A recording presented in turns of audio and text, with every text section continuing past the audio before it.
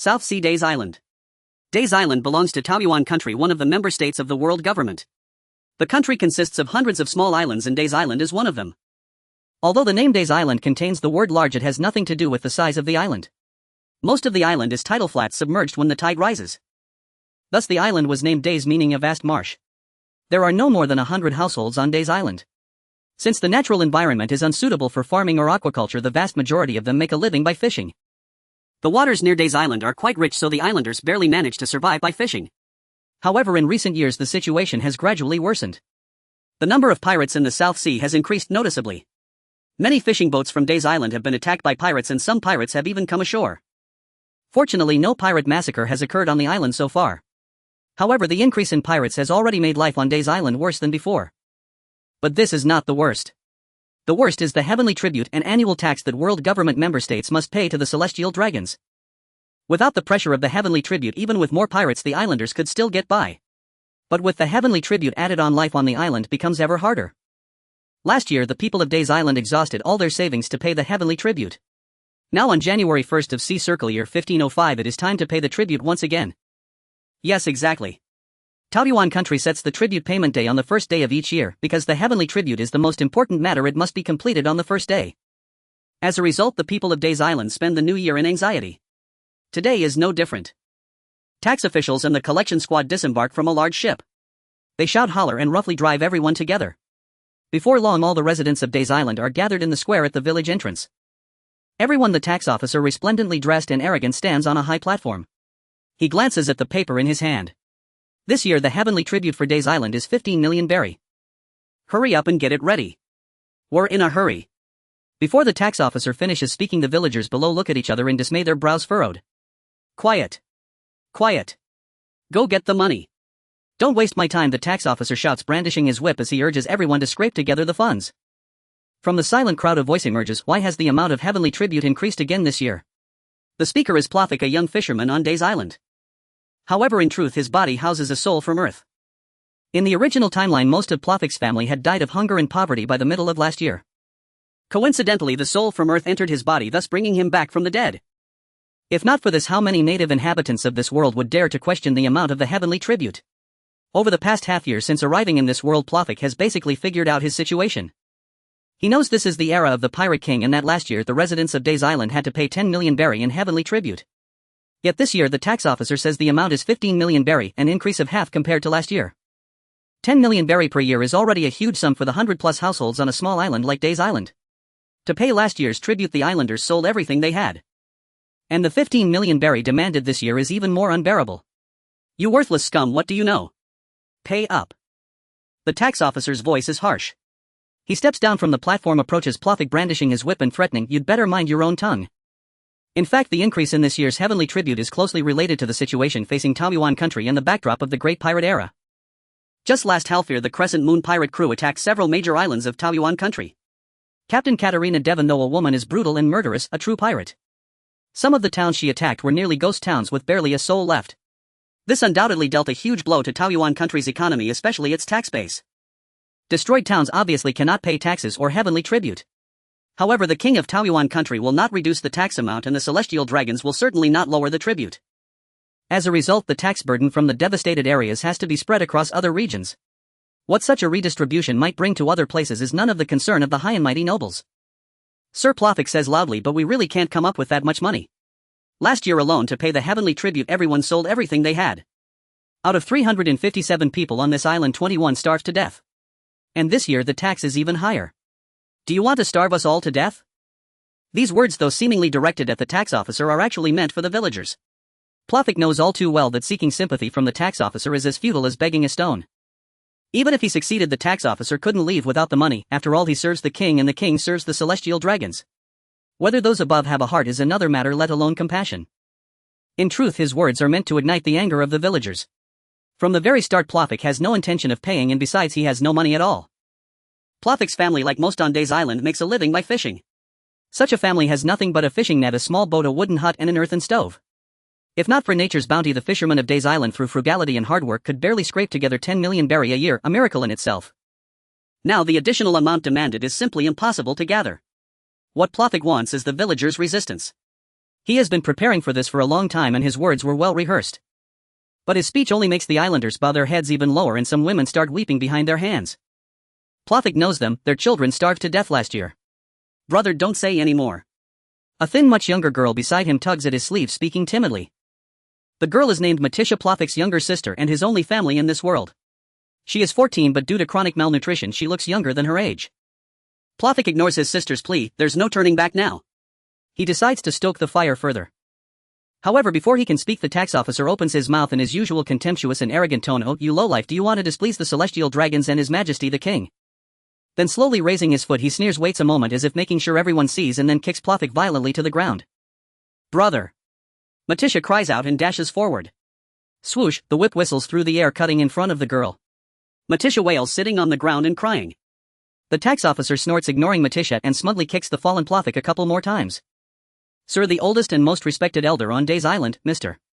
Ball, hobbles over to the tax officer on his cane. He throws his cane on the ground, kneels and buries his face almost into the dirt, begging, "My lord, Iliasuri is still young and foolish.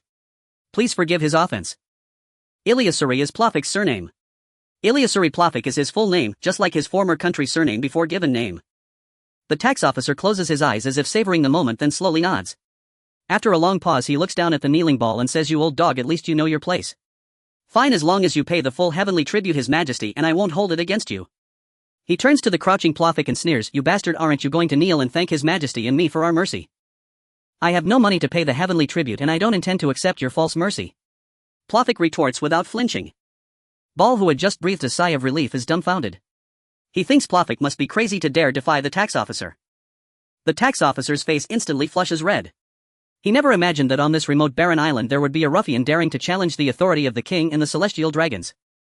The tax officer is determined to make this defiant scoundrel suffer humiliation and a fate worse than death. He declares loudly, "No money. Then go earn it, steal it, rob it, sell yourself to get it. Penniless scum don't deserve the king's protection." He sweeps his gaze over the crowd and continues, "You bunch of scum, open your eyes wide and see what happens to those who defy his majesty. Tax resistance is punishable by death." With that he raises his whip ready to strike. He is very satisfied with his own performance and with that of the islanders. Punishing occasional troublemakers is one of a tax officer's duties. He decides to beat this scoundrel to death right here with the whip. Surely once this man is dead the remaining scum will do whatever it takes to scrape together 15 million berry. But Plothic, who had been crouching, springs forward like a bullet fired from a gun, smashing into the tax officer's abdomen. The pot-bellied tax officer, completely defenseless, is knocked to the ground. "You, before he can finish, you damned rebel!" Plothic draws the sword from the officer's waist and stabs it deep into his chest. Plothic stands up, pulling the long sword from the officer's chest. Blood spurts, staining the officer's fine clothes, Plothic's worn shirt and the ground beneath. Everyone freezes. Ball trembles all over. Matisha stops crying. The villagers stare in shock. Even the tax collection squad that came with the officer is dumbfounded.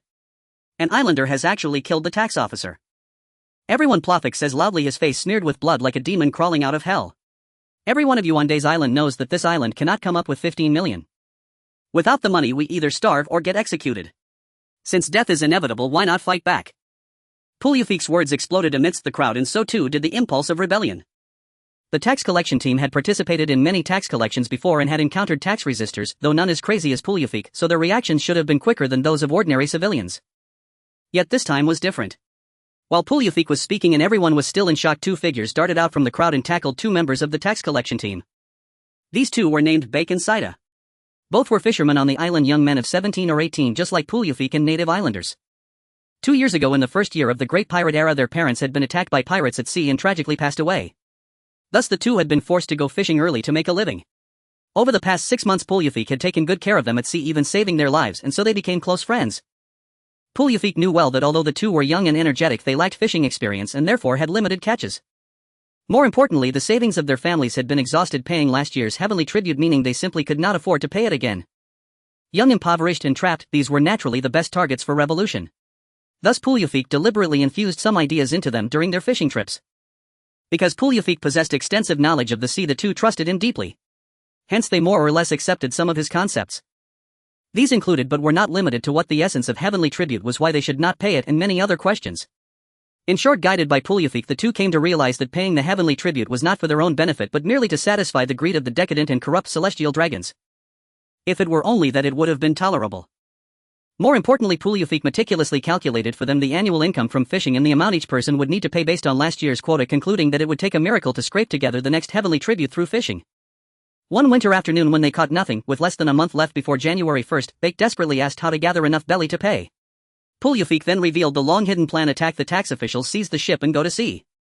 When they first heard this plan, Bake and Saida were utterly stunned. The most rebellious thought these two honest fishermen ever had was to secretly leave Days Island by boat. They had never considered the path of killing the tax officials. After shock and doubt, Bake and Saida had to admit that Puliafik's idea was indeed very reasonable. Staying on the island would never allow them to scrape together the heavenly tribute. Sneaking away by boat was possible, but the small fishing boats could hardly cross the vast ocean. The risky gambit seemed the most likely to succeed. Thus the two young men soon became Puliafik's like-minded companions. The three had discussed the action for a long time. The final plan was Puliafik, known for his eloquence, would provoke the tax officials, ideally also inciting the anger of other islanders, then launch an attack. Then Bake and Saida would take the lead, hoping to unite the islanders against the common enemy. If the islanders banded together, their numerical advantage should suffice to deal with the plump, out-of-practice tax collection team. Puliafik was well aware of the risks. Specifically, although he had indeed read One Piece thoroughly, the country of Taiwan and the island of Days had not appeared in that work. Moreover, information on the island was extremely isolated. In these 6 months he had been unable to gather much useful intel.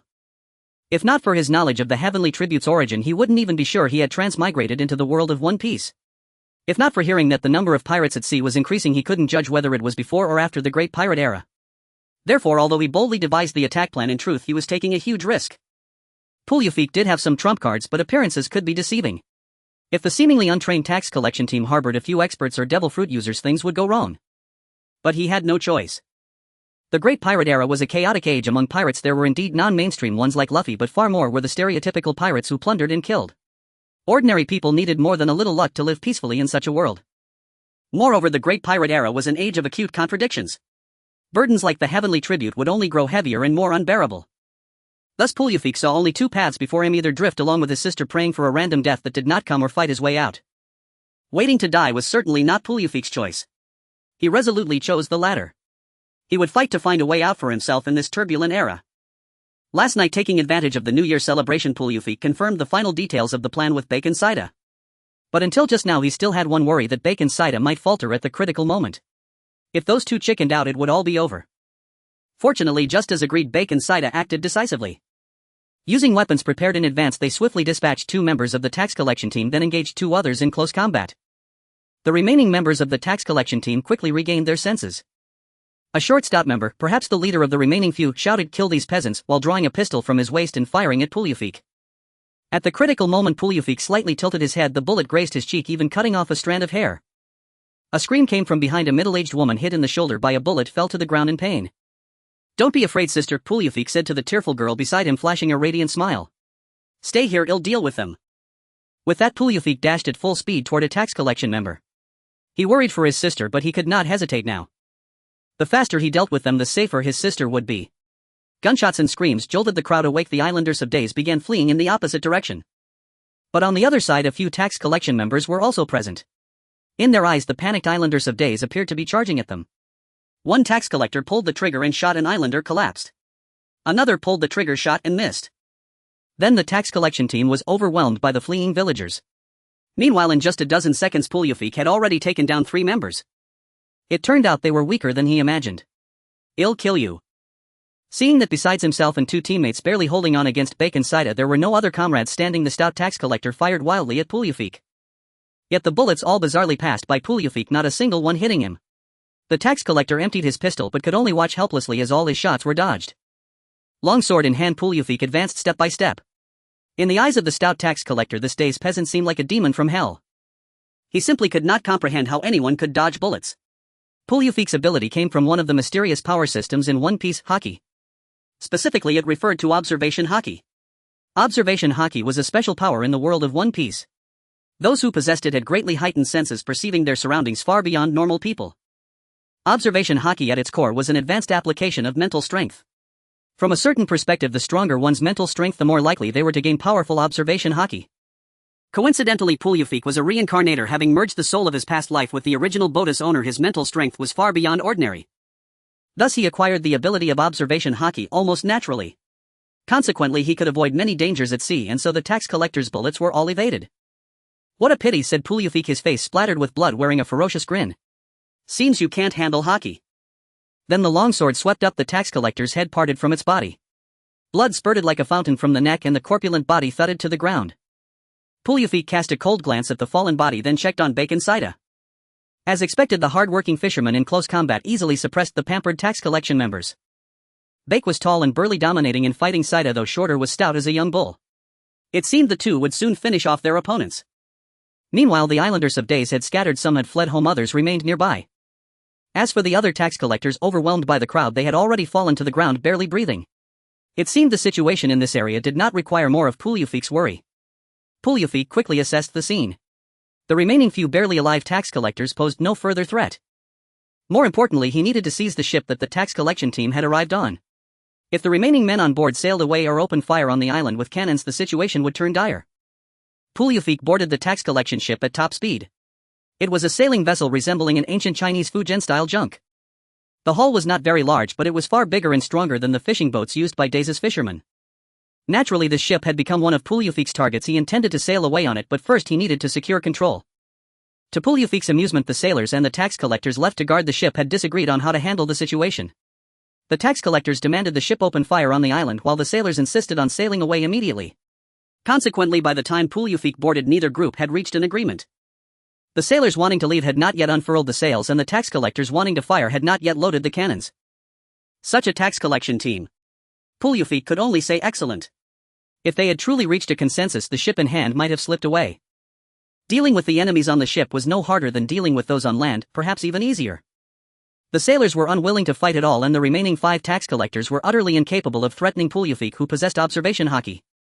Soon the fight ended. 5 headless bodies lay on the deck, while the sailors gathered far away, watching Puliufik with apprehension, fearing he might kill them all on a whim. Of course, Puliufik wouldn't kill them. Leaving aside that the sailors were merely tasked with sailing the vessel and were innocent who would operate the ship if he killed them. That would be a big problem. The only people confirmed to sail with him were his sister Bake and Saida, just 3 of them.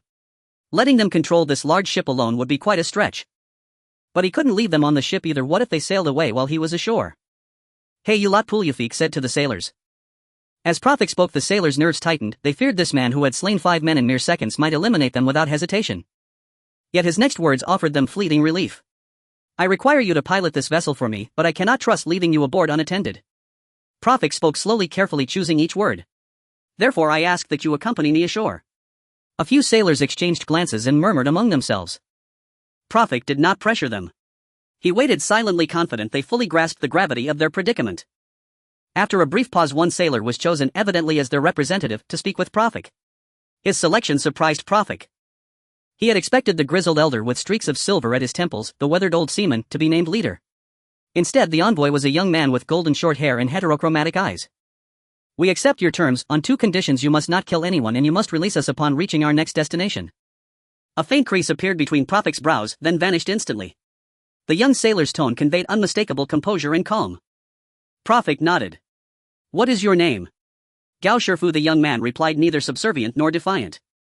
The name sounded Japanese, yet his features were distinctly Western. Indeed, the world of the Pirate King bore little resemblance to Earth. "Very well. Now please form a line with your companions and follow me ashore. Rest assured, if you comply without resistance, your safety is guaranteed." The sailors obeyed without protest, lining up and descending the gangplank in orderly succession. Near the open ground where the battle had just ended, the crowd had grown larger than when Profik departed. Some islanders of Days Island who had earlier scattered in panic had now returned. Among them, some whispered furtively, others debated loudly, a few wept uncontrollably, and several confronted Baku and Stad with furious questions. When Profik stepped ashore, the din of voices noticeably hushed. And when he directed the sailors to stand aside and strode alone into the throng toward Baku and Stad, even those who had been shouting fell silent. Profik parted the outer ring of onlookers and advanced steadily toward Baku and Stad. He sensed a palpable shift in how the islanders perceived him. Until today, he had been merely an ordinary fisherman on Days Island, unremarkable in skill, influence, or life experience. His sole distinction lay in uncanny maritime survival, dodging every peril at sea, and once rescuing Baku and Stad from certain death. Yet moments ago, this seemingly unexceptional youth had openly defied the tax collection squad, and in mere minutes slain at least 5 of its members. That act revealed both his formidable martial prowess and unwavering resolve, prompting a profound shift in the islanders' attitude toward him. Every eye turned to him, some glanced askance, others pointed discreetly, and a few boldly fixed him with blazing, unflinching gazes. Those gazes held reverence and dread, blame and revulsion, and countless other emotions tangled and indistinct. Prophet paid no heed to their stares or to the hushed murmurs drifting toward him until a voice pierced the silence. "Big brother." Matafa cried joyfully, dashing forward, then halting abruptly before him. Perhaps she recalled the carnage he had wrought, perhaps the coppery stench of blood and the crimson splatter clinging to him gave her pause. "I'm sorry to have worried you," Matafa, Prophet said, refraining from embracing her, fearing his blood-stained clothes would soil her. "I've returned safely." Then he turned away. There would be time enough for siblings to talk later. What mattered now was confronting the islanders who had just accused Baku and Stad. "Baku, Stad, what transpired just now?"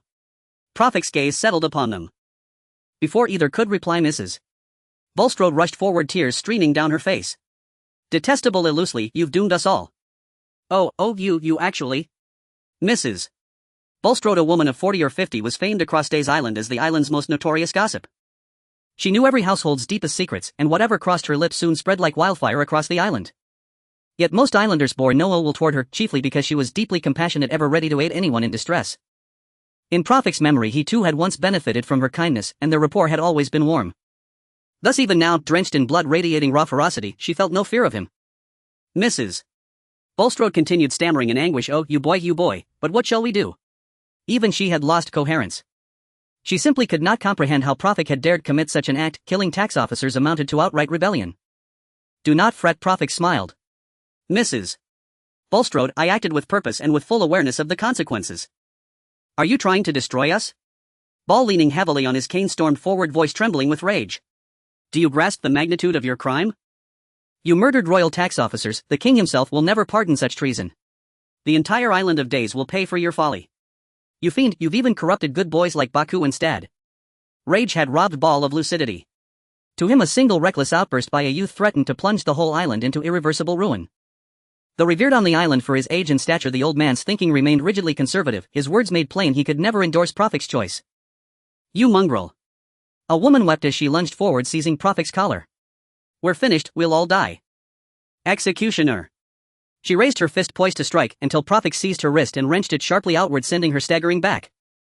His fierce predatory gaze locked onto hers, and her courage dissolved.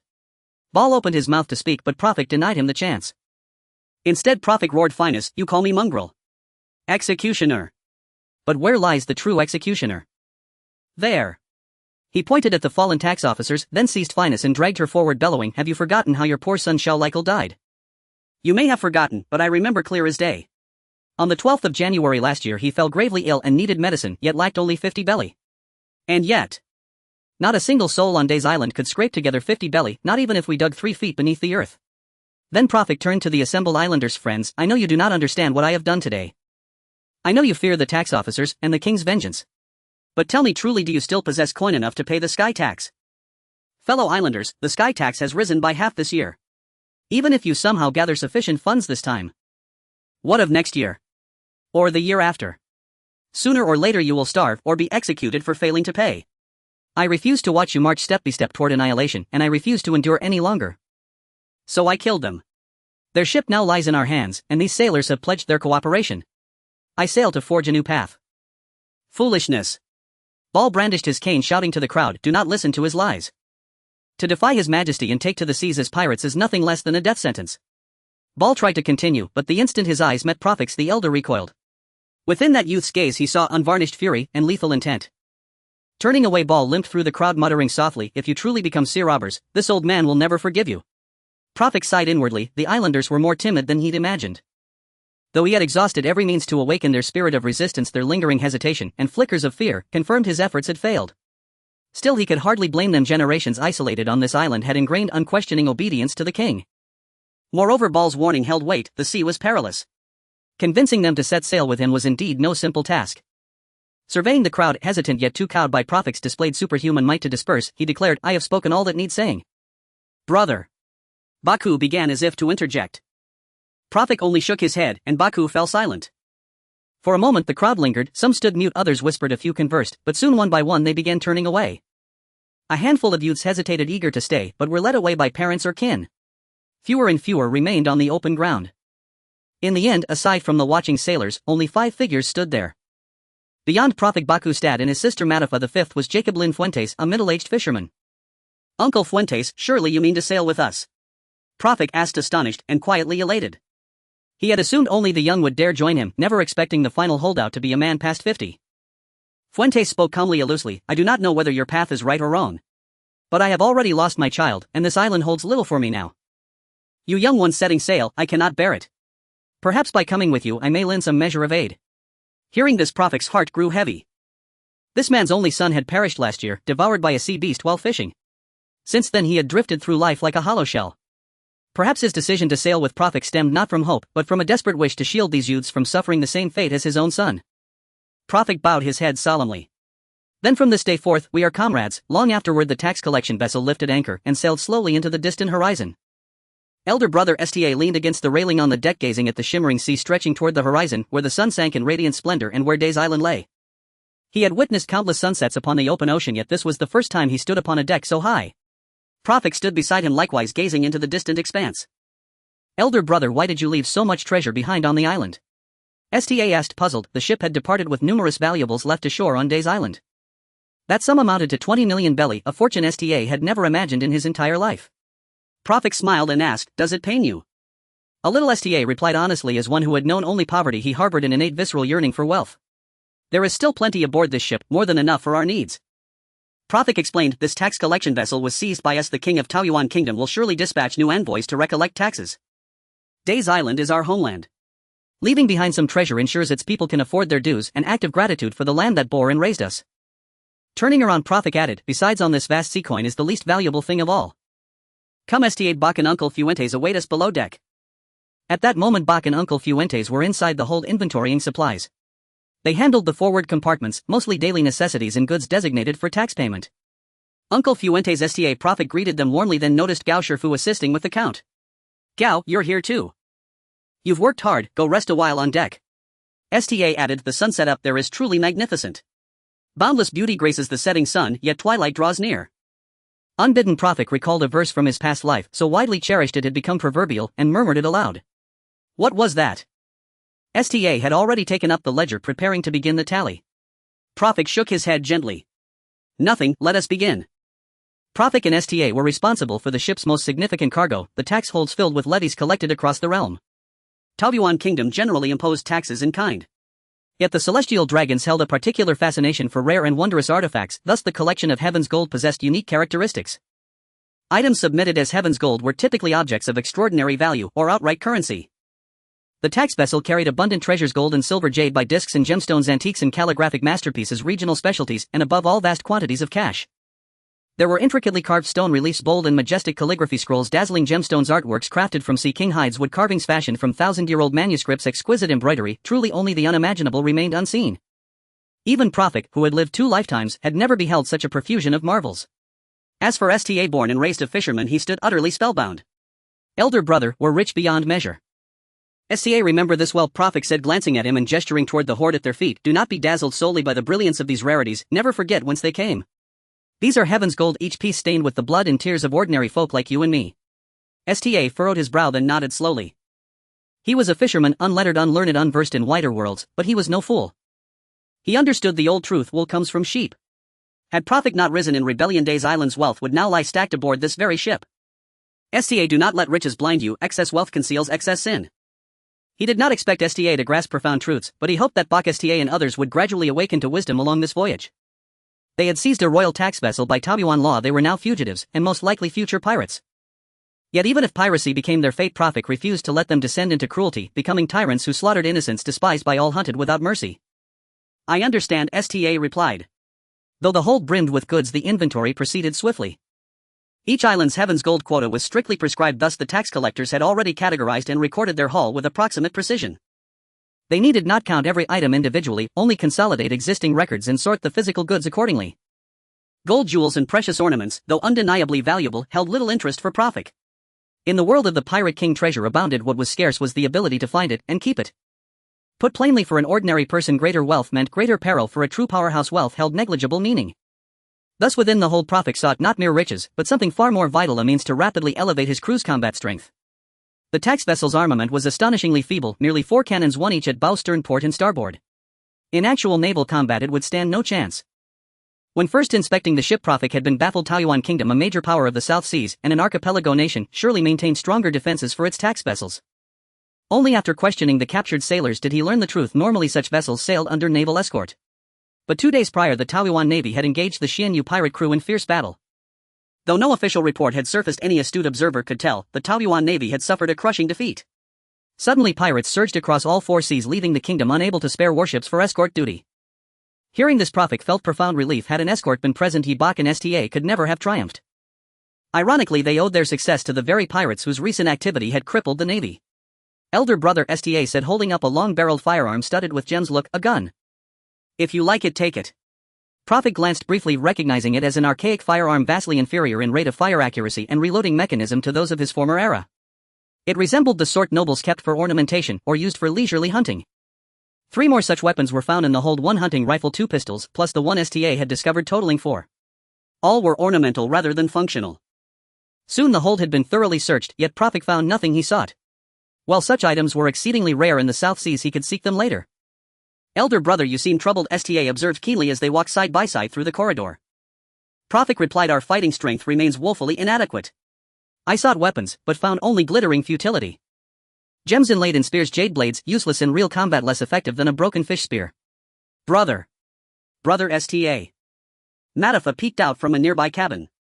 Come taste this fruit with us. Before her sat a platter of melon-like fruit, peeled and neatly arranged. Where did you find this?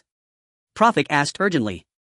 Inside a chest in the captain's quarters, Matafa replied, puzzled by his intensity. There was another white one, I gave it to Brother Shifu. Hearing the location of the fruits, Prophet felt a sudden electric premonition. This might well be what he sought. What Prophet sought was none other than one of the sea's most coveted treasures, the devil fruit. Consume it and even the most ordinary person would instantly gain extraordinary power. Such a boon offered the swiftest path to strengthening his crew. That these rare fruits were stored securely in the captain's cabin was entirely logical. Wait, before Prophet could finish speaking, Matafa had already speared a slice and taken a bite. Ugh! Her face turned ashen, she spat out the flesh immediately. How can anything taste this foul?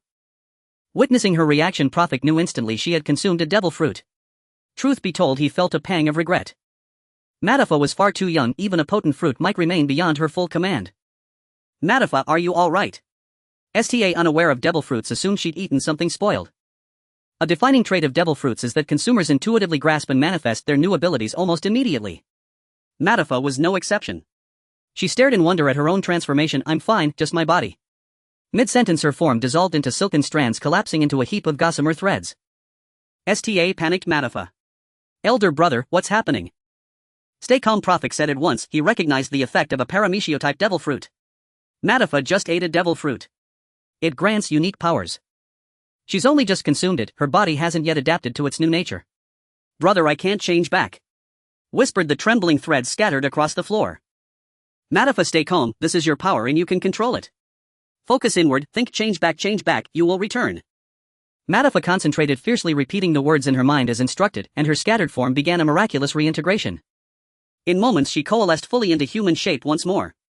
She burst into joyful laughter. I'm back, I'm really back. Clearly mastering this ability would require further practice. Watching her, Prophet realized her combat utility would remain limited for now. Then Prophet suddenly realized he'd forgotten something crucial amid Matafa's transformation. What was it? Just then cries erupted from the deck above. Sailors' voices rose in waves of alarm. Monster! Don't come closer! Fire your guns! Gao Shifu! He'd nearly forgotten the second fruit was with Gao Shifu. And judging by the commotion on deck, he must have eaten it and unleashed chaos. Nox! Paramecio-type silk fruit grants the ability to transform one's body into resilient elastic silk. Nox! Zoan-type lion fruit mythical beast subtype Nyen form enables transformation into the Nyen beast. Compendium of devil fruits. When Plothic arrived on the deck, it was already in disarray. A tall snow-white beast with long horns, sharp teeth and fierce eyes resembling both a lion and a dog was rampaging across the deck, chasing after the crowd. Wherever it passed, a series of pink marks were left behind.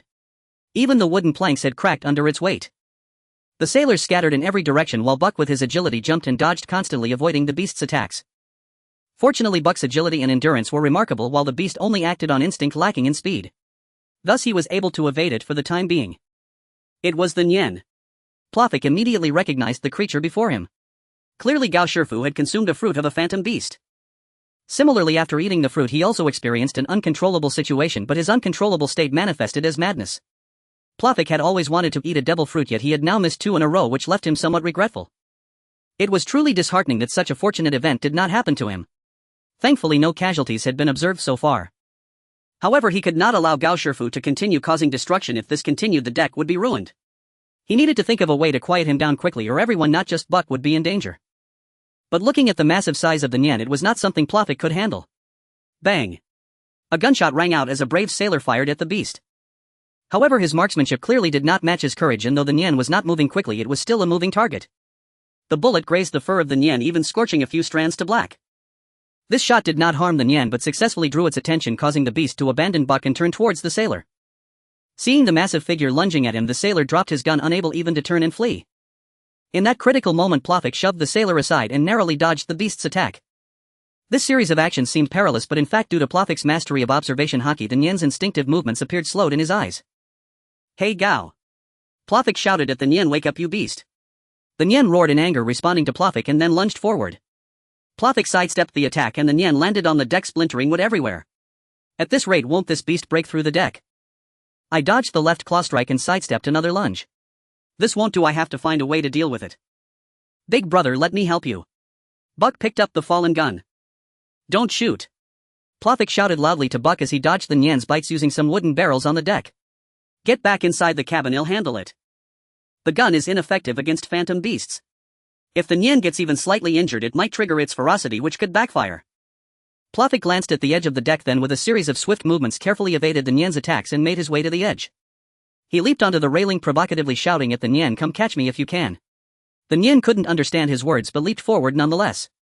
Plothic executed a graceful dodge, landing on the deck, rolling twice before regaining his footing. The spot where he fell was painful, but he was not seriously hurt. The Nian did not have time to turn around and crashed into the railing at the edge of the deck. The wooden railing could not withstand the weight of the Nian, and with a crack, the massive beast along with a large section of the railing fell into the sea, creating a high splash. Plothic finally breathed a slight sigh of relief. Dodging a few attacks from the Nian was not too difficult for him, but evading its continuous onslaught was another matter.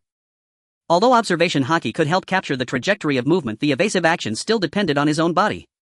Moreover, the significant difference in size between Plothic and the Nian caused him to expend a lot of energy in just a few minutes. But it was still not the time to rest. He needed to pull Gao Shifu out of the water. The sea indeed was a nemesis to power users. The Nian, which had been lively on the deck, quickly became lethargic in the water. Gao Shifu transformed back from beast form to human form, on the verge of sinking to the seabed and meeting his demise.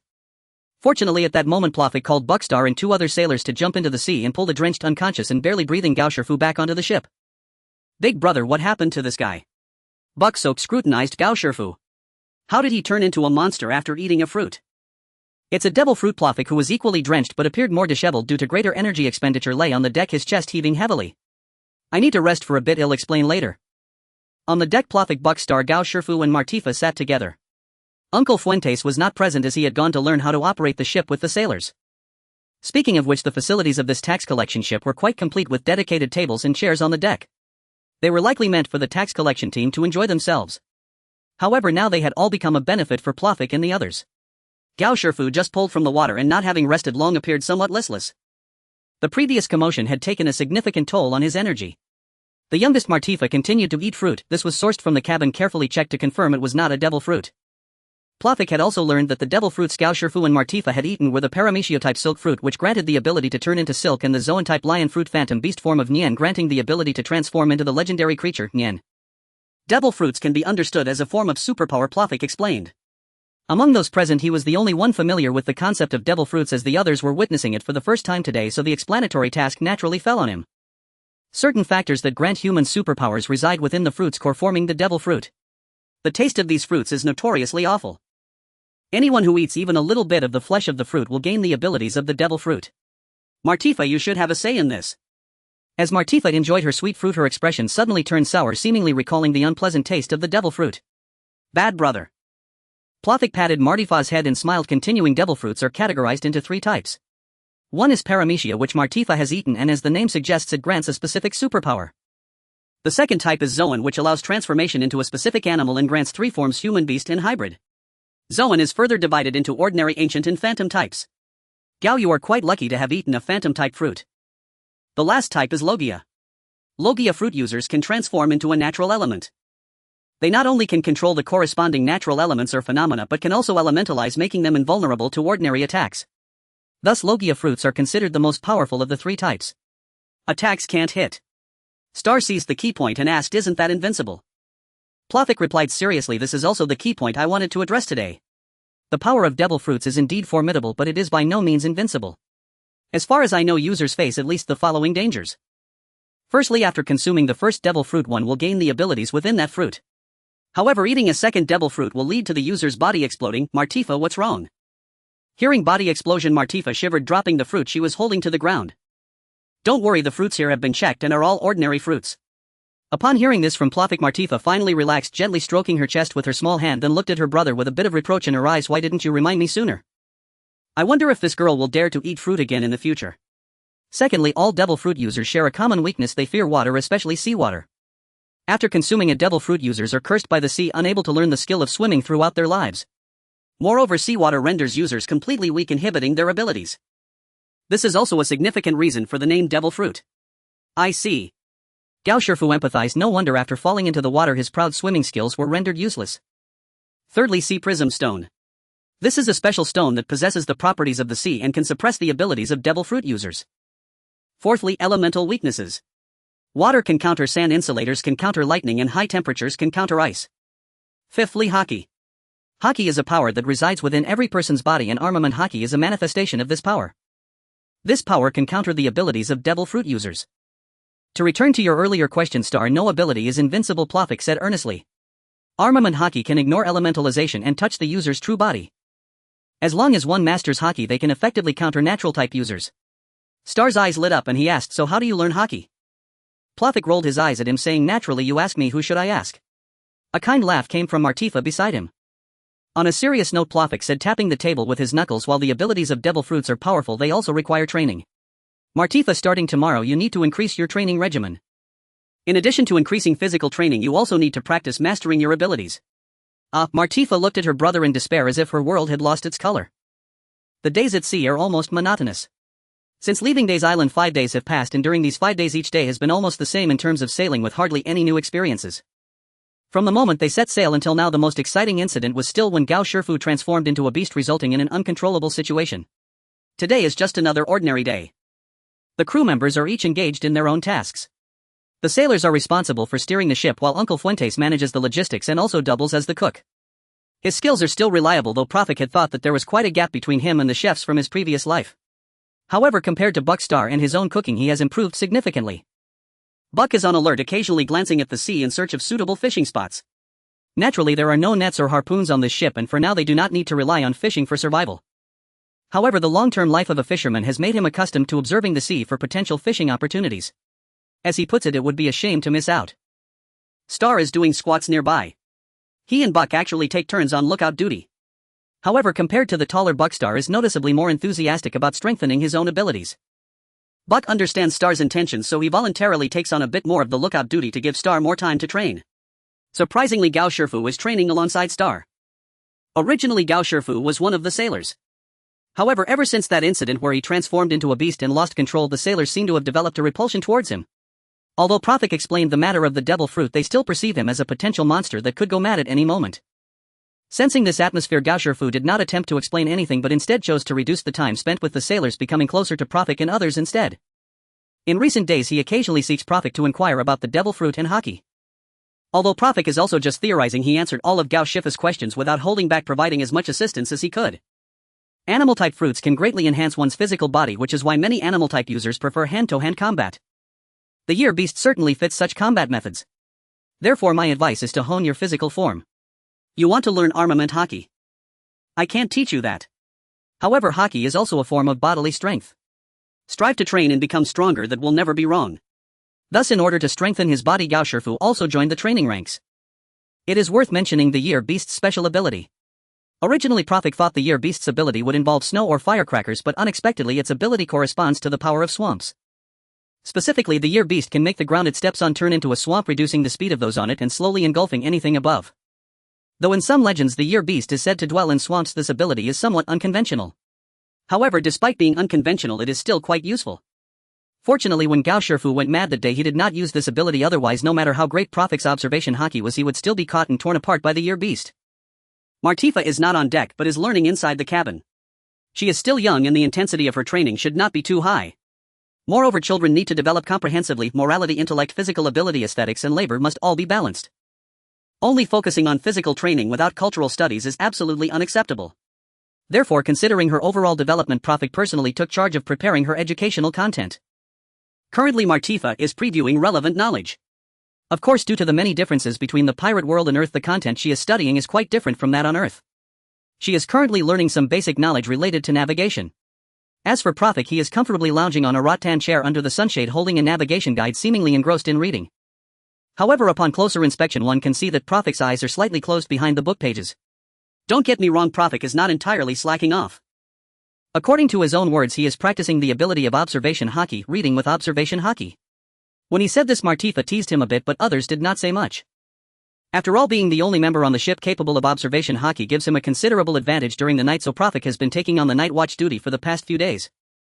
During the day, of course, he needs to rest. However, he had not rested long before Profik opened his eyes, sensing someone approaching him rapidly. A sailor approached, appearing somewhat apprehensive. Mr. Profik. It's Bobby, what's the matter? Profik recognized the sailor named Bobby. Bobby said, we're almost at Star Island. Bobby's voice revealed his joy. According to their prior arrangement with Profik, once they reach Star Island the sailors could leave on their own. Great, thank you for your hard work. Keep moving forward like this, Profik nodded. I'll go notify everyone. Star Island is precisely the first destination they decided upon when they set sail, situated neither too far nor too close to Taoyuan country, yet not under its jurisdiction, making it just right for Profik's group. Initially, the sailors wanted to go to Panyu Port, one of the largest ports and the second largest city within Taoyuan country after Jioping. However, this proposal was ultimately rejected by Profik. The reason is simple: having stolen a ship and then going to their port would be akin to walking into a trap. Before long, they were nearing Star Island. This island is the only large island under the jurisdiction of the Star Kingdom and is the location of its capital. According to prior information gathered from the sailors, Star Island can be considered a relatively prosperous island with a considerable variety of supplies available and even a market for purchasing ships. These are also the reasons why Profik decided to land on this island. He hopes to procure some food and weapons while also aiming to quickly change to a more suitable ship. The ship they are currently on is a large vessel from Taoyuan Kingdom. Although it has the advantage of a high cargo capacity, it is slow and complicated to operate, making it entirely unsuitable for naval battles. Moreover, soon the sailors will disembark, and with just the few of them it would be difficult to operate this ship. Furthermore, this ship is too conspicuous. Once Taoyuan country realizes it, staying on this ship would be tantamount to admitting their guilt as ship thieves. Profik mentally calculated the items they needed to buy on the island: a fast, easy-to-operate new ship, ample food, more powerful weapons, and daily necessities. It would be best if we could trade some treasures for cash. Profik murmured to himself. For them right now, antiques, paintings, wood carvings, and stone sculptures hold no practical significance. If given a chance, it would be more appropriate to exchange them all for usable berries. Just as Profik was jotting down the items he needed to buy, the ship had already approached Star Island and docked at the harbor. It looks quite prosperous. Profik surveyed the surroundings. Numerous boats were docked at the harbor, and while most of them were small vessels, there were one or two ships nearly as large as the one they were on. Everyone prepare some berries, we are going to the island to scout the situation. Proficus called out to the group, since we are unfamiliar with the island, please make sure not to get separated. Just then, as he was assigning tasks to everyone, the sailors on the ship gathered around. Do you have something to say? Proficus looked at the sailors and asked. The sailors exchanged glances, and finally one of them mustered the courage to speak, albeit with a hint of fear. Mr. Proficus, you promised us that once we reached the next island you would let us go. Proficus nodded. He indeed remembered this matter. It seemed that it was Gao Shifu who had communicated this to him. He glanced at Gao Shifu, who was not far away and clearly had no intention of stepping forward to speak. Proficus nodded and said, there is indeed such a matter. Please, you must adhere to our agreement. Seeing that Proficus seemed a bit hesitant, one of the sailors urged him eagerly. Proficus nodded. He had no intention of going back on his word. Since this group of sailors had ultimately decided to leave the ship, he would let them go. Moreover, he had come to the island with the intention of purchasing a new ship that could be operated by fewer people, so the departure of the sailors wouldn't cause too much impact.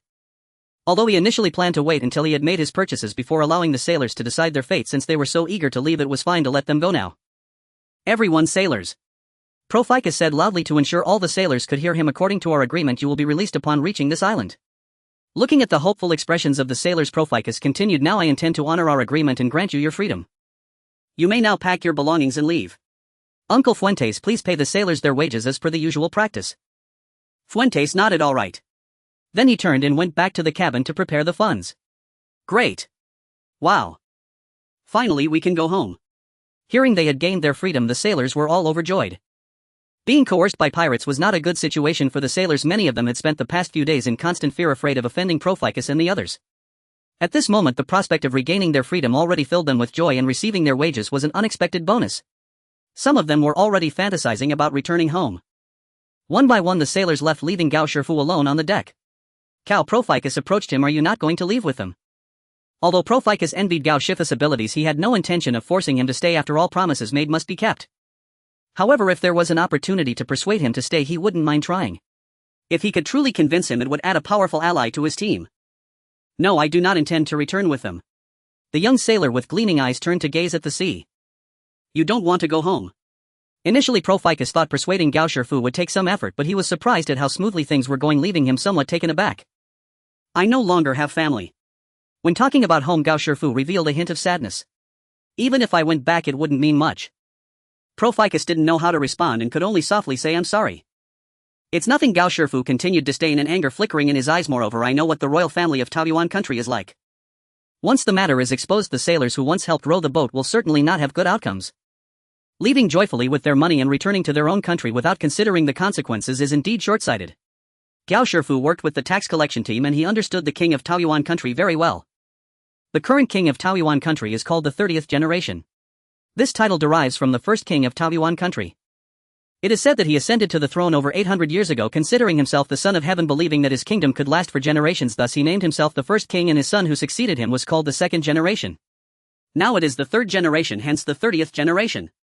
Throughout most eras, the kings of Taoyuan country have been relatively wise, which is why the throne has been passed down within their family for over 800 years. However, the current king, having ascended the throne at a young age, believes himself to be the destined ruler, thinking that everyone in Taoyuan country must unconditionally obey his commands, showing little regard for the lives of others. Whether commoners or officials, anyone who cannot follow his orders has no value in continuing to live. And this group of sailors not only failed to complete the task of collecting heavenly gold, but also helped to kill the members of the tax collection team, which is a grave crime. Once the agreed time arrives and the tax collection team does not return to the capital on time, the king will undoubtedly fly into a rage and investigate the matter thoroughly. And the returning sailors will have no way to conceal this incident. Once the matter is exposed, not only the sailors but even their families may be implicated. Proficus fell into silence, unsure of what to say. After all, from a certain perspective, if something were to happen to the sailors after they returned to Taoyuan country, he would certainly bear some responsibility.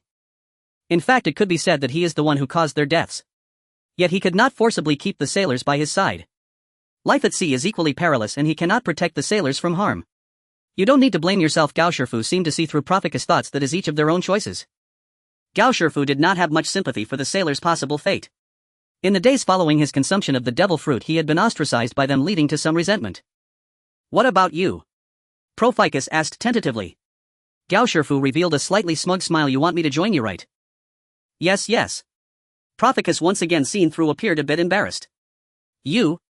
Ha ha. The young sailor leaned against the railing of the deck, looking at his future captain and the companions gathering around. Don't worry, I will agree. After all, you all seem like good fellows. Proficus beamed broadly, extending his right hand. Then Gao Shifu reached out and firmly shook Proficus' hand. I look forward to working with you, Captain. I look forward to working with you. Over these past few days, Gao Shifu had grown quite familiar with the crew. He often trained alongside Bak and Saida, and a strong bond had formed among the three. Occasionally he would even transform into the year beast to play with Martifa, making him a beloved elder brother in her eyes. Thus, while everyone welcomed Gao Shifu's inclusion with genuine delight, no formal celebration or reception was deemed necessary. Captain Profic therefore decided to proceed with the original plan. Yet Gao Shifu voiced a different opinion. Captain, this port is crowded and full of onlookers, and our ship carries considerable treasure. It would be unwise not to leave someone behind to guard it. Indeed. Profic suddenly realized, thanks to Gao Shifu's reminder, that he had completely overlooked this critical precaution. That simply would not do. Then let us rotate duties, half ashore, half aboard. Profic reasoned, believing every crew member deserved the chance to go ashore. We'll leave 3 aboard for now. Who volunteers? Fuentes raised his hand first. I'll stay. Then Martifa said, brother, I'll remain aboard too. Gao, I'm assigning you to stay aboard. This third choice Profic made outright, not by volunteerism but by deliberate decision. Fuentes lacked combat prowess. Martifa, though gifted, was still too young, and Profic could not rest easy leaving her unattended. Leaving Gao Shifu, the strongest fighter among them, aboard would provide real protection. As for the 3 going ashore, Profic trusted that his presence alone would ensure their safety. Once we land on the island, stay vigilant, Profic urged, clapping Bak and Saida on the shoulders. We are outsiders, caution can never be excessive. Bach and Saida were mere fishermen, having left Day's village only days ago, and possessed no instinctive wariness whatsoever. They thus relied entirely on Prophet's warnings. Yet though he bore memories of 2 lifetimes, Prophet had never practiced reconnaissance or counter-surveillance. His caution was sincere, yet he knew not how to translate it into concrete action. Fortunately, their purpose ashore remained simple: to purchase supplies and gather intelligence about shipyards where they might buy a vessel. Prophet believed that sticking to busy thoroughfares and avoiding undue attention would keep them out of trouble. What they failed to notice, however, was that both their ship and their movements had long been observed by unseen eyes lurking in the shadows. Walking along Starlight Island's harbor road, they passed rows of inn stalls and shops selling food and maritime gear, and even encountered flamboyantly dressed women beckoning passers-by. "Brother, Starlight Island truly thrives," Bach exclaimed, captivated by its bustle. "Are all islands beyond the sea like this?" He began to grasp why their leader had insisted on leaving Days Island. Saida nodded in agreement. On Days Island, one would never witness such a sight in an entire lifetime. To live here forever, that would be bliss. To do you, Saida and Bach, Starlight Island was nothing short of a new isle, entirely novel, dazzlingly prosperous. Prophet nodded, but inwardly he remained unmoved. True, Starlight Island far surpassed Days Island in prosperity, but measured against the megacities of his former life, teeming with millions, it was but a speck of dust. Living here forever demands more than desire, it demands wealth, Prophet remarked, scanning the surroundings. The port appeared vibrant, but most shoppers clearly hailed from ships. Locals were scarce, save shopkeepers, and those glimpsed hurried past faces etched with urgency. Perhaps life here offered little comfort. Yet in this age of great pirates, who truly lived without peril? Even the seemingly carefree pirates, merchants and sailors around them lived perpetually on the edge, never certain if dawn would come. "Boss, how much for the vegetables here?" Prophet asked at a random stall. He recalled that prolonged voyages without fresh produce invited scurvy and other ailments. He thus resolved to stock up generously on fruits and vegetables. 500 belly. But that shop over there charges only 300. Prophet casually gestured toward where they'd come, though whether that shop actually sold vegetables or at what price remained entirely unknown. 400. A humble business, we cannot go lower. 350. Prophet did not believe the vendor's plea. Deal.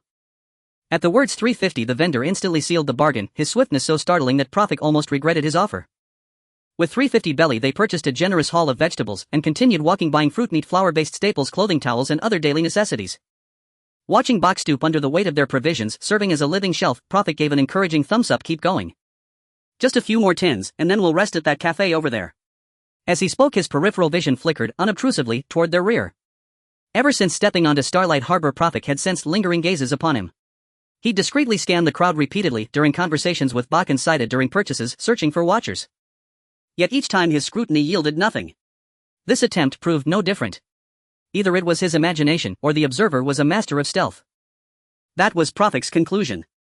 Do not be surprised, even Kenbuncha Kohaki could deceive.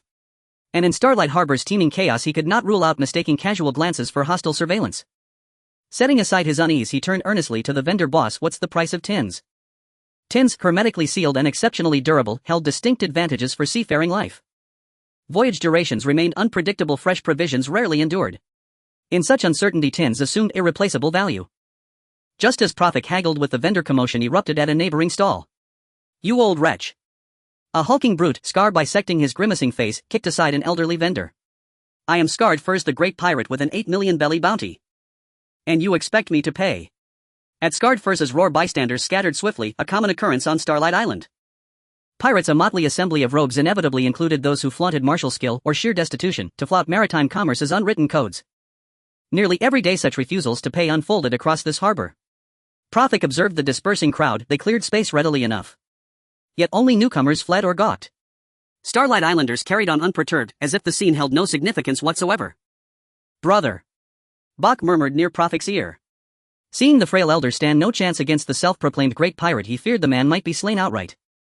Knowing he stood no match for Scarred Furs, Bach could only signal his captain to intervene.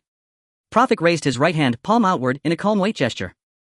Though Scarred Furs styled himself a great pirate, Prophet's Kenbuncha Kohaki revealed his aura as mediocre at best, scarcely stronger than tax collectors.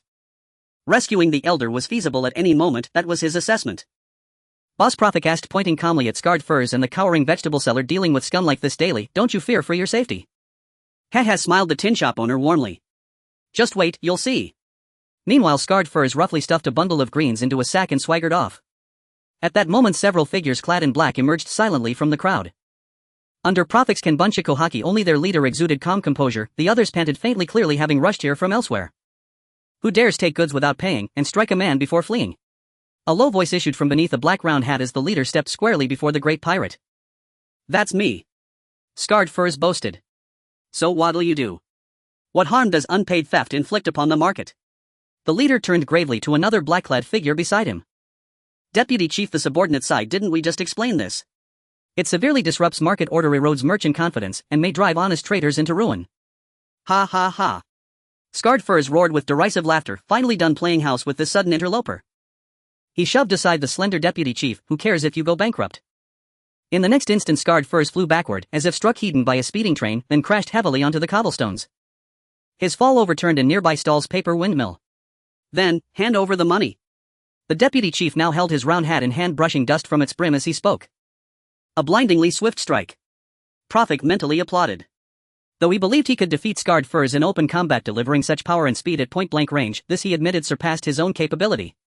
This deputy chief was formidable indeed. Scarred Furs staggered upright, dusty, disheveled, a paper windmill skewered absurdly in his hair, drawing waves of mocking laughter from the crowd. "You vermin!" Enraged beyond reason, the pirate drew his broadsword and charged the black-clad figures. The deputy chief met the onslaught with unruffled grace, sidestepping a vicious downward slash, then paused mid-motion to ask if he's innocent. His subordinate knew precisely what question hung unspoken. Even if you kill him now, his innocence remains absolute. Before the words fully faded, Scarred Furs' head cleanly parted from his body. This time Prophet saw the motion clearly. The deputy chief's hat had delivered the killing blow. With a flick of his wrist, the deputy chief launched his hat, severing the pirate's head with such velocity that not a drop of blood stained its surface. Gasps rippled through the crowd. Incredible. By the heavens.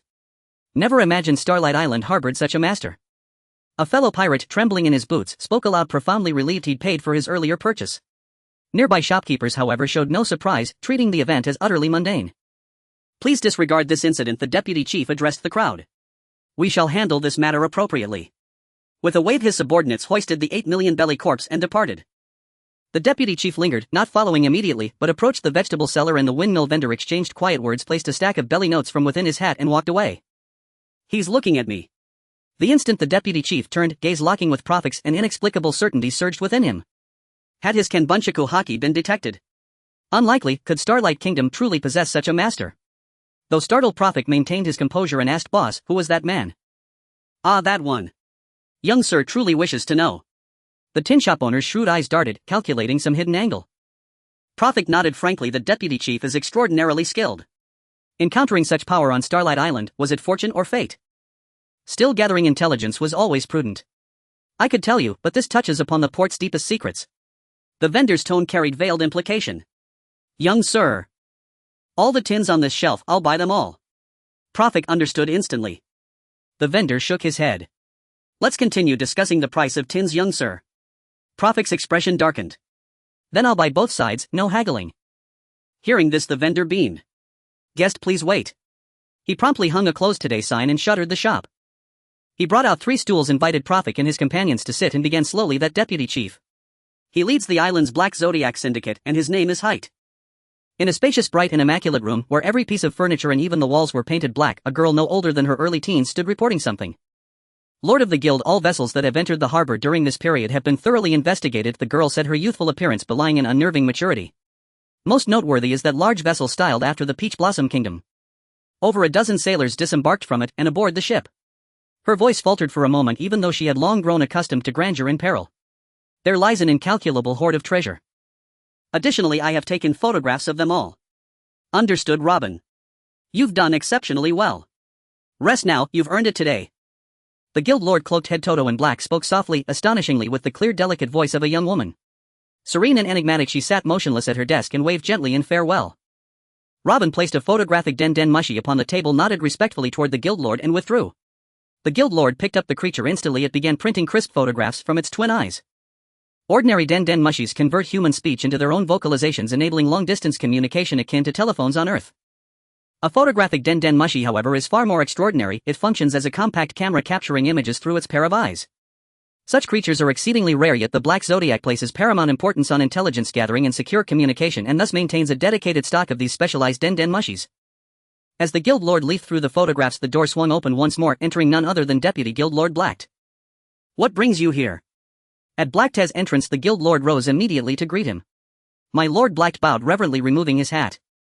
I encountered an intriguing individual on the street, how shall I proceed? 100 hearsays pale beside a single sight, the guild lord replied with a playful smile. Naturally you've come to report. Indeed, Black affirmed. 3 youths, among them one displays unusually sharp observational acuity. I've heard that phrase before, the guild lord said, lightly tossing the stack of photographs onto the desk. Take a look, perhaps there's are among them. Black flipped through the photos and soon identified one bearing Prophet's likeness. Handing it to the guild lord, he declared, this is the man. Ah, him, murmured the guild lord, recognizing the face from the Peach Blossom Kingdom vessel in Robin's earlier photographs and recalling the staggering wealth aboard that ship her curiosity stirred. Then I shall meet him myself. Seeing his young guild lord tilt her head thoughtfully, Black cautioned, my lord, under current circumstances your presence outside headquarters would be inadvisable. I recall the maxim obedience to orders is a soldier's sacred duty, the guild lord countered, her tone light yet unyielding. At this moment I am your superior, and you will obey my command. Then allow me to accompany you, Black conceded. Absolutely not. Her voice rang clear and decisive. He has already seen you once, your presence would betray us instantly. Moreover, where I choose to go is entirely my own prerogative. With that she turned and strode out without looking back. A gang. Was that man truly a gang member? Though addressed as Deputy Guild Lord, Prophet had never imagined he belonged to a criminal syndicate. So, is this port governed by a gang? Then, is he truly a villain, asked Stad. The canned food shopkeeper shook his head. Not at all. The elders of the Black Zodiac are paragons of order, the very reason this port remains untouched by pirates rests solely upon their vigilance and resolve. Then why call them a gang? Doesn't gang imply villainy? Bach scratched his head. That designation came by royal decree, we common folk bear no such sentiment, yet we possess no power to resist. Mentioning the king, the shopkeeper sighed deeply. Fortunately, the Black Zodiac elders do not take offense at the label. Why would the king do this? Has he committed some grave transgression? Ah. The shopkeeper lowered his voice almost to a whisper, glancing warily around. That is a secret forbidden even on this island. No merchant thrives without cunning, so the saying goes, Prophet mused, watching the shopkeeper feign reluctant hesitation. With magnanimous flair he declared, I'll purchase every single can in your store. Now tell us, truthfully and completely, about the king and the Black Zodiac. At Prophet's offer the shopkeeper's face lit up like dawn. Well then. Perhaps I can share the tale with you. Bach and Stad exchanged bewildered glances, they now fully grasped the truth, the man had merely played mysterious to inflate his price. In truth it is the royal faction that has long perpetrated injustice. The shopkeeper's words struck like thunder. Yet I'd heard the Star Kingdom's sovereign was renowned for his wisdom and virtue. Though isolated, Day's Island still received fragments of distant news. Prophet himself recalled King Xingxing Laru Kid of the Star Kingdom, a ruler widely praised for sagacity. Having reigned over 3 decades, his realm had neither soared nor crumbled but held steady, progressing with quiet resilience. Amidst the rising tide of piracy across the sea, such stability was nothing short of miraculous. The shopkeeper lifted his gaze, slowly fixating on the ceiling, silent for a long while, before continuing, yes. The late emperor devoted his life to the nation. Truly he bore his title with honor. The old king has passed. Prophet was startled, yet upon reflection it was hardly surprising. The emperor was advanced in years, his passing could occur at any moment. And given the sluggish pace of maritime news, Prophet's ignorance was perfectly understandable. Last year the shopkeeper sighed, resuming his account. Upon the emperor's death the people, honoring his legacy, crowned his eldest son Horus as the new sovereign.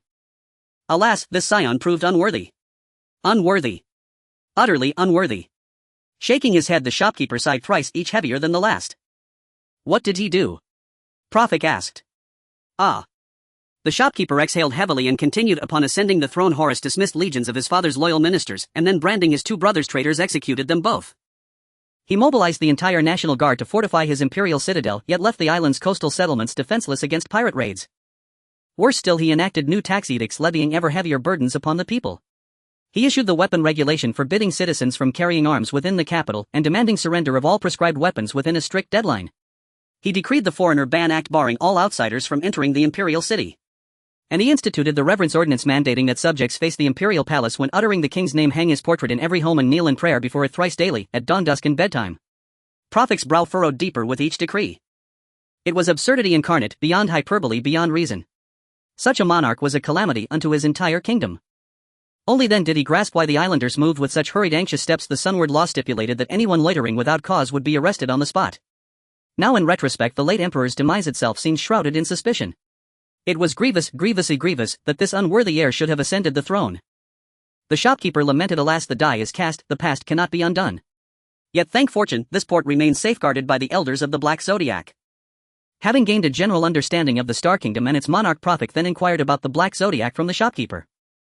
Its origins in fact stretch back quite far.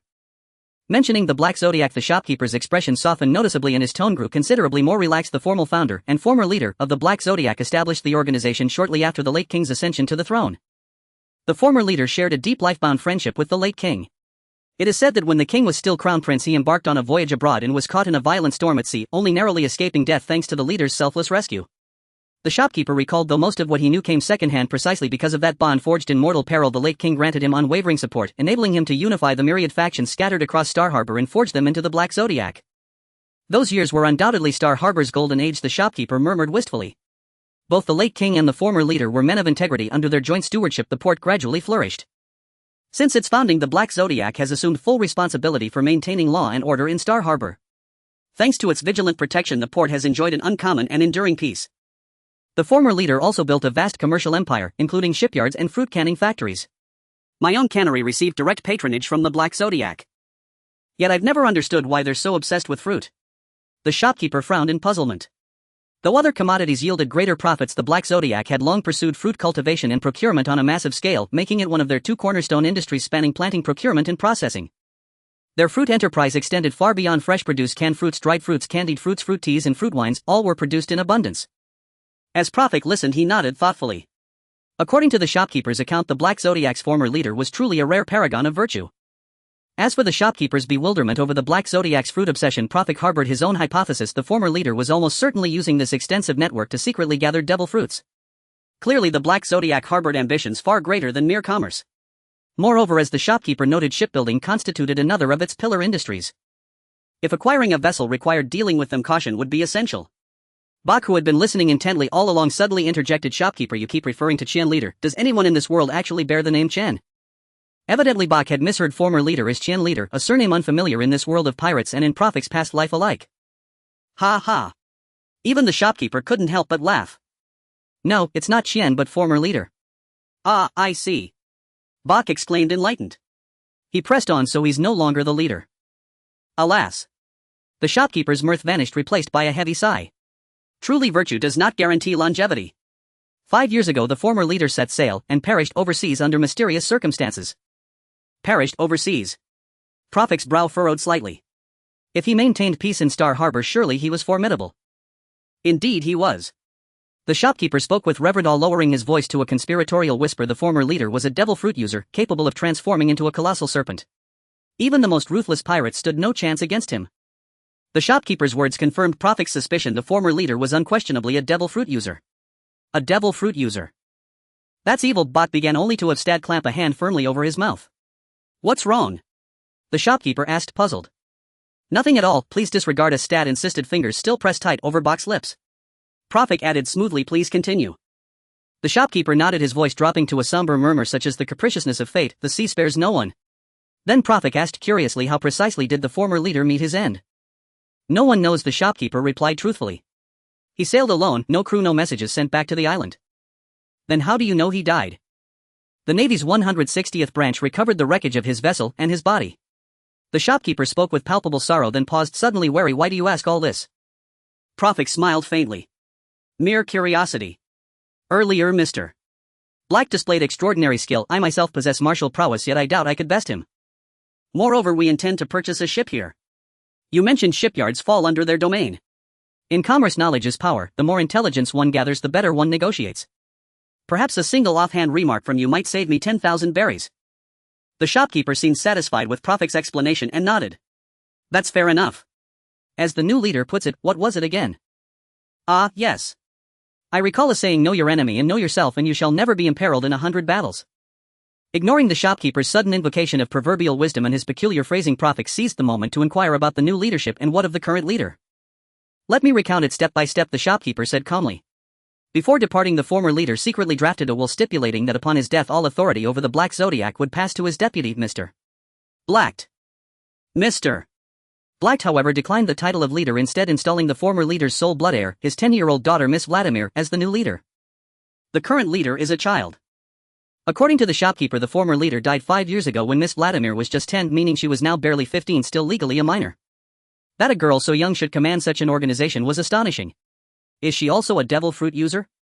No, Miss Vladimir has never exhibited any supernatural ability, the shopkeeper countered. Yet she is undeniably intelligent and radiant. Shortly after assuming leadership, she expanded the Black Zodiac's enterprises and assembled a far larger merchant fleet.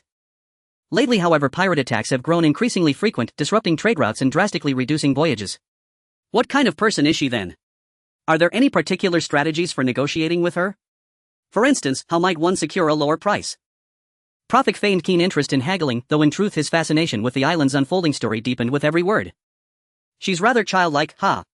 Well, naturally she is a child, the shopkeeper chuckled. But bargaining with her is no easy task. I've tried many times to convince her to lower the price of her fruit cans. Then it seems I'll need to redouble my efforts. Prophet laughed, then asked how stands the island today. Not well at all. Conditions at the harbor are dire. Shaking his head repeatedly, the shopkeeper continued, over the past 2 years pirates have grown bolder and more numerous. The new leader remains unable to act decisively, and even Mr. Black sometimes finds himself stretched thin. Prophet nodded. Unruly pirates indeed pose a grave threat. Yet the gravest danger lies with the king. The shopkeeper shifted focus. While the late king reigned, all remained stable, but he succumbed to a sudden fatal illness 6 months ago.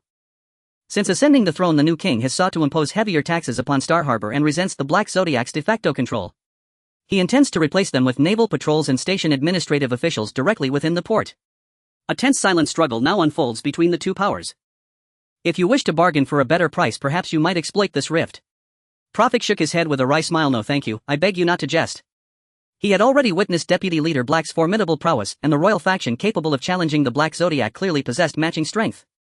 Under such circumstances he had no intention of meddling in the Star Kingdom's internal affairs, nor would he ever divulge such intentions to a shopkeeper so evidently close to the Black Zodiac. Well then, that's all I can tell you. The shopkeeper lifted the water cup resting on the table and took a small sip. Now it's time for you to pay and take your cans. Prophet turned toward Bach and Stad. Funds were in their keeping. Stad reached into his cloth sack, rummaged briefly, then shook his head. Embarrassed, brother, our funds are insufficient. The trio had disembarked with minimal coin to avoid drawing undue attention and had already purchased substantial provisions. Though Stad still carried some loose change, it fell far short of covering the entire inventory of canned goods. Surely you don't mean to say you're penniless? If so... The shopkeeper's kindly demeanor darkened instantly, his voice laced with displeasure. We most certainly have funds. Prophet cut in swiftly, he had no desire to summon Black. They're aboard our ship. Very well, I'll send Bach and Stad back to retrieve the money while I wait for them at the tavern across the street. Does that suit you? Hearing this, the shopkeeper's expression eased. He nodded, adding with pointed emphasis, pray return swiftly. If you attempt to flee, I'll have no choice but to contact Mr. Black. Prophet walked straight into the tavern after pushing open the door. This was a very ordinary tavern with no novelty in its structure, flooring, or interior furnishings. It was quite similar to the tavern run by Machino, the owner of Windmill Village, in the original work of One Piece, featuring a dual structure of bar and customer seating area. As Prophet walked towards the bar, he discreetly observed the situation in the tavern. The tavern was run by a young man and woman, and based on how customers referred to them, they were a couple. The man was responsible for delivering drinks to customers while the woman worked behind the bar. The patrons inside the tavern appeared to be mostly visitors from outside the island, and judging by their clothing and weapons, a significant portion were likely pirates. However, from the observations made with his observation hockey, there were no particularly noteworthy individuals. Prophet had arrived at the bar and, despite not having a habit of drinking, ordered a fruit wine to avoid standing out. According to the information on the bar, it was the tavern's signature drink. The owner, with a sweet voice and swift movement, said, "Okay, 50 berries." Soon Prophet received the beer he ordered. Prophet took the beer, quietly thanked her, and sat down at a seat near the window. The choice of this position was quite deliberate. He aimed to observe both the bar and the entrance while also being able to see as much as possible outside. This was to prepare for any unforeseen circumstances. Just as Prophet settled in, another customer walked in. It was none other than the leader of the Black Star Pirates, dressed in black. Prophet, of course, was unaware of this person's identity. Although he had heard the canning shop owner mention the name of the Black Star leader, he assumed she was simply a girl dressed normally. Seeing her now, he only noticed that her black cloak was quite unusual, attracting his attention. From her figure, he could barely tell she was a girl. It wasn't surprising that Prophet wondered what this girl was doing alone in a tavern. In the pirate world, the demographic in bars was overwhelmingly male. This was because taverns were often frequented by pirates who were mostly male. In the tavern where Prophet was, including the newly arrived girl and the owner, there were only 3 women in total. The last one was currently leaning against a burly man drinking with him, likely either a companion from life at sea or a call girl. Like Prophet, the girl walked directly to the bar after entering the tavern. However, unlike Prophet, she clearly knew the owner and the owner's wife. "Morana's here!" exclaimed the owner happily upon seeing the girl. What would you like to order this time, little one? As usual, the girl greeted the owner and then added after a moment's hesitation 2 cups. 1 orange juice and 1 grapefruit juice. Upon hearing that the girl ordered juice at the tavern, many patrons who were previously drinking heartily cast her strange looks. A few who were clearly pirates even burst into laughter. Little girl, you should be honest and stay at home. Taverns are where we brave warriors of the sea rest. Ha ha ha, ordering juice, how absurd. Dressed so strangely with her face covered, could she be an eyesore? Would you like to join me for a drink? I could teach you how to attract men. The tavern owner seemed to want to say something, but Morana shook her head to stop her. Ignoring the pirate's comments, after taking the 2 cups of juice, she looked around as if searching for a suitable place to sit. When she spotted Prophet sitting in the corner, she let out a barely noticeable chuckle and walked straight toward him. She was approaching me. Prophet, pretending to drink while looking down, did not forget to monitor the surroundings with his observation hockey. From the looks of it, the girl was clearly looking for him. However, they should not know each other. Creak, that was the sound of a chair being pulled. Thud was the sound of a cup placed on the table, and snap was the sound of her sitting down. Morana was bolder than Prophet had imagined, directly sitting across from him. Seeing this scene, the tavern's patrons assumed she and Prophet were companions, which significantly lessened their interest in Morana. Soon the tavern returned to its usual state. We shouldn't know each other, right? Prophet lowered his voice to speak first. Considering that the girl sitting next to him might have a motive to make others think they were companions, Prophet spoke very softly, just enough that other customers couldn't hear. The girl partially lifted her mask, covering her face with her hand, took a sip of juice, and also said softly, "Don't say that. I've heard that meeting doesn't require prior acquaintance. Since we've met, we must be fated." "Stop, please get to the point," Prophet interrupted, not believing her claim of fate, considering there were dozens of people drinking in the tavern. Although interrupted, the girl facing him did not show any signs of anger. She continued to speak softly in her enchanting voice. "My deputy just saw you arriving on a ship laden with jewels from the Taoyuan kingdom, and with keen observation skills I am very interested in you." Now I understand. Prophet realized the girl must be the leader of the Black Star Pirates. However, his focus was on her clear knowledge of his ship's situation, indicating that they had been monitored. Prophet asked angrily, "How do you know about our ship? Were you spying?" "Don't put it so harshly. The matters of scholars cannot be called spying," the girl retorted nonchalantly. "Since you've come to my territory, I must be prepared, right?" "Your territory? What does that mean?" "Don't pretend to be oblivious," the girl said with her arms crossed in front of her, a hint of pride in her tone. "Was looking to buy a ship." Prophet suddenly realized that the only one who knew he wanted to buy a ship on this island was the owner of the canning shop he just visited. He tightened his grip on the cup, staring intently at the girl in front of him. Now he began to believe that she indeed had some skills. "Is that guy one of yours?"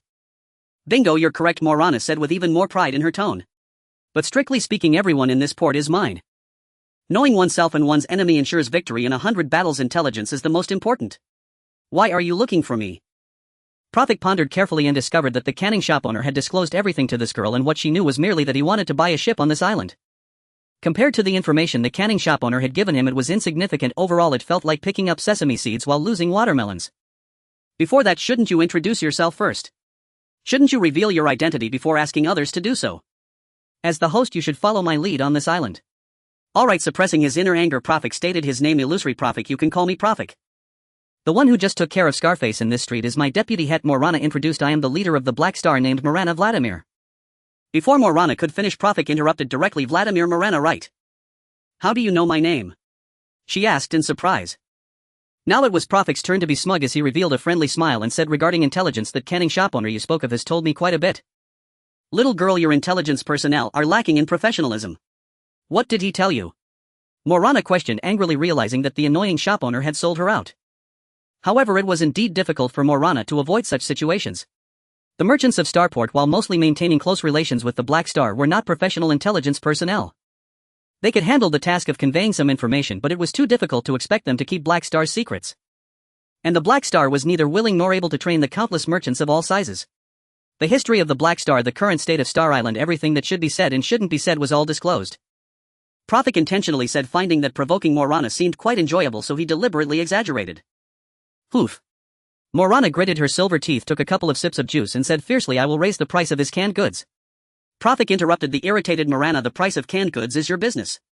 Why are you looking for me?" "I wish to invite you to join Hixingzuo." True to her role as its leader, Milana regained composure whenever she spoke of business.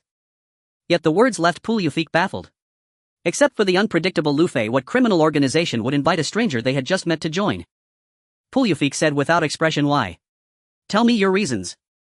"I have heard that every grand undertaking cherishes talent." Milana adopted a solemn tone and launched into her peculiar flight of fancy. "I see you have ability. Would it not suit you to join Hixingzuo?" Pulyufik remained unmoved beyond his shallow knowledge of Haixingzuo. His eyes were set on the open sea and he refused to be tethered to a small island like Xingxing. He said coolly, if that is your aim then let me be clear, I decline your offer. Then I won't sell you the ship. Milana slammed her hands on the table and stood as if to lend force to her threat. She bared her teeth like a ruffled kitten and snarled the threat. Don't switch the terms, Pulyufik pointed out bluntly at the logical gap the girl was hiding. First, we already have a ship. Even if you refuse to sell, we can sail on our own. Second, if we joined Haixingzuo, what meaning would buying a ship still have? Milana sat back down in a huff, the earlier menace curdling into obsequiousness. She feigned pitiable tones. Very well, I can sell the ship at a discount, but you must promise to do me a favor. Invite me first and then ask for a favor, a neat little scheme. But alas, the reciprocity trick does not work on me. Pulyufik immediately saw through Milana's plan. The leaf face effect she relied on, asking for a large favor to make a subsequent smaller one seem acceptable, held no sway with him. Milana, her scheme exposed, protested somewhat resentfully. I heard people say you reap what you sow. Helping others ultimately helps oneself. You're heartless. Not impossible. Pulyufik shifted his tone. After all, he still hoped to buy a new ship from Haixingzuo's shipyard. Excellent. Milana leapt with glee, almost unable to contain herself. Don't celebrate yet. State your demand clearly first, Pulyufik said. Make no mistake, agreeing to hear you does not mean I accept. We will not perform tasks that are too dangerous. Milana was about to speak when the tavern door was kicked open with a bang. Every pair of eyes in the room, including those of Pulyufik and Milana, were drawn to the doorway. But the moment Milana glimpsed the newcomers, she withdrew her gaze and turned her back on the door. It was not a single man who entered but a group. They bore long knives and firearms at their waists, wore matching uniforms and displayed a uniform gilded 5-point star upon their attire. This was the emblem of the Xingxing kingdom. They were the kingdom's guards. Ahead of them, striding without concern for others and stopping dead at the tavern's center, stood a tall gaunt man wearing heavy makeup. A white bowler hat, a spotted shirt and a long black sleeveless coat. Unlike the other guards, he carried neither pistol nor blade at his waist. Instead, a peculiar cane was fastened there. Even younger than the Lafite Pulyufik had seen in tales, he was nevertheless instantly recognizable to Pulyufik.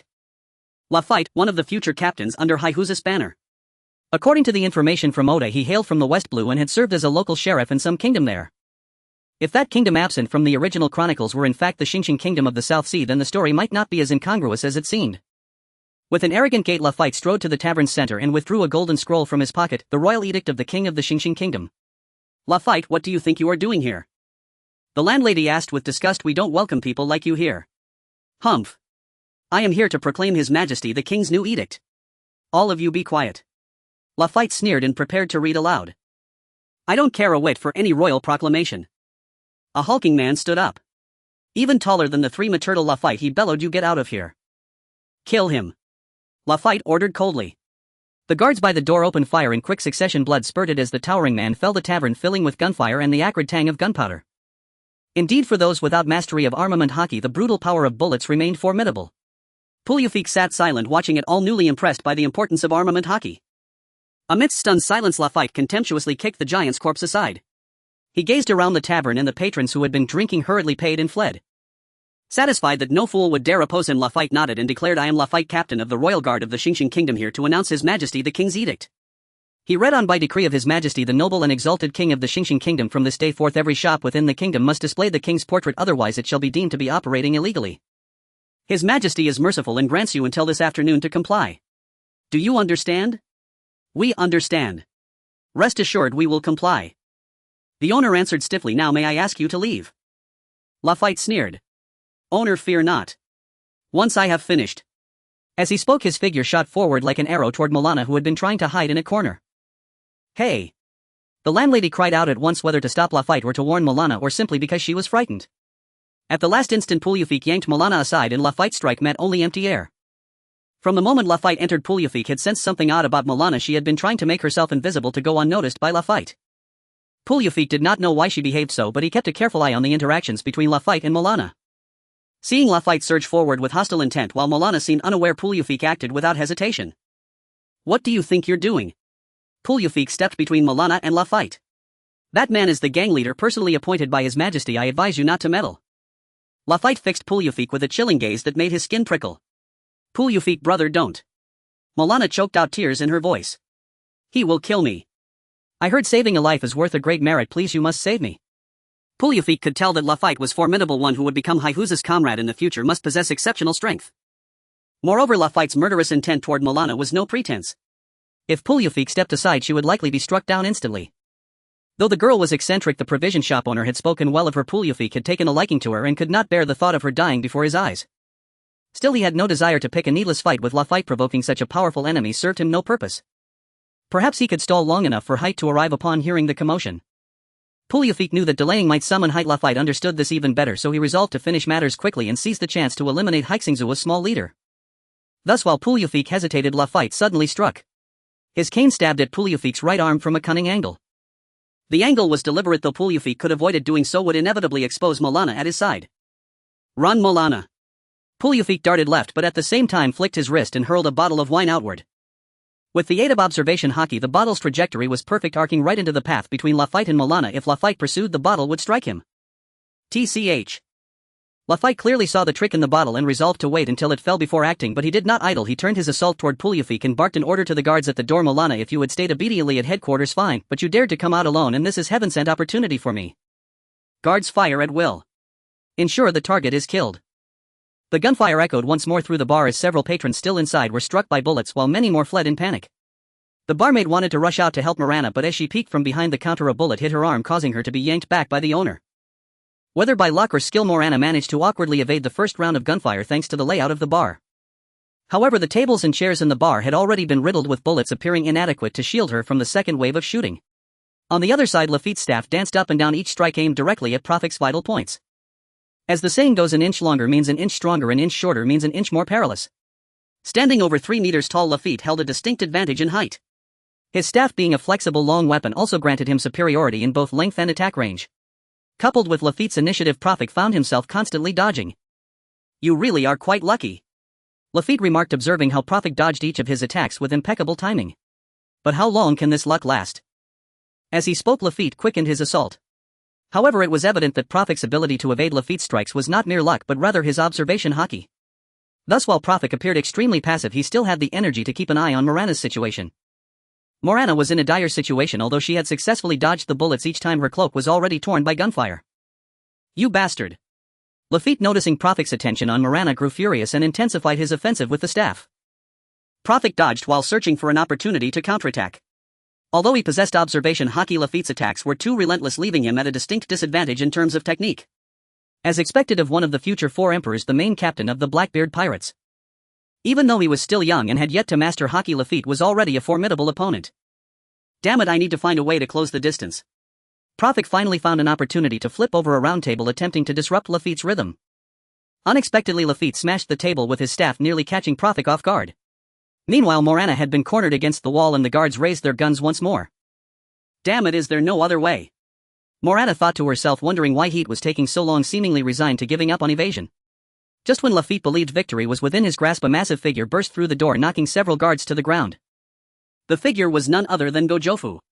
It turned out that Buck and Star had returned to the ship for money, while Martifa, unable to bear the boredom, decided to come to the island. Thus Star stayed on the ship while Buck brought Gojofu and Martifa ashore. Buck led the two to the side of the canned food shop, hearing gunshots from the tavern, where Profic was followed by a stream of people fleeing in panic. Worried about Profic, the three hurried to observe, only to see a group of people firing at a child inside the bar while Profic was being suppressed by a strange man wielding a staff. Gojofu, unclear about what was happening but sensing it was not good, acted immediately, transforming into a beast and launching a surprise attack on the nearest guards. The surprise attack was highly effective. The guards had not anticipated an enemy attack from behind, and before they could react, several were brought down by Gojofu. The remaining 3 guards turned their guns towards the giant beast Gojofu had transformed into. I can't pull the trigger. One guard exclaimed in terror, unaware that at some point flexible threads had snagged the trigger. How can you guys shoot at an innocent child? The beast spoke slowly before charging forward. It seems the outcome is already decided. Although Profic did not understand why Gojofu and Martifa had suddenly appeared, the addition of these 2 ability users, especially Gojofu, a Zoan type, had completely shifted the balance on the battlefield.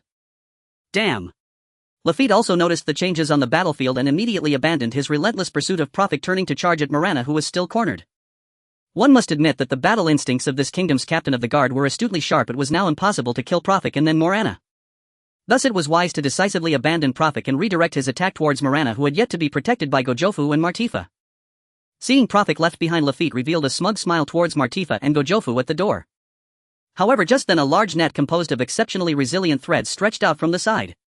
It was Martifa, who had transformed her right arm entirely into threads to create the net. Faced with the sudden appearance of the net, Lafitte thrust out his staff, yet the staff that could cleave a wooden table could not pierce the resilient threads. Damn it. Seeing the threads that he couldn't break through in a short time, Lafitte felt a bit frustrated. Meanwhile, Gojofu had already taken care of all the guards and was now blocking Morana. Prophet also picked up a leg of a table broken by the staff and stood behind Lafitte. Martifa slowly stepped outside, transforming her arms into threads to weave a net blocking the entrance. The three had formed a tripartite encirclement against Lafitte. Mr. Lafitte, it seems you are now in a predicament of being isolated. Poking her head out from behind Gojofu, Morana mocked. What's up with this child? Gojofu glanced at Morana, asking with some confusion. Prophet said don't mind her sister, guard the entrance. Gojofu, let's take care of this guy in front of us first.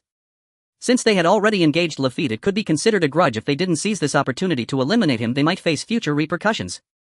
As he spoke, Prophet slowly advanced towards Lafitte while Gojofu also approached him. You Black Star pirates really conspired with overseas forces. Lafitte appeared completely unfazed, still calm and unhurried, saying, Morana, this time we lost a move. As soon as he finished speaking, white wings sprouted from his back, launching him towards the tavern's window. Not good. Stop him. The sudden display of devil fruit powers caught Prophet off guard. A flying ability was indeed one of the most troublesome opponents. He had thought that Lafitte's flying ability was something he had acquired later, but to his shock, Lafitte had already consumed the devil fruit and gained the power of flight. Is it some kind of Zoan fruit? Even in the original One Piece, Lafitte's abilities were quite mysterious, and not knowing the specifics of his powers was extremely dangerous in combat against a devil fruit user. If Lafitte's ability was a type of mythical Zoan, Prophet and the others could very well meet their end here. However, Lafitte was not keen on prolonging the battle. Even with the ability to fly, the situation in the tavern had not fundamentally changed. It was no longer possible to kill Morana. He decisively smashed the tavern's window with his staff and flew out directly. Hey, you flying bastard, what are you doing? Martifa's voice came from outside. Buck's voice followed. Martifa, be careful. You're overestimating yourself. That was Lafitte's voice. Ah. A cry of pain came from Buck. Lafitte, get back to the royal city. An angry voice came from the tardy heat. What happened to Morana? Gojofu, you protect this girl, Prophet instructed as he was uncertain whether Lafitte might launch a counterattack, so someone had to stay back to protect the girl. Then Prophet charged out of the bar.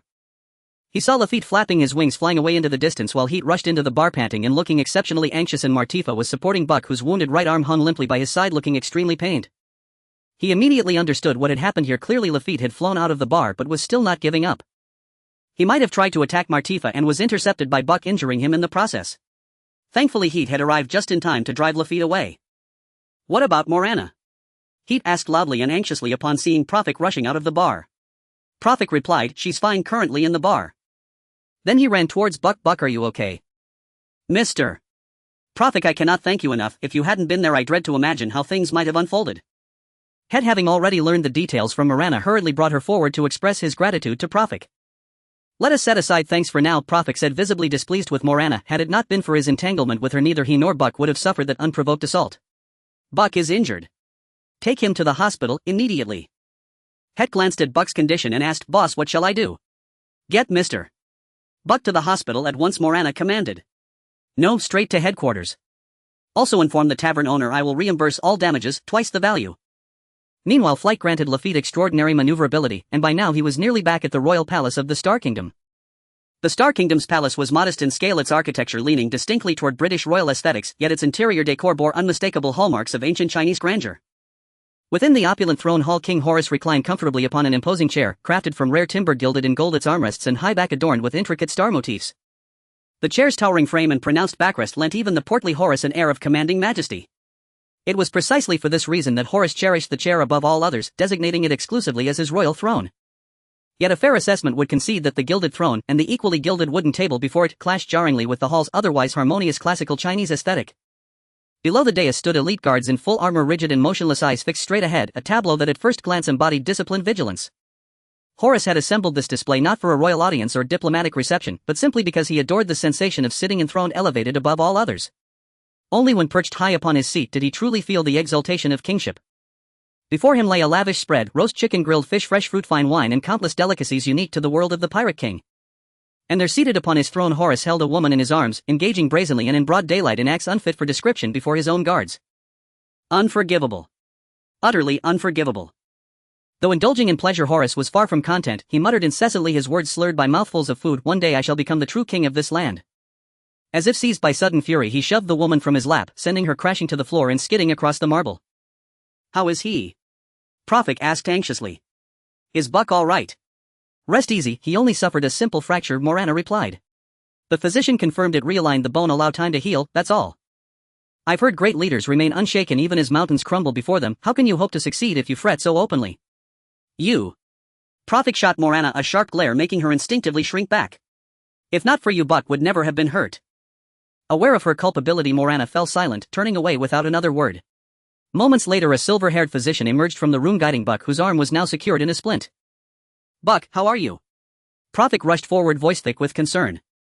Buck's face was pale. Though seasoned in years, the physician's skill proved wanting. The bone setting had inflicted considerable pain. Still, the outcome remained satisfactory. Weakly, Buck managed barely. The physician interjected warmly, have no fear, young man, I hold my craft in high regard. Your comrade will recover swiftly. One only needed to see how Buck's pallor deepened under that treatment to understand why reassurance felt hollow and why hiring a proper ship surgeon had just become urgent business. Yet ship surgeons were rare, demanding exceptional expertise. While Prophet continued speaking with the physician had entered the room. Boss, I've settled the tavern's compensation and covered the innkeeper's medical expenses. He reported first to Morana, then added, regarding Lafitte's demand to hang the king's portrait, how shall we proceed? Instruct all shops in Star Harbor to comply immediately and send emissaries to the king, request a brief extension, time is too short. Though Morana had seemed boyish in the tavern when decisive action was required, she revealed a strikingly resolute and incisive authority. May I ask, what commercial advantage does hanging the king's portrait confer? None whatsoever, deputy boss, pray cease your feigned ignorance. We simply have no choice. That accursed monarch, must he meddle in everything? Would it truly be so unbearable to live quietly as a noble, drawing rents and taxes? Het remained impeccably courteous. Understood, I'll dispatch couriers at once. After Het departed, Prophet approached Morana again, his expression grim. Morana, tell me where Lafitte's lair is. Why do you ask? Must that even be questioned? Prophet replied as though stating the obvious. To avenge Buck, of course. Had Lafitte attacked him alone, perhaps Prophet might have let it pass, but injuring Buck was unforgivable. He was Captain Buck crew. And it was he who had brought Buck to sea. To fail in restoring Buck's honor would render him unworthy of command. No. Morana's refusal was swift and absolute. Not now, not yet. Why not? Prophet demanded, bewildered. Lafitte's initial target had been unmistakably Morana. There was clearly history between them. Prophet had assumed his offer to confront Lafitte would earn Morana's support, if not active aid. Instead, she rebuffed him outright. Morana fell silent, weighing whether to reveal the truth. After a pause, she spoke, in 2 days, Mr. Het and I meet the king to negotiate Star Harbor's status. I know complexity breeds uncertainty, so I will permit nothing that risks disrupting those talks before they begin. Het, having completed his tasks unnoticed and now standing quietly behind Morana, broke in with quiet astonishment. Boss, you still intend to go? He had presumed today's incident would dissuade her from meeting the king, yet here she was resolute. Of course. Even a 1% chance demands 100% effort, Morana declared without hesitation. Horace may be a despicable fool, but a conversation costs nothing. But boss, Sister Morana interrupted Matafa, until then nearly invisible, her voice trembling with urgency. That flying man truly meant to kill you. You must not go near him. It's all right, Morana replied, her smile perceptible even through her mask, her tone light and assured. With Het beside me, nothing will go awry. It's perilous. If the king intends harm, he has countless ways to strike unseen during negotiations. Prophet admired her courage, but saw no need for such recklessness and voiced his warning plainly. Moreover, according to canonical accounts, though the precise timing of Lafitte's expulsion for excessive brutality remained unclear, it was certain he would not join the Blackbeard pirates until over a decade later. Thus, if the king acted decisively now, success seemed highly probable, and Prophet believed Morana ought to reconsider. The star constellation guildmaster clenched her right fist. She knew full well this summit could be a trap, a royal ambush, and she felt fear keen and cold. Yet her voice remained unwavering. I've heard that beloved leaders place their people first, above all else. This concerns Star Harbor's citizens. I will go. Now it was Prophet's turn to fall silent. Morana, the young leader of the Black Zodiac, proved far more responsible than he had imagined. Knowing full well she might face grave danger, yet still choosing to go, like one who deliberately climbs the tiger-infested mountain despite knowing the beast dwells there. A truly admirable figure. From a petulant, ill-tempered girl to someone worthy of deep respect, Prophet's perception of Morana had undergone a profound transformation. Morana requested a private audience with Prophet, thus Blackett Martifa Gausherfu and the physician along with his patient Bach temporarily withdrew from the room, leaving Morana and Prophet alone. Once the others had departed, Morana abruptly broached matters concerning Lafitte and the King. Lafitte, the captain of the Star Kingdom's royal guard and aside from Blackett the strongest man in this realm, attacked me just now. Yet today marked the first time I witnessed him unleash the power of a devil fruit. Unlike the shopkeeper, who referred to devil fruit abilities as superpowers, Morana used the precise term devil fruit, confirming her substantial knowledge of such phenomena. You are familiar with devil fruits surely.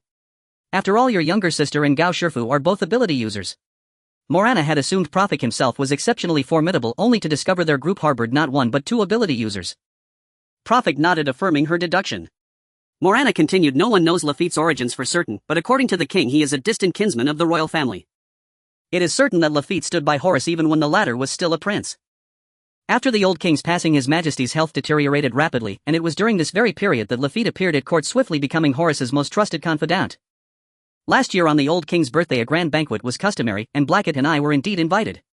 Yet word suddenly arrived that the king's condition had sharply worsened. The messenger bearing that news. Lafitte himself. Morana's voice carried quiet remorse. Had I known then I would have rushed to the palace without delay. Yet that very night came the announcement of the old king's death and the proclamation naming Prince Horus as the new sovereign. With only a few terse sentences, and no speculation or embellishment, Morana swiftly wove a narrative implying the old king's demise was highly suspicious and that both the new monarch and Lafitte were deeply implicated. The entire nation plunged into mourning, and so out of reverence we honored the late king's final decree. Yet upon ascending the throne, King Horus first ordered Lafitte to execute his brothers on charges of treason, then systematically consolidated all authority under his own command. Now his gaze has turned toward Starport. Starport is the wealthiest harbor in the kingdom. During the old king's reign it enjoyed full autonomy. There is no need to conceal the truth, this autonomy meant Starport fell squarely under the jurisdiction of the Black Zodiac. In exchange, Starport paid the world government's annual sky tax on behalf of the entire kingdom. Morana offered no evasions regarding Starport's status. Since the new king's accession he has persistently sought direct administrative control over Starport. Frankly speaking, Starport remains part of the Star Kingdom, so the king's desire for governance is neither unreasonable nor illegitimate.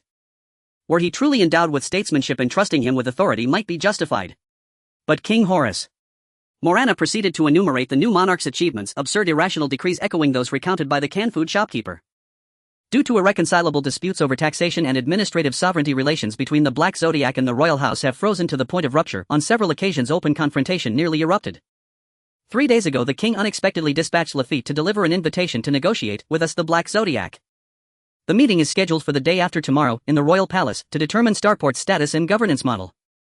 Though the king has long been unreliable, Blackett and I viewed this overture as an opportunity to reach consensus, if possible would be ideal. Even should agreement prove unattainable, our willingness to engage in dialogue would demonstrate the Black Zodiac's commitment to peaceful resolution. As the saying goes, when legitimacy is established words carry weight. Thus even if the royal house later seeks to betray us they would think twice before acting rashly. This is why I implored you to avoid any conflict with the royal faction over the next 2 days. Why tell me all this? Prophet asked. Overall, Morana's account aligned closely with the canned food shopkeepers, yet introduced crucial new information: the imminent negotiation between the Black Zodiac and the king.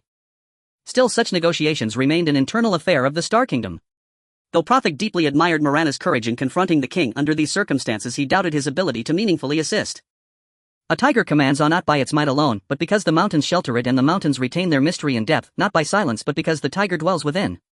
Morana spoke with calm gravity, though beneath her composure lingered a subtle undercurrent of anxiety. Should the tiger depart, the mountains' hunters seize their chance. Should the mountains lose their tiger, petty thieves roam unchallenged. This ancient wisdom applied equally to the Black Zodiac's predicament. Were I to attend alone, the king might detain me outright, forcing the Black Zodiac into submission. Were Blackett and I both to go, the king could order Lafitte to seize Starport by force. Either scenario would leave us dangerously exposed and reactive. This is the tiger removal stratagem, and precisely what I fear. As Prophet listened, he nodded slowly. Setting aside the oddly phrased, I heard Morana's analysis of the situation held undeniable merit. By initiating negotiations, the royal faction seized the initiative. Should the Black Zodiac refuse, it would forfeit moral high ground. Should it send delegates, as Morana warned, it risked being stretched too thin, vulnerable on all fronts. He wondered, what solution did she envision to break this deadlock? Rising to her feet, Morana spoke with solemn resolve. I ask that while Blackett and I journey to the Star Kingdom's royal palace, you and your companions safeguard Starport. All other members of the Black Zodiac will obey your command. The girl suddenly dropped to her knees before Prophet and declared, voice ringing clear, this is the favor I beg of you. Molana and Prophet's voices rose in argument. Stand up first. So, you agree to my request? Stand up. Agree to it. I won't agree unless you stand up first. I've heard it said that one must never relent until the goal is achieved. If you refuse, I shall not rise. After a pause, Molana and Prophet finally emerged from the room. You truly are a good man. Molana seized Prophet's arm, her voice brimming with excitement. Thank you so much. The condition is you must provide us with a ship. Prophet gently withdrew his arm from the girl's grip and replied. Molana countered firmly, no more than a 20% discount. Then the agreement is void. 40%. 20%, no less. 10%, I beg you. Deal. In the end, Prophet acquiesced to Milana's demand. Though the tale of Milana and the canned food shopkeeper might not reflect the full truth of the matter and may even be entirely fabricated. The events at the tavern were undeniably real and Starport's prosperity was an irrefutable fact. This inclined him on the whole to view the Black Constellation's conduct with cautious favor. Moreover, Prophet had already witnessed Lafitte's extraordinary prowess. He judged himself, armed with a long weapon, to be no weaker than his opponent. And since Milana had declared Lafitte the strongest figure in the nation aside from height, Prophet reasoned that with the aid of Gao Shifu and Martifa, expelling Lafitte would pose no insurmountable challenge. Nor was the prospect of royal troops besieging Starport anything more than conjecture. The likelihood of open conflict remained wholly uncertain. Beyond this, Prophet harbored private considerations of his own. According to what the Black Constellation had revealed about the king's modus operandi, should he seize control of Starport, he might well impose steep price hikes upon the shipyard. In a more extreme scenario, should the shipyard suffer severe damage and cease normal operations, they would be unable to procure vessels at all. Worse still, they might find themselves trapped on Star Island, cornered by pursuers appearing at any moment. Milana, if you genuinely expect me to safeguard Starport, you must supply me with comprehensive intelligence on both Starport and your Black Constellation. Prophet laid out his demand. In his estimation, their martial strength, comprising 2 devil fruit users Gao Shifu and Martifa alongside himself a master of observation haki, guaranteed decisive superiority. Under such circumstances, intelligence assumed paramount importance. As long as they avoided ambush, holding Starport would be virtually assured. Milana nodded, evidently in full accord. She turned to 2 of her gang's members nearby and instructed, you 2, fetch for Mr. Prophet all documents concerning Starport and our organization. At that moment, Prophet could not foresee that his decision to aid Milana would plunge their entire cohort into unprecedented peril. Within the royal palace, King Horus sat upon his favorite throne, yet the guards flanking him had been dismissed. Before him stood Lafitte. The king held a den mushi to his ear, a creature that vividly mimicked the visage of his interlocutor, piercing eyes, a rose-pink overcoat, and a faint enigmatic smile. That countenance unmistakably belonged to Don Quixote da Flamingo, the now legendary North Blue pirate, though in the underworld he was far better known by his epithet Joker. Your Excellency Joker, this deviates from our prior arrangement. The king voiced his grievance with utmost caution, fearful of provoking the man on the other end. Fufufu, a distinctive chilling laugh echoed from the den mushi. What, pray tell, is this grievance you harbor, your most exalted majesty? No, I sweat beaded across Horus's brow as he hastened to clarify, it's merely that height strength is formidable. Are you questioning the power of a senior executive? Da Flamingo cut him off coldly. Fear not, diamond alone is more than sufficient to resolve every issue. Young master, the Crane Admiral's vessel is closing in. A shrill, anxious voice faintly crackled from the den mushi's distant end. Then the call ended abruptly. Though Da Flamingo had risen to fame across the North Blue, his circumstances were far less secure than appearances suggested. Lately, his escalating notoriety had drawn increasingly relentless pursuit from Admiral Kaku and the Navy. On several occasions, Da Flamingo had narrowly evaded capture. To counter this threat, he was currently contemplating infiltrating a spy into the Navy itself. On this side of the den mushi, King Horus wiped the sweat already drenching his forehead. He possessed only a vague notion of who this famed Joker truly was. In truth, their collaboration had been sparse. This marked only their second deep alliance. Yet the sheer magnitude of Joker's demonstrated power filled Horus with genuine visceral dread. Seated upon his throne, Horus found himself drifting into memory. Horus was the third and youngest son of the former king. His ambition, however, knew no such modesty. Birds of a feather flocked together applied to Horus with uncanny precision. His vaulting ambition attracted none other than the young Lafitte. Strictly speaking, ambition in a prince need not be a flaw. Horus's failing lay not in his desire, but in how he sought to fulfill it. Rather than honing political acumen or proving his worth, he resorted to treachery. Horus believed that so long as his father lived, his own ascension remained impossible. The thought of eliminating the old king and seizing the throne took root in his mind and spread like wildfire. Yet the greatest obstacle to slaying the old king was none other than the former head of the Black Constellation. The former leader enjoyed an exceptionally close bond with the monarch. Virtually every royal decision was discussed with him. That alone might have sufficed, but the former leader commanded not only the king's absolute trust but also exceptional political acumen and formidable personal strength. Thus Horus found no opening to act until Lafitte, seizing inspiration, proposed a cunning stratagem: ambush the former leader at sea in league with pirates. The idea struck Horus like revelation. Yet the former leader bore the epithet Black Python, a being capable of transforming into a colossal serpent whose might could subdue pirates bearing bounties exceeding 10 million. Lafitte orchestrated repeated pirate assaults against him, each failed spectacularly, nearly exposing their conspiracy. For a time both Horus and Lafitte dared not stir. Not until Lafitte through circuitous channels made contact with Joker, a fledgling figure then barely known in the underworld. And after that voyage the Black Python sailed forth and never returned. Witnessing Joker's terrifying power, Horus instantly resolved to renew their partnership. Yet matching Joker's might was his rapacity. Upon completing the deed he demanded an exorbitant fee, one that left even Prince Horus stunned. What Horace did not know was that Doflamingo's original design had been to exploit Prince Horace to intervene in Star Nation's internal affairs and ultimately seize total control. But precisely as Doflamingo prepared to enact this scheme, his maneuvers drew the scrutiny of the Navy's Central Command, particularly Admiral Kaku, the Grand Strategist. Consequently, Doflamingo was forced to abandon his grand design and instead demanded astronomical compensation. Still, Horace dared not refuse Joker's terms. After reluctantly paying the staggering sum, he convinced himself that the remaining complications could be managed alone. And indeed, Horace achieved remarkable success through Lafitte's surreptitious administration of heavy metal toxins into the king's meals. The monarch's health, already shattered by grief over the former leader's death, deteriorated steadily. On the eve before the king's birthday 6 months ago, Lafitte seized his moment, flooding the royal meal with lethal poison and ending the king's life. With Lafitte's peerless martial skill, Horace immediately seized the palace upon his father's death, forging a false testament that crowned him heir apparent to the Star Kingdom. Upon ascending the throne, he fabricated charges against his 2 elder brothers and executed them, securing his dominion unchallenged. Yet once enthroned, Horace discovered that even the Black Constellation, stripped of its black python, was no easy quarry. Its deputy chief Height was likewise a devil fruit user, his strength rivaling Lafitte's without question.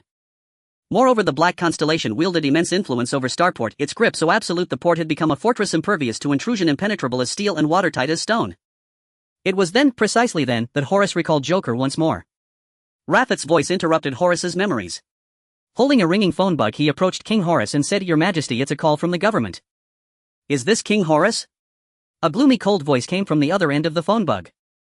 Though Horace appeared timid in the face of the Joker, he made an effort to present a confident demeanor when speaking to the world government officials. "Indeed, it is I.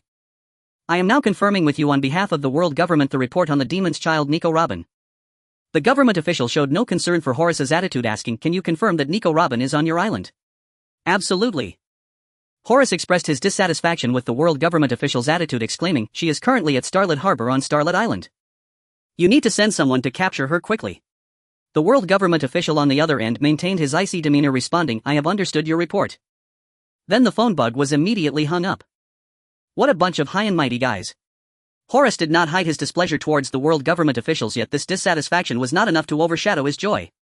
In the next moment, Horace laughed maniacally, "Ha ha ha, with the world government and the Joker involved, this plan is bound to succeed and I will truly become the king of this nation." Raffat, standing by, revealed a hint of disdain in his eyes.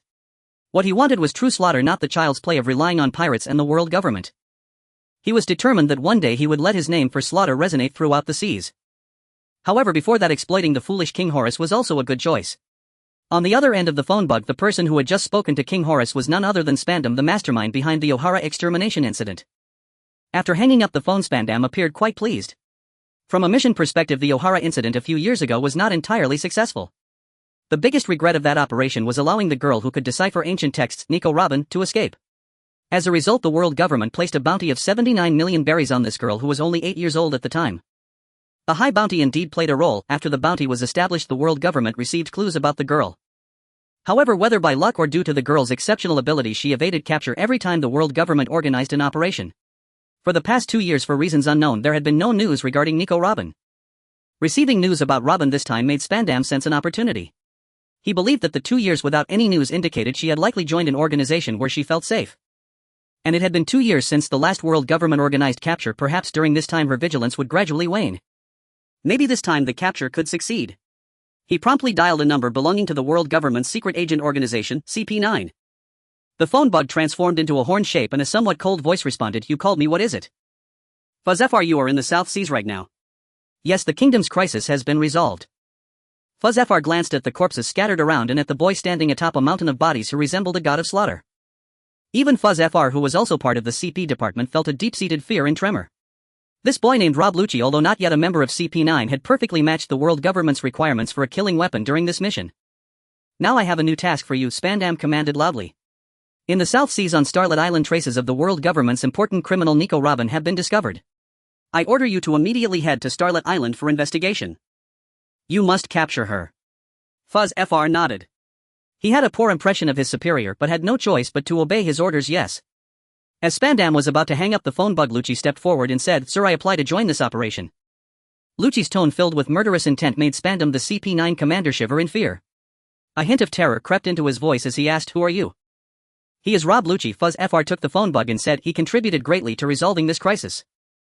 Spandam didn't care whether it was Fuzz FR and Rob Lucci going to carry out the mission or just Fuzz FR alone. To him, Nico Robin was merely a little girl easily dealt with by anyone. Thus he impatiently said, "Approved, let's go together." The young Lucci coldly stared at the phone bug, seemingly pondering a question. Does this kind of guy deserve to be the CP commander? Profik was sitting in a spacious room. This was a room at the headquarters of the Black Star used to house the member files. At this moment Profik was browsing through some basic information about the Black Star. Though labeled as basic data, it primarily consisted of deployment and personnel information. Profik tapped his fingers lightly on the table while simulating the situation at Starlit Harbor in his mind. Starlit Island as a whole resembled a star, and Starlit Harbor included two of the star's points, resulting in a relatively elongated shape. The most crucial port portion was located between the two protruding areas, which was also the core area of the Black Star. It must be said that the overall defense layout of the Black Star was indeed commendable. Fixed observation points and sentries were set up at several key intersections, and there were dedicated scouts monitoring ships at the harbor, especially pirate ships. Moreover, in many important strongholds at Starlit Harbor, particularly along the coastal ports, the Black Star had deployed numerous heavy artillery.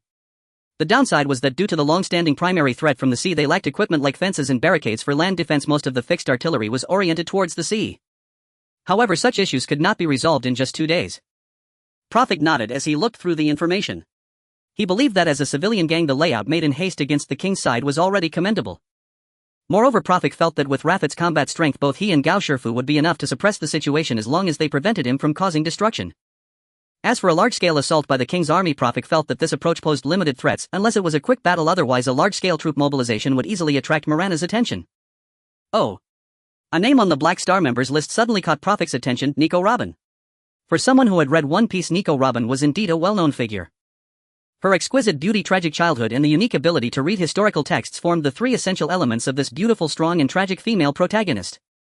However, readers' understanding of Robin was mainly limited to the O'Hara incident and the story after meeting the Straw Hat crew.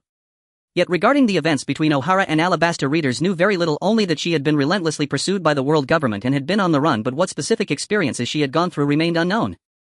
Therefore, while it was indeed surprising for a West Sea person like Robin to appear on Starlit Island in the South Sea, considering that hiding in the South Sea might help evade the world government's surveillance, her presence there was not impossible. This Nico Robin, Profik found Morana and asked, "Could you tell me more about her situation?" Morana was somewhat surprised. She did not expect Profik to be interested in a name that seemed unremarkable. However, she answered honestly, "She is a wanderer at sea, said to have gone out to sea after her hometown was destroyed. I felt sorry for her, so I took her in." By the way, Morana added, "Robin's ability is also quite useful. It seems she can replicate her own limbs, and she sometimes handles reconnaissance work. Can you take me to see her?"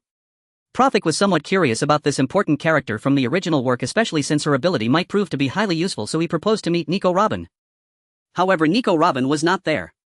In her dormitory, they only found a letter left by Robin: "Thank you very much for your care during this time, farewell." At Starlit Harbor, Nico Robin sat aboard a passenger ship as it slowly departed, disappearing into the horizon. Since the age of 8, Robin had been drifting, and she keenly sensed the arrival of danger. As she had done many times before, she chose to escape alone. However, unlike every previous time, this departure was filled with reluctance. Unlike the previous underground organizations and pirate crews she had joined on Starlit Island, Robin could feel that Morana and had truly cared for her. Yet her intuition told her that she had already stayed too long on this island, especially since the King's Guard had likely already discovered her. In this situation, quietly leaving seemed like a good choice. "I hope these people won't die because of me. What is my life truly for?" The 13-year-old girl posed the deadliest question to her own soul, while the answer lay far in the future. Genuine good things should be both cheap and delicious. Masayuki Yoshikawa. Robin's sudden departure did not cause any unusual feelings in Morana, but it made Profik feel extremely tense. Robin must have discovered or felt something, which is why he hurriedly left Star Harbor. But why do I think that? It could very well be that she is just overly suspicious. Regardless, Robin has already left and cannot be brought back. Profik still has many tasks to attend to. Having reached a cooperation with the Black Star Guild, Profik and his companions naturally received favorable assistance from the guild members in watching the ship. Thus, for the past couple of days, they have all directly stayed on the island. During these 2 days, Buckstar and Uncle Fuentes took charge of purchasing various daily consumables, while Gao Shifu and Profik were responsible for protection duties, sometimes even delegated to Keat.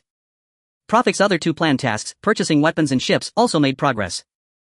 As a gang-like organization, the Black Star Guild has numerous weapons, and Morana readily agreed to sell a significant number of weapons to Profik and his companions at relatively low prices. This included heavy artillery of 12, 18, and even 24 pounds. Of course, it also included other weapons. Buck and Star chose harpoons and handguns as their weapons, while Profik opted for a broadsword and a handgun. Uncle Fuentes did not intend to participate in the maritime conflicts and only chose a handgun as a weapon at Profik's strong suggestion, while Gao Shifu and Matafa, due to their abilities, primarily relied on their innate powers and did not choose melee weapons. The target for buying a ship has also been determined. Under Gao Shifa's advice, Prophet set his sights on a fast ship that was about to be built. This ship was of a moderate size and it had a complete range of functional areas. Most importantly, Gao Shifu believed that even with their current manpower they could manage to operate the ship well. After some haggling, Gao Shifu bought the ship for 60 million berries, which was 1/5 of the original price. As for the large ship they originally traveled on, the Black Star Guild assessed it and bought it back for 100 million berries. In the end, Prophet and his companions made a profit of 40 million berries. As the scheduled time for their meeting with the king drew closer, Morana and Keat occasionally gathered the core members of the Black Star Guild to arrange various related matters. Although Prophet and his group agreed to help protect Star Harbor, they were still outsiders to the Black Star Guild and did not participate in internal meetings. For most of these 2 days they wandered around the island. As the captain, Prophet generously did not limit the pocket money of the crew members on his ship, only requesting that they not buy too many things, at least not so much that the new ship they were preparing to buy couldn't accommodate it. Matafa Fuentes and Gao Shifu walked along the streets of Star Harbor. Shopping and enjoying food are innate instincts of every young girl, and this was no exception for Matafa even after consuming a devil fruit. Uncle Fuentes, Matafa said, tugging at Fuentes' arm, I heard that the barbecue restaurant over there has a unique specialty, let's go together. Will Shifu come too? Of course, Fuentes replied with a kind smile. The fortunate barbecue restaurant selected had a surge in business, but its sales did not primarily come from Matafa and Fuentes. Matafa was just a little girl, and even if she was allowed to eat freely she couldn't consume much. Uncle Fuentes ate more than Matafa and occasionally savored the food. Not bad, not bad, the meat is very tender and the grilling is just right. As he chewed on a skewer made from unknown meat, Fuentes praised sincerely, if I could get these seasonings I believe I could also make delicious barbecue. The true powerhouse of the meal was Gao Shifu. The zoan-type fruit not only granted him extraordinary strength but also an extraordinary appetite. In just a few minutes the skewers piled up in front of him like a small mountain, astonishing the chefs. Such an incredible appetite! One chef exclaimed. The head chef loudly commanded, there's no time for chit-chat, hurry up and grill the skewers. Just as the chefs and Gao Shifu were immersed in their battle, 2 figures, one large and one small, quietly sat in the barbecue restaurant. They were none other than Fuju F and Rob Lucci, who had arrived at Star Island that day. As fellow Zoan-type users, the two had impressive appetites as well, and considering that they were specially trained agents of the world government, their food intake might rival that of Gao Shifu with the mythical Zoan fruit. However, as agents they could not draw too much attention during their mission, so they intentionally controlled their food intake, opting for a strategy of eating little but often and changing locations frequently. Nevertheless, Fuju F's peculiar horns caught Matifa's attention. What a strange person, Matifa thought to herself. Fuju F brought her a sense of unease, and she anxiously said to Gao Shifu, let's go back first. What? Gao Shifu had his mouth stuffed with various foods, completely oblivious to Fuju F and Rob Lucci as he was devouring the skewers in front of him. He curiously asked, but the barbecue here is really delicious. Plus we can only help if we're full. Fuentes interjected, Gao, why don't we head back first? I've basically figured out the secret to this barbecue and I can cook it for you when we get back. Although he did not know why Matifa suddenly wanted to leave, Fuentes, having lived on Great Marsh Island with Matifa for a long time, was well aware that this kind of statement from Matifa must have a reason behind it, so he also chimed in. Gao Shifu, though confused, noticed the numbers were 2 against 1, so he had no choice but to follow Matifa and Fuentes in leaving. That night was the scheduled time for Matifa and Keat to meet the king in the royal city. Matifa and Keat explained briefly to Prophet and then set off. Prophet and Gao Shifu, Matifa, Star and Fuentes relocated to a clock tower opposite the Black Star Guild headquarters, where the view was much broader. Only Buck, who had mobility issues, remained at the Black Star Guild headquarters with a doctor. Although he was said to be helping guard Star Harbor, eating was still a necessity. While the sky outside was still bright, Fuentes immediately jumped in to grill barbecue for everyone. This barbecue is really delicious. Prophet praised Uncle Fuentes' grilling skills as he ate a seafood skewer, calling out for Uncle Fuentes to join them. Uncle, don't just grill, come eat with us. Fuentes sprinkled some freshly bought seasonings on the skewers and said, you guys eat first, I need to add some more ingredients. Gao Shifu was still the fastest eater among everyone. Judging by his speed, even the combined eating pace of the others couldn't match his. At that moment he was stuffing his mouth, not caring about his image, shoving various skewers into his mouth. You, my friend, are almost about to turn into a beast to eat barbecue. Prophet teased as he watched Gao Shifu devour his food. Looks like I need to reconsider our food reserves for the voyage. Gao Shifu seemed to find this quite reasonable, saying thanks for the reminder. As he prepared to transform, Prophet quickly grabbed Gao Shifu. Calm down, you eating too much barbecue is bad for your health. Uncle, your cooking skills are amazing. Star exclaimed sincerely, where did you learn this from? Fuentes placed a fragrant skewer in front of everyone, wiped the sweat from his forehead and said, I learned this method from a barbecue restaurant at noon. The owner really has some skills, but I still have a long way to go. Speaking of which, Matifa finished a skewer of grilled potatoes, wiped the grease from her mouth and recalled the scene from noon. I saw a strange person while eating barbecue. Strange person. Matifa's remark caught Prophet's attention. Ever since he discovered Robin's sudden departure, although he hadn't mentioned it, he had grown increasingly vigilant. He was not afraid of anything else, but he was particularly afraid that real dangers might be trailing behind. Matafa nodded heavily, gesturing with her hands to indicate a tall figure speaking crisply. It was a very tall guy wearing a strange mask and had a pair of upward curving horns. "What did you say?" Prophet exclaimed in shock, nearly jumping from his seat, causing the skewer in his hand to fall to the ground. From Matifa's description, he recalled a character that matched this person's image, Fuju F, one of the 6 powers of the Beast Pirates under the original work. "What's wrong?" Prophet asked, drawing the attention of the others. "The strange person encountered by Matafa is likely one of CP9's agents," Prophet briefly explained while signaling everyone to finish their meal. "They must have come to this island with ill intentions. I suspect they are mostly after Nico Robin." Prophet had previously explained Nico Robin's identity to his companions, so they understood the situation regarding her. Gao Shifu reluctantly put down the skewer he was eating and asked, "Are they very strong?" "Very strong. Most importantly, CP9 members are mostly bloodthirsty." Prophet said, somewhat frustrated that they had encountered CP9. "They are likely to raid the headquarters of the Black Star. We must be cautious." Everyone quickly finished preparing and rushed toward the Black Star headquarters, which was just a street away. Prophet considered leaving Uncle Fuentes and Saida, who were not skilled in combat, behind, but since CP9's exact movements were unclear, it would be unwise if they chose to seize the high ground. Prophet felt that only his Kenbunchaku Haki and his sister Matifa's Silk Web could effectively counter the speed-type techniques among the 6 styles. Thus acting together was the safest option. In just a few minutes they arrived at the entrance of the Black Star headquarters. "Great!" Gao Shifu, running at the front, exclaimed loudly, "The guards at the entrance are safe and sound." The 2 guards quickly came up to greet Prophet and his team. "Hurry!" As Prophet ushered everyone inside the Black Star headquarters building, he instructed the 2 guards to immediately relay orders to all outposts at the fastest speed, ensuring strict vigilance, and to abandon outdoor patrols and retreat indoors. Furthermore, closely monitor the situation on the streets, and once suspicious individuals are spotted, report immediately using the Den Den Mushi, but do not engage directly. Additionally, call your boss with the Den Den Mushi and inform her that the starport is under attack and to return immediately once it's safe. Understood. Since Morana had instructed all members of the Black Star to follow Prophet's command before leaving, the 2 guards readily accepted his orders. Morana had announced a curfew a day in advance, so ordinary residents of Starport would not be out after 7, and those wandering the streets were mostly outsiders, many of whom were pirates. The Black Star Patrol had no need to expose themselves to CP9's threats for these individuals. These ordinary patrol members stand no chance against CP9 on the wide streets. I hope retreating to the fortifications can minimize casualties. Prophet quickly calculated in his mind, CP9 is formidable in this situation, we must call back Keat and Morana to fight together. Like the ordinary patrol members, Prophet and his companions also chose to retreat. They found a gathering place in a room just outside Buck's ward. Taking advantage of the absence of CP9, Prophet seized the time to explain to his partners the commonly used techniques of CP9 in battle, the 6 styles. As agents of the world government, CP9 masters extraordinary martial arts known as the 6 styles. The 6 styles refer to 6 ultimate techniques: Shurgan, Tekken, Rankyaku, Shuriken, Jeppu, and Saru. Prophet explained these 6 techniques at the fastest pace. Meanwhile, not long after Prophet and the others left, Fuzzfa appeared at the top of the clock tower. He cautiously surveyed the surroundings, and after confirming there were no others inside the clock tower, Fuzzfa began examining the items left behind by Prophet's group. The embers still had warmth, indicating someone had been there recently. The skewers were left halfway through, seemingly abandoned in a hurry. The seasoned CP9 agent quickly made a judgment. Just now a group had been inside the clock tower eating barbecue, but for some unknown reason they had suddenly evacuated. Could they have retreated back to headquarters? Fuzzfa took out a bloodstained map of Starport from his pocket, confirming that opposite the clock tower was the headquarters of the Black Star. This map was loot he had obtained after defeating a small outpost of the Black Star, detailing the basic terrain of Starport and the simple defensive layout of the Black Star. The sudden retreat of the individuals in the clock tower could only mean one thing: our operation has been compromised. But on this island no one should recognize him or Rob Lucci. Fuzzfa was very confident that neither he nor Rob Lucci had taken any actions that could reveal their identities on the island.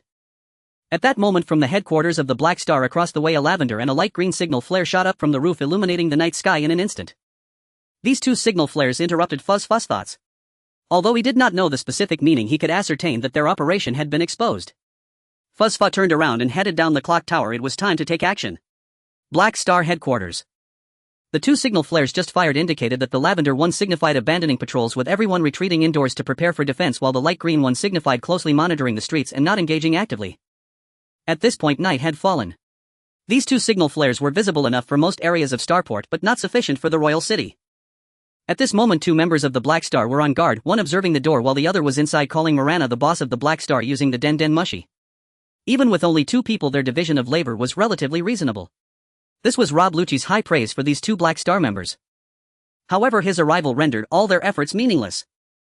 As top-tier agents Rob Lucci and Fuzfa had long learned from street gossip that Morana, the boss of the Black Star, and Keith, the vice boss, were going to the royal city tonight to negotiate with the king.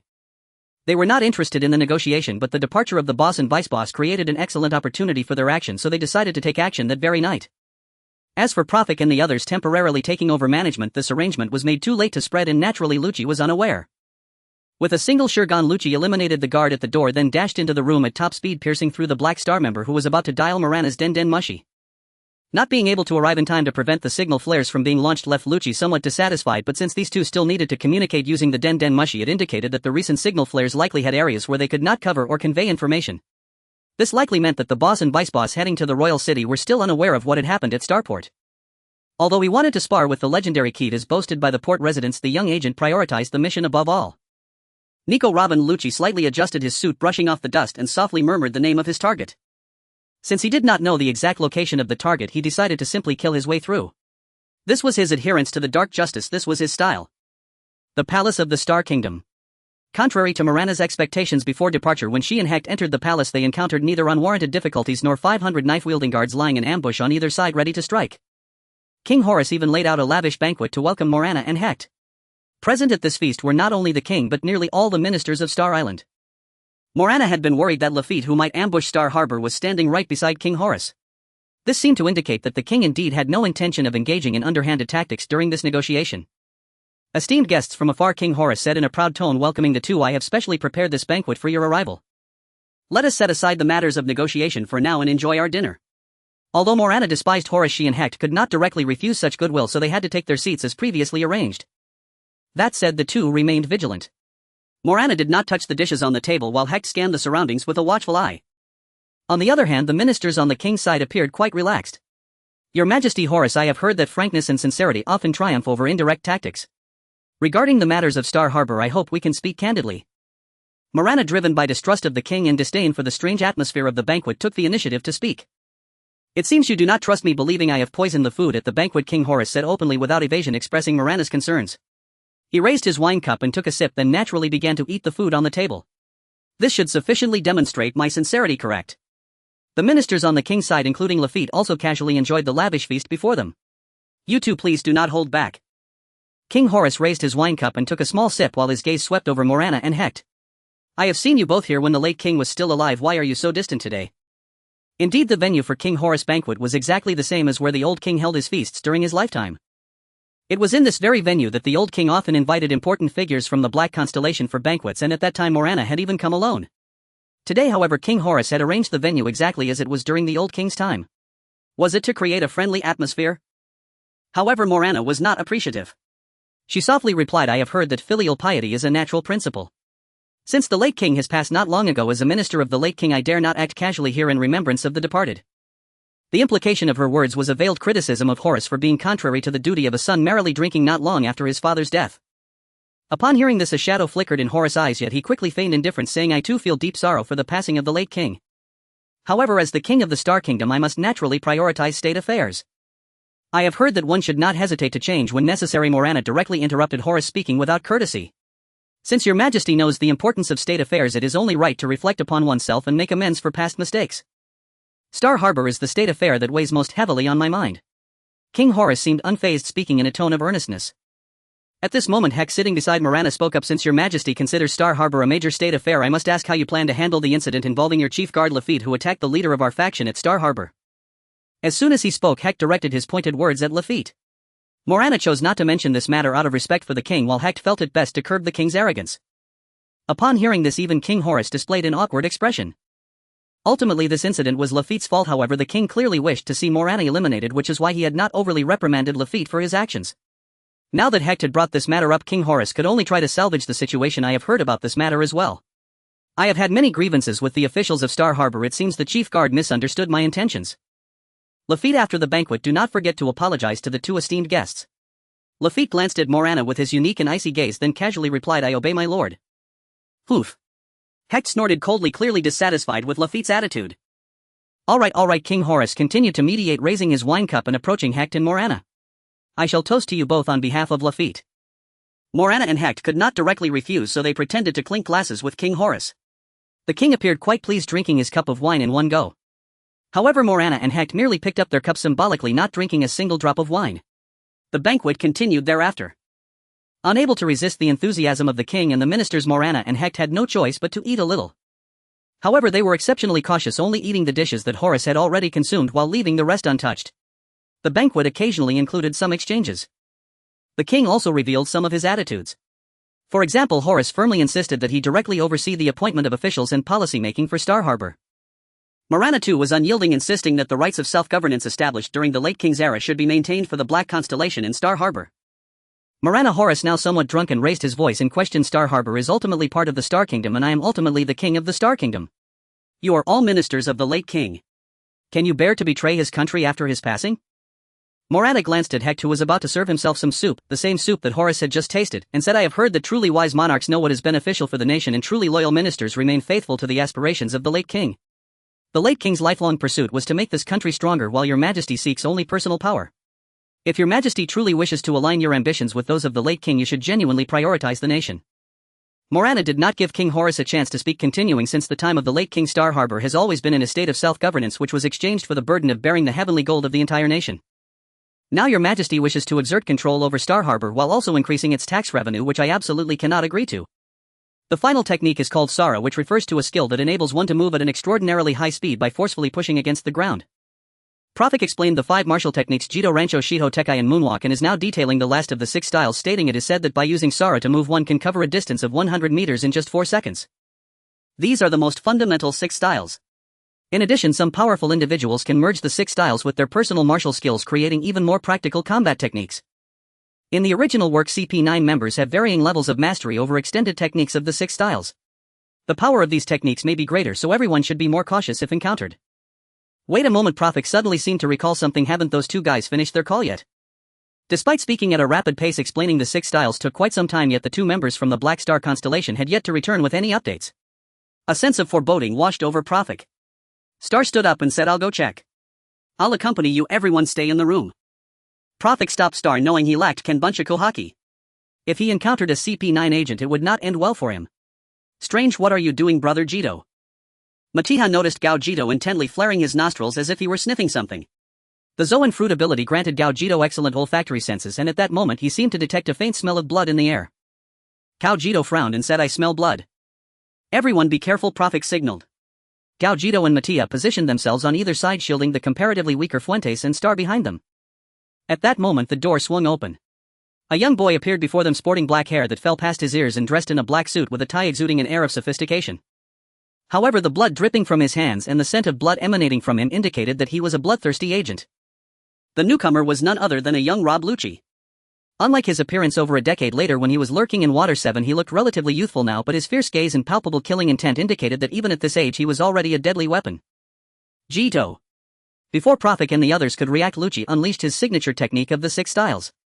Although Lucci's Jito was swift, it was still exposed under Prophet's Kenbuncha Kohaki. Pushing Fuentes aside, Prophet appeared fortunate as he effortlessly dodged the Jito. However, the Jito that missed Prophet deeply punctured the wall after grazing past him. After missing his attack, Lucci withdrew his finger from the wall and casually turned around, scanning the group in front of him. It seemed he was either murmuring to himself or asking something. They're not just ordinary lackeys. It's him. Brother, I've seen this guy at the barbecue place. Matiha finally recalled Lucci and pointed at him, shouting. Humph, Lucci snorted, recalling the trio he encountered at the barbecue place: the young girl, the ravenous young man, and the middle-aged uncle. So it's you 3. You're unfortunate to have crossed paths with me. Before he finished speaking, Lucci utilized sorrow and vanished from everyone's sight. Matiha, behind you. Prophet's Kenbuncha Kohaki once again detected Lucci's movement trajectory. Before his words could fully register, Lucci appeared in the air behind Matiha. He swung his right leg, executing a crescent-shaped wind blade in midair. The rancho passed through Matiha's body, crashing heavily into the ground and sending debris and dust flying. This strike was immensely powerful. However, Lucci did not witness the scene of blood splattering that he had expected. Matiha's body transformed into threads and swiftly healed after the rancho passed through unscathed. A devil fruit user. It seems I underestimated you all. Now firmly on the ground, Lucci recognized the unusual aspects about Matiha. Among this group was someone who could inexplicably keep up with his speed, along with a girl possessing strange abilities which even surprised Rob Lucci. Matiha, suddenly ambushed by Lucci, was naturally displeased. She waved her right hand, transforming her fingers into sharp threads that shot toward Lucci. Uncertain about the extent of Matiha's abilities, Lucci dared not take her attack hidden and swiftly dodged. Gunshots rang out as Prophet and Star opened fire. Of course there was a significant difference between their gunfire. Star's shots were merely random fire in Lucci's general direction while Prophet's shots were meticulously aimed at blocking Lucci's escape routes. Faced with the bullets, Lucci displayed extraordinary agility, evading all the bullets with an unusual speed and flexibility. It's Shiho. Prophet observed the young Lucci with a mix of envy and displeasure. Lucci's mastery of Shiho truly lived up to his reputation as a genius. If Prophet did not know it was one of the 6 styles, he might have thought he was facing an opponent who also wielded Kenbunchaku haki. Impressive knowledge, Lucci coldly remarked. He did not expect to encounter someone on this small island who could recognize the Navy's 6 styles. While Prophet fully activated his Kenbunchaku haki to lock onto Lucci, he also strategized Uncle Fuentes and Star retreat to the back room and take care of Buck. Galmatia, stay alert, this guy is not easy to deal with. Understood. Kaujito's response was brief yet firm. I got it, brother. Don't worry. Prophet, be careful. Uncle Fuentes clearly expressed some concern about the situation at hand. Prophet's strategic arrangement demonstrated his serious regard for Lucci. In a battle of this caliber, neither Star nor Uncle Fuentes could contribute effectively and would even require others to divert attention to care for them. Thus he simply instructed both to temporarily retreat to the back room. However, Lucci would not easily allow Prophet to achieve his goals. Want to let the weaker companions retreat first? I won't let you have your way. Immediately Lucci employed his signature 6 style, once more utilizing sorrow to enter a state of high-speed movement. Meanwhile, Prophet firmly gripped his gun, ready to fire at any moment to obstruct Lucci's pursuit. Flying finger gun. Lucci did not use close-range finger gun or the more conspicuous rancho. Instead, he opted for a more discreet special technique, the flying finger gun, which allowed for remote attacks. His previous attacks had all been accurately anticipated by Prophet.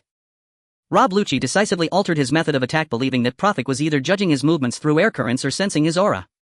The reliability of these 2 perceptual methods depends on the speed and size of the target's movements. Therefore, Lucci first attempted to confuse Prophet with rapid movements before launching a more concealed attack. However, these diversionary tactics were utterly ineffective against Prophet, who had mastered Kenbunchaku haki. Bang! Bang! Bang! Prophet fired consecutively with bullets striking the flying finger gun that Lucci had unleashed midair. The bullets lacked the power of the finger gun but were sufficient to alter its flight path or break it. Prophet cast a slightly disdainful glance at his gun, finding its power severely lacking. In the world of One Piece, where individual combat prowess is particularly pronounced, firearms have limited effectiveness. Such an old-style pistol is certainly adequate for dealing with ordinary people, but it proves utterly powerless against fast-moving or well-defended targets. Fortunately, the time bought by the pistol was enough for Star and Fuentes to safely retreat into the back room. From that perspective, the task could be considered accomplished. Prophet shifted his gaze from the pistol back to the Rob Lucci standing at the doorway. Their eyes met and he could see the unmasked killing intent in Lucci's gaze. Rob Lucci was seething with fury. At just 13 years old, he was not yet the calm, peerless warrior who would one day be hailed as the strongest agent in CP9's 800-year history on Enies Lobby, but merely a young operative not yet formally inducted into CP9. Though his prowess already surpassed that of most, his temperament remained unrefined. By now the mission to locate Robin had vanished from his mind entirely. All that occupied his thoughts was how best to kill Prophet. He had long held that slaughter was the most efficient solution to any problem. Not long before, a world government allied kingdom had been invaded by a pirate crew and 500 royal soldiers had been captured and held hostage. The pirates demanded concessions from the king, who in turn appealed to the world government for aid, prompting Lucci and Fusi Fru to be dispatched to resolve the crisis. Yet Lucci disregarded the official plan entirely. No negotiations, no rescue operation. Instead, he infiltrated the warehouse where the hostages were held and slaughtered all 500 captives. When the pirates arrived, they found only Lucci seated atop a mountain of corpses. Enraged, the pirates opened fire, striking Lucci 5 times in the back. Fortunately, his mastery of iron body rendered him unscathed. When other world government agents later entered the warehouse, they discovered that the pirates who had rushed there earlier now lay among the dead, just another layer in that grim silent pile. Yet in his relentless pursuit of the slaughter doctrine, Prophet emerged as his first true obstacle, a man who clearly possessed some uncanny means of tracking Lucci's movements. Lucci, however, did not waver, he only grew more exhilarated. In stark contrast, Prophet remained composed and dispassionate. He harbored no enthusiasm for this confrontation. Thus he attempted to reason with Lucci. Hey, you're a world government agent, aren't you? When Lucci remained silent, Prophet continued, I know you're after Nico Robin, but she isn't here. Why not withdraw now? Having no irreconcilable conflict with agents like Lucci, Prophet sought to persuade him to abandon the mission altogether. Lucci answered not with words, but with action. Rankyaku. A cerulean crescent tore across the entire chamber, unleashed with full force, his vow to cleave Prophet cleanly in two. Matafa stared dumbfounded. Brother, dodge. Yet Prophet barely stirred, merely tightening his grip on the katana at his waist. Prophet knew Gao Shifu would intervene to turn the tide, and what mattered now was seizing the opening created the moment Gao Shifu intercepted the Rankyaku. True to expectation, Gao Shifu stepped forward, placing himself before Prophet. Already transformed into his human beast form, his arms had become the massive sinewy forelimbs of a Nyan beast, catching the Rankyaku barehanded. Like Jozu deflecting Mihawk's blade during the summit war, he redirected the slash upward, toward the ceiling. The sheer power of Lucci's Rankyaku was undeniable. The ceiling shattered with a thunderous crash, sending debris clattering down in a chaotic rain. Advance! Prophet barked the command, simultaneously gesturing to Matafa. She understood instantly, shouting spider net while covertly transforming her right hand's 5 fingers into razor-thin filaments aimed to ensnare Lucci. Seizing the moment, Prophet drew his blade and lunged forward, feigning a desperate allure-nothing assault. Dust choked the air from the earlier Rankyaku, obscuring Lucci's vision. Hearing Matafa's voice, he instinctively sidestepped. That split second was all Prophet needed. He closed the distance in an instant. Sure gone. Lucci's fingers struck like lightning, aimed straight for Prophet's heart. Lucci knew Prophet could track his movements. He never expected the strike to land, only to force Prophet backward. But Prophet surprised him, twisting his torso just enough to evade the fatal point, yet still charging forward, embracing a brutal exchange of wounds. HRK. Lucci's Shurgan pierced Prophet's left shoulder, drawing a sharp clenched grimace. So you wish to fight to the death? Lucci's gaze remained utterly unmoved. Then, muscles coiling like tempered steel, he braced himself, not to dodge but to endure. Iron Body. Iron Body, the sole technique among the 6 powers explicitly designed for direct defense against incoming attacks. In the original One Piece canon, many characters, despite having ample opportunity to evade, opted instead to meet blows heaped with Iron Body, only to suffer grievous, often humiliating defeats. Thus Iron Body had acquired something of a narrative trope, a jinx almost, as if its use inevitably heralded calamity. Reality, however, told a different story. Humans by nature are high offense, low defense creatures. Within the One Piece world, bizarre, unpredictable attacks abound, while defensive techniques remain comparatively scarce. Setting aside extraordinary devil fruit abilities, the principal forms of defense are armament haki and Iron Body. And across the 4 seas and the first half of the Grand Line, armament haki remains exceedingly rare, making Iron Body an exceptionally pragmatic, high-efficiency choice. Yet this time Lucci miscalculated. Prophet's blade never fell, instead he rolled sideways in a fluid evasion, slipping past Lucci in a blur. Prophet knew full well a mere sword posed no threat to Lucci. His reckless charge, accepting injury, had one singular objective: to provoke Lucci into activating Iron Body. More precisely, to exploit the profound mobility restriction inherent in Iron Body. And the moment Prophet slipped clear, who surged forward behind him was none other than Gao Shifu. Fully transformed into the Nyan beast, Gao Shifu swung his colossal right forelimb in a wide, devastating arc, crushing Lucci's face with bone-shattering force. Damn it! Lucci realized too late that he'd been outmaneuvered. He had no time for regret. Iron Body hardened the body and amplified resilience, but conferred no added mass and critically sacrificed speed. Thus immobilized by Iron Body, Lucci could neither evade Gao Shifu's blow nor absorb it in place. He flew backward like a cannonball, hurtling through the doorway he'd earlier blasted open, slamming headlong into the corridor wall. Blood erupted from Lucci's mouth. With a single strike, Gao Shifu had gravely wounded him. A devil fruit. Lucci spat a torrent of crimson, yet his eyes burned with unwavering resolve. That single blow ignited a new conviction within him: I must obtain a devil fruit. Though grievously injured, Lucci refused to retreat. A devil fruit. So what? As a world government operative, he bore his own code and his pride. These 3 were merely ordinary humans who'd stumbled upon fortune. He would not be defeated by them. Lucci activated Sara once more, propelling himself along the wall, seeking the perfect opening to counterattack. Get down! Matafa yanked her right arm downward with all her might. Lucci staggered midair. Unbeknownst to him, during the earlier chaos, 2 of Matafa's right-hand fingers had silently extended into gossamer threads, now tightly coiled around his ankles. Sara relied utterly on explosive leg propulsion, and Matafa's downward pull shattered his balance. Damn it! Murderous intent flared in Lucci's eyes. He'd been so fixated on Prophet and Gao Shifu that he'd overlooked Matafa's subtle activation. Lucci strained, attempting to snap the filaments binding his legs. Matafa lacked the strength to hold him. He nearly broke free until Prophet seized her wrist and lent his full weight to the pull. Instantly, Lucci was at a crushing disadvantage. His Sara faltered, his footing failed, and he crashed violently into the wall. Before he could recover, Gao Shifu lunged. Iron Body. The Nyan beast's fanged maw clamped onto Lucci's skull while his thick, powerful forelimbs hammered into Lucci's chest, splattering blood across the walls. Enough. Shifu. Prophet assessed Lucci's condition, broken, bleeding, but still defiant. Release him. Gao Shifu reverted to human form and let go. Lucci collapsed to the floor, drenched in blood. All present exhaled a collective shuddering sigh of relief.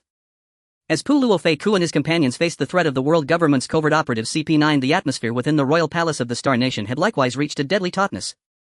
What had once been a warm banquet had turned into a gathering fraught with tension. Most of the ministers who had once sat beside the king had already departed. Chief Guard Lafayette drew forth his long stave and stood behind the monarch. The tip of the staff bore faint traces of broth. Lafayette fixed a cold penetrating gaze on Molana. On the table between the king and Molana, plates and cups lay in disarray. Several goblets had been smashed to fragments and a bowl of hot soup had splattered against the wall not far behind the king. The dish that had held the hot soup lay shattered on the floor. Molana remained in her original seat, still shrouded head to toe in a somber black cloak. The stains of the soup on the table made it plain that the liquid had been hurled from her place. Haite, who had been seated beside her, slumped weakly in his chair. King Yelusi meanwhile retained his seat with a triumphant smile as he produced a document and a pen. "I will never sign any agreement that surrenders Starport's autonomy," Molana declared. She shook her head.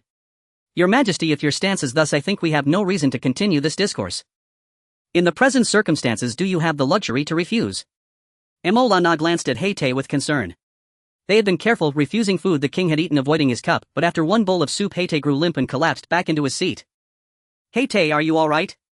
Molana asked, anxiety threading her voice. Haite looked pallid and feeble. He forced out, "I'm fine, just a little weak." After swallowing that mouthful of soup he had felt his body betray him, unable even to call upon the power of his devil fruit. Of course he did not disclose the full truth before King Yelusi. Molana, incandescent with fury, demanded, "Yelusi, what did you put in that soup?" Yelusi laughed aloud with unrestrained triumph. "Ha ha ha," he crowed, openly gloating over his scheme. "It seems you do not know about Yelusi." He explained that any devil fruit user who touched that substance would be rendered powerless and unable to activate their ability. He continued with condescension, "You two were careful, but alas, you still fell into my trap. Now no one can protect you. Sign this paper or I will show no mercy." Molana snorted. She rose, took the parchment from Yelusi, and instead of signing it she tore it to pieces. As she tore the document she urged Haite, "Spit it out, since it is a contact poison. If you expel it you will be fine." Haite, aghast to see Molana shred the king's document, cried out in alarm, "Boo boss." He had already drunk soup laced with Yelusi and could not use his power. If the king chose that moment to strike he had no means to retaliate. Enraging the king at such a juncture was hardly prudent. Yet Molana, seemingly oblivious to the peril, continued defiantly, "You will never bend the black constellation with such tactics." Yelusi, furious and astonished, barked for Lafayette. "Seize her." "Yes." Lafayette answered at once. "Finally dealt with that one, ma DFA," said breathless, staring at Lucci sprawled on the ground, her voice trembling with residual fear. He was a handful. "Stay alert, another could appear at any moment," Pu Luofei commanded. "Gao Shifu, bring him along and be sure he does not awaken." Pu Luofei knew that Lucci was barely 13 and still quite raw. If such a youth had proven so troublesome, a fuller-grown Fu Zifu would be infinitely more dangerous. Though they had bested Lucci, vigilance remained essential. Gao Shifu hoisted the unconscious boy upon his shoulder and asked, "Captain, what do we do now?" "Wait in this room for a while," Pu Luofei said, scanning their surroundings with observation. "Haki can bunchaku haki. As long as we keep watch here, hold on." Pu Luofei's face drained of color. Through his observation haki he sensed something wrong in the adjacent chambers. The doctor's presence could no longer be detected. The auras of CD and Fu Ntc had grown faint. Worst of all, he perceived a potent, menacing presence within one of the rooms. Ma DFA asked, "What is it?" "Something's wrong in that room," Pu Luofei collowed. "Get ready, we'll go in and see." When they opened the door the sight within seized them all. The room was a ruin. Two physicians lay collapsed on the floor, their white coats were soaked through with blood, the fabric now crimson. Cetus slumped against the wall, his body likewise drenched in blood and bearing several puncture wounds. Fu Ntc stood pale and trembling, his right leg bore a deep wound that revealed bone. At the room's center towered a tall figure, Fu Zifu, who had seized Baka, the man who had been resting there. Before a world government operative towering over 3 meters, the broad-shouldered Baka looked like a child, utterly helpless and unable to resist. The window had been smashed from the outside and shattered glass littered the floor and the frame had fallen away. Pu Luofei suspected Fu Zifu had used Jeppo moonwalk to alight upon the sill, break the pane and enter.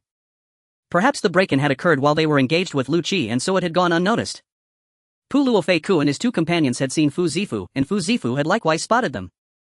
The intruder was indeed the window entry. Pu Luofei had imagined he had come in while the fighting between Lu Qi and Pu Luofei's party was at its height.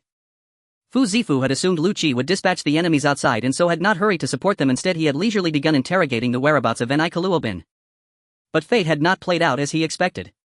It was not Luo Buluchi who had cleared the way and entered, but Pu Luofei and his two allies. "You lot." Fu Zifu tossed Baku aside casually, his gaze settling on Lu Qi hoisted by Gao Shifu. "This is unexpected." He added with the cool detachment of a man accustomed to dominance, "Still, your good fortune ends here. Beating Lu Qi is no small feat, credit where it's due. But Lu Qi is merely an ordinary operative. I am a fully accredited member of CP8, no of CP, and that makes all the difference." Pu Luofei could not deny there was truth in Fu Zifu's words. In raw talent Fu Zifu did not match Luo Buluchi, but Luo Buluchi was still young. Fu Zifu was older and far more seasoned. Although Pu Luo Fei Ke with Gao Shifu and Ma Diafei had overcome Luchi, a confrontation with Fu Zifu now would very likely prove beyond them. Thus Pu Luo Fei Ke resolved to parley. Braving Fu Zifu's barbed words and sharp stare, he stepped forward and said, "Wait, let us talk." "Seize her." With Horace' command, Lafitte responded, obediently flipping the table in front of him and lunging towards Morana with his staff. Seeing Lafitte's staff thrusting out, having clashed with him several times and knowing the opponent's strength, the powerless Heck shouted, "Master, be careful." However, Morana swiftly dodged Lafitte's staff and grabbed it with her other hand. Lafitte instinctively tried to pull back the staff, but to his surprise it seemed as if it had been welded to Morana's hand, remaining utterly unmoved despite his utmost effort. Although there were rumors that the former leader of the Black Star Society had once obtained an exceedingly rare devil fruit, Morana had shown no sign of any fruit abilities or combat power over the years. All intelligence gathered in recent years indicated that Morana, the leader of the Black Star Society, was merely an ordinary little girl with no combat capabilities. Thus, when plotting against the Black Star Society, both the king and Morana primarily considered the deputy leader Hecht, completely disregarding Morana as a competent combat force. Now the truth proved that Horace had underestimated her. "You!" Lafitte exclaimed in shock. Morana coldly smiled and pulled the staff back towards herself.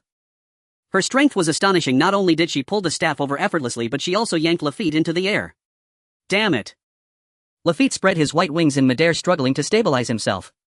Horace seemed to have seen something terrifying. He appeared to want to say something but became stammering with fear. Monstrous. Ignoring the terrified Horace, Morana threw the staff she had seized from Lafitte, targeting Lafitte, who had just steadied himself in the air. Lafitte flapped his wings attempting to dodge, but although he barely avoided a fatal blow, the staff pierced through his wing. "Damn it!" Blood stained his white wings, and despite Lafitte's efforts to flap his other wing, he still fell to the ground. Morana slowly approached Lafitte, her usually crisp voice now sounding somewhat low and grave. 30 years in the east, 30 years in the west. Horace, do you still want to capture me now?" Damn it. Horace never expected Morana to suddenly become so formidable, but he felt extremely fortunate that he had made ample preparations in advance. "You don't get too cocky, block, sir. Please take action." With Horace' shout, a man clad in a red cloak with an open chest, a long sword at his waist, and a decorative headpiece resembling a sunflower slowly emerged from behind Horace. This person was none other than Diamante, one of the highest-ranking officials of the Don Quixote family, codenamed Block. Morana took a slight step back, watching Diamante with caution. Although she couldn't use observation haki, she vaguely sensed the threat emanating from him. "You are in quite a predicament, Horace." Diamante seemed unconcerned about Morana walking up to Horace. "The reward promised to the young master cannot be a dime less." "I understand." Horace, initially hesitant about the high bounty, now had no choice but to rely on Diamante to defeat Morana. "As long as you can deal with her, I promise to double your reward." Diamante turned to Morana and said, "Poor little girl, blame it on your bad luck for crossing paths with me. Surrender and I can grant you a swift end." Morana released her foot from Lafitte, who was now drenched in blood. Morana's figure remained hidden beneath her black robe, her voice hoarse yet unyielding. "I've heard that good dogs don't block the way. You strange fellow, you'd better step aside or I'll take care of you too." In this state, Morana appeared somewhat irritable, exuding a murderous aura, and her words became more impolite. "Ha ha ha." At this moment Horace laughed triumphantly. "Morana, you truly know nothing. You, the monster that should have died 15 years ago, living until today. Is it luck or misfortune?" "Less talking." Morana swung a crimson limb directly at Horace. Clang. The extended limb was intercepted by Diamante's sword, producing a metallic clash. So it is indeed a Zoan type ability. The seasoned high-ranking official made a judgment. "Damn it." Morana immediately retracted her limb. In that fleeting moment she clearly saw Diamante's sword intercepting her attack at an extremely bizarre angle. "You are also an ability user." Seeing Diamante block Morana's attack while he had been somewhat tense during her assault, Horace felt even more elated, laughing. "Block, sir, you truly deserve to be Joker's subordinate. Let this little monster who doesn't know the height of the sky experience the pain his father felt back then." Morana's heart surged with an ominous premonition. The accident involving her father 5 years ago was an indelible thorn in her heart, and the annoying king before her clearly knew something. Meanwhile, Horace, amidst his laughter, began recounting the story he had learned from back then. 15 years ago in the South Sea, aboard a merchant ship belonging to the Star Kingdom, the former leader of the Black Star Society, known as Black Python Vladimir Bodin, stood at the bow, while the former king of the Star Kingdom, Fafre, and the Prince Horace, who was still a child at that time, were also on board. The two had serious expressions, staring at the approaching pirate ship. "Your Majesty, please temporarily take the prince inside the cabin," Bodin said fearlessly to Fafre. "I will deal with them." As soon as he finished speaking, Bodin leaped up and from a distance of more than 10 meters landed on the pirate ship opposite. Then Bodin transformed into a massive black python, scattering the pirates in chaos. Truly worthy of Mr. Bodin. Incredible. The notorious pirate with a bounty of 15 million has no chance to retaliate before him. Cheers erupted from the Star Kingdom's ship, and soon the pirate ship fell silent. Bodin returned to the Star Kingdom's ship with a relaxed expression. "You've worked hard." King Fafre greeted Bodin. "Without you I truly wouldn't know what to do." Please don't say that. Bowden bowed to King Fafhrey. It is my duty to protect your majesty and the prince. My contributions are insignificant. Moreover, even without me the kingdom's soldiers would protect your majesty from danger. No wonder Mr. Bowden, Fafhrey said with great joy, patting Horace on the head. Kid, learn well from your uncle Bowden and grow up to be a hero who defends the nation. Report to your majesty. At that moment a soldier from the Star Kingdom who had gone to the pirate ship to clean up the battlefield and count the spoils hurriedly ran to report, we found a child on the pirate ship. It's a baby locked in a cage. Fafhrey, puzzled and somewhat displeased, said, I remember that the Star Kingdom has clear regulations regarding orphans. Why did you not follow them? Well, the soldier hesitated for a moment and then said, it's a monster. Should we take a look? Bowden suggested. Sure. Ha ha ha. After seeing the child, Bowden let out a hearty laugh. What a lovely little creature. In that case, let her be my child, Bowden. Saying this, he directly picked the child up from the cage. This. Don't worry, Bowden said to the hesitant soldier, there are no monsters in this world, and even if she truly is a monster, I believe in the power of love. Besides, I am often called a monster myself, so it's just perfect for a big monster to adopt a little monster, isn't it? 10 years ago in the Kingdom of Stars at the Royal Palace. The old King Fafhrey sat across from Vladimir Bowden as if they were old friends chatting about trivial matters. Since Bowden adopted Morana, their conversations always involved this somewhat special adopted daughter. Fafhrey inquired about Bowden's daughter with great concern. I heard that Morana fell ill again a couple of days ago. After adopting Morana 5 years ago, Bowden had treated her as his own. However, Morana was indeed different from ordinary people. To say that she was merely different is somewhat conservative in describing her disparities from normal humans. After all, in the impression of the citizens of the Kingdom of Stars, normal humans do not have pointed ears, do not grow tails, and certainly do not have membranes connecting their bodies under their arms. As for her sharp teeth, crimson eyes, and the excessive amount of hair compared to ordinary people, these could only be regarded as minor differences compared to the more obvious ones. Despite this, Morana was gentle and lovely, and she was actually wiser than other children her age. Hence, Bowden was not overly worried about her condition. Even during the several bouts of serious illness she experienced in the years since her adoption, Bowden felt it was merely due to her young age and frail body. But this time the situation was different from all previous instances. Bowden did not conceal anything from his old friend, stating, indeed, something happened to Nana the night before last.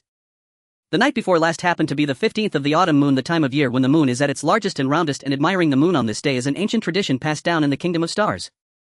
Bowden, who had been busy with the construction of Star Harbor, took some time to accompany his adopted daughter to watch the moon from the rooftop of their headquarters. Daddy, the 5-year-old Morana, who had yet to wear a mask, leaned against her adoptive father's embrace and said with a hint of sadness, why does everyone treat me like a monster? At this moment the young girl was distressed over being ostracized by her peers. Ha ha. Bowden laughed heartily, unfazed. It's all right, they call your father a monster too. But. Morana's voice trembled with tears, but I am different from Daddy and everyone else. I. What troubles you? Is it your ears? Your tail? The membrane? Or something else? Bowden comforted her. You need not feel troubled by your appearance, no matter how different people may look. True friendship can be obtained through love. Under Bowden's soothing words, Morana gradually calmed down. However, her calmness lasted only a short while. When Morana saw the full moon, she almost went mad. The originally calm girl became frenzied and highly aggressive, and the once fragile girl now displayed immense strength. Even Bowden could only barely subdue Morana after transforming into a black python. What do you plan to do? After hearing Bowden's description, Fafhrey felt that Morana's situation was quite troublesome. I thought she was just a bit different from ordinary people, Bowden remarked, not concerned about Morana's appearance but rather worried about her sudden outburst. But now I will no longer ignore this. Your Majesty, I will do everything in my power to cure my daughter's illness. Fafhrey replied seriously, but I heard from the royal physician that they are utterly powerless. Fafhrey said solemnly, clearly having heard about Morana's condition, I will not hide anything from you. To be honest, their advice to me was to give up on this child. I deeply regret this, but I truly cannot do anything. It's alright, you need not blame yourself. Even if the doctors in the country cannot help, there are many famous doctors across the sea. Surely there will be a way to cure Nana's illness. Moreover, Your Majesty, you also know that the powers of the devil fruits are ever changing. I believe there must be a devil fruit that can heal her illness. Bowden stated firmly, as long as there is hope, as a father I will never give up. Fafhrey then said, in that case I have something to give you. Fafhrey said as he took out a small box from a drawer of the table, opening it to reveal a devil fruit. This. Even Bowden, who had eaten a devil fruit before, was startled by this one. Having eaten a devil fruit, Bowden knew very well the value of such a fruit. Over the years he had been diligently cultivating the fruit industry to collect devil fruits, yet even so he had only found one devil fruit. This fruit was none other than the paramecio-type hat fruit consumed by his deputy Height. As the name suggests, the ability of the hat fruit is to control hats. Seeing Bowden's surprised expression, Fafhrey appeared quite pleased, saying, I found this during my journey to Mariewa for the World Conference. It is said to be a zoan-type devil fruit. This can be a gift for that child. Your Majesty. Bodin stood up and bowed deeply. I thank your Majesty for your kindness, but the devil fruit is too precious. Moreover, as a king, if you were to consume a devil fruit, wouldn't that make you even more formidable? Sit down, Fafr, I said calmly. I am old and do not know how much longer I have to live. This fruit should naturally be given to the young. Furthermore, I have heard that zoan-type devil fruits can greatly enhance physical abilities and control over one's body. This is just right for Morana. Moreover, it is still uncertain when a method to treat her will be found. Consuming a devil fruit first can help stabilize her condition. Thank you very much, your Majesty. Bodin no longer hesitated, knowing that Fafrai's words were very reasonable. He was deeply moved, kneeling on the ground and accepting the precious devil fruit. I believe your target should be Nico Robin, Prophet said calmly, facing the towering Fuzz Fr. I have a handwritten letter from Nico Robin that can fully prove she left Star Island 2 days ago. No matter how you search this island, you will not find Robin. Prophet said this while carefully tossing the letter Robin wrote to Morana next to Fuzz Fr. This was mainly to prevent a sneak attack from Fuzz Fr. Fuzz Fr also cautiously picked up the paper that Prophet had thrown. After a brief pause, Prophet continued, I believe you now trust what I said. Continuing to carry out your mission on Star Island is just a waste of effort. I do not know for whom you are working, but I suggest you return home. Fuzz Fr seemed somewhat surprised, scanning Prophet and the others with a sharp gaze filled with murderous intent, asking ominously, wouldn't it be better to kill all of you? As soon as the words left his mouth, Gaucher, Fumatafa and Buck, the 3 remaining combatants, were all ready to fight at any moment. I fear you may not be able to do that, Prophet retorted without backing down. I know you are strong, but we are not weak either. That guy named Rob Lucci is in league with you, right? Since we were able to defeat him, we can surely defeat you too. You injured my comrade and I took down your ally. We are even now. Furthermore, completing the mission is paramount. Now that the mission cannot be completed, even if you kill us it would be fruitless, and if we defeat you it would be you at fault. Prophet continued to persuade, I believe you are a smart person and want to engage in such an unprofitable deal. Please think it over. After a long while, Fuzz Fr nodded unexpectedly and said, all right. 5.5 years ago in the palace of the Star Kingdom, Prince Horus walked through the palace feeling gloomy. Lafitte appeared silently by his side. Your Highness, you seem quite unhappy. Yes, Horus said indignantly, it's all that guy Bodin's fault. How dare he interfere in royal affairs? I think he will rebel sooner or later. Earlier that morning, the overbearing Horus had galloped through Star Harbor, injuring 2 civilians. Just as he was about to flee the scene, he was caught red-handed by Bodin. This manager of Star Harbor would not let Horus off easily. He directly reported Horus' misdeeds to Favre. The result was obvious. Horus received a stern reprimand from his father, naturally harboring resentment towards Bodin. I must make him pay. Horus said somewhat defiantly, yet with a hint of seriousness. Initially he felt powerless against Bodin, but Lafitte's next words sparked his interest. Lafitte said, Your Highness, since you harbor such hatred towards Bodin, I have a plan that can help you get rid of him. What? Horus was taken aback but hesitated, but Lafitte seductively continued, Your Highness, you are destined to become the leader of this nation. A guy like Bodin will eventually become a stumbling block for you. And I can be your support in removing them. Tell me more. I heard that Bodin has been searching for skilled doctors and healing devil fruits. Lafitte said, since that is the case, why don't we use his own tactics against him? What use is that? Horus questioned Lafitte's plan. Bodin is the strongest on our island. Lafitte revealed a sinister smile. Your Highness, we can enlist outside help. I heard that the underground world Joker is rising rapidly. We can ask for his assistance. We just need to do this and that. The more Lafitte spoke, the more excited he became and the more intrigued Horus became. Finally, the two reached a consensus. Not long after, news of the surgical fruit appeared on an island in the South Sea, spreading swiftly across Star Island. Naturally, this news also reached Bodin's ears. Although Bodin sensed something was off, he did not want to miss this rare opportunity and decided to set sail for the island mentioned in the rumors. Bodin, are you really planning to go out to sea? Favre, having heard of Bodin's intentions to search for the devil fruit, was somewhat concerned and called Bodin to the palace. This incident is filled with the scent of conspiracy. Bodin nodded. He shared a similar feeling with Favre, but he did not plan to abandon this opportunity. Indeed, but I once said that as long as there is a glimmer of hope, I will not give up. I still hold on to my perspective. It's too dangerous for you to go alone, Favre said. I will send a warship with you to provide support. Bodin shook his head and replied, if this matter is truly a conspiracy against me, then they are of no use at all. If I can resolve it myself, I don't need their help. If I cannot solve the problem on my own, sending someone will be futile. You traveled overseas in your youth. If you provoke some major power and it turns against you, how can I sit idly by? But Bodin had his own thoughts. If that is truly the case, then their target is only me. I cannot implicate His Majesty and the entire nation for my own sake. Seeing Bodin's determination, Favre did not persuade him further but only reminded him, take care, this country needs you. No matter what happens, Your Majesty must remain calm, this country needs you even more. As Bodin spoke, he took out a letter. Your Majesty, please do not tell anyone about my whereabouts. If I do not return, please open this letter and take care of Morana. With that, Bodin left the palace without giving Favre a chance to respond. All of this was overheard by Horus, who was hiding in the palace. After leaving the palace, Bowden returned to the headquarters of the Black Star and then boarded a merchant ship leaving Star Harbor. After that, no one in the Star Kingdom knew Bowden's whereabouts. It was not until 6 months later, when the Navy's 160th Fleet discovered Bowden's body, that his death was ultimately confirmed. Of course, no one knew Bowden's whereabouts. This was merely the public narrative. At least Horace and Lafitte were well aware of Bowden's fate. After setting sail, Bowden encountered the rising star Doflamingo on his way to the island where the surgical fruit was said to appear. This was all part of Horace's plan. A fierce battle ensued between the two. Initially, Doflamingo could do nothing against Bowden, but Doflamingo's talent was no joke. During the battle, his understanding of the string fruit rapidly improved, and he even temporarily developed the technique birdcage. Ultimately, the passenger ship Bowden was on was completely destroyed by Doflamingo, and Bowden fell into the sea, drowning. Doflamingo, however, used the sky path to cling to the clouds above and escape. Of course, the reason Horace could enlist Doflamingo's help came at a considerable cost. This included but was not limited to facilitating trade between factions close to Horace in the Star Kingdom and Joker's subordinates in the underground world, generous cash rewards, and allowing Joker and his subordinates to establish a base in the Star Kingdom when the time is right. Back to the present, the memories of Horace, Lafitte, Diamante, and Morana pieced together important clues about the past of the Star Kingdom. So that's how it is. Hyde, who had swallowed a sea prism stone, suddenly realized the mystery of Bowden's death finally unraveled, yet he felt powerless. Horace, you were such a scoundrel. Ha ha ha. Horace laughed recklessly. 5 years ago my father died at the hands of Joker, and now my daughter is about to die at the hands of a high-ranking officer under Joker. What a fate. Morana trembled with rage. I will kill you too. For my father's revenge. Before her words fell, Morana's 10 fingers transformed into 10 writhing tentacles, and she launched herself at Horace, wishing to tear him apart. However, Diamante stood in her way.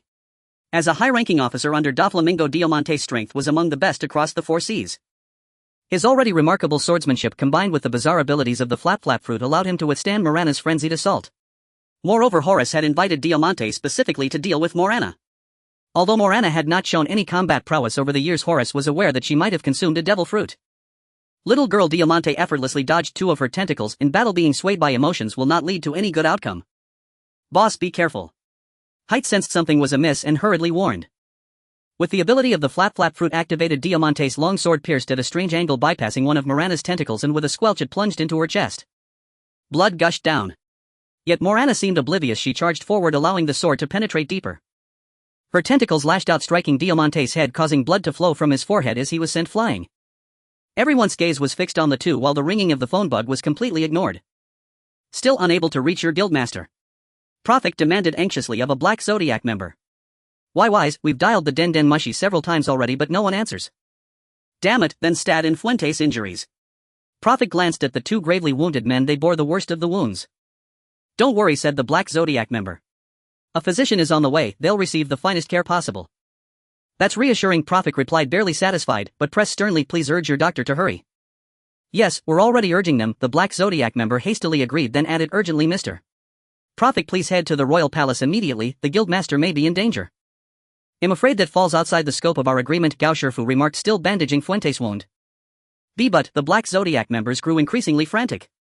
No answer from repeated Den Mushy calls could only mean something grave had occurred at the palace. Both the Guildmaster and Deputy Guildmaster had already gone to the palace. Among the remaining Black Zodiac members, none possessed true combat prowess, nor could any be said to possess it at all.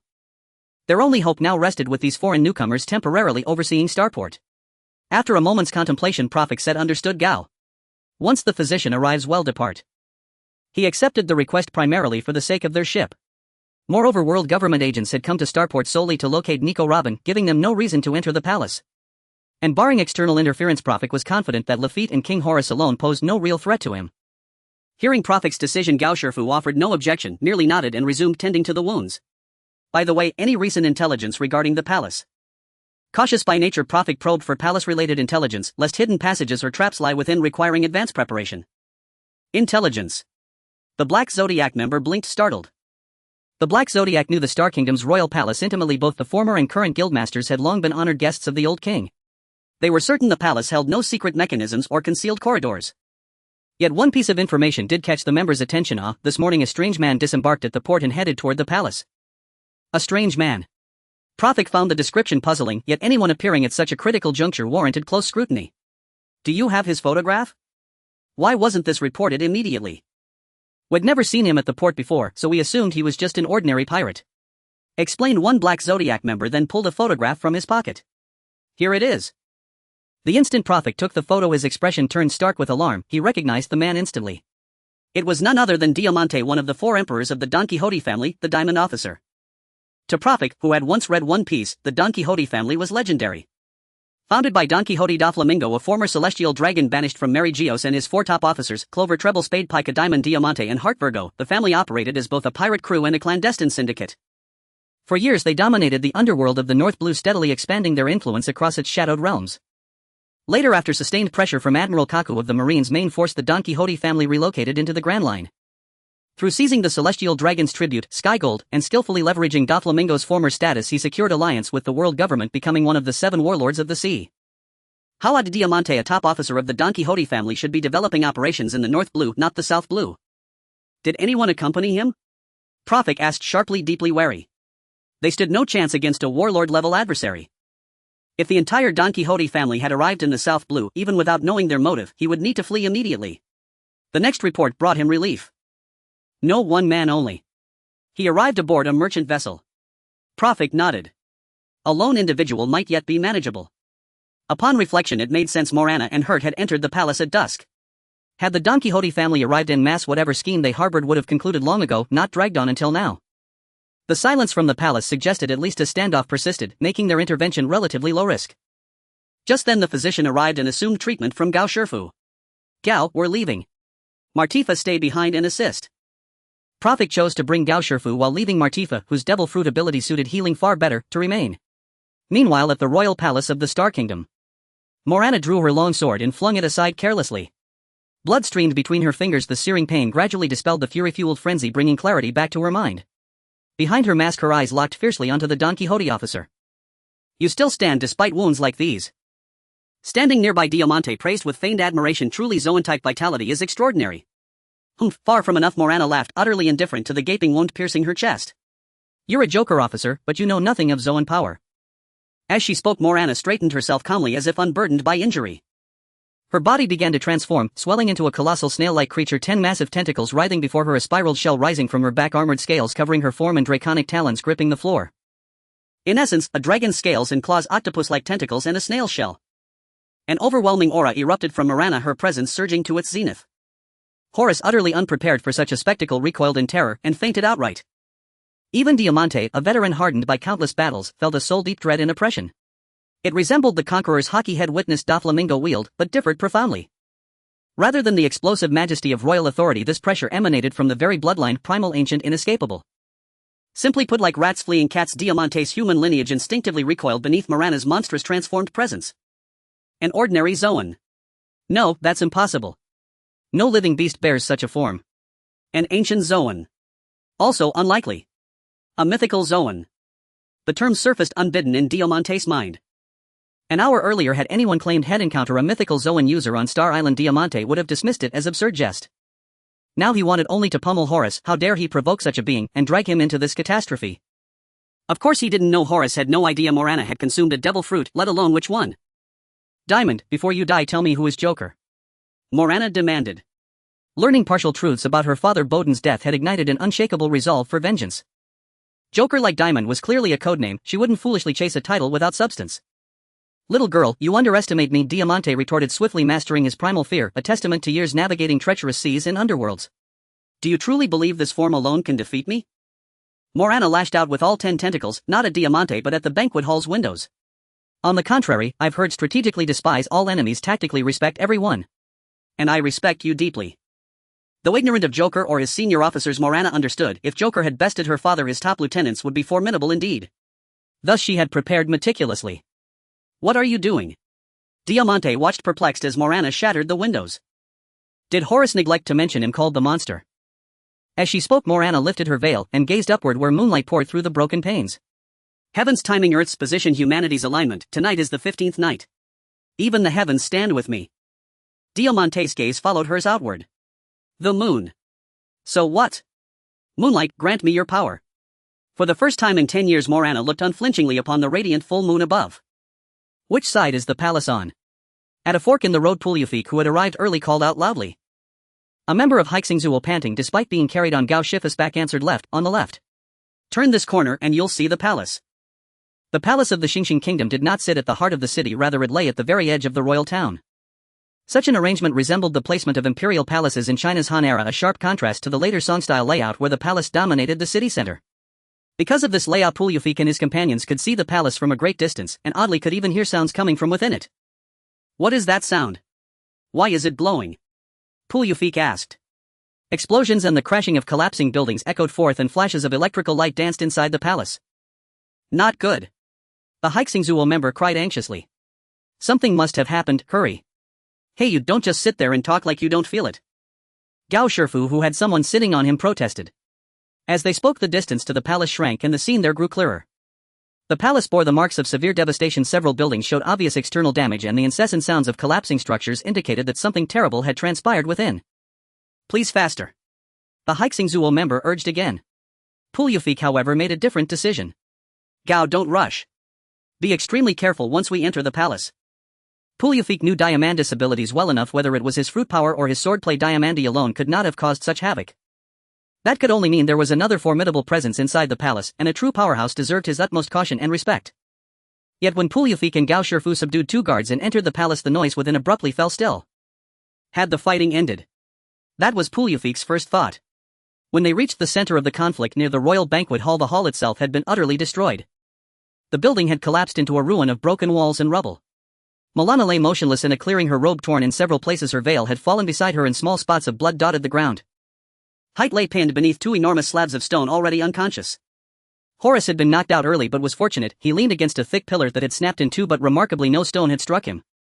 Not far from Milana, Pu Yufik saw Diamandi reduced to a pitiful, inhuman state.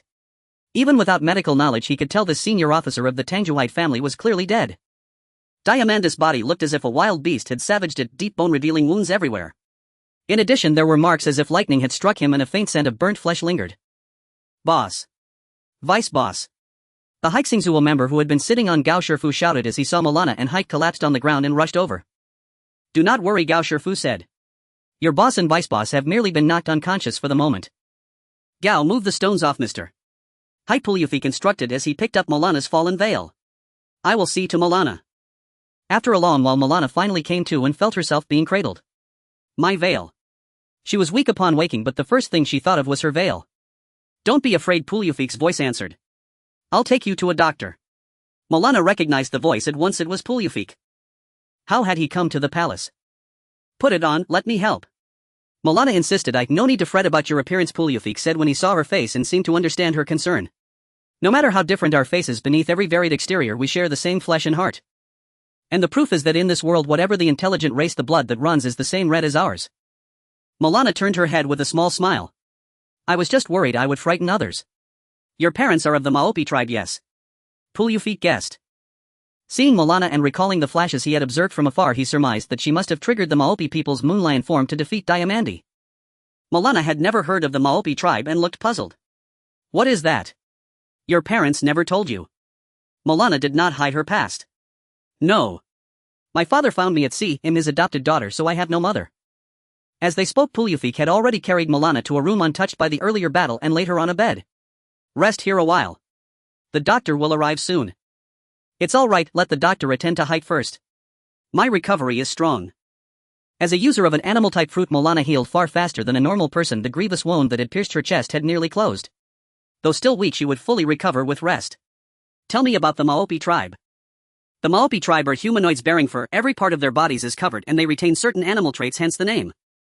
Pu Yufik recalled what he'd read in the manga about the Maopi. They are a relatively rare people said to dwell mainly on Zou in the Xin world. The South Sea is 10,000 miles from Zou, so it was understandable the locals here might not know of the Maopi. You resemble the Maopi a great deal, perhaps you are a Maopi-human hybrid.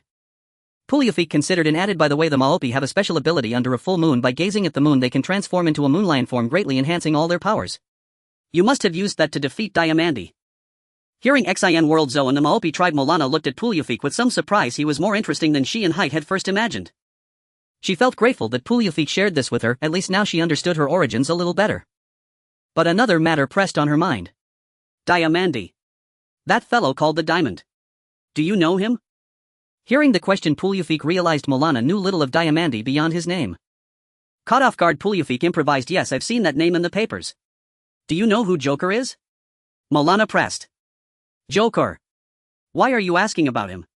Pulyafik certainly knew that Joker was the underground alias of Doflamingo, but he was curious why Milana suddenly asked. Even if she had learned from Diamandi that his superior was Joker, there would be little need to know the man's true identity, yet Milana seemed intent. Milana said my father was killed by Joker back then. I want to know who he really is. Pulyafik nodded. It was not surprising that someone would wish to learn the identity of the murderer of their father to seek vengeance. Though he did not think the present Milana could confront Doflamingo, Pulyafik answered honestly, Joker is the underground alias of the great pirate from the North Sea, Doflamingo. Pulyafik had expected Milana upon hearing Joker's identity to rage and demand retribution, but she simply nodded and murmured, I will remember this name, and did not press the matter further. Instead, she asked about what had happened in Xingxing port and inside the palace after she had fainted. To that Pulyafik spoke freely and without reservation. Hearing that Xingxing port had escaped serious harm, Milana brightened. They talked a little longer until the doctor arrived, at which point Pulyafik took his leave. A night had passed since the fierce battle within the royal palace. King Horus, who had fainted from terror, regained consciousness shortly after Gao Shifu and Profik arrived. The moment he awoke, he roared orders at Profik and the others, even attempting to summon the palace guards. Yet his efforts were swiftly cut short by Gao Shifu. How?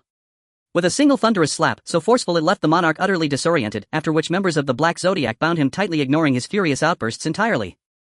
Black, who had mistakenly ingested sea prism stone and lost his combat abilities, then been stunned unconscious by two massive boulders, had already regained full awareness under medical care. His injuries had never been grave. Upon waking, he immediately seized control of the Star King's palace. Diamante, already slain, was peeled from the ground by two Black Zodiac members on Gao Shifu's orders and unceremoniously tossed into the chamber. Profik ordered Diamante's death sealed under absolute silence. No word was to leak beyond the palace walls. Unsurprisingly, last night's cataclysmic battle had drawn the wary attention of numerous ministers loyal to the king. Among them were staunch loyalists to Horus, who, seizing the moment when Profik and Mirana's forces were stretched thin, rallied soldiers and household retainers for a desperate counterattack. The outcome, however, was foreordained. Most of these ministers were hollow men, gluttons and sycophants with no martial prowess whatsoever.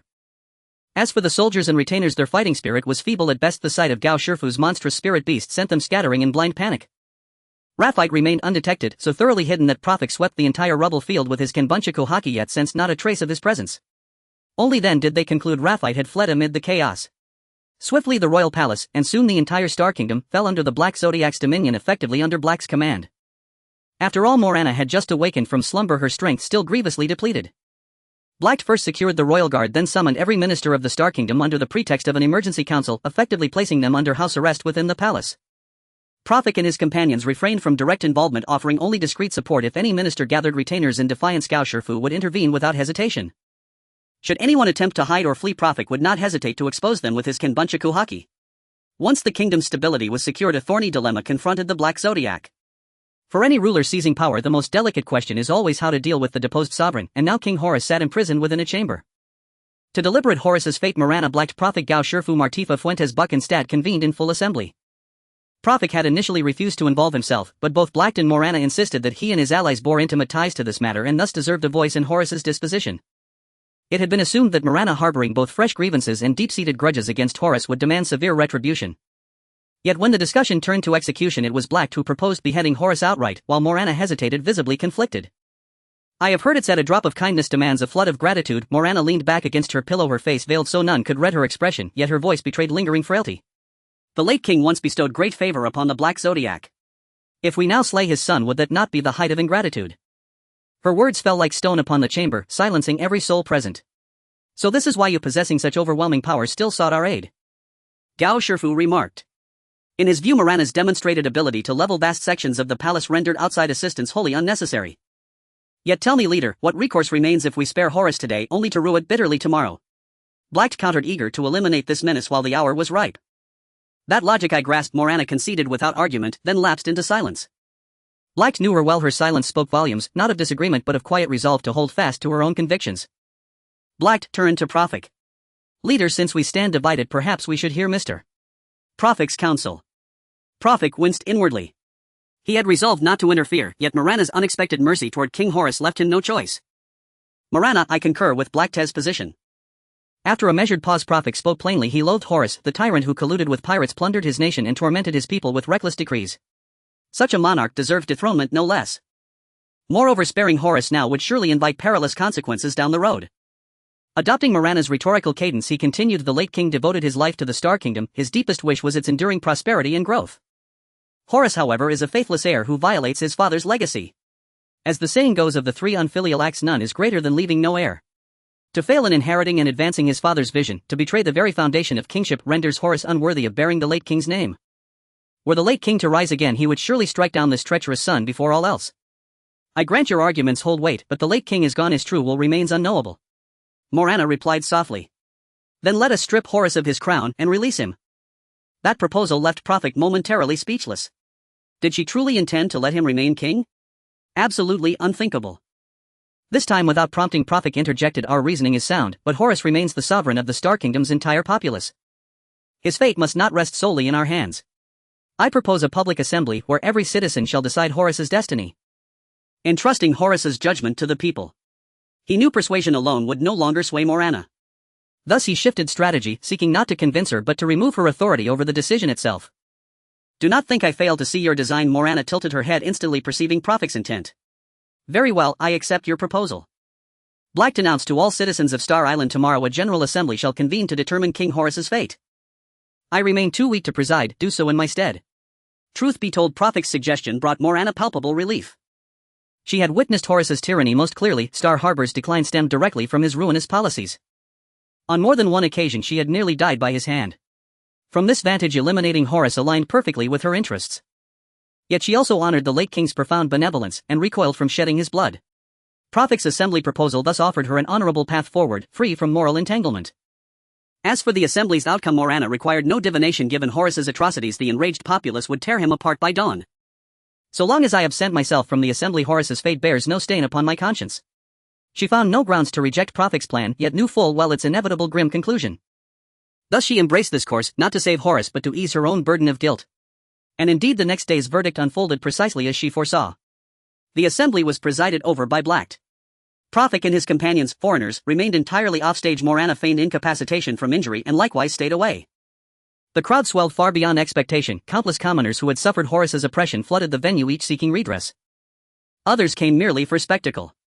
The proceedings were starkly simple. Every attendee received a pen and a sheet of paper. Black dragged the bound Horus to the center of the hall, then recited aloud his litany of crimes, before instructing the assembly to inscribe their preferred punishment. Finally all submissions were collected and tallied to determine the final sentence. No wailing, no oaths, no abject pleas from King Horus moved the assembly. Not a single voice rose in his defense. Neither Black, who orchestrated the gathering, nor the overwhelming majority of attendees entertained any notion other than Horus's utter removal. When Black began enumerating Horus's crimes, the crowd erupted, not in discord but in unified deafening roar. Kill him. A tidal wave of fury that left Horus trembling, humiliated and incontinent. Black had of course seated the crowd with Black Zodiac agents, planted voices who led the chants at pivotal moments, shaping public sentiment with surgical precision. Without such orchestration, even Horus's documented atrocities could scarcely have yielded such chilling unanimity. Yet ultimately the means mattered little beside the end. Unsurprisingly, Horus was stripped of his royal title and sentenced to death. Although the matter concerning Horus has come to a close, Prophet continues to stay on Star Island for a while longer. The main reasons for this are twofold. Firstly, due to the chaos of the past few days, the shipyard of the Black Constellation is unable to operate normally and the ships they ordered will take some time to complete. Secondly, Fuentes and Star have suffered significant injuries and everyone believes that recovering on Star Island is far better than heading directly to sea. Despite being stranded on the island, Prophet and the others are quite leisurely. The main reason is that although they are nominally pirates at sea, legally they have not been wanted yet, so they do not count as bounty criminals, allowing them to act freely without drawing unnecessary attention. Therefore this period has become a rare opportunity for Prophet and his companions to relax and rest.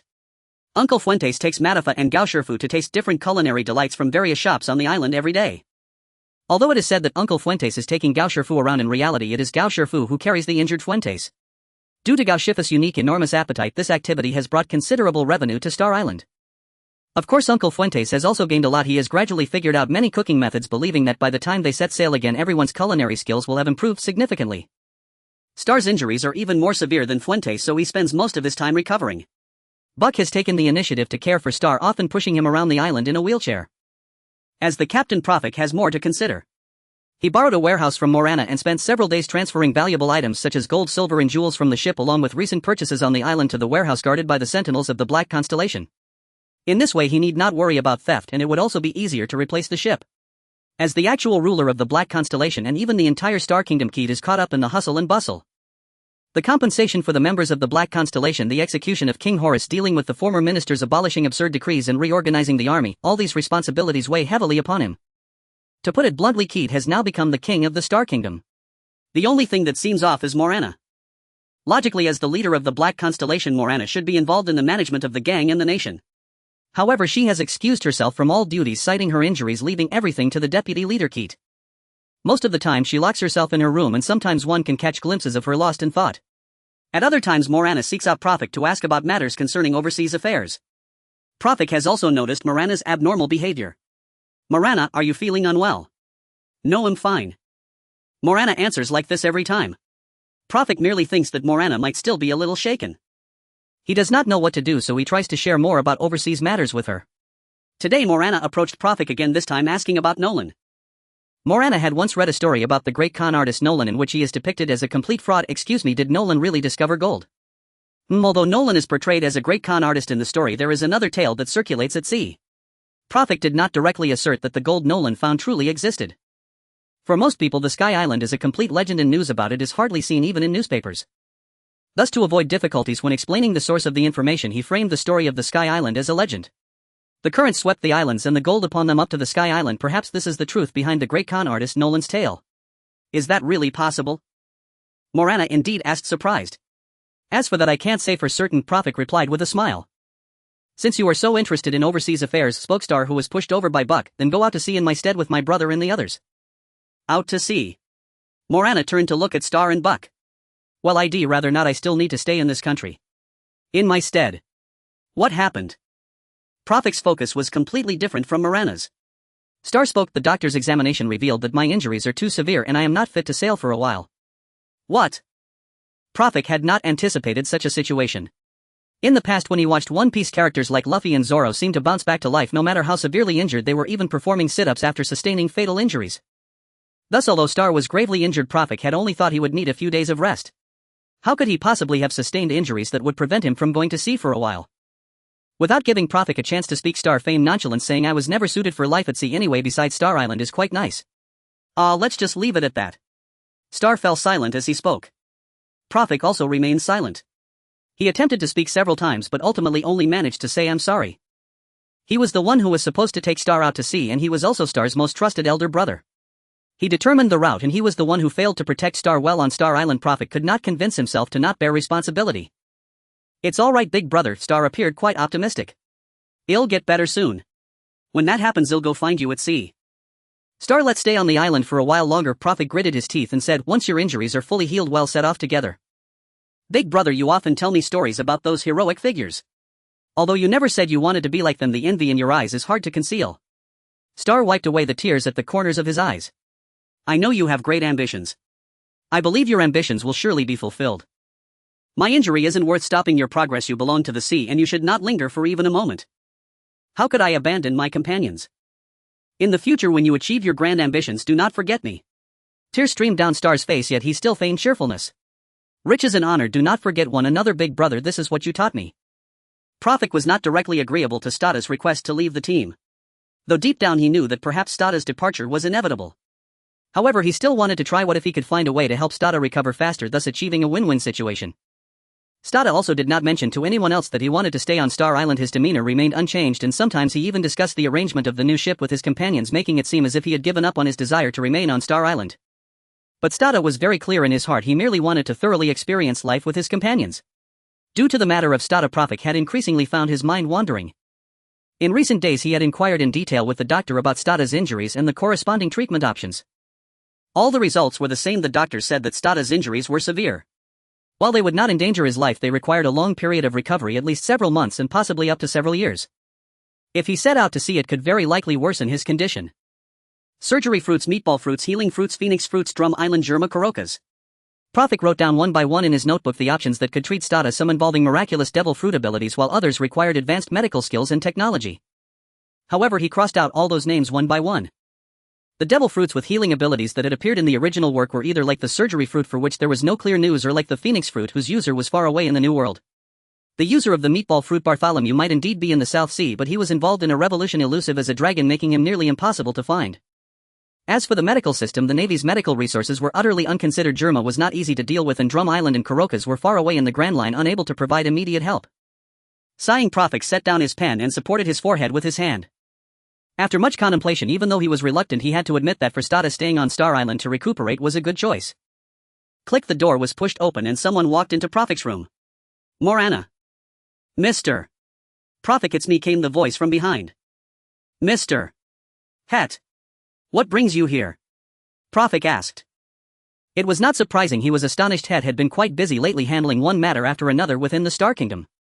Of course, it must be acknowledged that despite sometimes appearing a bit flustered, Het had been doing quite well overall, certainly much better than King Horus.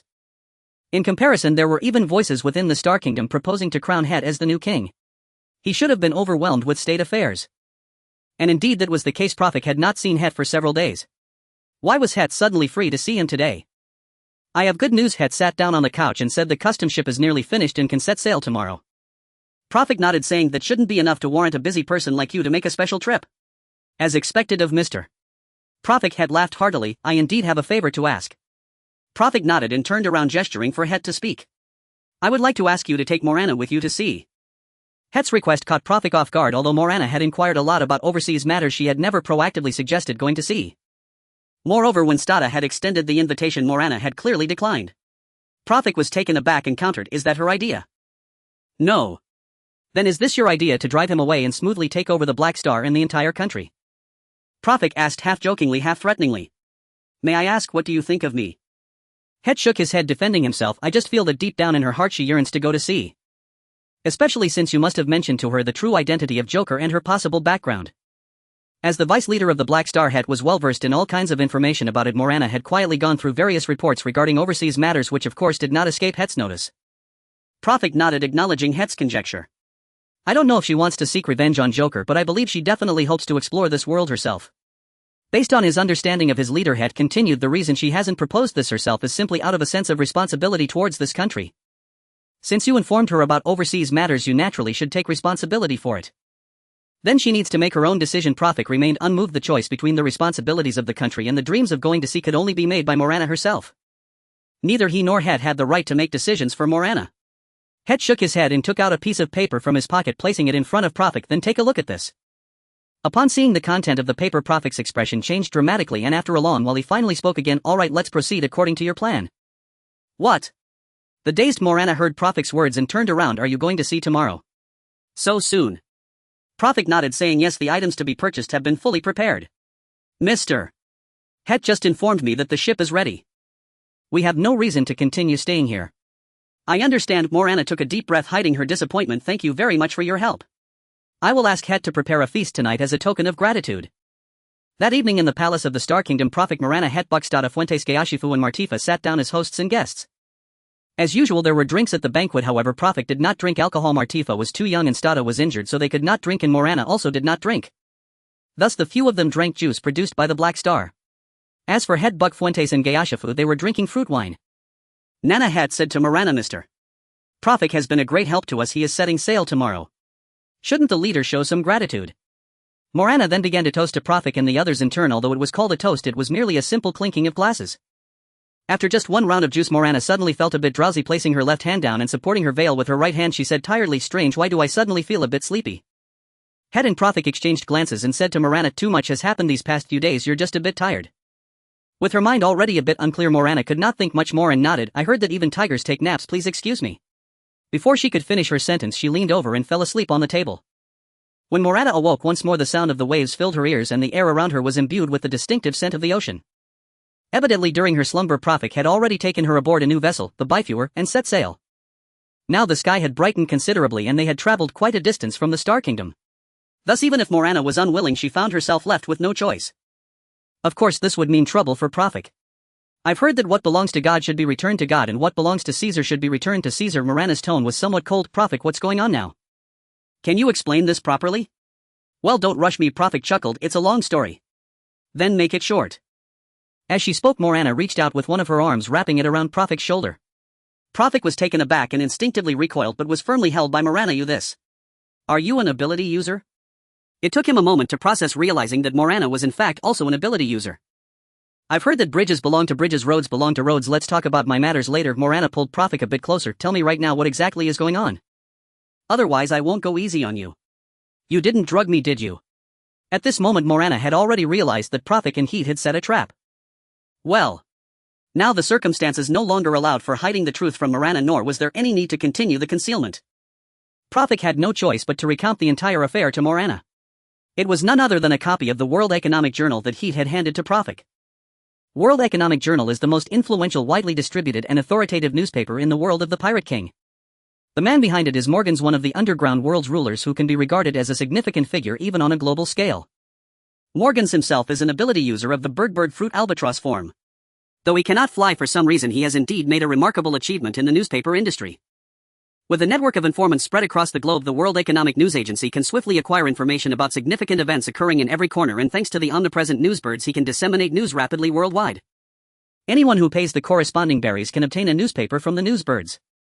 To be honest, Profik was quite intrigued by this technique of remotely controlling newsbirds, though he was unsure whether these newsbirds were a result of training or Morgan's own ability. Regardless, with an all-encompassing intelligence gathering system and rapid information transmission capabilities, Morgans occupies a high position in the realm of public opinion in the Pirate King world. Even the world government occasionally collaborates with him, attempting to manipulate public opinion. Of course, sometimes he exaggerates facts based on his own subjective desires or to grab attention, and he has even fabricated news such as labeling the Flame Tank Pirates under Luffy the Straw Hat's command and elevating Luffy to the status of the 5th Emperor of the Sea. However, he is not entirely devoid of journalistic integrity. For instance, Morgans does not accept bribes to report on matters he does not wish to cover and dislikes others controlling his reporting, insisting that the content published must be decided by himself. Due to Morgans and his World Economic News Agency's significant influence in the realm of public opinion and journalism, the bounty notices issued by the Navy and the world government are also attached to the World Economic Journal before being disseminated to the public. And on the newspaper handed to Profik by Heat, there was precisely Morana's bounty. Black Veil Morana with a bounty of 30 million berries. Besides Profik, Gao Shifu and Matafa were also awarded bounties. Tax Resistor Profik with a bounty of 30 million berries. Monster Sailor Gao Shifu with a bounty of 30 million berries. Web Weaver Matafa with a bounty of 8 million berries. In addition to the bounty amounts, the notice also included a few main crimes of the individuals in smaller print. Morana's charges were harboring a fugitive and colluding with pirates to attack the king. Profik's charges were evident from his title as Tax Resistor, which naturally implied he did not pay the heavenly gold, and his crime was the murder of a tax officer. As for Buck and Star, who were also involved in this matter, the reason they were not bounty listed might be because they were merely accomplices. Gao Shifu's charge was assisting Profik, while Matifa's charge was surprisingly classified as tax resistance. This shows that the world government or the Navy deliberately concealed the fact that several individuals had previously clashed with world government agents when issuing bounties, and they also omitted parts related to Nico Robin. However, it is clear that they considered this factor when setting the bounties. The 30 million berries bounty for Gao Shifu evidently stemmed from his pivotal role during the battle against Lucci. From the world government's perspective, this arrangement is entirely reasonable. After all, organizations like CP9 are not known to the general public. Similarly, the absence of bounties for Fuentes, Buck and Star can be interpreted as them not demonstrating combat capabilities when faced with the world government's agents. As for Heat, this man who presided over the conference and killed the king has surprisingly not been given a bounty. To this, Heat explained that killing Horus was a decision made by the entire nation and the world government would not issue a bounty on him for the sake of face and interests. I see, Morana realized upon seeing the bounty. I've heard that when the city gate catches fire, the fish and the moat suffer. It seems that Heat is worried I will bring him trouble. It's also to protect you, Profik reminded. He knew that Heat was concerned not only about the Navy possibly coming to the Star Kingdom to capture Morana, but also about the hidden Joker who might retaliate at any moment. Oof. Although she still feigned dissatisfaction, Morana quietly released Profik. In that case, I shall reluctantly forgive you all. By the way, Morana then asked, where is Star? She had not forgotten Star's previous suggestion to stay in the Star Kingdom. Profik said with a hint of sadness he ultimately chose to remain in the Star Kingdom. It's for the best, mister. Heat also needs someone to help him. Initially, Profik had indeed insisted on waiting in the Star Kingdom until Star's injuries healed before setting sail together, but the bounty had disrupted the plan. Although the world of the Pirate King is rather chaotic, the bounties issued by the world government still hold a certain degree of effectiveness. Being bounty listed means being targeted by the Navy bounty hunters and even ordinary civilians, making it impossible to continue loitering in the Star Kingdom unabashedly. Otherwise, not only could they be intercepted by the Navy, but it could also bring unnecessary trouble to the Star Kingdom. Since Star has not been bounty listed, leaving him in the Star Kingdom becomes a relatively better choice. Parting with Star was indeed sad, but Profik was not overly worried.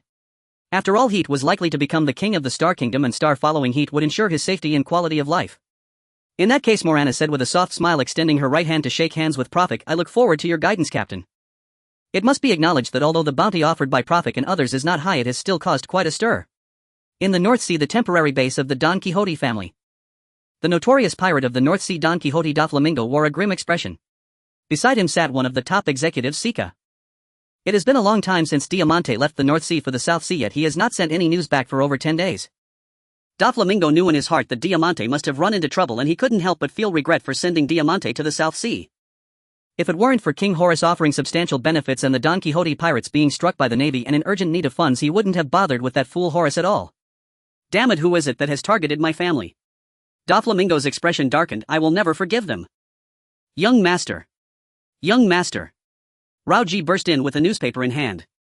Doflamingo, already in a bad mood, did not give Rauji a pleasant look. What is it? Young master. Rauji ignored Doflamingo's attitude. Today's newspaper has news about the Star Kingdom. Upon hearing this, Doflamingo immediately took the newspaper from Rauji's hands. Although it made no mention of Diamante's situation, he quickly grasped what had happened. King Horus had been executed and Morana and others were suddenly put on the bounty list, indicating that something had happened to Diamante. He repeated these names in his mind. Morana, Prophet Gao Shifu. Were you the ones who laid hands on my family? Young master. Sika's sharp voice rang out. We must go to the South Sea immediately to avenge Diamante. Before Doflamingo could respond, shouts from the pirates under the Don Quixote pirates banner came from outside. The Navy is coming. It's Vice Admiral Crane. Doflamingo furrowed his brow. Both the events in the distant South Sea and the imminent arrival of the Navy were enough to infuriate him. The user of the string fruit skillfully manipulated sharp threads with his left hand, shredding the newspaper to pieces as he shouted angrily, everyone prepare to face the enemy. I will not spare you. The great pirate swore in his heart. Thousands of miles away in the South Sea aboard the Bifur ship, Buck was lifting 2 dumbbells to build strength. The events on Star Island, especially his utter helplessness against Fuzz Fear, deeply motivated him to train harder. Gao Shifu was also engaged in strength training, but compared to Buck he was lifting much heavier weights, yet it seemed easier for him. No. That will damage the deck. Morana, sitting under a sunshade sipping juice, exclaimed as she watched Gao Shifu casually throw a large rock into the air and catch it. Gao Shifu set the stone aside and asked, you're also a user of a devil fruit, why don't you train? Indeed, everyone on the ship now knew that Morana was also a devil fruit user. Her devil fruit is the zoan-type snail fruit, mythical beast form, birth snail state. You lazy bum, don't you have another one? Morana pointed at Prophet, who was sitting nearby reading. Prophet set his book down and said, stop talking nonsense, I am training my observation hockey. Come on. Morana said, looking unconvinced, I don't believe that observation hockey can read the words in a book. Of course it can. Prophet explained, the words in the book are printed with ink, which creates a raised texture. As long as you concentrate, you can read the book with observation hockey. Prophet was not wrong. Although even someone as strong as Fujitora couldn't read a single copy of the World Economic Journal, he could indeed distinguish the parts of the book where the words were written or printed through very subtle ink textures. Fine, Morana said, no longer arguing. If you say you can see it, then you can see it. After spending some time on the ship, Morana had already become accustomed to the atmosphere on board. Training was something she could do if she wanted to and skip if she didn't. In recent days she had indeed been feeling quite cheerful, although life at sea was monotonous and dull. Prophet's occasional stories captured her attention. From the newspaper she also learned that he had officially become the king of the Star Kingdom. Land ahead. Great. We've finally arrived. Morana exclaimed. Just as Matafa had predicted, the place where Prophet and the others arrived was indeed Qingfeng Town. Qingfeng Town, as the name suggests, is a town where a cool breeze blows, named for the gentle breeze that blows from the sea to the town every day. Qingfeng Town serves a similar purpose in the South Sea as Lode Town does in the East Sea. As the last island before entering the Grand Line, Qingfeng Town is the necessary passage for ships from the South Sea to enter the Grand Line. Every year countless ships stop at Qingfeng Town to stock up on supplies and make their final preparations before heading into the Grand Line. It is precisely for this reason that Prophet and others set their sights on this town for their voyage. Although it is the last town before entering the Grand Line, Qingfeng Town does not enjoy the same reputation as Lode Town.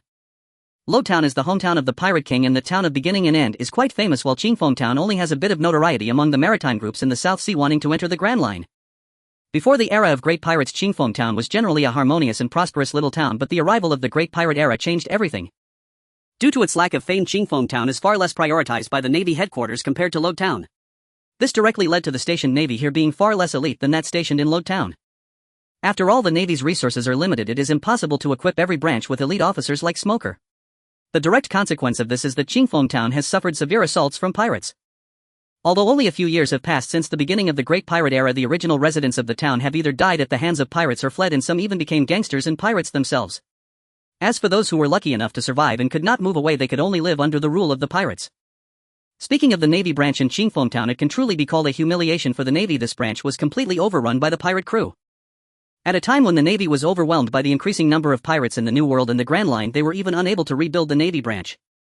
As a result, more and more pirates and the increasingly powerful gangsters became the actual rulers of Qingfeng Town, which earned it the title of Pirate Paradise. Docking the ship at the harbor, Profik and his companions split into two groups as usual. Profik, Fuentes and Morana disembarked to the island while Gayashafu, Matafa and Buck remained on the ship. Originally, due to Profik's cautious nature, he even planned to bypass Qingfeng Town and directly advance towards the Grand Line. After all, in his view, the pirates gathered in Qingfeng Town were largely desperate individuals, and engaging in conflict with such characters would only result in losses. However, after Morana's reminder, Profik realized that the situation was not as simple as he had imagined. First was the island distribution in the South Sea. The island distribution in the South Sea was rather unique. Only the island where Qingfeng Town was located was relatively close to the entrance of the Grand Line. Other islands were quite far from the entrance. This meant that if they did not procure supplies from Qingfeng Town, they would likely face a shortage of resources. More critically, the Grand Line was different from the four seas. One could not sail there relying solely on nautical charts and sailors. Recording compasses and permanent compasses were essential auxiliary tools for navigating the Grand Line. In the South Sea, Qingfeng Town was one of the few places where these could be directly purchased. After carefully analyzing the situation at hand, Profik had to admit that if he wanted to enter the Grand Line, he had to pass through Qingfeng Town. He wasn't particularly afraid. After all, his crew included Goashafu, Matafa and Morana, who were all devil fruit users, and their bounties were not insignificant.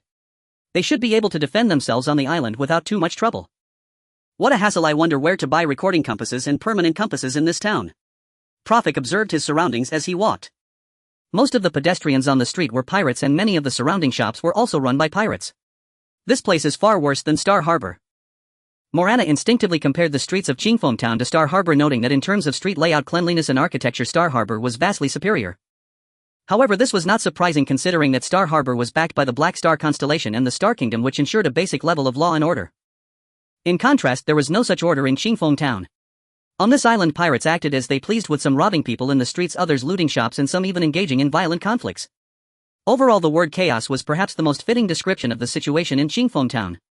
Distracted by the shops around him, Profik inadvertently bumped into a towering man walking towards him. Ouch! Profik stumbled and fell to the ground. The big man coldly stared at Profik and said, "Hey kid, don't you watch where you're walking?" Sorry, Profik quickly apologized, shaking his head. "Just bumping into you, does that mean I owe you an apology?" The big man's gaze fell on the sword hanging at Profik's waist. "Hand over your sword and I might let you off this time." This sword was a long blade gifted to him by Heat and Morana. Although it hadn't reached the level of a superior blade, it was still a very sharp, treasured sword. This indicated that the big man indeed had some appreciation for weapons. "Don't go too far," Profik said, somewhat displeased. "I only bumped into you, I didn't injure you." While he did bear some responsibility for bumping into the big man, that didn't mean the hurried big man bore no responsibility, nor did it give him the right to take Profik's sword. "Kid, it's an honor for you that I want your sword," the big man said as he grabbed Profik by the collar and reached for the sword at his waist. Swish! The long sword at Profik's waist was drawn, directly pressing against the big man's throat. At the same time, he managed to break free from the big man's grasp. "I don't want to kill you, so if you're sensible, don't come looking for trouble." To Profik's surprise, the big man actually turned around and ran away. Even Profik had to admit that this guy was quite nimble. In the blink of an eye, he vanished into the crowd. "What a strange guy," Morana commented. "That guy is a subordinate of the scam king Husko, specialized in this line of work." A rich magnetic male voice reminded from the crowd. Profik turned to see a slender tall man in flowing white attire. What was most intriguing was that this person had a feather fan tucked at his waist. Profik asked, "Is scamming pirates effective?" He was somewhat speechless. Most of those coming to this island were ruthless pirates. Using scams to make money would likely end up costing him more than he gained. "It works," the man in white said with a teasing smile. "Haven't you figured it out yet?" At the reminder of the man in white, Profik checked his waist and realized that the pouch containing his berries, which he had placed there, had mysteriously vanished. At that moment, he understood that this guy's main business was not scamming but stealing opportunistically. "If you steal directly, it's easy to be caught," the man in white explained. "Using this method can divert attention instead." "What a bunch of annoying guys," Profik said, feeling a bit angry despite the small amount of money in the pouch, as he felt cheated. The man in white said, "I advise you not to trouble these guys, they don't even spare the blind." "Blind?" Fuentes asked curiously. "Blind people come to this island?" No wonder the usually taciturn Fuentes found it unbelievable. Sailing on the sea was perilous enough, and even a healthy person wouldn't dare say they were completely safe, let alone a blind person. "It's strange that guy even goes to the casino," the man in white also found it hard to believe. If a blind person going out to sea was rare, a blind person who went to a casino after sailing alone was even more extraordinary. After all, a blind person going to a casino was practically inviting trouble. Morana and Fuentes found it amusing, but Profik felt entirely different about this. If there was a blind person among the pirate kings who could travel alone at sea and had a penchant for gambling, it could only be Xiao. Xiao, who would become a top powerhouse and a marine admiral 17 years later. By usual logic, he should be making his mark on the sea at the age of 35, so encountering him at sea shouldn't be surprising. The only question was whether Ixio had already become blind by this time. But upon reflection, if the truth was that Ixio when still young was filled with righteous indignation against the darkness of the world and in a fit of rage blinded himself, then this speculation could very well hold. If that were the case, Ixio at the age of 35 might indeed be blind. Regardless, it wouldn't hurt to see for himself. Even if the person wasn't Ixio, meeting an interesting blind person wouldn't necessarily be a bad thing. Which way to the casino? Prophet asked. Originally he just hoped the man in white would point in a direction, but to his surprise the man in white proactively offered, "The casino is over there, I'll take you there." Wulong. Upon hearing the name, Prophet nearly burst into laughter. Having thoroughly read Romance of the Three Kingdoms in his past life, he knew full well who Wulong was, Zhuge Liang, the legendary strategist renowned across all realms. Yet he never imagined that within the world of One Piece someone would bear this very name. Though the moniker struck him as absurd, Prophet did not dismiss his suspicions toward the white-robed man. After all, a name was merely a label, the man harbored far more unsettling peculiarities. He had clearly perceived the thief's movements long before they unfolded. Yet when the theft occurred he remained silent, not offering so much as a warning, choosing instead to stand idly by. Only afterward did he speak up, clearly unwilling to intervene directly, yet deliberately positioning himself closer to Prophet and his companions. If his aloofness toward the henchman of the Bumpan Scam King hinted at quiet schadenfreude, then his sudden excessive warmth toward the blind man seemed profoundly incongruous. Had Prophet himself encountered a stranger asking for the casino's location, he would have offered no more than a curt directional gesture. Precisely for this reason he concluded that Wulong must harbor some hidden agenda. Though riddled with doubt, Prophet could hardly rebuff Wulong's apparent goodwill, and so chose instead to probe further. "Wulong," he asked, perplexed, "what brings you to this island?"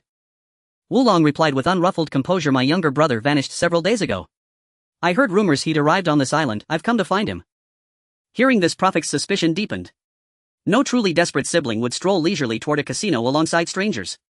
Prophet remained wary, but Morana gave no such thought. To her, Wulong's loss evoked only sympathy. "Mr. Prophet," she exclaimed. "Let's help Mr. Wulong search for his brother." First the casino. Prophet sighed inwardly, Morana utterly oblivious to even the crudest deception. "I've heard it said, honor elders as you honor your own, cherish the young as you cherish your own," Morana retorted, slight indignation coloring her voice. "Mr. Wulong's brother is in peril, how can we stand aside?" "Foolish child," Prophet countered, "the casino teams with travelers, ideal for gathering intelligence." Morana, though inexperienced, recognized the logic in his words, for they were not entirely unfounded.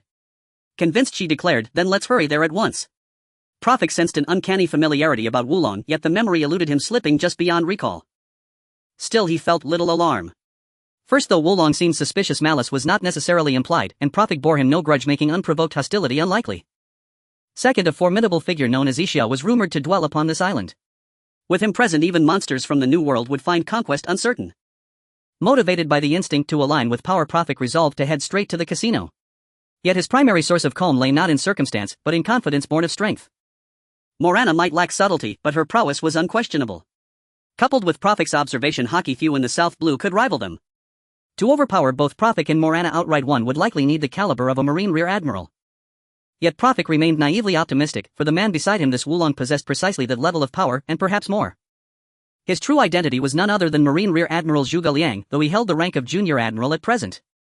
It was hardly surprising Prophet failed to recognize him. Though well-versed in the One Piece saga, Prophet had followed primarily the manga, where Zhuge Liang never appeared. The Admiral existed solely in the anime, a medium Prophet had seldom explored. Moreover, the current year was 1505, over a decade before Zhuge Liang's canonical debut in the One Piece narrative. At this time he had not yet been promoted to Rear Admiral, serving still as a Junior Admiral, his appearance markedly different from the scarred bearded visage he would later bear. Now his features were refined and youthful, unmarred by beard or the signature facial scar. Thus Prophet's failure to recognize him was entirely unsurprising. While Prophet scrutinized Zhuge Liang, the latter studied him in turn. That Prophet failed to identify Zhuge Liang did not mean the reverse held true. Prophet's bounty stood at 30 million, neither exceptionally high nor notably low, insufficient to warrant special attention on its own. Yet Zhuge Liang, famed for his incisive intellect, had meticulously reviewed the bounties of South Blue pirates prior to his mission, Prophet's and Morana's included. He thus identified them instantly. How curious, these two have joined forces. Another pair of oceanic refuse has accumulated. Having suffered grievous harm at the hands of pirates in childhood, Zhuge Liang despised them with visceral intensity. To him all pirates were nothing but scum polluting the seas. Still, though loathing them, he would not recklessly engage Prophet and Morana without cause. He had other objectives here, and would never jeopardize them over petty provocation. Wulong. Wulong. The name echoed insistently in Prophet's mind. He was certain he had seen this man before. That sense of familiarity could not stem from experiences since arriving in the One Piece world, it must originate from memories of the original story glimpsed in his past life. But who was he? Wu Long. Zhuge Liang. Kong Ming. Wait, Kong Ming. Yes, there was a Kong Ming. Just as Prophet neared the precipice of recollection, Morana's voice broke his reverie. Look, the casino is right there. The casino occupied a freestanding two-story building. Its weathered entrance bore a sign inscribed in English with the word casino. Though visibly aged, the establishment thrummed with activity, crowds streamed in and out ceaselessly. Gambling, exploiting humanity's dream of overnight fortune, has always drawn fervent devotees even amid peace and prosperity. When hardship and poverty descend, that hunger multiplies, pulling men deeper until they drown in ruinous obsession. A closer observer would notice stark contrast: those entering wore broad smiles, while those exiting trudged forth bowed and hollowed. Clearly most who entered seeking fortune departed stripped bare, bankrupt, broken and bereft. Tread carefully, Zhuge Liang remarked, his voice thick with contempt. The proprietor is Marshal the Bloodhand, a merciless wretch who kills without hesitation. Inside the casino, a cacophony of voices filled the air. Pirates who lived on the edge of death, ruthless merchants, destitute vagrants, debt-dodging scoundrels, brawling bounty hunters, even ordinarily meek farmers, were all seized by frenzy, hurling every last coin onto the gambling tables in desperate hope of overnight fortune. Their games were as varied as they were bizarre: steelball shooters, card players, chess enthusiasts. Yet at this very moment none drew more attention than the dice rolling table, where players bet on big or small. Of all gambling games, betting on dice totals was the simplest. In this game, the dealer would place 3 dice into a covered vessel, shake it vigorously, and players, known as betsmen, would wager whether the sum would be small 310 or big 1118 per the established rules of this world. A correct guess doubled the player's stake, an incorrect one forfeited it entirely. Theoretically, the odds stood at 50-50.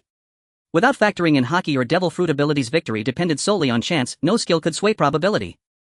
Indeed, at the nearby dice tables, bets on big and small appeared evenly split. And since the house took a cut from every wager, the dealer held a perpetual advantage over time. Yet the dealer's craft went far beyond fairness. Subtle manipulations of technique or rigged tools were well within their repertoire. Precisely because this game demanded no skill, novices often began their gambling journeys here. But at one particular dice table, an unusually large crowd had gathered, not for the game itself but for the blind man approaching it. The blind man, and it's actually a blind man, and can a blind man even enter a casino? And he's doomed. The infamous Marshal devours men whole. Some gamblers whispered among themselves, others shouted without restraint. Even croupiers and staff were drawn to the spectacle. Dressed in flowing violet robes and leaning on a white cane, Isho moved with unhurried composure. Years of blindness had long accustomed him to stares and murmurs. Unfazed, he parted the crowd and seated himself calmly before the table. The croupier, mistaking his intent, stepped forward. Sir, this is a casino, we're not a charity, and I'm here to place a bet, Isho replied serenely. But the croupier hesitated, biting back the obvious. How can a blind man gamble? Courtesy stayed his tongue. Isho knew precisely what the croupier meant. He unfastened a pouch of berries from his belt and placed it on the table, voice clear and unwavering. Is there any rule forbidding the blind from gambling? Certainly not. The sight of the pouch instantly brightened the croupier's face. This was ideal, a blind patron easy to shortchange, impossible to dispute. As he pocketed the berries and exchanged them for chips, he added smoothly, Sir, these are your chips. Naturally, given the customer's blindness, a modest service fee seemed more than justified. That seems off, Morana murmured to Prophet. And Prophet remained impassive. Let's go take a closer look. Sir, we only accept bets on big or small, and I bet big, Isho interrupted, placing a chip decisively. Very well. The croupier responded, then deftly loaded the dice into a metal box and shook it with practiced precision. A sharp rattle echoed, then silence as the box landed on the table. The dice settled 366, 15 points. A clear big. Congratulations, you've won. The croupier returned Isho's original chip, then added several more. Naturally, beyond the house's mandatory cut, the croupier quietly withheld a portion. Isho, seemingly unaware, accepted the chips with quiet delight. Would you like to play again, Sir? Isho simply pushed forward more chips and declared firmly, big. This time the dice totaled 13, another win. With a larger stake, his winnings grew accordingly. And so the croupier's hidden cut swelled further. And big. Isho announced once more, sliding yet another stack of chips forward. Prophet observed closely from the side. Morana and Fuente were likewise drawn in. He noted Isho's genuine passion for gambling, and intriguingly his unwavering choice of big each time, increasing his stake. Like many true devotees of chance, Isho disdained using observation, hockey, or devil fruit powers to cheat. What he cherished most was gambling's inherent uncertainty. Even decades later, when he rose to become an admiral of the Marines, his love for the game remained undimmed. In the original canon, Fujitora once decided whether to arrest Luffy based solely on the roll of a die in Dressrosa. To manipulate outcomes would rob gambling of its soul. Thus Isho's wins and losses came purely by fate. Indeed, his blindness often placed him at a disadvantage, so overall he lost more than he won, accumulating considerable gambling debts. But today was different. Perhaps fortune herself smiled upon him, for ever since Profik began watching Isho had been winning far more than losing and his pile of chips swelled steadily. Spectators who'd come merely for amusement now stared in open astonishment. How could a blind man keep winning? Some even suspected he was a shill hired by the casino. Isho himself looked elated, eager to continue. The croupier, however, found himself in a bind. He had welcomed the blind patron with enthusiasm. After all, his own earnings were tied to the chips he handled. A blind man couldn't verify his due payout, allowing the croupier to skim freely, thus boosting his personal profit. Yet when Isho's luck surged, winning nearly every round, the situation shifted dramatically. His mounting wins began costing the casino money, threatening the croupier's income, and even risking wage deductions. Wage cuts were not the gravest concern. Marshall, the casino's shadowy owner, was a merciless tyrant. Excessive losses might cost the croupier his life. Damn it, how can this blind man have such uncanny luck? The croupier thought bitterly even as he continued coaxing Isho to bet again. With forced cheer he urged, "Sir, your fortune is extraordinary. Just a few more rounds and you'll walk away rich beyond measure." Apparently swayed, Isho pushed forward an unprecedented stack, leaving only his original stake while wagering every single chip he'd won thus far. Calm and resolute, he declared, "All on big." "Very well." The croupier replied, smiling inwardly. Should this wager succeed, he would profit handsomely. Should it fail, however, he would be thrust back to square one overnight. Yet the croupier felt no anxiety. The dice box used in their casino had long been rigged with concealed mechanisms, merely pressing specific points on its exterior while tossing the dice allowed full control over the outcome. In other words, if Isho bet on big, the croupier could declare with absolute certainty that the result would be small. "My apologies," he thought confidently, and lifted the lid. Across from him Isho sat with solemn composure, his expression taut with anticipation. Yet when the croupier raised the lid, he found the 3 dice showing 4, 5 and 6, summing to 15, unequivocally big. His smile froze midair. A big roll did not merely mean another windfall for Isho, it signaled an unprecedented threat to both his fortune and his very life. More critically, before determining why the tampered mechanism had failed, he dared not coax Isho into further wagers. After all, if the device had fully malfunctioned, continuing the game might cost him far more dearly. How could this be? How could a blind man's luck be so extraordinary? Impossible. Luck alone could never overcome blindness. In that lightning flash of thought, the croupier had already resolved his course. Unflinching, he retained his usual tone. 1-5-3-9 in total. Regrettably, it is small. Still, no matter, every game has its wins and losses. Kindly hand over your chips. Clearly he intended to exploit Isho's blindness, fabricating the result outright and swindling the chips from his grasp. Isho scratched his head, puzzled. "I was certain it would be big." "Oh well, such is the way of things," he sighed, pushing his chips forward with feigned resignation. The croupier, now clutching them, beamed like a blooming peony. The onlookers, gamblers gathered around, remained utterly silent. Why? Because the casino's true owner was Marshall, a man who devoured men whole, leaving not even bones behind. Were they themselves defrauded, perhaps they'd protest fiercely, but none would lift a finger for a blind stranger. Naturally, those who held such thoughts were about to meet Profik. Yet Profik had no intention of speaking up. He knew full well that Isho's observation hockey was so refined that he could count not only the pips on thrown dice, but even the fine hairs on an ant's body. As Profik waited to see how Isho would respond, Morana, who had just been conversing with Kongming, elbowed her way to the front row.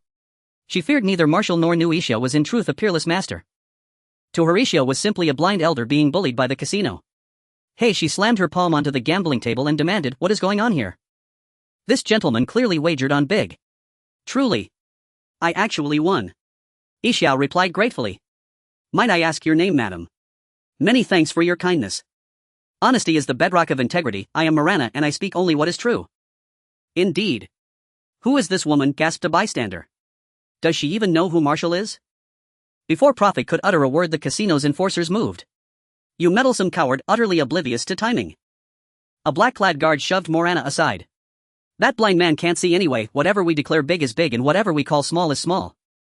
Integrity is the very foundation of fair trade. How dare you abuse others so shamelessly?" Morana stepped forward, ready to confront the croupier. "Speak up, everyone. Where in this world does such logic hold sway? Interfering busybody, vanish." Without hesitation, the enforcer drew his blade and slashed downward at Morana. Profik lunged to pull Morana back, just as a sharp clang rang out. Isho stood before her, his white cane intercepting the descending blade. His voice dropped low and firm. "Such injustice cannot go unchallenged. You blind fool. Gravity blade, hellbound Voyage." His cane blade unsheathed, then unleashed a crushing, irresistible downward force upon the enforcers. The floor shattered beneath them, collapsing into a deep crater. Several guards were driven deep underground, spitting blood, eyes rolling back as they collapsed unconscious. Isho rolled his sightless eyes, sweeping the room with his blank gaze. To lack vision is itself a blessing. Every gambler in the establishment, save Profik, stood frozen in stunned silence. Most pirates of Qingfeng Town possess some measure of worldly experience, yet none had ever witnessed a being so terrifying, let alone one who was blind. Monster. The croupier who had stood nearby moments before crumpled to the floor paralyzed with terror. His mind went utterly blank. He had dared to deceive such a creature. Morana, Kongming and Fuentes each recoiled inwardly, silently comparing Xiao to masters they had known, and quietly speculating. Of the three, Kongming held the highest rank and broadest knowledge. Upon entering the casino he had discreetly observed its operations, gathering intelligence, thus paying little heed to Xiao at first. Now witnessing Xiao's intervention, Kongming turned his full attention and his observation haki upon him. Upon careful perception, Kongming's astonishment deepened. Xiao's aura was calm and reserved, yet beneath that placid surface surged a terrifying coiled intensity like a tiger poised to strike. That aura, combined with the overwhelming power he had just displayed, evoked in Kongming the most fearsome monsters of the Marines. Morana and Fuentes likewise matched Xiao's abilities against those of people they knew. Morana thought of Blackheart and herself, Fuentes of Gao Shifu and Fo Zifu. Yet both reluctantly conceded Xiao's demonstrated strength surpassed even theirs. Incredible, truly formidable.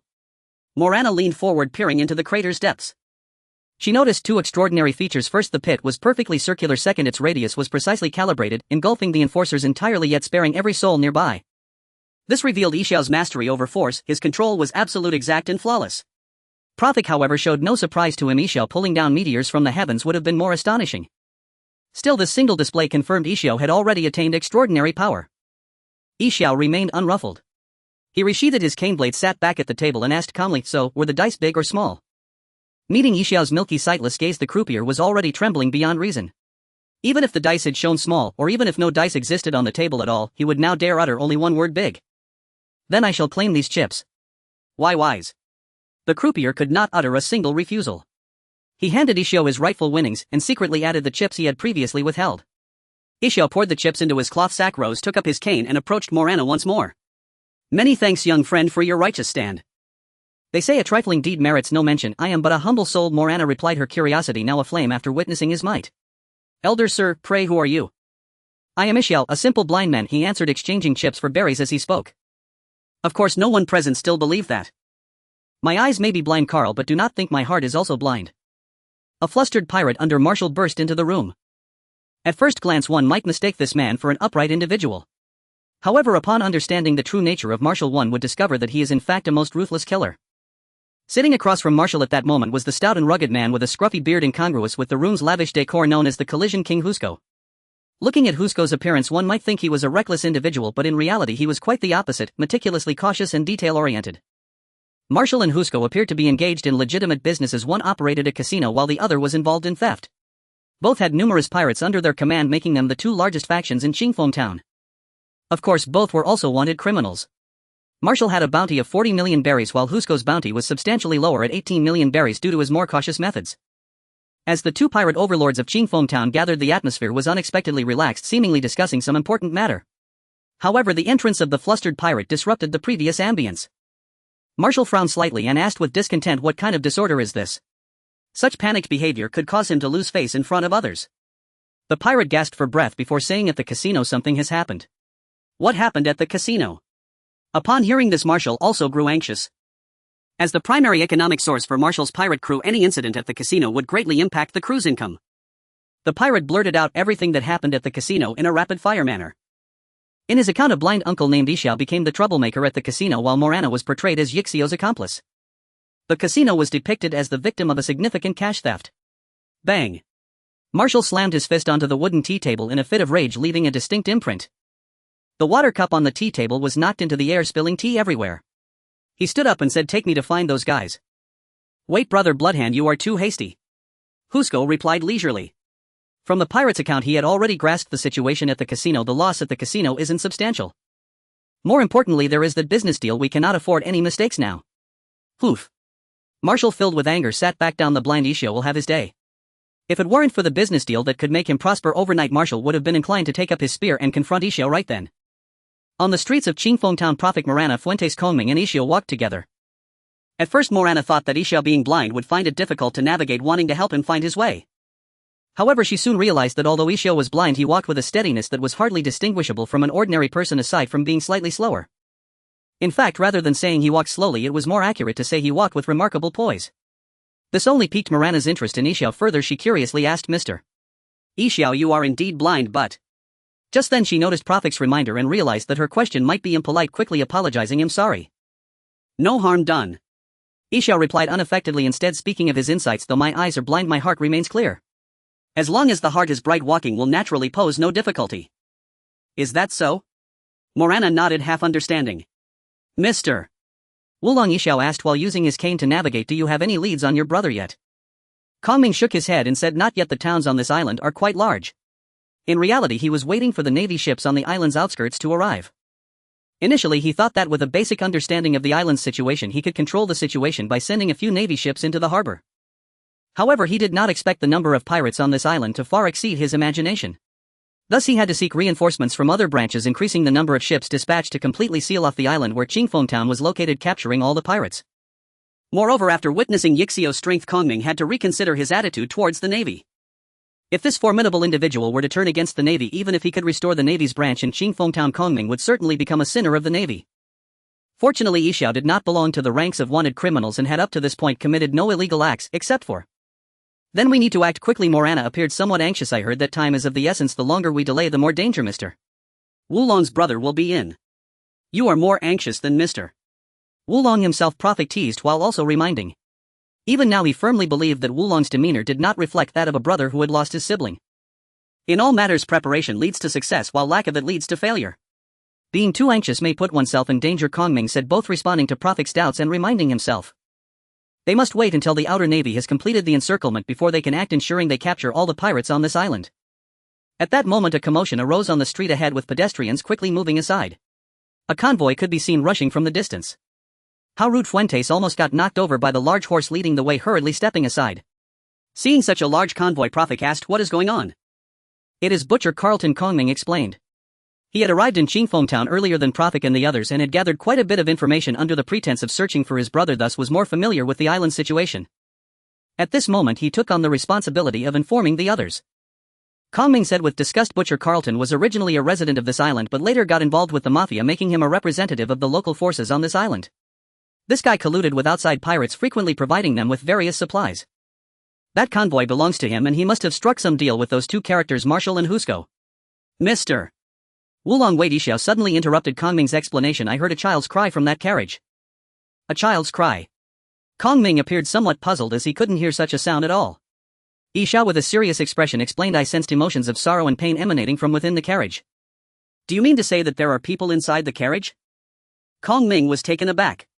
He had indeed been keeping an eye on the Butcher Carlton and his convoy, but the problem was that even using observation haki he had not detected anything unusual. To be honest, the thought of there being children inside the carriage had never crossed Kongming's mind.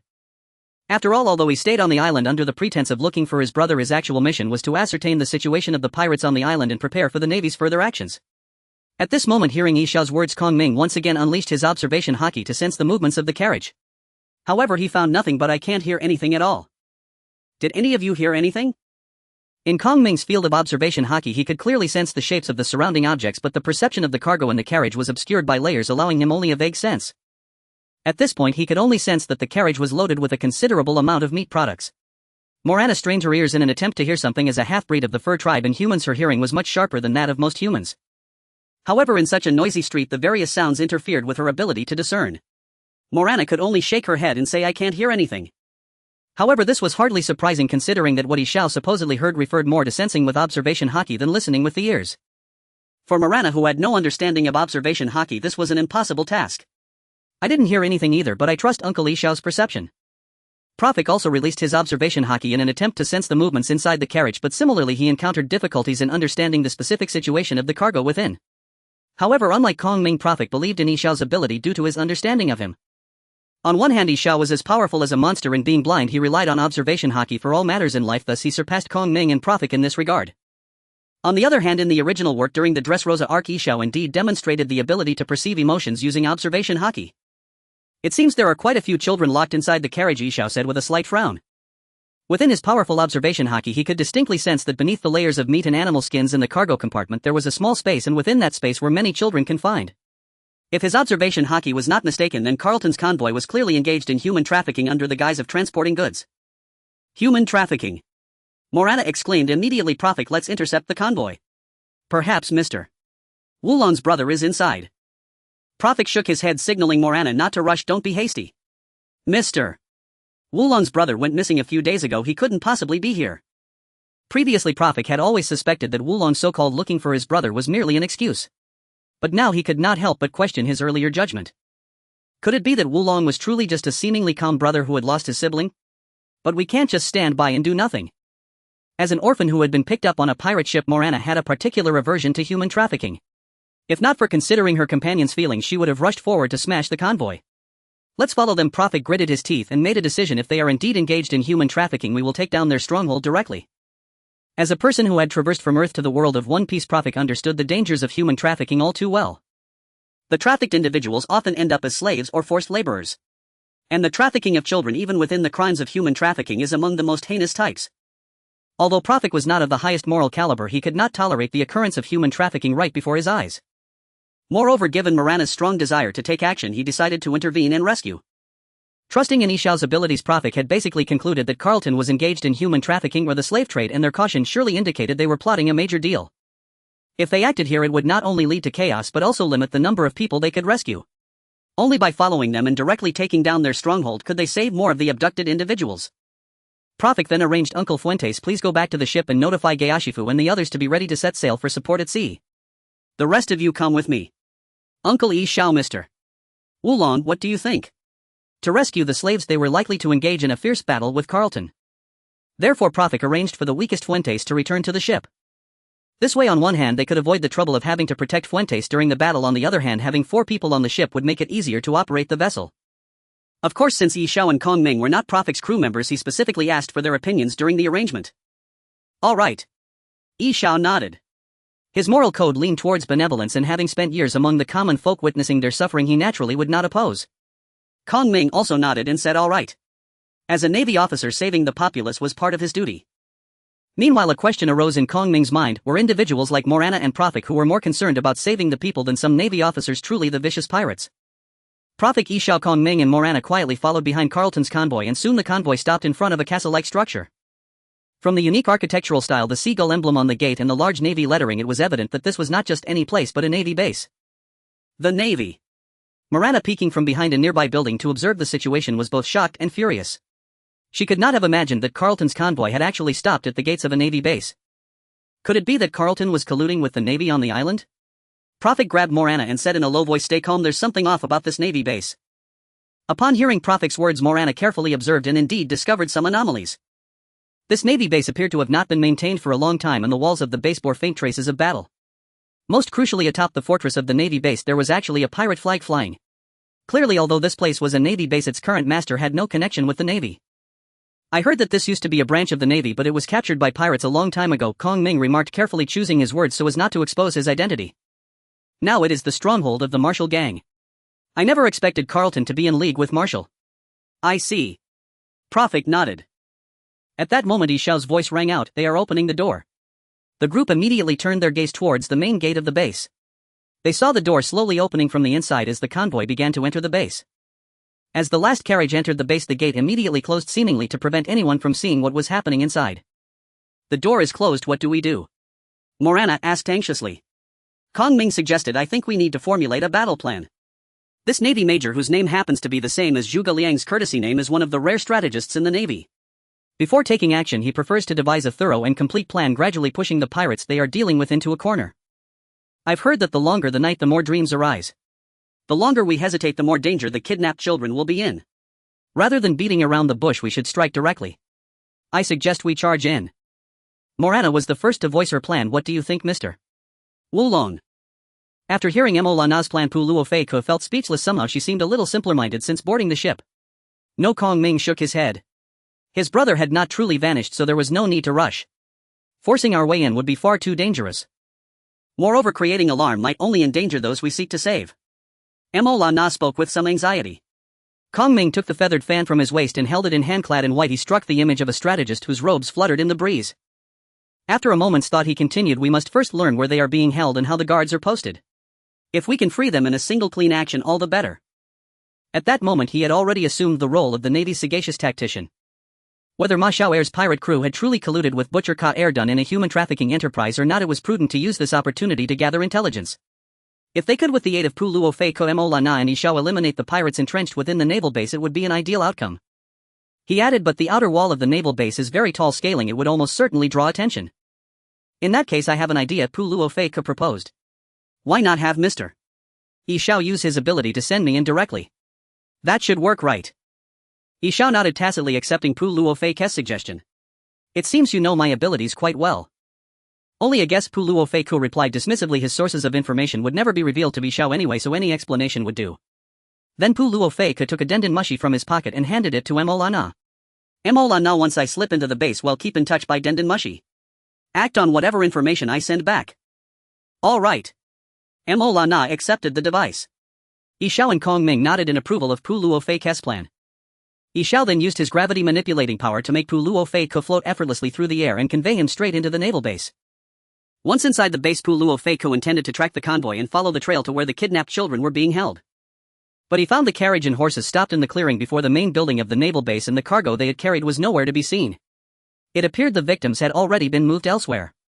What could he do now? The naval base was extensive and Pu Luo Fei Ko did not know its layout.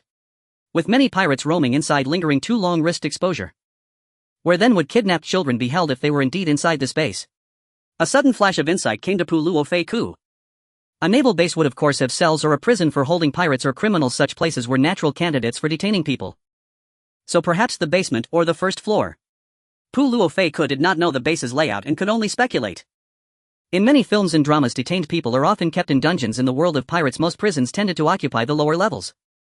Thus Pu Luo Fei Ko thought Ma Xiao'er's gang might have done the same. He observed his surroundings quietly while walking as if nothing were amiss.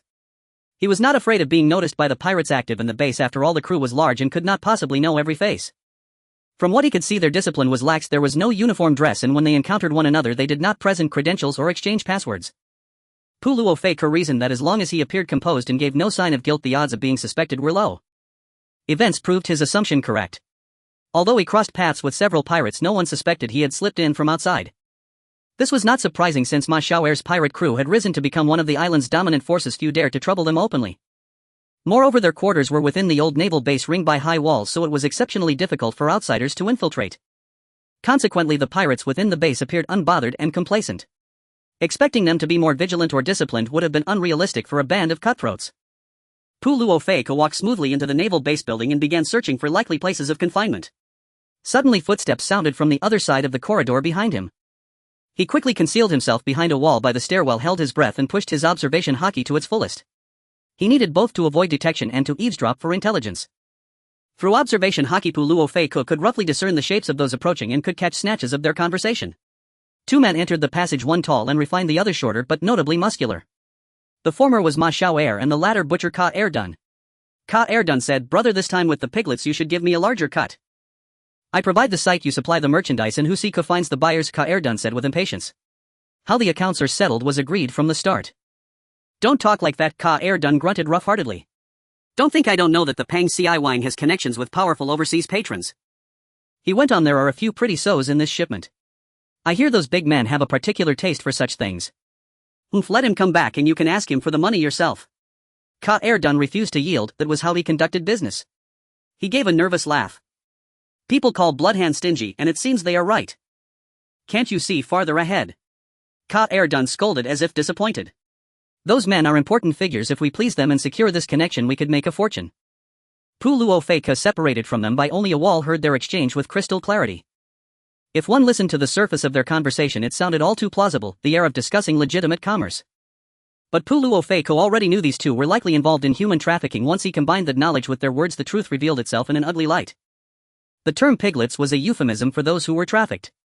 Pu Luo Fei Ko quickly reconstructed the gang structure from what they had said. The trafficking ring comprised at least 3 principal partners.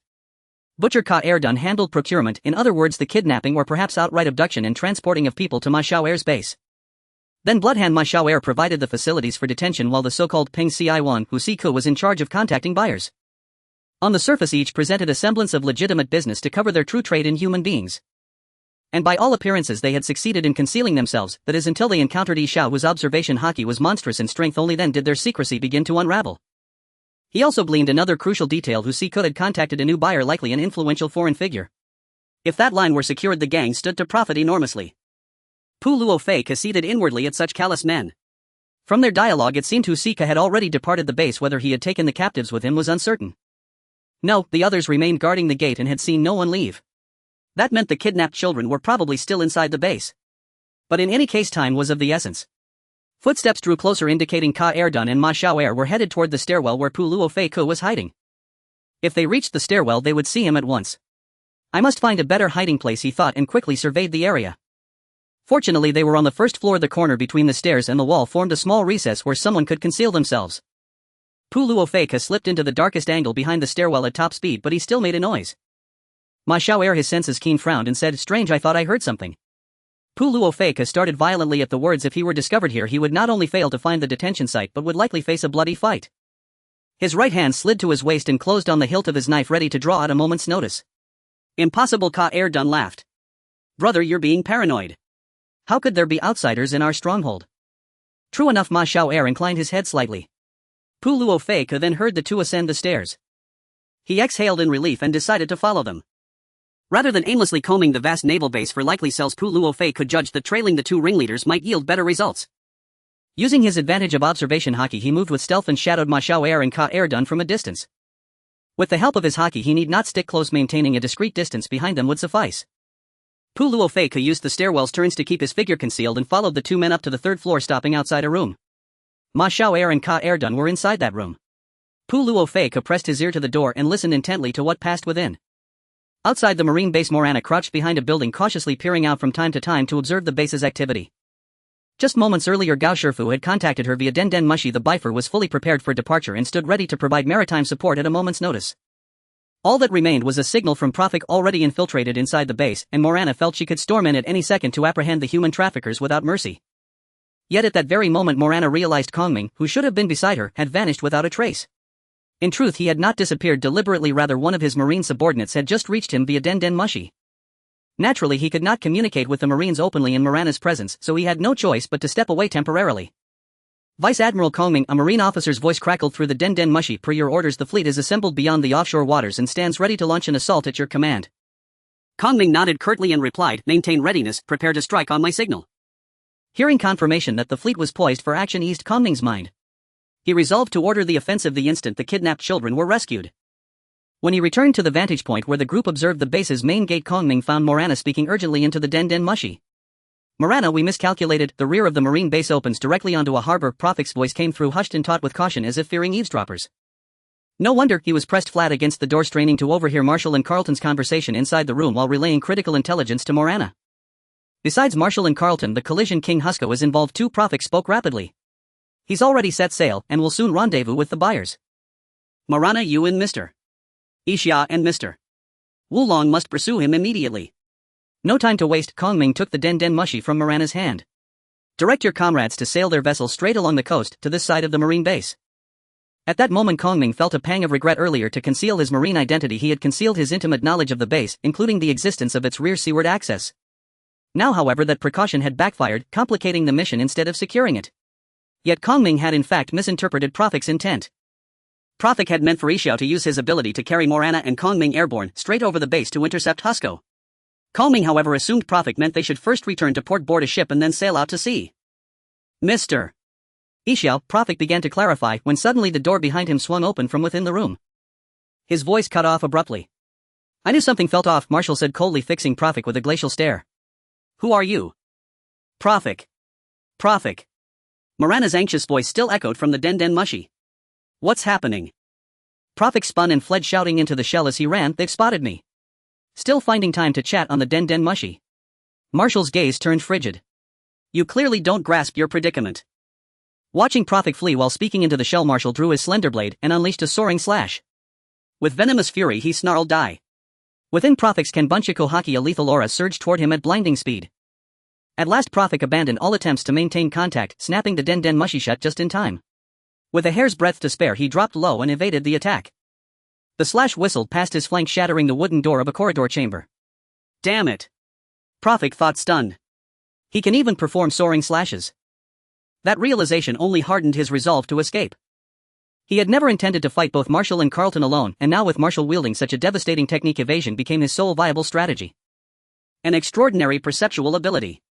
Marshall, astonished that his infallible soaring slash had been dodged, felt a flicker of disbelief.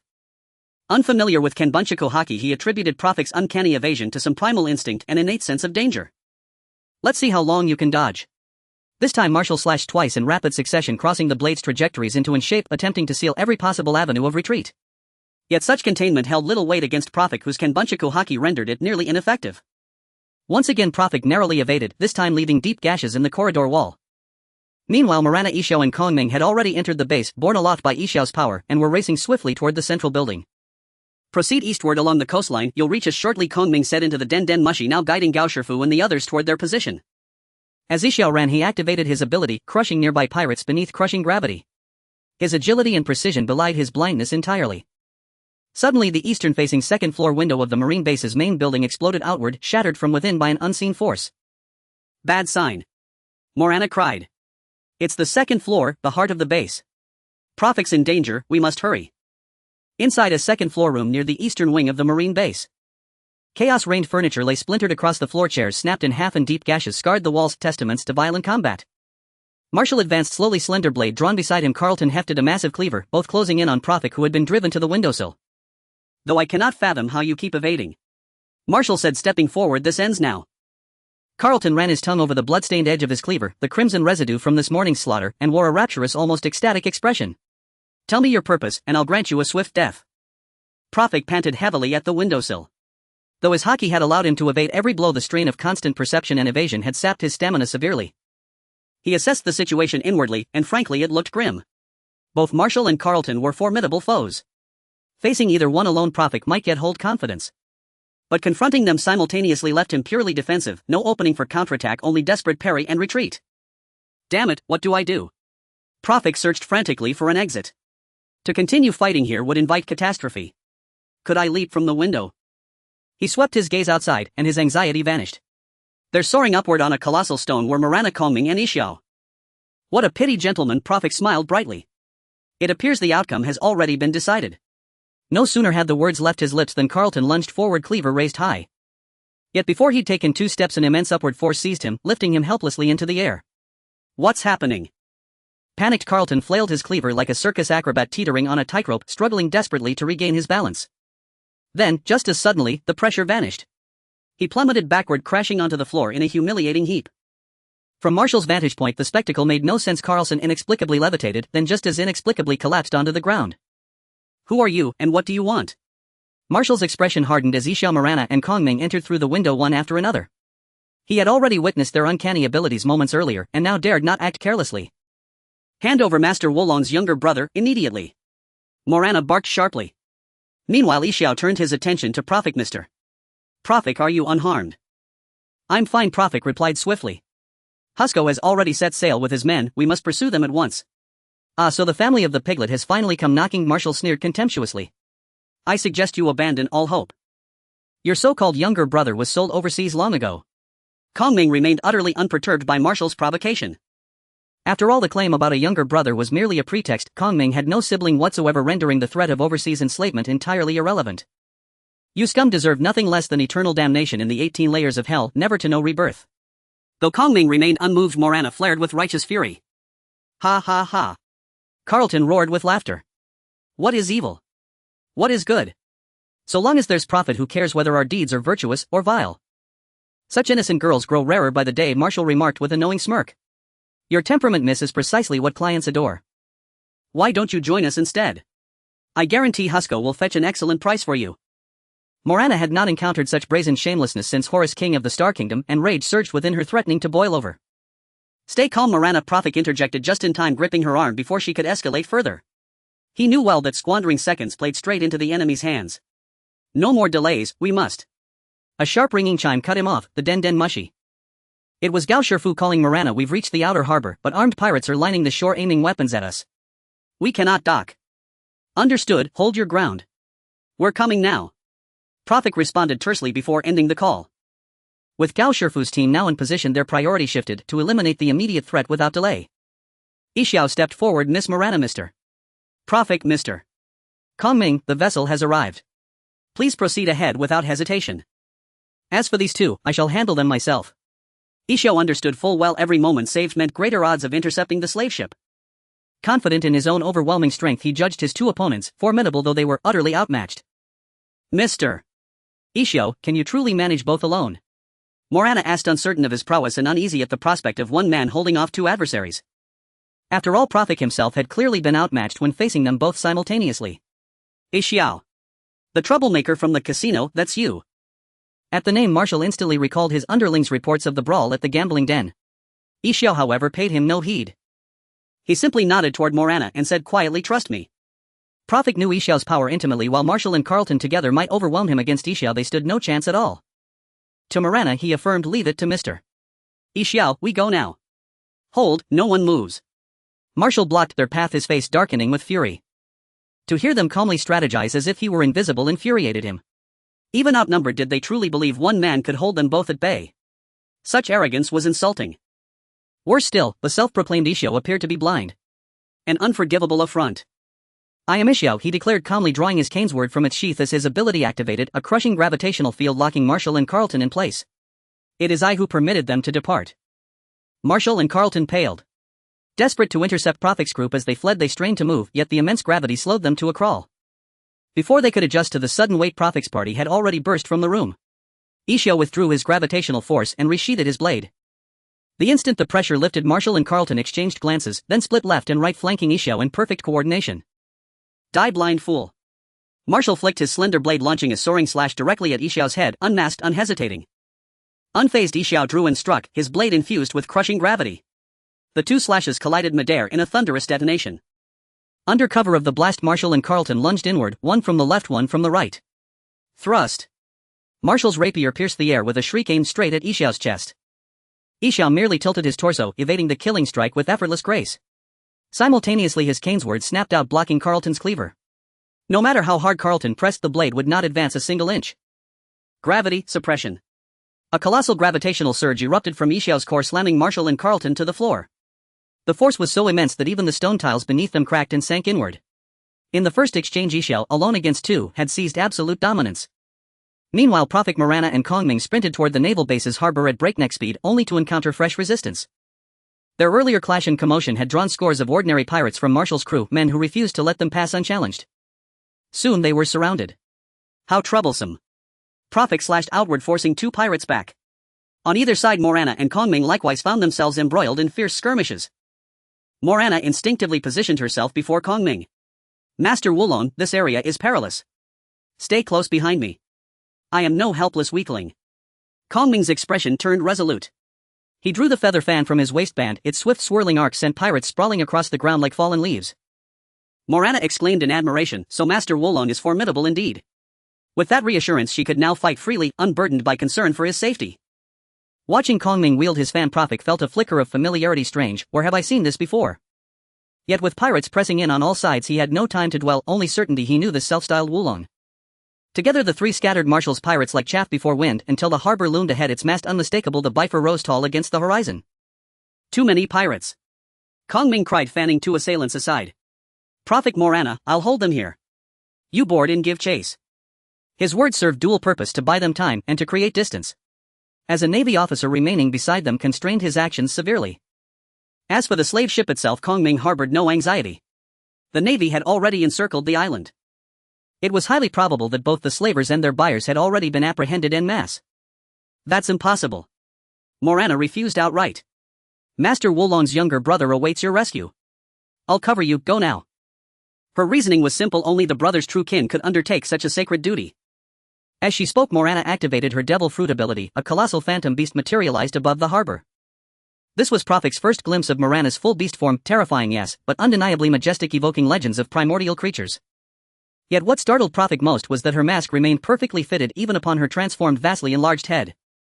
The disparity between her human and beastly craniums was staggering, yet the same mask conformed flawlessly to both. Truly the power of the devil fruit defied comprehension. Kongming too was stunned, realizing Morana was a mythical Zoan user. Her threat assessment would require immediate upward revision.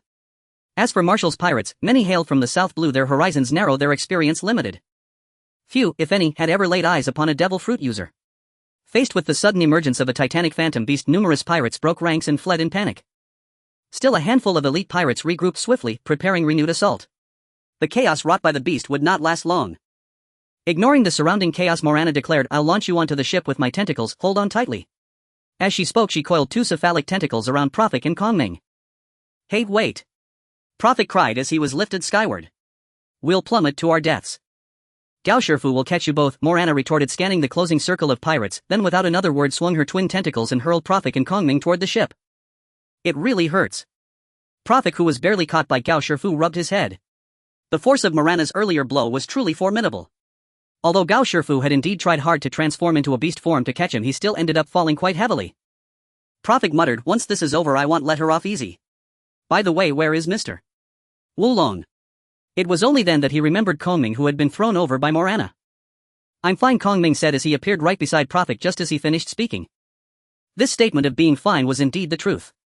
After all, Kongming was a rear admiral in the Navy, and among rear admirals he was quite powerful, having mastered the 6 styles in armed hockey to perfection. He had merely stepped lightly with moonwalk before landing on the ship, slightly covering himself with a layer of armed hockey, which was enough to deceive Gao Shifu's eyes while achieving a safe landing.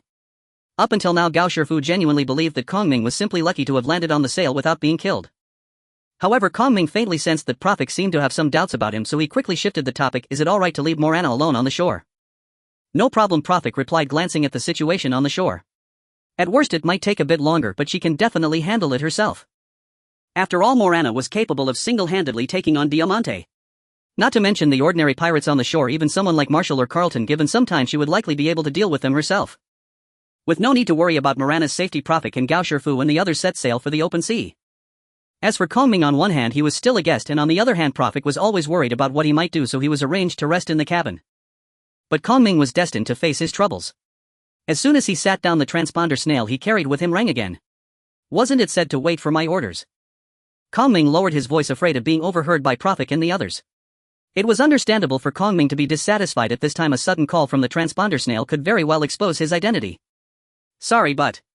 The Navy officer on the other end of the line naturally understood the reasoning behind Kongming's words. However, he also had his reasons for having to call Admiral. "A world government vessel has just forcefully passed through our blockade. Did you not warn them that the Navy is on a mission?" Kongming was somewhat angry. He could even imagine the arrogant look on the faces of those working for the world government. The people from the world government completely disregarded the Navy's missions, always disrupting the Navy's operational plans at critical times. The Navy officer on the other end replied, "They said that the Navy's mission has nothing to do with them." Kongming disdainfully said, "Then ignore them and continue with the blockade as planned." Although he was disgusted, Kongming felt helpless. Vessels under the world government were not part of the same system as the Navy, and the Navy had no authority over them. In fact, if pressed, one could argue that the world government was superior to the Navy headquarters. Therefore, the only solution Kongming could offer was to simply leave them be. Feeling a bit gloomy, Kongming walked onto the deck and saw Prophet talking to Morana, who had climbed up the mast and was observing the distant situation with a telescope. "Nana, have you found anything?" Due to the vastness of the sea and the time that has passed since they set off, it's hard to determine their direction. "We can only hope to find some clues through observation." Mattia replied, "Nothing has been found at the 9 o'clock position." After this period of sailing, Mattia had become increasingly professional in her role as a lookout. "I'm really sorry, Mr. Wulong," Prophet said apologetically to Kongming. "After all, being at sea makes it incredibly difficult to locate their traces. At sea, unlike on land, once an opponent's vessel leaves the visual range, it becomes very difficult to find them again. You either have to pursue them along a predetermined route or rely on some information to deduce their heading." And right now Prophet was essentially completely blind. Therefore, if Kongming's brother was indeed on the slave ship, it was likely that there would be no way to rescue him. "It's fine, no need to rush," Kongming replied. "Let's move forward and see." At this moment his thoughts were not so much on how to find the slave ship, as the islands had basically been surrounded by the Navy's warships, making it quite difficult for the slave ship to escape. What he was thinking more about was how to deal with Prophet and his crew. After all, while they had helped rescue the people being trafficked, they were still wanted criminals. Regardless of the Navy's responsibilities or the goals of this mission, Kongming could not ignore them. Yet directly taking action would also be inappropriate. Currently he was still on Prophet's ship. Although he didn't believe he couldn't defeat Prophet and the others, he wouldn't be able to operate such a large ship alone after subduing them. Therefore Kongming decided to let them sail forward for a while, preferably until they encountered the Navy's warships. "At 11 o'clock we have spotted a suspicious vessel flying the skull flag." Mattia's voice came again. Through the rough description of the pirate flag and confirmation from Kongming, it was determined that this ship belonged to the Marshall Pirates, flying the Marshall Pirates flag. Now this pirate ship was quietly anchored on the surface of the sea, seemingly waiting for something. Prophet felt relieved. Finding a slave ship that had already set sail in the vast ocean could not be called looking for a needle in a haystack, but it was akin to searching for a ship in the sea. Unexpectedly, such a low probability event had occurred. "Are we going to approach them?" Gao Shifu asked. Let's wait here and catch both the buyers in one net. Prophet stated, judging that since the opposing ship was stationary on the sea, it must have arranged a rendezvous with the buyers. In matters of human trafficking, while the sellers are certainly detestable, the buyers can be equally despicable at times. If given the chance, Prophet wouldn't mind catching both parties red-handed. Prophet looked at Kongming beside him. Mr. Wulong, you have no objections, right? Wulong nodded, not opposing Prophet's plan. Another ship is approaching the pirate ship. Not long after, Mattia spotted another vessel much larger than the pirate ship heading straight towards the anchored pirate ship. Prophet said, let's observe a while longer to confirm their contact. Until the two ships made contact, they could not be sure that the incoming vessel was the buyer. If they approached now, it could easily alert the enemy. Thus he decided to wait until the two ships were side by side, ideally during the exchange of money and goods, to make a move. They've come alongside, Mattia reported. Let's charge in. Prophet decisively gave the order. The Bifewer set sail with all its might towards the direction where the two ships were coming together. Inside the former naval base, Marshall and Carlton lay sprawled on the ground, gasping for breath in ragged heaving bursts. Their weapons rested nearby, yet they seemed utterly bereft of the will to resist further. Yishao sat calmly upon a nearby chair, his cane sword resting beside him. Victory was indisputable. Faced with overwhelming absolute power, Marshall and Carlton had posed scarcely any challenge. You, Carlton spat a trickle of blood from the corner of his mouth, yet forced the words through clenched teeth. Why interfere in what's none of your concern? In his eyes, this entire debacle had unfolded solely because this unervingly powerful blind man had abruptly upended the balance. Yishao rose gracefully and replied, I have witnessed too many injustices to remain indifferent. Seeing that Yishao had not drawn his cane sword, Marshall sensed a sliver of hope, a final desperate chance to strike back. With his last reserves of strength, he seized the slender rapier beside him and lunged forward at blinding speed, shouting, blind fool, die. The blade hurtled toward Yixiao's chest, too close, too swift. Evasion was no longer possible. A flash of triumph ignited in Marshall's heart, it stunned. Yet his elation lasted only an instant. The rapier struck Yixiao's sternum and halted as if meeting unyielding, impenetrable steel. This was of course due to Yixiao's deployment of armament haki, a defensive aura woven around his body. Though only a thin translucent layer, neither hardened to obsidian black nor refined by advanced technique, it proved more than sufficient to repel Marshall's thrust. Impossible. How can this be? Before Marshall could process his shock, Yishao gripped the blade barehanded and hurled him backward with contemptuous ease. His voice remained serene, such feeble skill pales beside true maritime predators. You cannot stop us. Marshall crumpled on the floor and fading fast snarled defiantly, Husco has already secured patronage from the elders of Mary Joa, men like you will never comprehend. At the name Mary Joa, even Yishao stiffened in quiet astonishment. Wulong. Prophet. Morana, what path must you now tread? At the naval base's harbor, Morana sat motionless upon the dock, surrounded by the scattered fallen bodies of countless pirates. The battle here had long since concluded. Though Marshall's pirate crew vastly outnumbered her, their collective threat to Morana was negligible. Thus, despite requiring some time, she had claimed victory with effortless certainty. Meanwhile, out at sea, the Bifer arrived with impeccable timing. At that very moment, a boarding bridge linked the two vessels.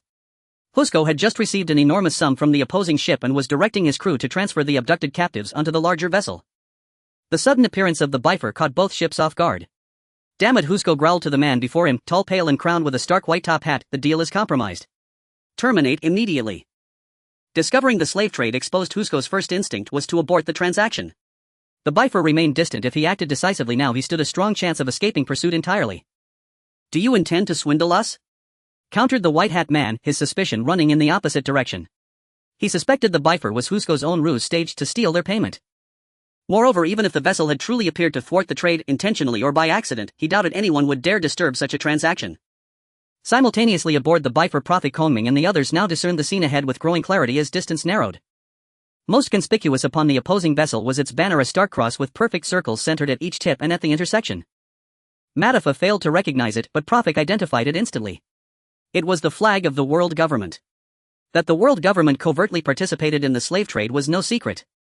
Though it publicly condemned slavery, the celestial dragons of Mary Joa consumed vast numbers of slaves annually. Demand bred supply, and where demand existed, opportunists inevitably arose. Thus many unscrupulous figures, those connected directly to world government officials or even to the celestial dragons themselves, entered the trade without hesitation. The intermediary now negotiating with Husco was precisely such a man, loosely affiliated with the world government's intelligence apparatus, frequently exploiting its authority to conduct illicit commerce. His ties within the government granted him tacit immunity, especially since he fulfilled certain needs of high-ranking officials and even those of the celestial dragons of Mary Joa. Indeed, ever since Marshall mentioned Husco's contact with influential overseas patrons, Prophet had considered the possibility of deep entanglement with the world government. To fly the government's banner so brazenly, how utterly shameless, Prophet mused inwardly. Kongming too recognized the emblem. His expression darkened instantly. As a naval officer he knew well the shadows cloaking the world government. Closing his eyes briefly he exhaled a silent weary sigh. At least from his vantage as a serving officer of the Navy, this matter now lay beyond his reach. Such restraint was an inherent limitation of his sworn allegiance. Master Wulong distance is optimal, Matafa urged, though puzzled why the two vessels had not severed the boarding bridge and fled. I'll anchor the enemy ship with my ability, then you and your brother cross swiftly to rescue him. Kongming had clearly heard Matafa but offered no reply. Master Wulong? She asked, bewildered. Likely constrained by duty, Prophet observed, glancing at Kongming, his identity now all but confirmed. After all, that vessel flies the world government's flag. The world government? Bok cried out, stunned. How could that possibly be? His disbelief was understandable. To most ordinary citizens of the one-piece world, the world government remained the enduring symbol of order, even if that order exacted exorbitant sky taxes. Human trafficking stood in stark, irreconcilable contradiction to the very order the world government professed to uphold. In truth, the world government did maintain order, nominally and to a measurable degree, while its darker machinations remained veiled from public view. Even those driven to piracy or shattered by destitution rarely traced their misfortune to the distant remote authority of the world government atop the red line. Geography and administrative distance rendered such attribution nearly impossible. Consequently, the average citizen held a vague, ambivalent perception of the world government, simultaneously reverent and fearful. Bok embodied this mindset. He knew the name yet could not identify its naval standard. Yet instinctively he still regarded the world government as a kind of moral authority, making its involvement in human trafficking all the more shocking. Of course, deeper knowledge invariably eroded that reverence. Do not idealize the government, Prophet scoffed coldly. Did we not take to the sea precisely because we could not pay the sky tax?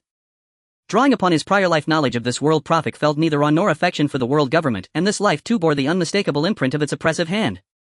His remark served both Bok and Kongming, revealing his assessment of the latter's identity. Based on demeanor and fragmented recollection, Prophet judged him almost certainly a naval officer. Then, what do we do? Bok stammered, still flustered. Master Wulong may be bound by duty, but I am not. Prophet faced the enemy ship without flinching. Even if these men merely counterfeit the world government's banner, or even if their ties are genuine, so what? I see no distinction between government-sanctioned traffickers and pirate slavers. I see only people aboard that ship waiting for us to save them. Remain aboard, Prophet told Kongming firmly, then turned to Matafa. Matafa, proceed exactly as planned. Hey, they're coming closer. Release the connecting bridge at once. Husike glared at the man before him with palpable anger. Could a man doing business with the world government really behave like this? The ships across the way were nearly alongside them, yet they remained inexplicably unmoved. No, we cannot interrupt the transaction, the haughty world government merchant snapped. He cared for only one thing: money. Part of the human cargo still sat on the other ship, and halting the deal might cost them dearly.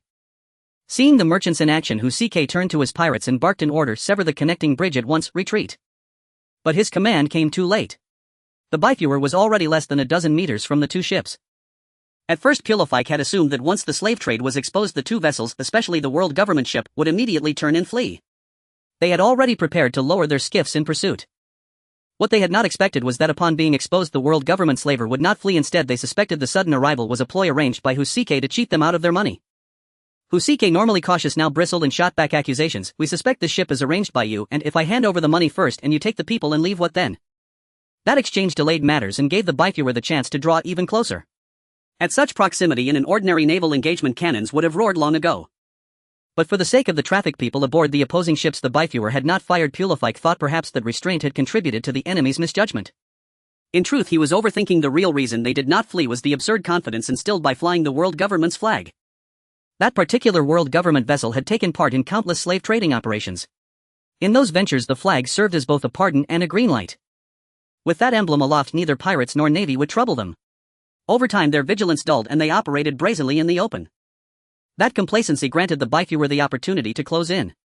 Seeing the distance finally narrow enough, Pulafike commanded Matifa's sister, use your ability, seize both ships. Matifa nodded, her arms transformed into countless filaments that lengthened and snatched hold of the two ships' masts.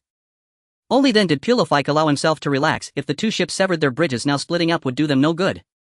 Throw them into the sea. Husike cried. Seeing Pulafike and Gao Shifu about to step along Matifa's silk-like bridge onto the ships, he ordered his men to fire. Their ability users, once they hit the water they'll be powerless. Husike's men opened up a fusillade aimed at Pulafike and Gao Shifu.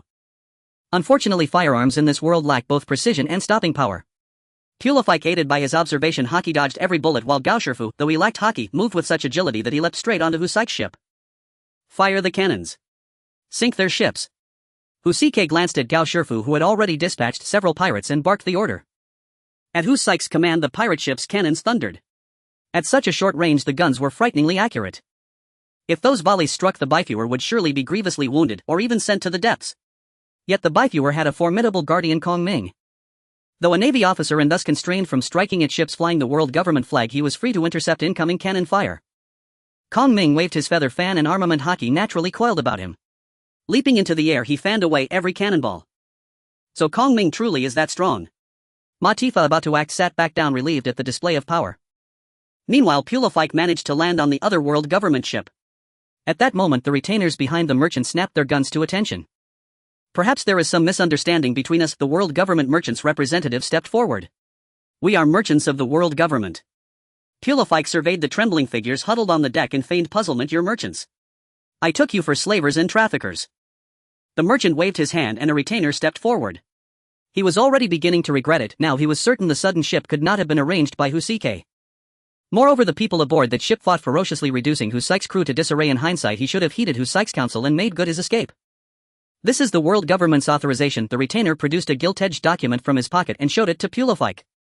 Contrary to the arrogant demeanor Pulafike had expected from world government officials, he even thought that aside from their trade, these men seemed almost civil. What he did not know was that their apparent politeness stemmed largely from the screams and wails drifting over from Husike's ship. In any case, Pulafike would not change his opinion of slave traders. Come closer so I can see, he told the retainer. The retainer stepped forward. In the next instant, Pulafike's long knife drove through his abdomen. With a sickening thud, the man collapsed. Pulafike tossed him aside and spat. The world government forbids slave trading. How could you have permits for this? Kill him. The merchant panicked at Pulafike's willingness to spill blood. Until now, flashing a world government-issued permit had always guaranteed safe passage. Pulafike was the first man the merchant had ever met who dared to question a world government credential, and as events would show, he would be the last. The merchant's guards opened fire in frantic volleys, but Pulafike remained unruffled. With the aid of observation hockey, he weaved through the hail of bullets, then methodically felled the guards one by one. Stop him, the merchant screamed. As he howled, the guards crumpled. Soon the only figures left on the deck were the trembling slaves, the merchant himself and Pulafike. Pulafike sheathed his long knife and strolled toward the merchant with casual intent. You can't kill me, I am a world government merchant. He stammered, trembling as he produced a den mushi from his pocket. I can contact Lord Spandam. You can't kill me. At that moment, relying on connections within the world government had become his only hope for survival. Pulafike said nothing. He stepped forward, drew his blade, and with a single motion the merchant, still clutching the den mushi, fell without calling anyone. Pulafike wiped the blood from his sword and sheathed it. Having taken several lives, he felt no stirring. Death was commonplace in this world. Besides, he did not slay ordinary people, he had killed traffickers. To a man from the civilized world, such men were rightfully condemned. One detail worth noting was the merchant's claim that he would call Spandam. If true, that name would mark another link between Pulafike and a notable figure of this world, joining the likes of Robin, Lucci, Foxy, and Lafitte. When the merchant had uttered Spandam's name, Pulafike admitted to a fleeting hesitation.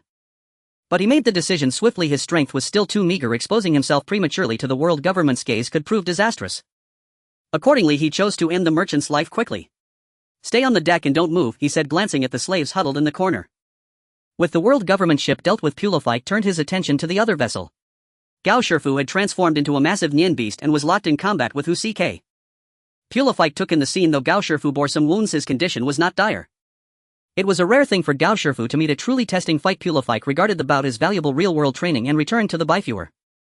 Mr. Pulafike, Kong Ming came forward. You have truly stirred up major trouble. Pulafike shrugged it off. Mr. Kong Ming, leave the slaves and the pirates to your navy, there should be no problem, right? He had finally remembered that the man who called himself Wulong was the Navy commander Kong Ming. Unsure of his exact rank, he still addressed him as Mr. Kong Ming. What did you say? He is Mr. Wulong. Ma Tifa remained baffled, having not yet grasped what was truly happening. No, Kong Ming shook his head. Calling me Kong Ming is not incorrect. Then would you be so kind as to divulge a bit of the Navy's operational plans? Pulafike asked.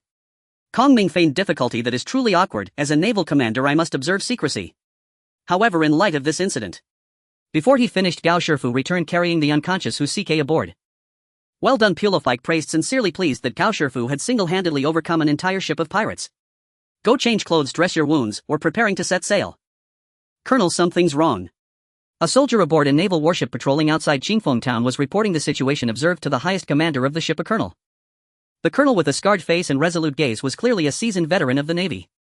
As the backbone of the naval forces, colonels may seem vastly different from the monsters that can annihilate everything, but their extensive experience on the battlefield afforded them considerable strength and adaptability.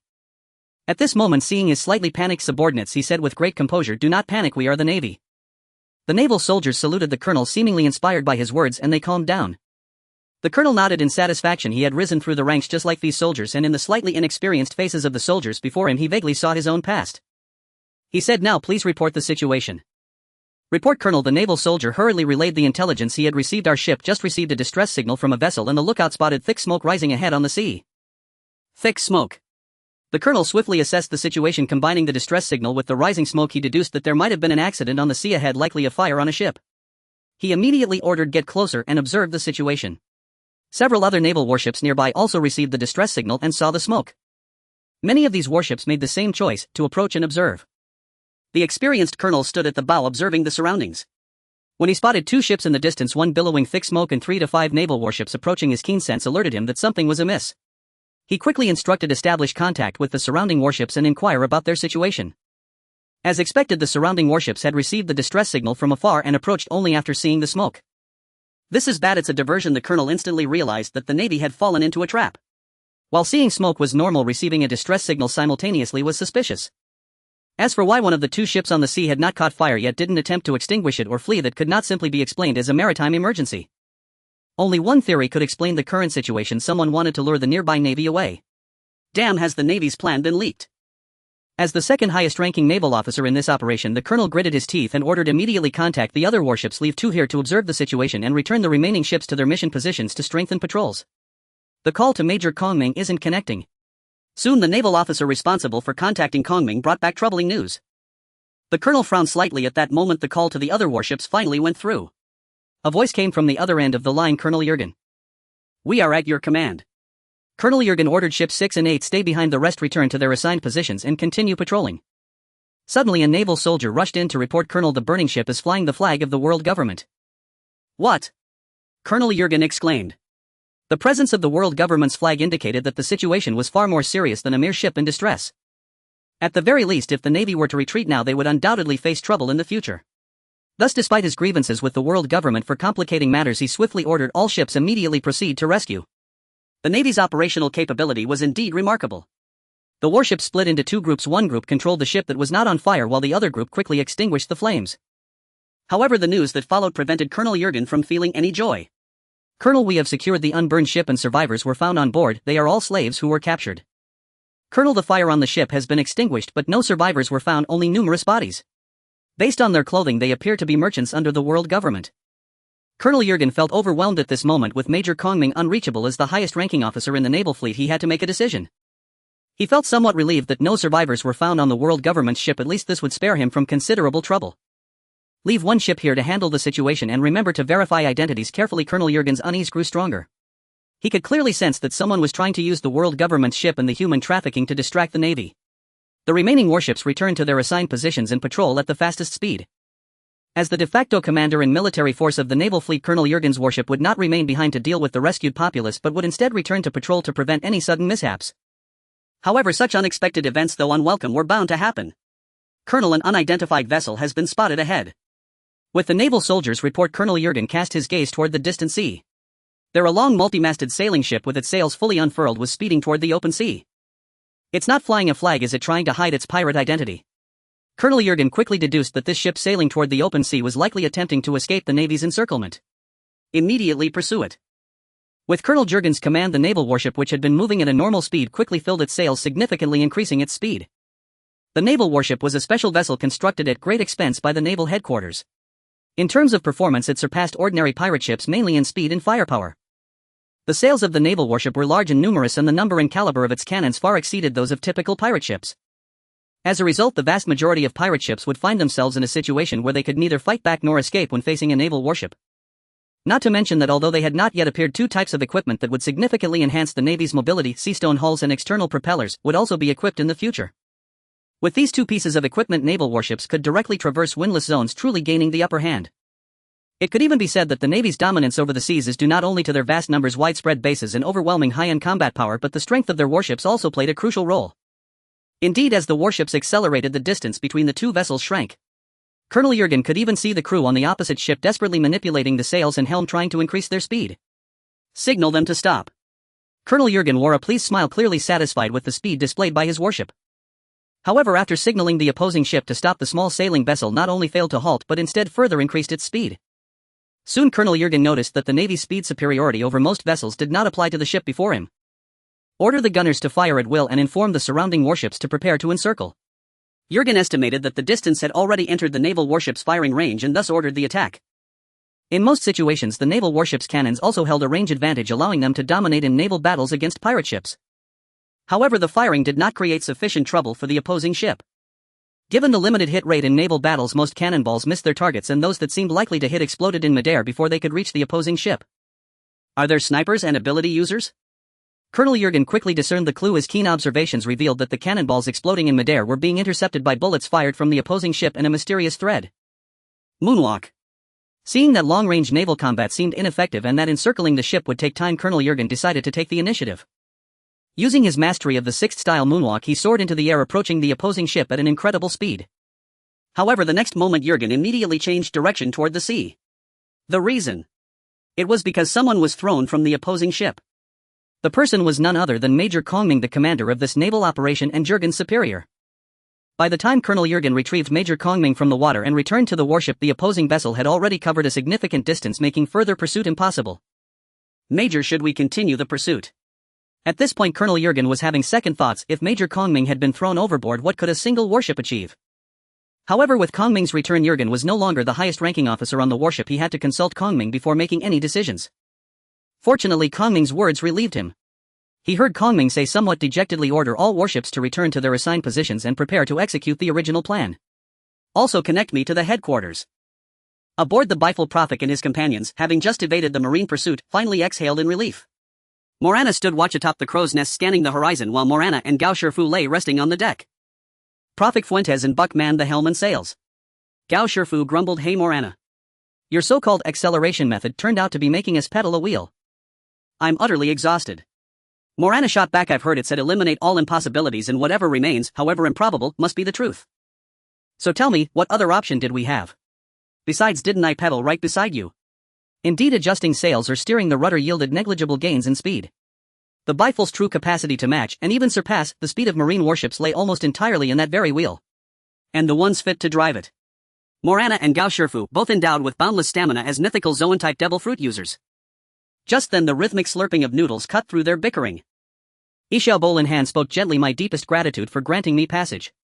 I've also heard the saying, it's easy to speak when you're standing, no strain on your back.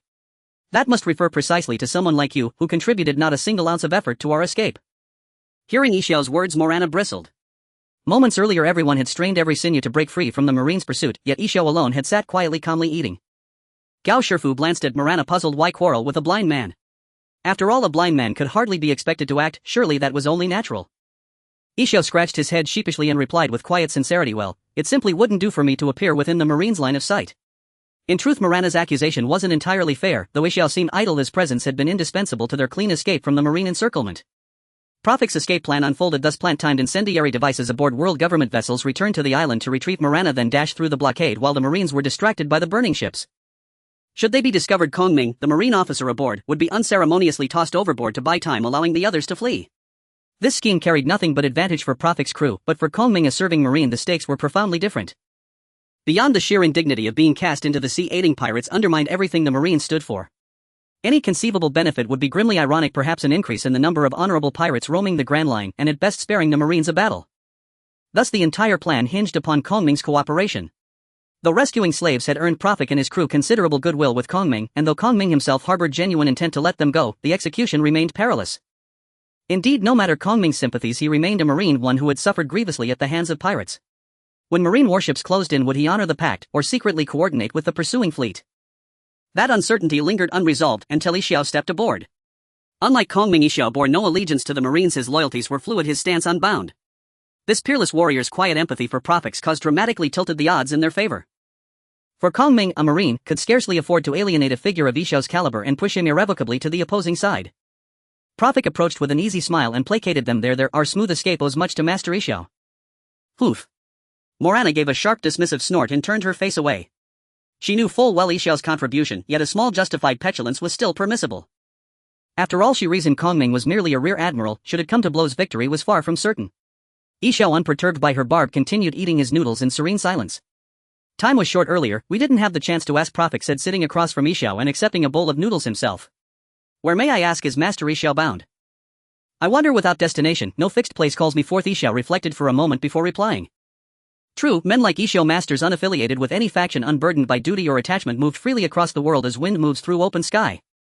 When suddenly asked about his destination, such a man could offer only one honest answer: nowhere in particular. Since you have no destination in mind, might you consider traveling with us? Prophet extended the invitation. To any captain, or even the world government, Yixiao represented an irresistible asset, an apex-tier warrior, unclaimed and unchained. His mere presence guaranteed safer passage should he ultimately join their crew. Prophet would dare sail straight into the new world. Granted, Yixiao possessed a fierce moral compass and unwavering sense of justice. To rival crews, or the world government, that might spell grave risk. But Prophet, confident in his identity as a transmigrator, believed his principles and conduct would never clash irreconcilably with Yixiao's benevolent righteousness. You're inviting Master Yixiao to join us? Martifa gasped, her brother actually extending an offer to this unassuming, sightless stranger. Though equally unfamiliar with Yixiao's strength, Gao Shifu sensed gravity behind Prophet's gesture. Master Yixiao, come with us. You won't regret it. Prophet ignored Martifa and Gao Shifu, his gaze held only Yixiao. Yixiao's eyes, clouded white, seemed to weigh the offer with profound stillness. From this young man he sensed unfeigned sincerity. In that suspended breath between hesitation and decision, none could say whether Yixiao had briefly imagined traveling with them might indeed be worthwhile. Yet after a brief solemn silence, Yixiao declined, firm, gentle and final. He offered no explanation, yet Prophet could intuit the likely reasons. Perhaps Yixiao wished to avoid the stigma and danger of being branded a pirate, or perhaps he simply cherished the sovereign freedom of solitary wandering. Having chosen refusal, Yixiao required no further justification, and Prophet neither dared nor had the right to press him. Moreover, though Yixiao possessed the theoretical ability to write a single stone anywhere on the globe, in practice he preferred conventional sea travel. Thus, until their next port, their paths would remain aligned. Their newly acquired eternal pose pointed steadfastly forward, the same direction the Bifle sailed and the same direction toward which Prophet's crew now journeyed. And the first true landmark along that course, the first place worthy of being called a destination, was none other than the gateway to the Grand Line Reverse Mountain. The Reverse Mountain is said to be the only entrance for the Four Seas to access the Grand Line. Here the seawater can flow upwards in an astonishing manner, allowing ships from the Four Seas to enter the Grand Line through the waterways. However, Prophet has always expressed skepticism about the claim of it being the only entrance. Not to mention the two methods of crossing the windless zone and directly navigating along the Red Line to reach the Grand Line before going to sea. It is evident that the entry of massive ships like Moria's terrifying three-masted ship into the Grand Line and the free movement of the red-haired pirates between the Four Seas, the Grand Line and even the New World cannot be fully explained by the phenomenon of the Reverse Mountain's water flow. Nonetheless, Prophet had no intention of becoming a geographer. After all, the water flow of the Reverse Mountain was indeed the simplest way for them to enter the Grand Line.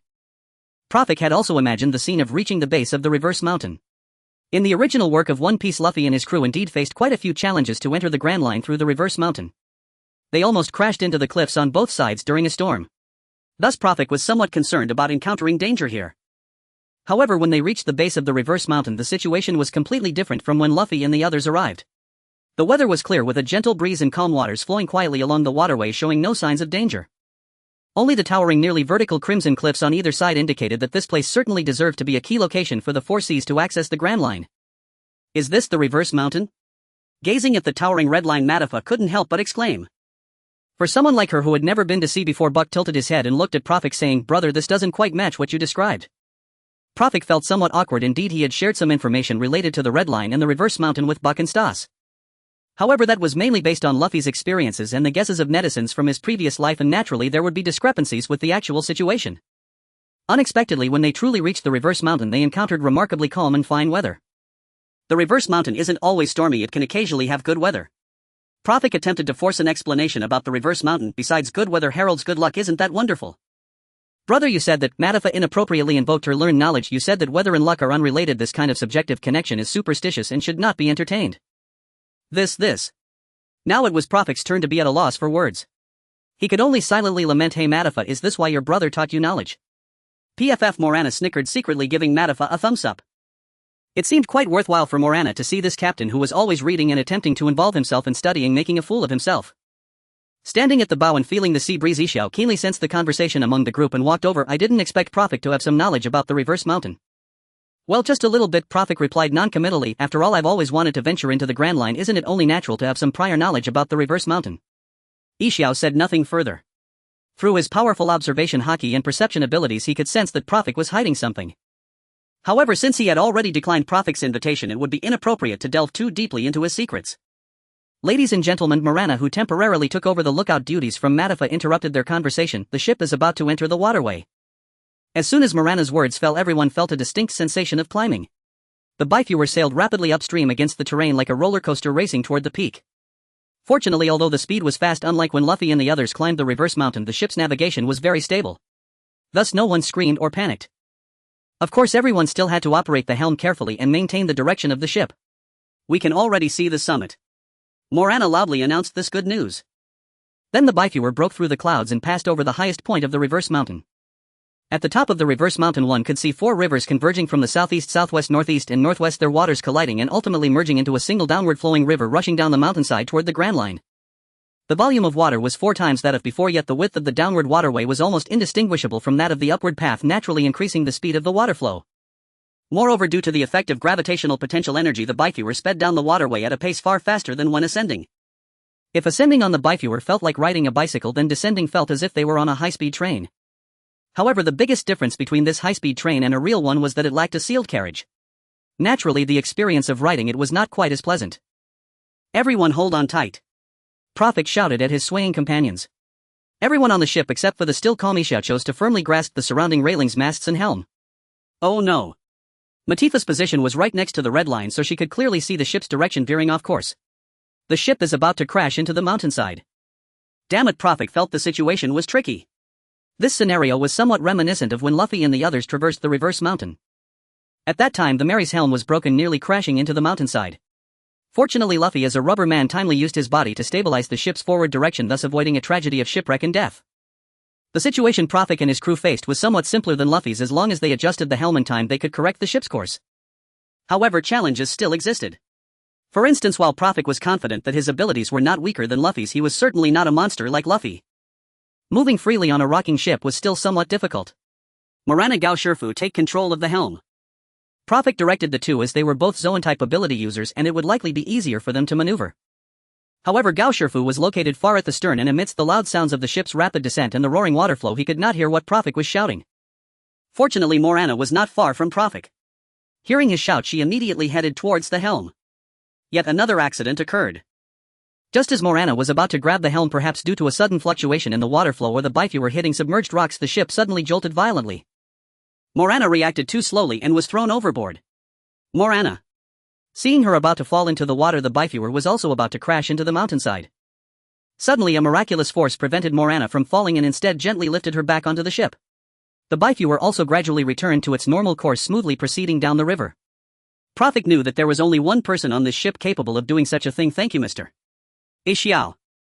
"It was a small matter," Ishiao replied. He said this not out of humility. After all, for someone who could lead a navy fleet to sail in the sky by his own strength, saving a person and stabilizing a ship was exceedingly simple. "Look," said Fuentes, who had stood up again to observe the situation ahead. In the front, a vast expanse of sea. The Grand Line was just ahead. The bifewer slowly advanced along the turbulent waters. At this moment, Ishiao stood at the bow wielding a staff sword, skillfully controlling the direction of the bifewer. The strong wind blowing towards him lifted his loose garments, making his tall figure appear particularly dependable. "This is wonderful." Having narrowly escaped death, Morana finally breathed a sigh of relief, though still a bit shaken. She weakly remarked, "I've heard that saving a life is better than building a 7-story pagoda." "Mr. Ishiao, you truly have boundless merit." She sincerely thanked Ishiao. At that moment, Fuentes noticed a dark spot ahead in the channel, just about to enter the Grand Line. "What is that?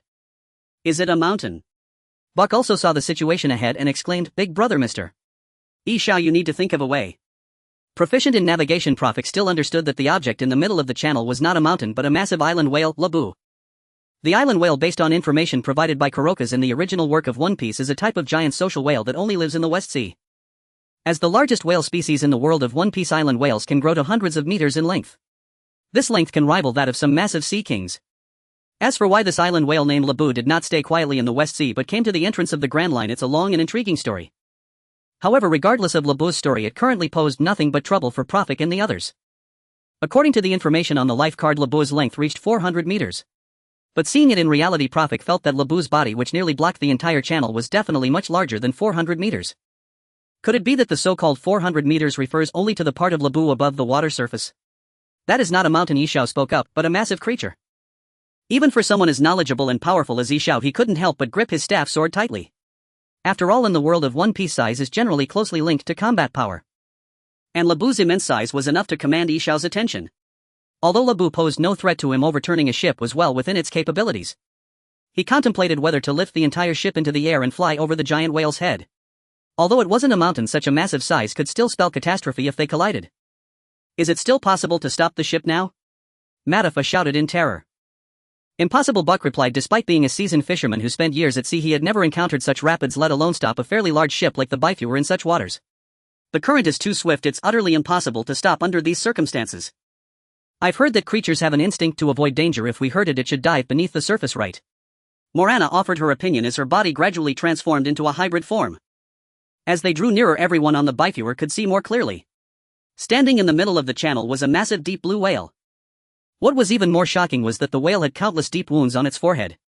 What kind of whale could grow to such a size? And what could leave such massive wounds on the giant whale's body? Amidst the shock, fear began to grow in everyone's hearts. Mr. Yishao, even Prophet, who had been relatively calm, was now sweating profusely as he walked over to Yishao. I'll be relying on you soon. From the original work of One Piece, Labu was not a malicious whale and wouldn't intentionally attack. Considering how many pirates flood into the Grand Line each year, one could even say colliding with Labu was an extremely rare occurrence. However, the issue was that Labu was too large while the Bifewer was like an ant in comparison. It was highly likely that Labu wouldn't even realize what had happened before the Bifewer sank. Thus Prophet had to rely on the crew's highest combat power, Yishao. Yishao's ability was gravity. Whether in attack or escape, there would surely be a way. As for what would happen after Yishao took action, unfortunately Prophet couldn't afford to consider that. Just as Yishao was ready to unleash his power, a small black spot suddenly emerged in the sea beside Labu. Then a loud voice rang out, Labu, a ship is coming, quickly get out of the way.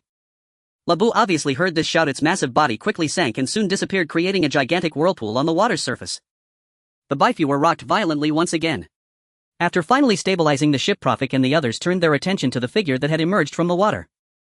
At that moment he had skillfully swum from the sea to the shore. He was a very robust middle-aged man whose height in the pirate world wouldn't be considered particularly tall, but was already much taller than Prophet, Morana and others, and his build was not overly large.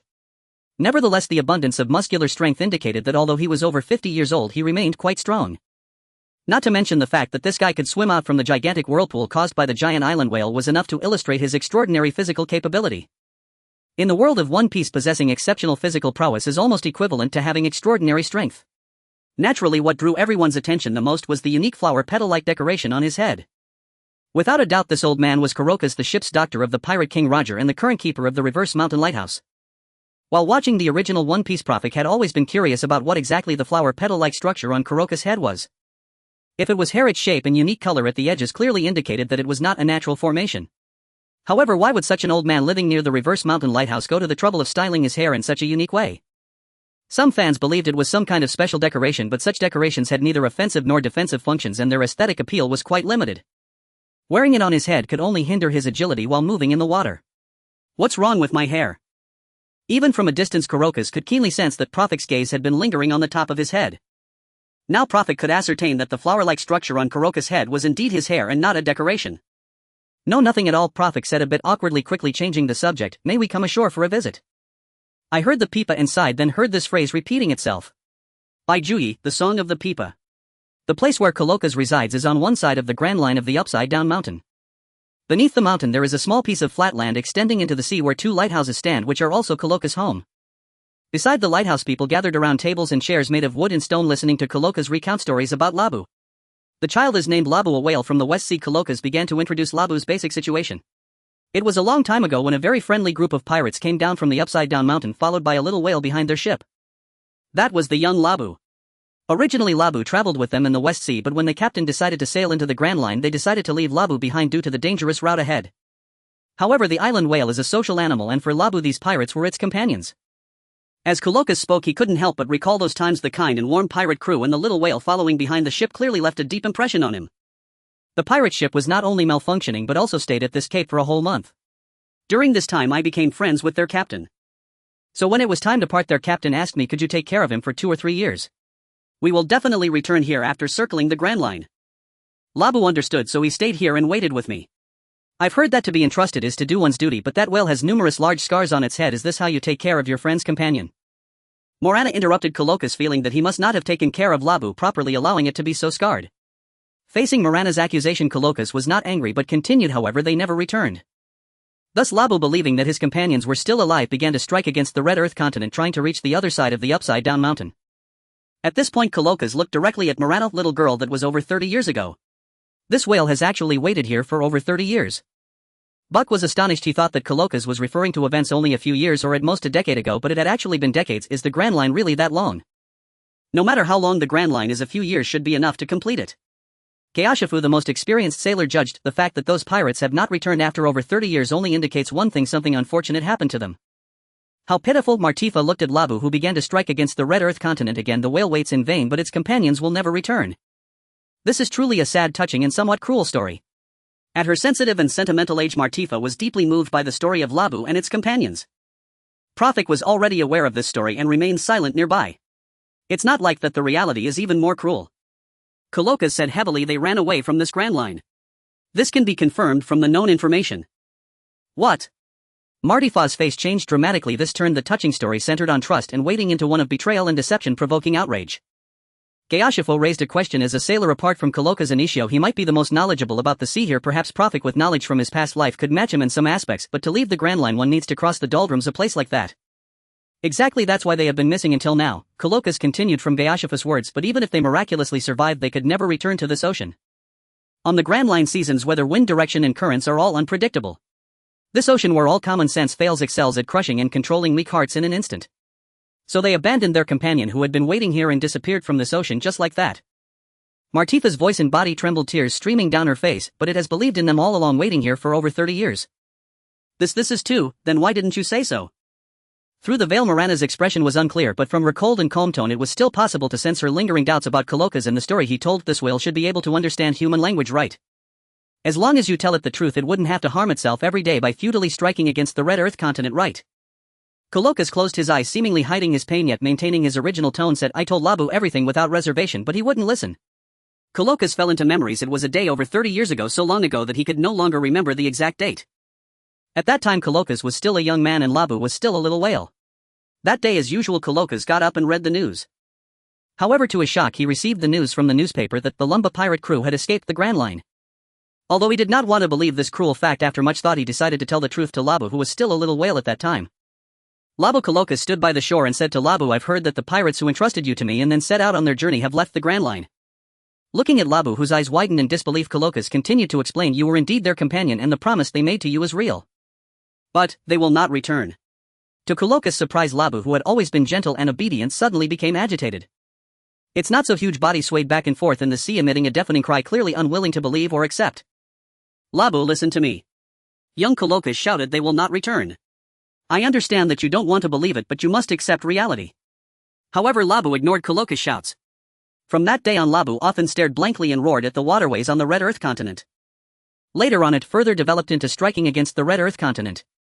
Since that day, Labu began to roar at the upside-down mountain, using its body to strike against the Red Earth continent. It seemed to still believe that they would return from the other side of the Red Earth continent. After that, I also tried several times to tell it the true situation of those pirates, but it resolutely refused to accept reality. Colocas concluded his tale of Labu with a tone of sadness and helplessness. After hearing the story of Labu, Geashifu couldn't help but sigh. This whale is indeed remarkable, clearly betrayed by its companions yet still foolishly waiting. It is precisely because of the meaning Colocas' understanding was evidently deeper. 30 years have passed. Even if that pirate crew is still sailing somewhere, everything must have changed. The reason Labu refuses to accept reality is that losing the meaning of waiting is more terrifying than anything else. All present wept anew upon hearing the verse again. Who among them shed the most tears? Zhangzhou's prefect, his blue robe soaked with sorrow. By Juyi, Song of the Lute. Gao Shifu gently placed his hand upon Martifa's shoulder and shook his head. Lapu's tale was profoundly moving, yet what truly could they do? Little girl, it is futile, Crocus said, shaking his head, and with it his distinctive hairstyle. Lapu's resolve is unshakable, even I cannot persuade it. Then must we simply watch as it continues battering the Red Line continent. At this rate, one day its wounds will rupture and it will die. Unlike Martifa, Morana analyzed Lapu's plight from a more rational standpoint. Her assessment in truth was entirely accurate. In the original One Piece canon, over a decade later, when Luffy arrived at Reverse Mountain, Lapu's body could no longer endure. Though a decade may seem long, great whales often live for a century. To them 10 years is scarcely time at all. Crocus remained silent, only letting out a heavy sigh. What Morana perceived, he, the seasoned ship's physician, perceived just as clearly. Yet perceiving offered no solution. Lapu paid no heed to its wounds, its sole obsession was hurling itself against the Red Line continent. Prophet rose and strode to the shore calling out, "Hey Lapu, can you hear me?" In the original One Piece, the pact between Lapu and the Rumbar pirates remains one of the most heart-wrenching tales. Now sensing an opportunity, Prophet resolved to aid Lapu. Upon hearing Prophet's voice, Lapu, mid-impact against the Red Line, paused. Its colossal form surfaced and its large, deeply human eyes fixed intently upon Prophet. "You've heard of the Rumbar pirates, haven't you?" Prophet met Lapu's gaze without flinching. "Oh. At the mention of the Rumbar pirates, Lapu visibly surged with emotion, roaring fiercely toward the sky. "What do you intend to do?" Crocus rose to his feet. The Rumbar pirates were the crew that had sworn a solemn vow with Lapu long ago. Merely naming them would send Lapu into frenzied roars and violent collisions with the Red Line. To speak of the Rumbar pirates before Lapu was perilous indeed should it lose control. Its immense size posed grave danger to all nearby. Buck stepped forward shielding Crocus. "Let him speak, brother has his reasons." Unfazed by Lapu's agitation, Prophet sat cross-legged upon the shore and began his tale. "This story reached me years ago, while I still dwelled in the South Blue. It was told to me by an elderly fisherman from my village, now long past. Over a decade ago he sailed out to fish and discovered a small vessel drifting from the calm belt. Aboard it only one survivor remained. From that lone survivor's lips I learned the full account. Look, he even described the design of their Jolly Roger to me." As he spoke, Prophet picked up a stone and sketched a symbol upon the earth, a cross formed by crossed bones beneath a horned skull, an unmistakable emblem of the Rumbar pirates. At the words "survivor of the Rumbar pirates," and upon seeing Prophet's sketch of their Jolly Roger, tears welled instantly in Lapu's vast luminous eyes. "Impossible." Crocus froze in disbelief. Even before Prophet finished his opening lines, instinct told him the tale could not be true. His skepticism was hardly unwarranted. A story relayed twice over, like this one, bore all the hallmarks of a fabrication hastily devised to bridge a chasm of decades. Yet when Prophet drew the Rumbar pirates' flag, Crocus could no longer dismiss him. He had to believe Prophet knew something real. For the Rumbar pirates' annihilation occurred over 30 years prior. Prophet by all logic should never have known the appearance of their flag. After all, even 3 decades ago the Rumbar pirates were obscure, no famed crew. That Prophet could reproduce their Jolly Roger meant only one thing: he had indeed heard their story firsthand. Such a coincidence seemed miraculous. Though Crocus still harbored doubts, this alone proved Prophet had encountered someone tied to the Rumbar pirates. And that in itself revealed much. Strange. Buck, who had grown up alongside Prophet, felt a quiet unease. "I recall no such tale from any old fisherman." Yet with Crocus standing so near, and at such a pivotal moment, he kept his suspicions unspoken. What Crocus and Buck did not know was that Prophet's account was neither hearsay nor invention, but memory drawn from a life before his crossing into this world. And though Prophet appeared unruffled inwardly, he trembled. He could recount the Rumbar pirate story, but only if he furnished a plausible origin for it. That way, even if Crocus questioned his sources, he would have no grounds to challenge him. Thus Prophet wove the fiction of an elderly fisherman's telling. He did not know whether any Rumbar pirate had truly survived passage through the calm belt. According to canon, only Captain Banbayoshi and those left behind on the island might conceivably have lived. Nor did he know whether anyone else alive still remembered the Rumbar pirates' tale. He did not even know how the rumor of the Rumbar pirates' escape from the Grand Line had first spread. Yet none of this mattered. The South Blue lay directly across the calm belt from the Grand Line's first half. Logically, the claim held flawless coherence. Within this narrative, every soul capable of verifying its truth, save Prophet himself, had already passed beyond this world. So long as he held firm, the story became irrefutable fact, for Lapu and for Crocus. Prophet narrated slowly, pausing before each word, weighing it carefully in his mind. Thus spoke the old fisherman, recounting the Rumbar pirates' tale. Over 30 years ago the Rumbar pirates sailed far and wide, until during an expedition into the calm belt their captain Banbayoshi contracted a terrible plague. Even their ship's physician was powerless against it. To spare his crew, the captain made a staggering choice. He entrusted the entire crew to their musician Brook. Surely you remember him. At the sound of Brook's name, Lapu stirred visibly. In the days of their shared voyage, Lapu and Brook had forged an uncommon bond. Whether that closeness sprang from love of Brook's music or from fascination with his explosive afro, only Lapu itself could say. The captain and those stricken with plague remained upon a desolate isle. Prophet continued the Rumbar pirates' chronicle. All, except Yusaka, held their breath, eyes locked upon him, wrapped in silence. Lapu let out a thunderous roar, tears streaming ceaselessly from its enormous eyes.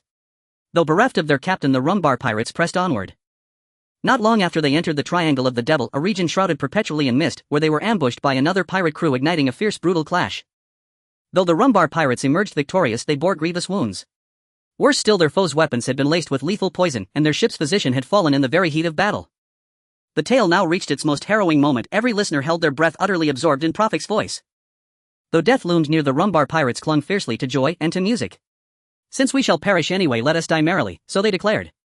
Thus the surviving pirates, battered and bleeding, raised their voices in song, Binksake, the legendary sea shanty beloved across the pirate world. Here Prophet could not resist singing the familiar melody. Yo ho ho yo ho ho. Yo ho ho yo ho ho. Pour Binks sake into your cup. Like the wind free and wild we cleave the waves afar. Beyond the ocean's edge the sunset blazes bright.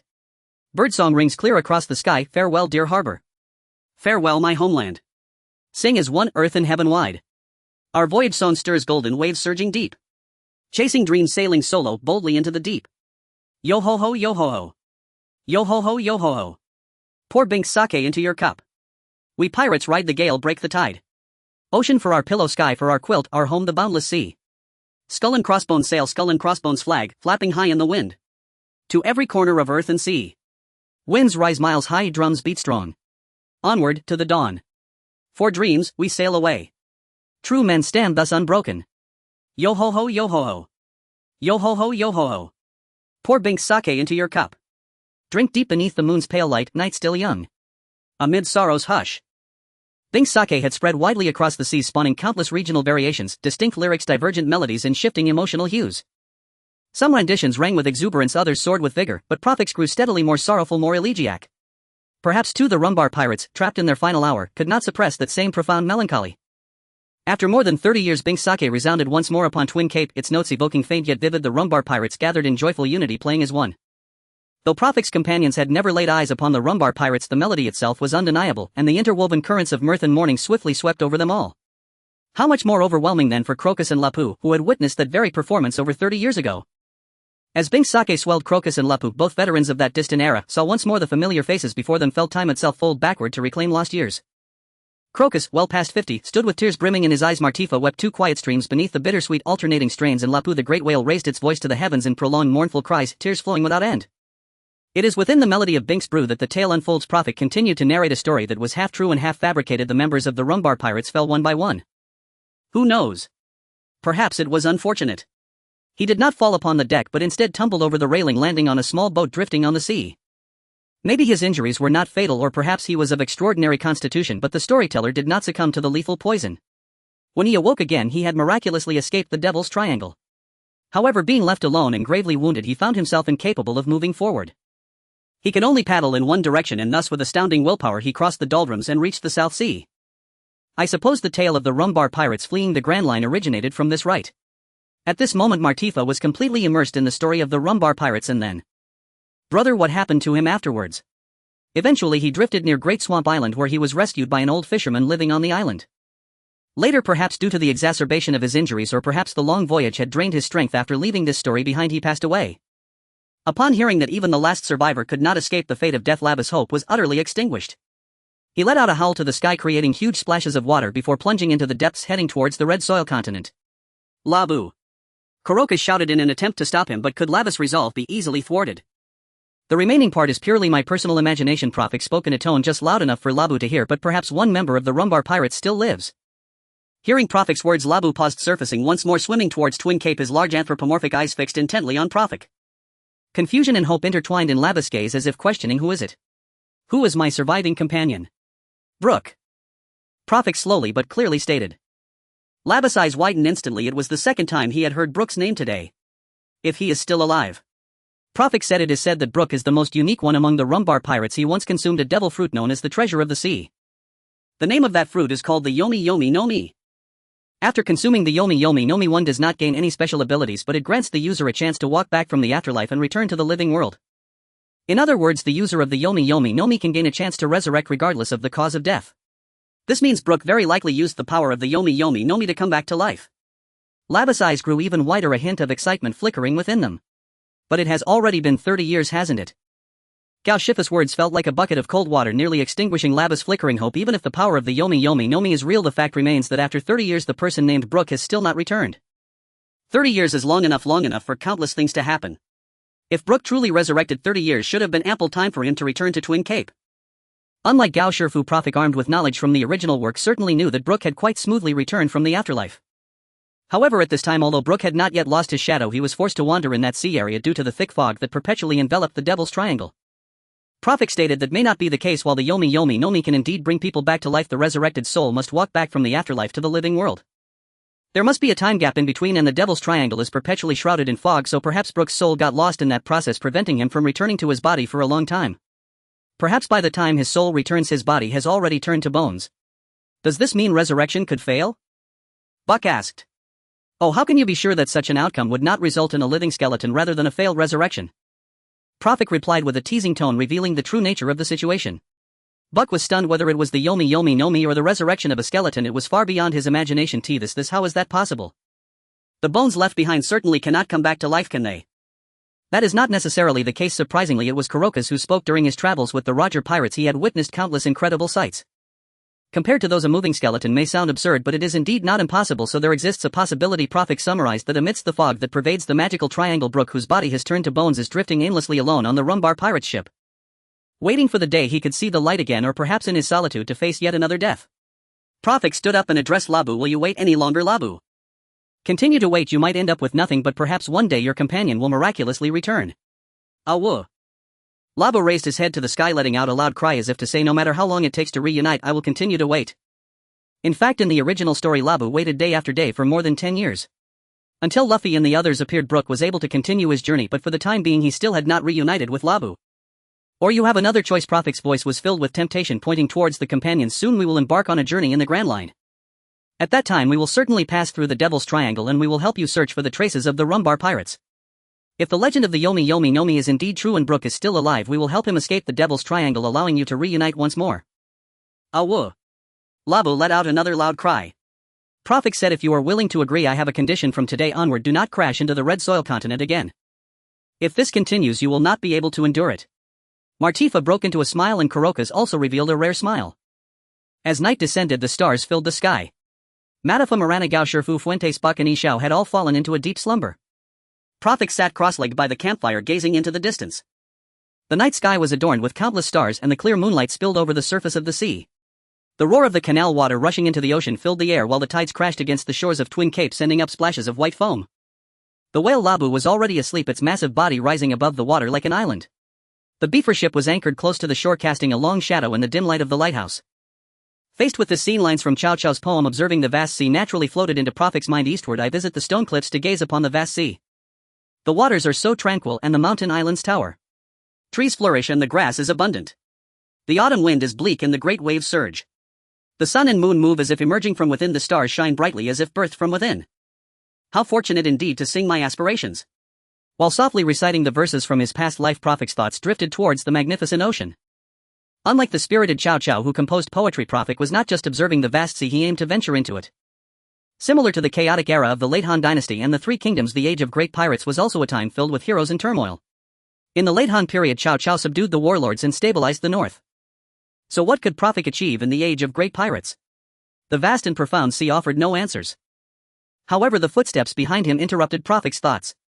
Kurokas strolled over in his tank top and shorts, sitting down beside Prophet. Good poem. He seemed to be muttering to himself, or perhaps offering a critique. Did I disturb your rest? Truly sorry. Prophet felt a bit guilty for waking someone in the dead of night. In the presence of the ship's doctor of the Pirate King, he naturally did not dare to be neglectful. I wasn't sleeping anyway, Kurokas replied nonchalantly. Did you write this poem? Although observing the vast sea had never appeared in this world, Prophet had no intention of stealing Chow Chow's copyright, so he honestly replied, it is a poem from my homeland written by a valiant hero. When he wrote this poem, he had just defeated his most formidable foe and was filled with spirit. Prophet explained. He had no way to explain where his homeland was, but this answer was undoubtedly the closest to the truth. As for the possibility of being doubted, with so many islands in this world, even Kurokas, being the ship's doctor of the Pirate King, could not possibly be familiar with every sea region. Prophet's guess was not wrong. For Kurokas, the sea was dotted with islands, and it did not matter where Prophet's hometown truly was. As for the term valiant hero, it was conveniently interpreted by Kurokas as a small figure engaged in skirmishes on some island, one who had never even heard of hockey or the names of devil fruits. Such individuals were plentiful in the world of the Pirate King. Yet despite this, Kurokas was still affected by the emotions within the poem. The sun and moon move as if emerging from within, the stars shine brightly as if birthed from within. What a fine poem. After a moment of silence, it was Prophet who took the initiative to speak. We will be departing soon. I think it will be tomorrow afternoon. Kurokas nodded. As the keeper of Twin Cape, Kurokas had seen too many pirates, merchants, travelers, navy officers, and officials. They, along with their ships, would stay at Twin Cape to rest before departing again. He had long since grown accustomed to this coming and going. For Prophet, however, Twin Cape was merely a temporary stop. Here they had met the keeper Kurokas and encountered the whale Labu, which was already enough. After resting with fatigue alleviated, it was time to set off for the distant road. Which route are we taking? Kolokas asked. Twin Cape lies at the entrance of the Grand Line, and the Grand Line is not just a narrow river. From Twin Cape there are 7 different routes to choose from. These 7 routes will pass through various islands but inevitably lead through the Devil's Triangle to reach the Sabaody archipelago. Profik took out a permanent pointer saying we intend to head towards the island it points to, but unfortunately we do not know exactly where that is. In the original work, Luffy and his crew chose the route from Whiskey Peak through Little Garden to Alabasta, then passing through Long Ring Long Land in Water 7. Profik secretly hoped that the permanent pointer would lead them to a route different from Luffy's crew. The next day at noon the sun was high and the sea looked quite calm. Fine weather, auspicious signs, it was indeed a good time to set sail. The sails of the beaver ship filled once more as Profik, Matafa, Buckfuente, Scousherfu and Morana gathered at the stern of the deck to bid farewell to Kolokas, Labu and Ishao. Yes, after a brief journey together, Ishao decided to part ways with everyone at Twin Cape. No one knew where he was heading, but everyone respected his decision. Labu, Uncle Kolokas, Mr. Ishao, Matafa waved goodbye. Farewell everyone. Kolokas waved goodbye as well. Ishao remained silent while Labu raised its head and let out a series of AO sounds. Cal, prepare to set sail, Profik said to Gao Shifu. The beaver ship slowly raised its anchor and gradually departed from the shore. At this moment Profik took a package from the cabin and threw it towards the shore with force. Mr. Ishao, catch it. Inside this package were some berries and a portion of gold and silver jewelry, most of which were found on the world government's slave ship. Originally Profik and the others intended to give it to Ishao, who traveled alone. However, since Ishao had always been reluctant to accept, Profik threw the package to him before setting off. As for whether these possessions would bring Ishao trouble, it shouldn't be a big deal. After all, the owner of the ship only had a slight connection with the world government, merely having a layer of their skin. Essentially, the belongings on the ship still belonged to private property, and the world government was unlikely to concern themselves with such minor matters. Of course, if the world government really did issue a bounty on Ishao, a super powerhouse, for this reason, it would not cause him any major trouble but instead align well with Profik's intentions. Ishao slightly activated his ability, causing the speed of the package to noticeably slow down, and its trajectory changed, landing directly in Ishao's hands. He took 2 steps forward, walked to the shore and looked towards the direction where the beaver ship was heading. He thought, what a group of extraordinary pirates. Surely we will meet again in the future. I've heard that meeting is fate. Today I encountered Mr. Profik at the tavern, an intriguing fellow. Are we destined to meet? That rascal Lafitte is causing trouble again. No, the meeting with the king must proceed and I must argue my case resolutely. Fortunately Mr. Profik has agreed to help protect Star Harbor, making things much easier. I don't want to resort to violence, but I must be prepared. January 12, 1505. It was truly thrilling. I'm grateful for Mr. Profik's presence. Am I really a hybrid of the fur tribe and humans? Moreover, I will remember the name Joker. She emphasized it heavily. I'm so exhausted I should sleep. January 15, 1505. The National Assembly has decided to execute Horus. Although the old king has been kind to me, bridges are bridges, roads are roads, he truly deserves his fate. Let Head handle these troublesome matters. Today Mr. Profik talked to me about the overseas. The 4 seas, the Grand Line, the New World and the legendaries Wu, where the fur tribe gathers. Giants walking in the sea at heights of 1,000 meters and nations on their backs. Is overseas really this fascinating? I find myself wanting to sail with them. Is this the feeling of yearning? January 17, 1505. A lie repeated 10,000 times becomes the truth slandered 10,000 times becomes a lie. Today Mr. Profik mentioned the tale of the boastful Nolan again. Is the tale of the Sky Island true? I'm eager to see it with my own eyes. I'm at Mr. Star at Mr. Profik's place. I do not kill Bo Rin, but Bo Rin dies because of me. Mr. Star's injury was for Star Harbor, for the Black Constellation, and me, I owe him an apology. Then go to sea on my behalf with my elder brother. Is this a formal invitation? I must admit I could hardly contain my joy upon hearing those words. However, I still have Star Harbor, the Black Constellation, and my nation. My responsibilities lie here.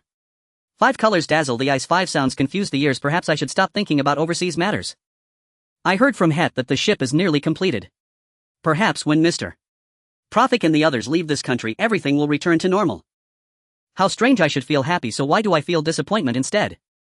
January 21, 1505. Mr. Profik and the others are about to leave. I need to prepare a farewell banquet for them, and I will write the rest of the evening. January 26, 1505. I never expected that last night's banquet was actually a trap set for me. It must have been that rascal Het who slipped sleeping pills into the drinks. Such a nauseating scheme could only be his doing.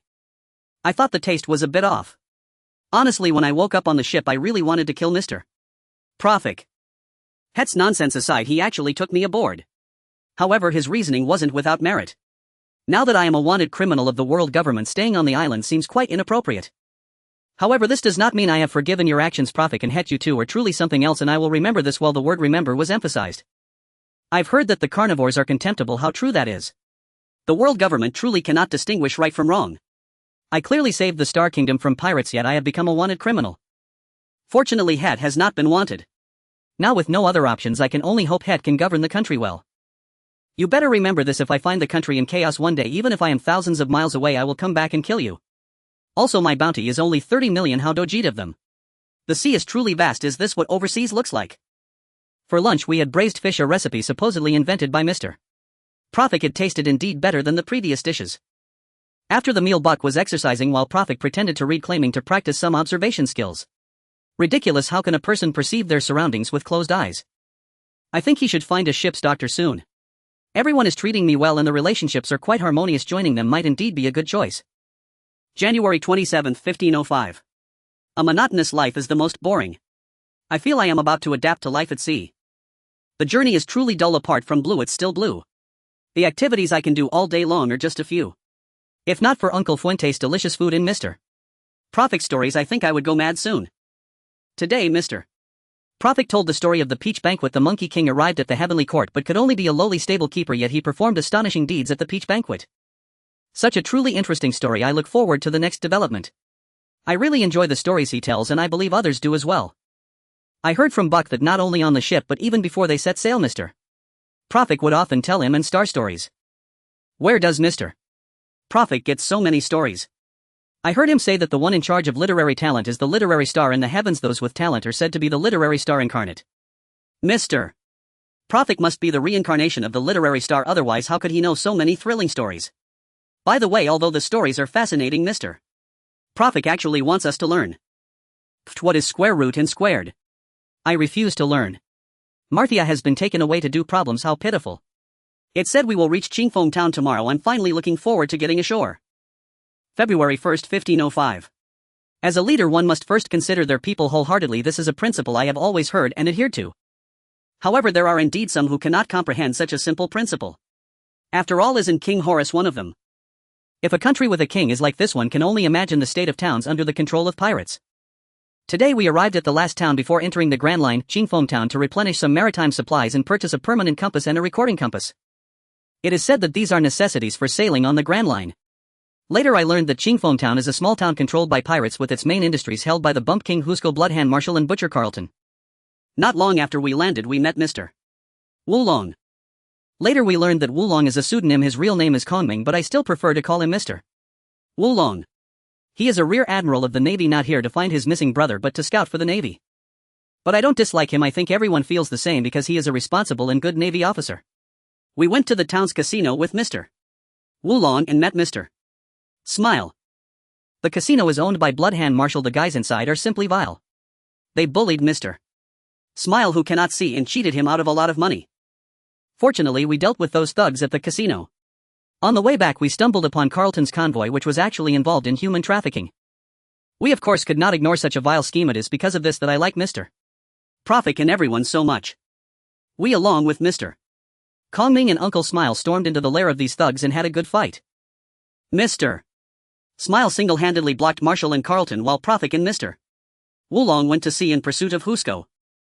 However, what shocked and angered me the most was the world government. They were actually involved in the slave trade. This is what Prophet said. I find it hard to believe the world government's laws clearly oppose human trafficking and the slave trade.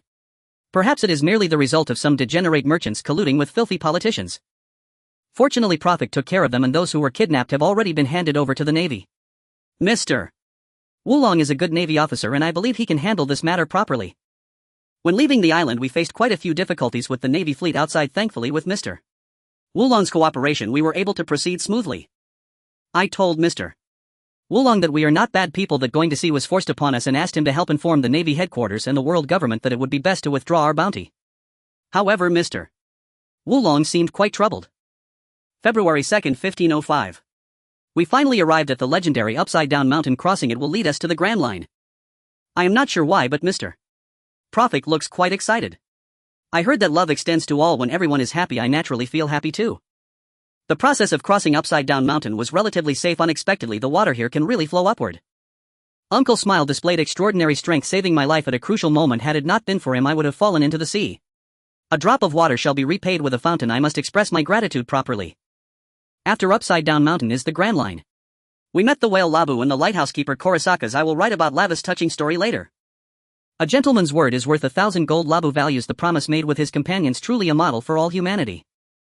I never expected Mr. Prophet had heard of the story of the Lumbra pirates. I always feel something is off about this story. Perhaps it's just a feeling. Can the yellow spring fruit really bring someone back to life?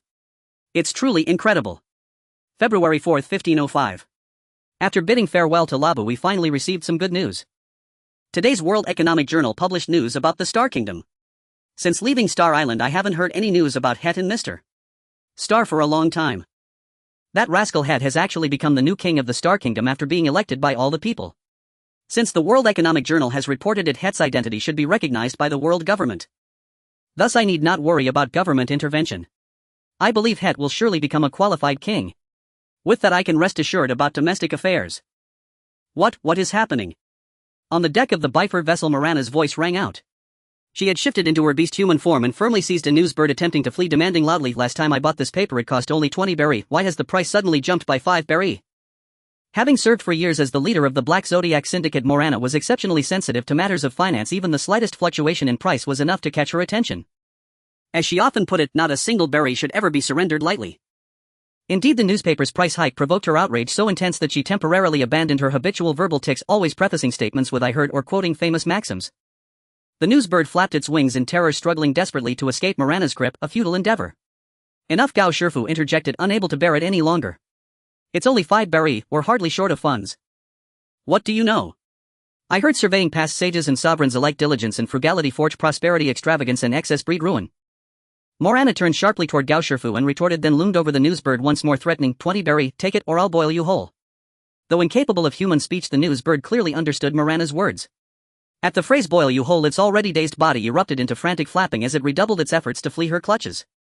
After repeated attempts failed, it beat its wings emphatically and emitted sharp urgent cries, as if trying desperately to communicate something. "All right, Morana." Prophet lowered compendium of notable sea beasts along the Grand Line, gently intervening. 5 berry is trivial, but intelligence is priceless. If you truly boil this bird, we may go weeks without receiving another paper.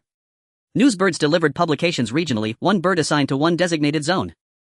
Should Morana actually cook the bird, they would remain cut off from newspapers until either they sailed beyond that territory or Morgans replenished the local avian couriers. Compared to such an intelligence blackout, 5 berry was far more palatable. After all, while the world of the Pirate King lacked any robust financial infrastructure, it did possess berry, a universally accepted, globally circulating currency. This very duality rendered the berry's value inherently unstable, making rampant inflation inevitable. Indeed, the World Economic Gazette had risen from 20 berry per copy just days earlier to 25 berry today. And over a decade later, when Luffy set sail, the price would surge again from 50 to 100 berry. This trend reflected both uncontrolled inflation and systemic monetary decay. Yet Prophet privately suspected that, measured against certain terrestrial currencies such as the Zimbabwean dollar, the berry's depreciation rate was comparatively modest. Morana shot Prophet a venomous glare. Even veiled behind her mask, her fury burned palpably. In the end, however, it was Morana who yielded. Though once the Black Zodiac's leader, she valued coin, yet she valued intelligence more. Paying for information remained, after all, a sound investment. She released the newsbird, and before it could take flight, hurled 2 50 berry notes straight at its chest. The bird shrieked, plummeted into the sea, thrashed wildly beneath the waves, and only after a long struggle managed to lift itself back into the air. "Look here." Matafa, having just claimed the paper, quickly uncovered a noteworthy section, a stack of wanted posters. Among them were their own. Prophet the tax defier wanted 450,000,000 berry.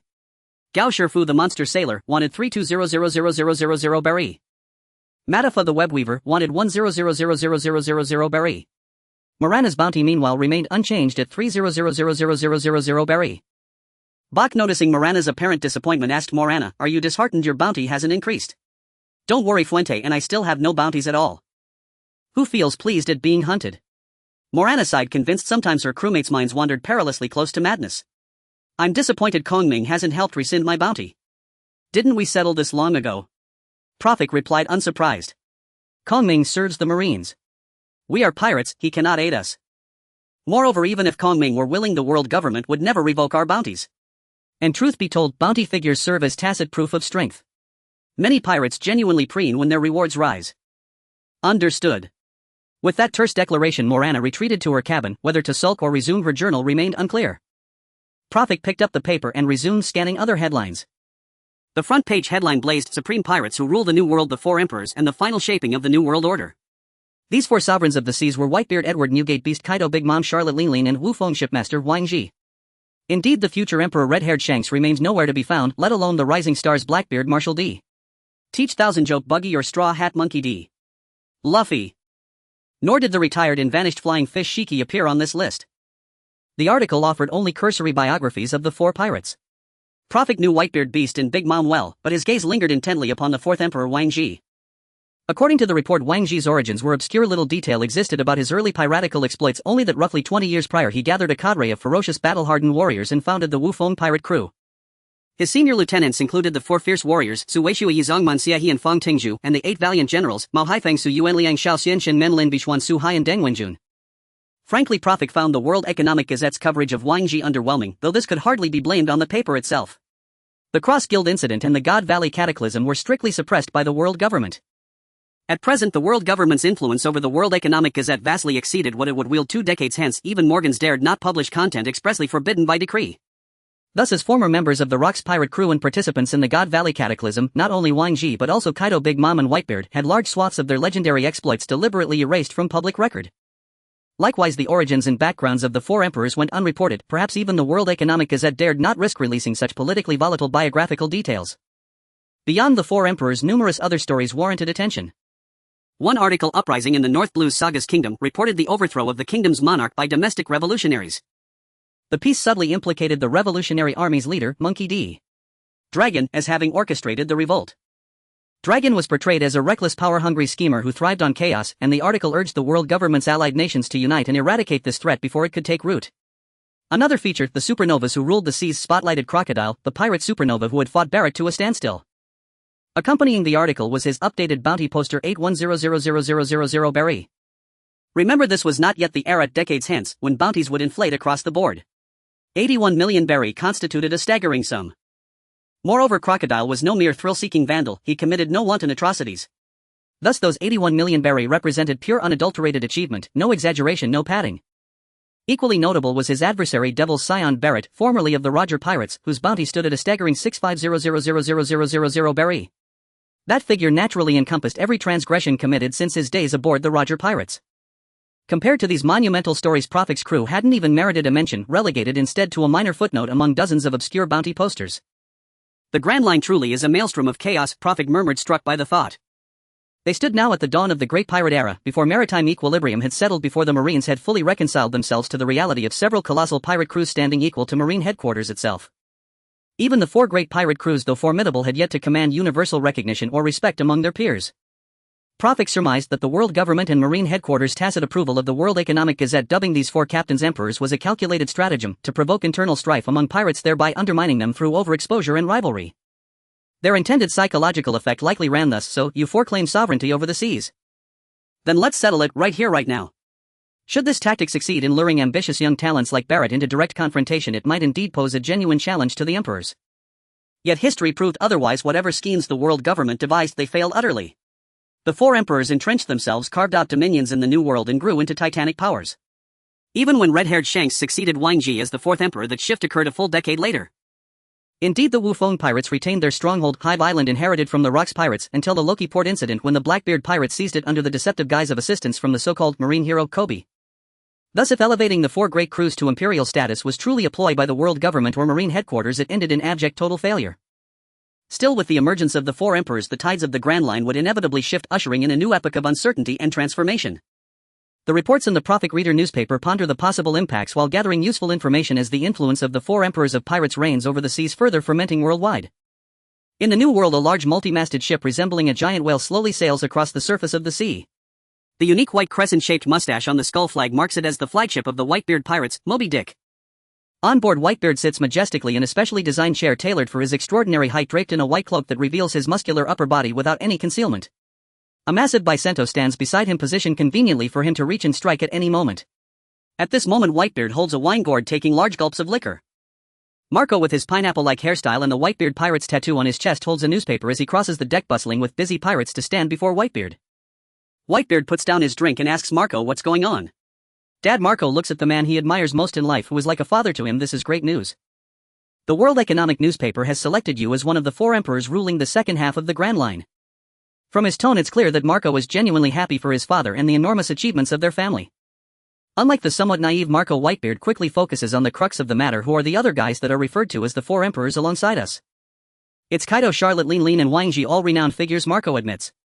Although he firmly believes that only Dad Whitebeard is the strongest, he cannot deny that these 3 are formidable characters. Whitebeard picks up the wine jug, takes a sip and says, "My foolish son, this is undoubtedly a scheme of that Sengoku fellow. He intends to roast us over the fire." Such a blatant plot naturally cannot escape the eyes of Whitebeard, who has roamed the seas for half his life. He instantly perceives the viciousness of this scheme, and the world of pirate status is spoken through strength, and a title as lofty as that of the 4 emperors will undoubtedly attract the envy of countless pirates. Do we need to take any countermeasures? Marco asks with a hint of concern. As the de facto second-in-command of the Whitebeard pirates, Marco possesses solid abilities and immediately comprehends the implications behind Whitebeard's words.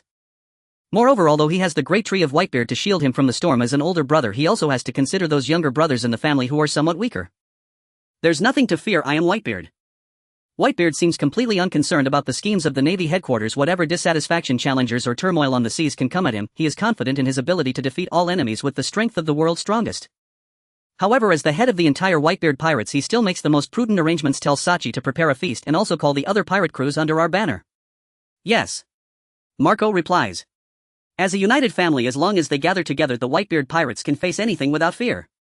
This belief is unwavering for both Whitebeard and his sons from start to finish. Unlike the Whitebeard pirates, who are accustomed to traveling at sea, the Big Mom pirates have a relatively stable base, Whole Cake Island. Here there are various buildings made of food, a unique sea slug serving as an intelligence system, residents of various races, and countless homies endowed with souls and thus possessing life and wisdom. And the ruler of all this is the only queen of Whole Cake Island, the head of the Charlotte family, captain of the Big Mom pirates, mother to all Charlotte children, the owner of the Soul fruit, and one of the new 4 emperors, Big Mom Charlotte Linlin. At this moment, 52-year-old Charlotte Linlin has not yet fully expanded and still shows glimpses of her past charm. She is currently residing in a gigantic castle, sitting on a pink bed, looking quite pleased as she reads the newspaper in her hands. Unlike Whitebeard, Charlotte Linlin feels genuine joy at becoming one of the 4 emperors. She loudly orders Katakuri to celebrate my becoming a 4 emperor. We are throwing a party tonight. Yes, Mom. Katakuri responds without hesitation. Although he is not yet as powerful as he will be in 10 years, he is already quite mature. Compared to his somewhat simple-minded mother, he clearly thinks of more. Becoming one of the 4 emperors means what, and could some reckless pirate crew come to Whole Cake Island to cause trouble? However, regardless, Katakuri cannot go against Mom's wishes, and all he can do is immediately arrange for tonight's feast.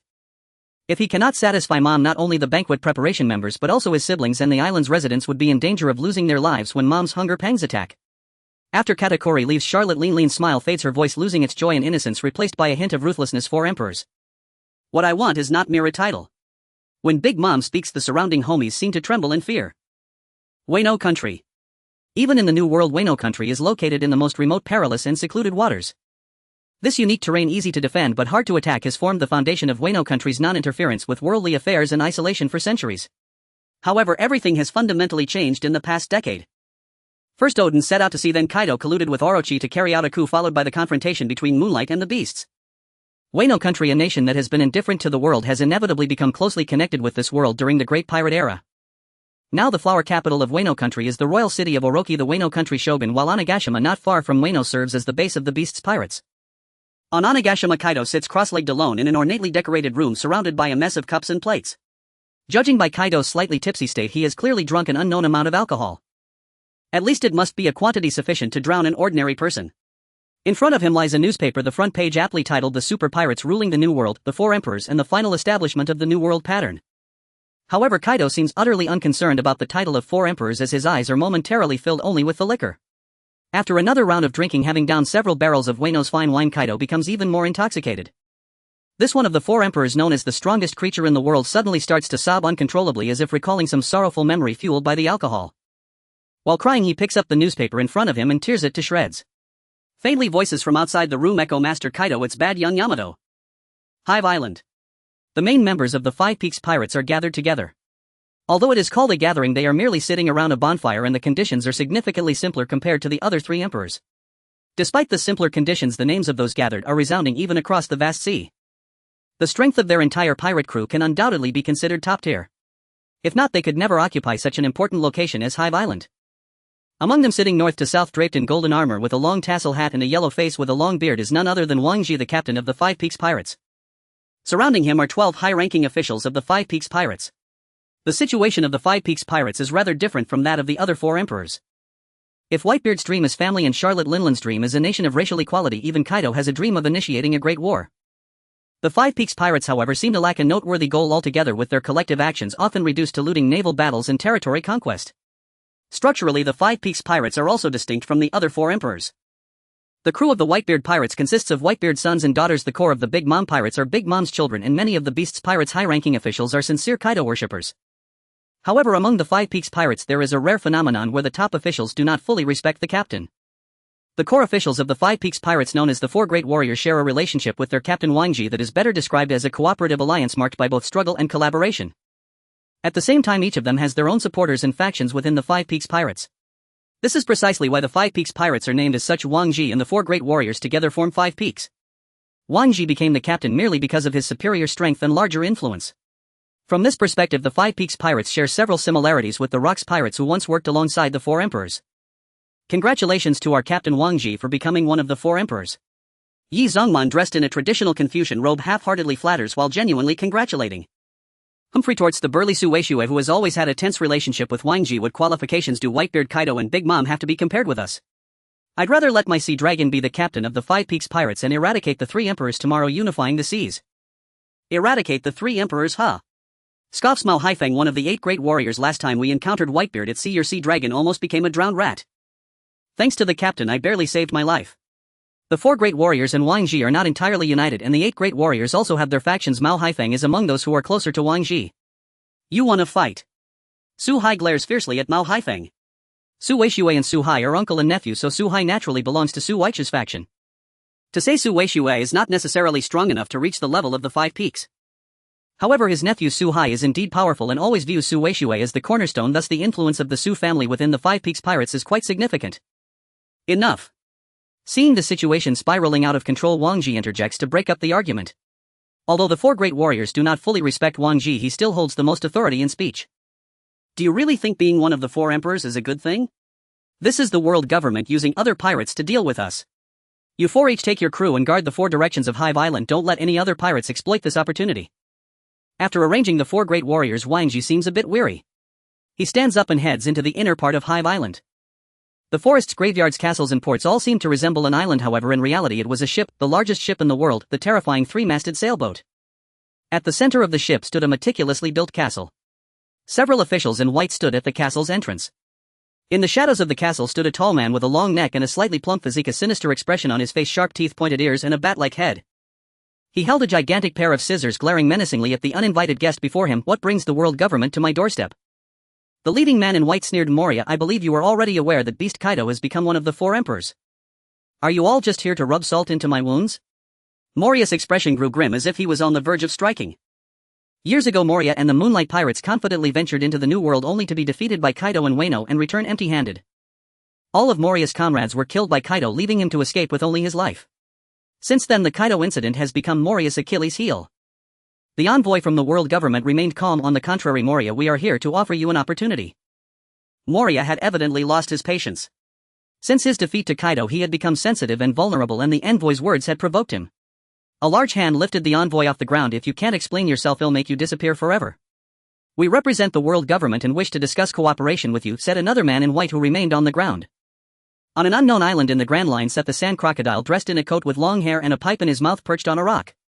Nearby, several agents of the world government lay sprawled in the sand, clearly having just engaged in a fierce conflict. The outcome of this conflict was evident. Sand Crocodile had easily secured victory.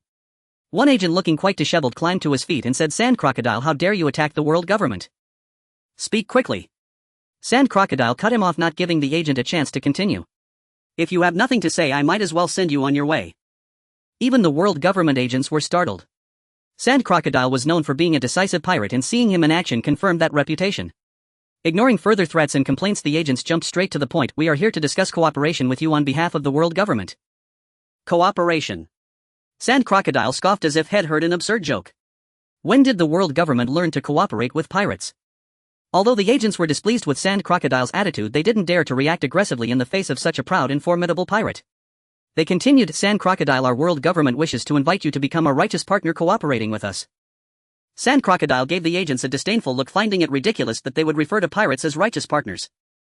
However, despite his disdain, Sand Crocodile was not a naive pirate who judged matters solely based on personal feelings. He was more focused on his own interests. What do you propose for this cooperation? The world government will revoke your bounty, but in return you must refrain from plundering, attacking world government ships, or opposing the world government and its allied nations, the agent stated. Additionally, the world government has issued a special summons. Before the agent could finish, a sharp blade formed from yellow sand sliced past him. The incredible speed and strong absorbency made the agent feel waves of heat, as if even the moisture within his body were being drawn out. Ridiculous. You want to treat me like a tool for the world government? Sand Crocodile was deeply dissatisfied. If this was the world government's attitude, it might be best for these agents to simply vanish. Yais, no. The agent, terrified, felt Sand Crocodile's contempt. He said, I'll give you one more chance to organize your thoughts, otherwise you might as well go to hell. The agent spoke again, this time rapidly spilling out the rights Sand Crocodile could enjoy and the obligations he would need to undertake, desperate to complete this dangerous task without any further complications. After all, while they could demand exorbitant prices, the privileges offered were not theirs to give. If they angered this formidable pirate, their lives would be at stake. As for the task the world government wanted him to pursue, having tried to negotiate previously, they could merely say later that the other side was unyielding and refused to compromise. Sand Crocodile sneered, saying, I'll think it over. With that, he stood up and left without looking back. His next target was Whitebeard. Sand Crocodile had already made up his mind. At this moment he felt full of vigor. The allure of being a pirate under the world government was still limited. In an unknown sea region on an unnamed island, blades and swords clashed and imposing presences collided as two figures, one red and one black, engaged in fierce combat. A young man with red hair and 3 scars at the corner of his eye gritted his teeth, tightly gripping his now pitch-black named sword Griffin. Opposite him stood another young man clad in a black trench coat, wearing a black round hat, his gaze sharp as that of a hawk, also gripping his named sword tightly. The two refused to yield, and in mere seconds they had exchanged blows more than a dozen times. As he deflected an incoming long sword, the red-haired man retreated swiftly, and at the same time the aura on Griffin grew denser, even faintly revealing black lightning. He cautioned, Be careful, this is my final move. Then with an extraordinary speed the red-haired man shot forward like a lightning bolt, the black electric light exploding from the blade as he unleashed an unstoppable strike. Although the might of the attack was vastly different, it was without a doubt the technique that had made Pirate King Roger famous, God's avoidance. Facing this evidently stronger offensive, Hawkeye remained unfazed, clearly having held back his strength. The flexible black blade was raised high, then gently fell, embodying the principle of great skill as unadorned a heavy sword has no edge. This seemingly simple strike contained immense power. Torrents of aura erupted from the black blade, and the immense sword energy seemed to tear through the sky. As blades met sword energies, a massive explosion and shockwave uprooted the surrounding terrain, sending giant rocks flying, while cracks began to appear on the island's surface and the surrounding sea became exceptionally turbulent. Hawkeye and Red-Haired both took several steps back to steady themselves. They almost simultaneously looked up at each other, realizing they were both gazing back. Evidently this move had resulted in a draw. What a pity, while your domineering presence is indeed strong, your swordsmanship is quite lacking. As Hawkeye spoke, he sheathed his long sword behind him, and the black blade, almost matching his height, appeared unusually soft at that moment. Red-Haired, unwilling to back down, retorted, You, my friend, may be skilled in swordsmanship, but your domineering presence falls far short. In truth, while Red-Haired's domineering presence was exceptional, his swordsmanship had also reached an extraordinary level, and Hawkeye's swordsmanship was undoubtedly perfect, but his domineering presence was equally remarkable. Let's have a drink together, my name is Shanks. After a moment of silence, the more naturally cheerful Red-Haired took the initiative to invite. Hawkeye did not respond, his gaze less sharp than before, silently walking over.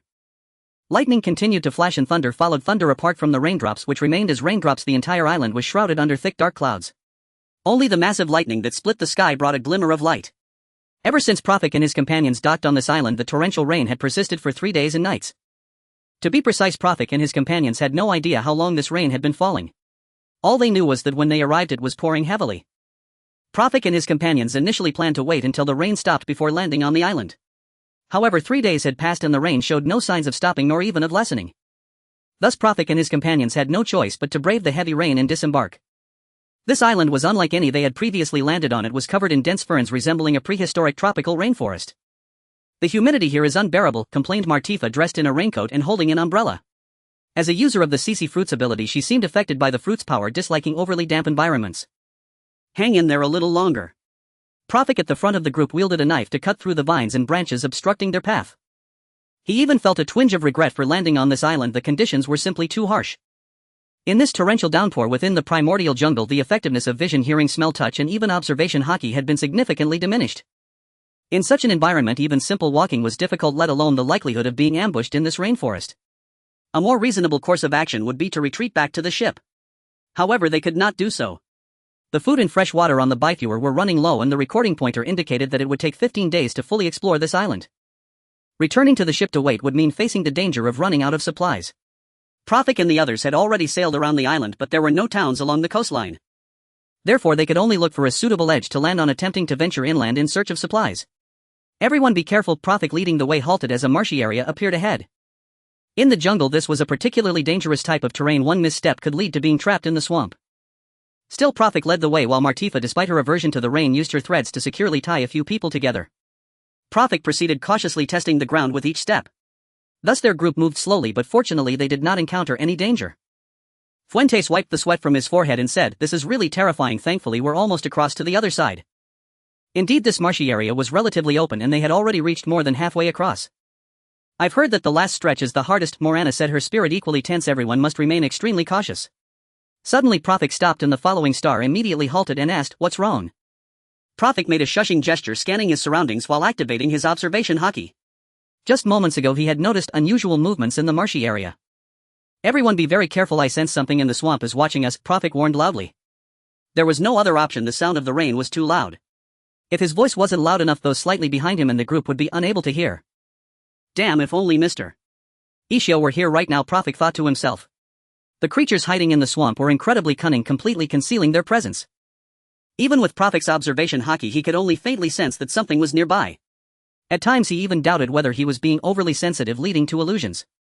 After all, in such an environment humans could hardly conceal themselves beneath the water. As for animals, it was true that crocodiles and pythons could exist in such surroundings, so it was not surprising they would target humans.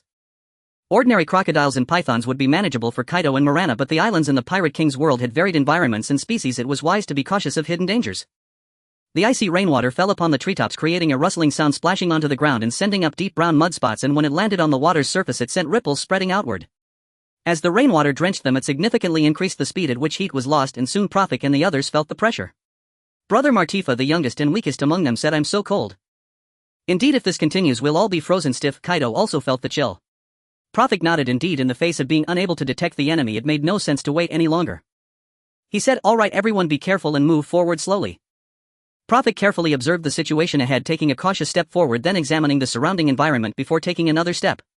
And so on as the entire group moved forward slowly. Splash! Prophet's right foot stepped into the icy water and his body noticeably sank a bit, stepping into the mud at the bottom. Unlike the muddy terrain ahead, they would likely need to wade through water next. Fortunately, the water here hardly flowed, and not far ahead there was solid ground showing above the water. This indicated that the water here wouldn't be too deep. Pulling his foot out of the mud, Prophet took another step forward and loudly warned, "The water ahead gets deeper, probably up to our calves. Additionally, there's mud in the water. Martifa, Morana, Kaido, you three are users of abilities, so be extremely careful. The water of this depth likely won't affect the ability users much, like the Empress being able to bathe in Akiji, even enjoying hot springs. However, entering the water would still weaken the devil fruit users, and this risk could not be ignored. Furthermore, the relatively deeper waters would also provide the best opportunity for hidden predators to launch attacks." In the distance, the water's surface stirred with clear ripples that were not caused by the falling rain. Evidently something large was rapidly approaching. "Everyone be careful." Prophet's expression changed drastically. Under the perception of his observation hockey, he noticed unidentified creatures beneath the water on both sides, each over 5 meters in length, with the largest exceeding 10 meters. Earlier, these creatures had held their breath, appearing indistinguishable from logs in Prophet's perception. But as they reached the deeper water, the attack began. "What is it?" Morana lifted the black veil that obscured her face, asking. In the torrential downpour, the veil was not only quickly drenched by the rain but also severely obstructed her vision. Thus Morana momentarily raised her veil, but even then she could not discern the approaching predator in the water. "I don't know," Prophet said, seizing every moment to observe the approaching opponents. He was unable to clearly see their faces in the heavy rain, relying more on his observation hockey to sense them. To his astonishment, the surrounding predators did not belong to the same species. They had some with wide flat heads, others with triangular heads, and yet others with elongated snouts resembling those of alligators. Among them, the largest had a broad, flat, massive head and a gigantic body. Frankly speaking, it resembled a giant salamander magnified countless times. But why are beings from different species gathering together? Prophet couldn't figure it out, nor did he have the time to ponder. Because the predators who had once been at a distance were gradually closing in. "Everyone form a circle and keep an eye on what's in front of you." Prophet directed the 5 of them, including himself, to form a circle. Essentially, Prophet, Morana, Martifa, and Gao Shifu stood outside, protecting Fuentes and Sta, who were in the middle. Meanwhile, the predators hiding in the swamp had already approached to within 3 to 5 meters of Prophet and the others. For some unknown reason they did not continue to advance, seemingly waiting for the right moment to strike. In the heavy rain both sides were in a tense standoff. The water predators exhibited great patience, seemingly waiting for Profik and the others to reveal a flaw. Profik, we should take the initiative and strike. Since encountering the water predators, Gao Shifu hadn't used an umbrella. The icy rain continuously soaked him, making him somewhat irritable. Although visibility was poor, Gao Shifu felt that the opponents were merely a group of crocodile-like creatures, and as soon as he transformed into his beast form he could eliminate them in no time. Are you seeking death? Morana retorted, I've heard that swamps are like bottomless pits, once you fall in you can't get out. We don't know what lies ahead, charging in recklessly won't bring any good. Do you think staying here will yield any results? Alright, Profik interrupted the argument between Gao Shifu and Morana. It's true that waiting around isn't a solution, but charging in isn't advisable either. The current situation is that the opponents are clearly very patient and won't easily retreat. Just because Profik and the others have set up a defensive formation, they seem intent on waiting it out. Continuing to wait in a state of heightened tension will eventually lead to flaws. However, he also did not intend to adopt a high-risk offensive strategy. Let's move inch by inch towards the shore. Currently Profik and the others were only 60 to 70 meters away from the opposite shore, and the deeper water area was at most 20 meters. Once they reached the shore or even the shallow and muddy areas, Profik did not believe that these ambushing predators active in the water could still pursue them on land. Thus, accompanied by Profik's command, the group moved their feet slowly. Morana, step with your left foot, bring your right foot up. Sister, step back 10 centimeters, no need to rush. Be careful, there's one nearby trying to ambush. Gao, there's a rock 10 centimeters to your left, avoid it. Uncle Fuentes, stay close to me. STA, keep an eye on the surroundings, if you notice anything report immediately. Profik and the others moved slowly, but thanks to this their small formation remained tight, not giving the predators lurking outside any opportunity. However, perhaps fate was not in their favor. Just at that moment a bolt of lightning struck a nearby tall fern. A flash of fire erupted, the trunk became charred and snapped in half, and the fallen front half of the trunk fortuitously landed near the group. Bang! Splash! The thick trunk of the tree fell into the water, splattering mud and water everywhere. Profik had to raise his arm to shield his eyes, and the sudden wave caused him to stumble. Not only Profik but the other members also faced similar issues. Suddenly the small circle of defense they had formed had a clear gap. As if receiving a signal, the predators that had been lurking underwater finally launched their attack. Those hidden underwater were minimally affected in both movement and vision. Be careful. Profik steadied himself and drew the blade at his waist, striking down on the triangular head of a creature that was trying to approach from the water. After being struck, the creature turned and exerted force, pulling away and retreating. Pa! So tough. Profik felt as though he had struck a hard stone or iron plate. Evidently the creature's skin and the resistance of the water prevented his strike from inflicting sufficient damage. Bang! Bang! Seeing the predators behind closing in again, Fuentes and STA fired their guns in succession, but neither hit the mark. On the other side, Morana and Gao Shifu transformed into their beast forms, successfully driving back the approaching predators. However, just like Profik, new predators charged forward once more. Thread wrapping. Throwing away her umbrella, Martifa controlled her right arm to transform into tough threads, ensnaring a predator that attempted to approach and hurling it away. Phew! Martifa breathed a sigh of relief. The predator just now was definitely over 5 meters long and weighed frighteningly heavy. The torrential rain and water that reached her knees seemed to affect Martifa's strength. She had to exert herself to flip the creature and throw it away. Damn it, it's hard to exert force in the water. Martifa, be careful. Profik shouted from behind her. Within Profik's observation, Haki, a massive creature, was approaching the direction where Martifa was. However, two predators with short alligator-like heads and sharp claws were launching a fierce attack on Profik, leaving him only able to shout a warning. Before Profik's warning could finish, a gigantic head emerged from the muddy water not far from Martifa. It was likely the leader of this group of predators. To avoid detection, it burrowed beneath the mud, quietly approaching its chosen target. Its actions were rewarded, although Profik noticed it was already close enough. There was no time to dodge. Even if one could barely avoid its gaping jaws, they would certainly be knocked aside by its massive body. Web. Martifa reacted immediately, crossing her hands to transform them into threads, weaving a web. However, the creature turned sideways, extended its claws forward and pulled back. Its massive body granted it extraordinary strength, and with this pull it dragged Martifa entirely into the water. The moment Martifa entered the water, her entire body went limp, drained of all strength.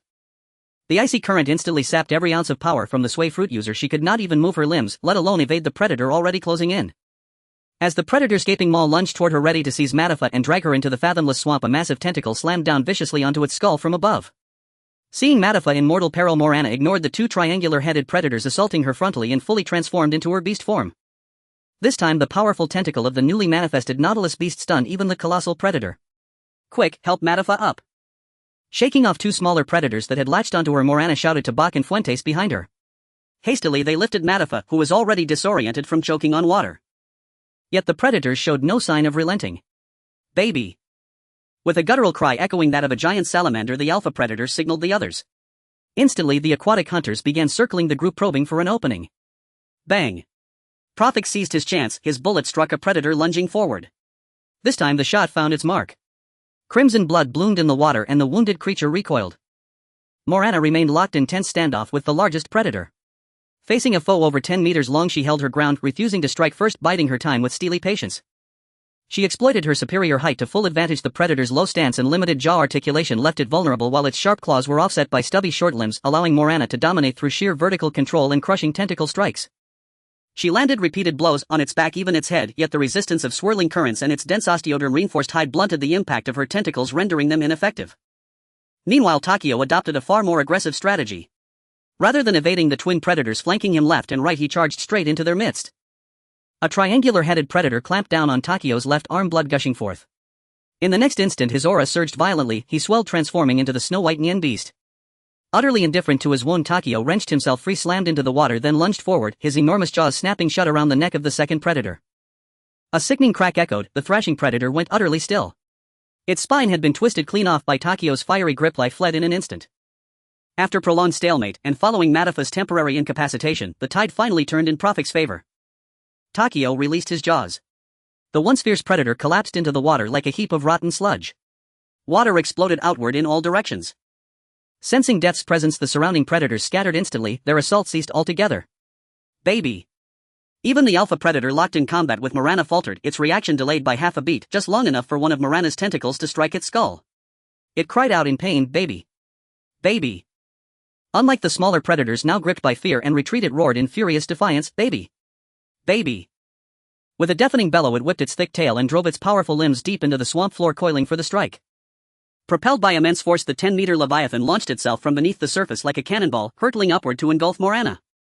It happened too fast for Prophet to shout a warning, too fast for Stad to react, too fast for Fuentes to tear his attention from the choking Matafa, too fast for Morana to do anything but raise her tentacles defensively before her.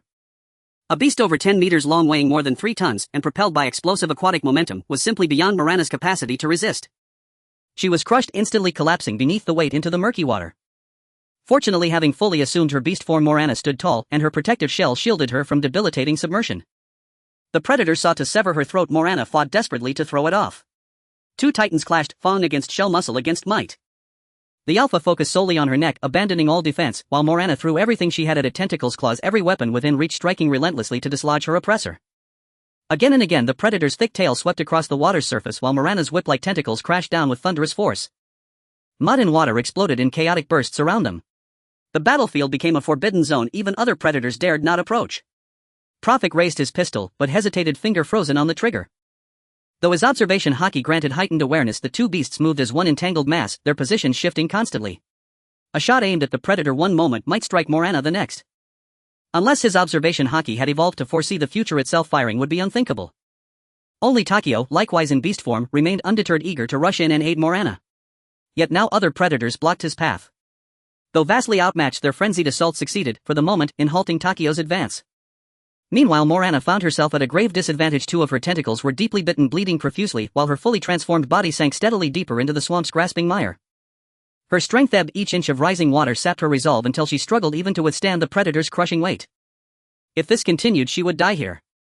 Out of the corner of her eye she glanced at Prophet and Takeo, yet her usually dependable allies seemed powerless to intervene. What should she do? A fleeting hesitation cost her precious strength. By the time she refocused, it was already too late. The alpha's jaws snapped shut on one of her tentacles, tearing away a great hunk of flesh. Agony blurred her vision, but ignited something fiercer: raw, unyielding will to survive. In that instant only one thought burned clear in her mind: I will not die here. Perhaps the desperate conviction summoned extraordinary power, or perhaps the mythical zoan-type fruit's latent potential truly surpassed all expectation. At that critical moment Morana felt a strange surging sensation, and suddenly strength flooded back into her limbs. Gathering every shred of might, she drove all 4 claws deep into the predator's hide while her 10 tentacles coiled tightly around its body, and with a tremendous heave she hurled the colossal beast clear off her. Freed from its crushing weight, Morana surged upright, lighter, liberated. But the mysterious surge of power had vanished as swiftly as it came. The alpha predator now flipped onto its side, paused, retreating slightly to assess the shifting battlefield. Morana stood tall, wounded yes, but still battle-ready. Takio, transformed into the Nien beast, carved a path of carnage through the swarm of smaller predators. Prophet instead shielded Fuentes and Matafa, keeping vigilant distance from the Alpha, ever alert for ambush.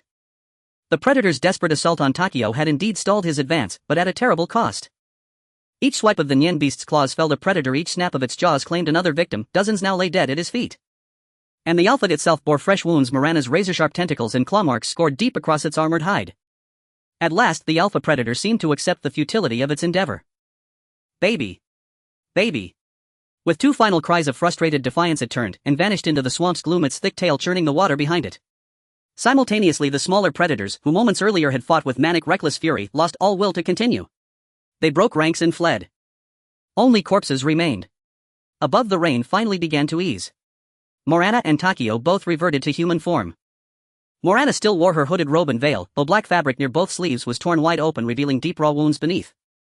Takio's condition was far less severe, yet his body still bore numerous cuts and gashes. Matafa stirred awake at last, her eyes wide with terror as she instinctively called out for Prophet. Brother! Brother! Matafa, bear with me just a little longer, Prophet soothed, speaking gently as he addressed her. Everyone prepare to move, we're leaving the swamp now. Though the predators had withdrawn, for now no one knew if they would return. And the swamp itself teemed with hidden perils.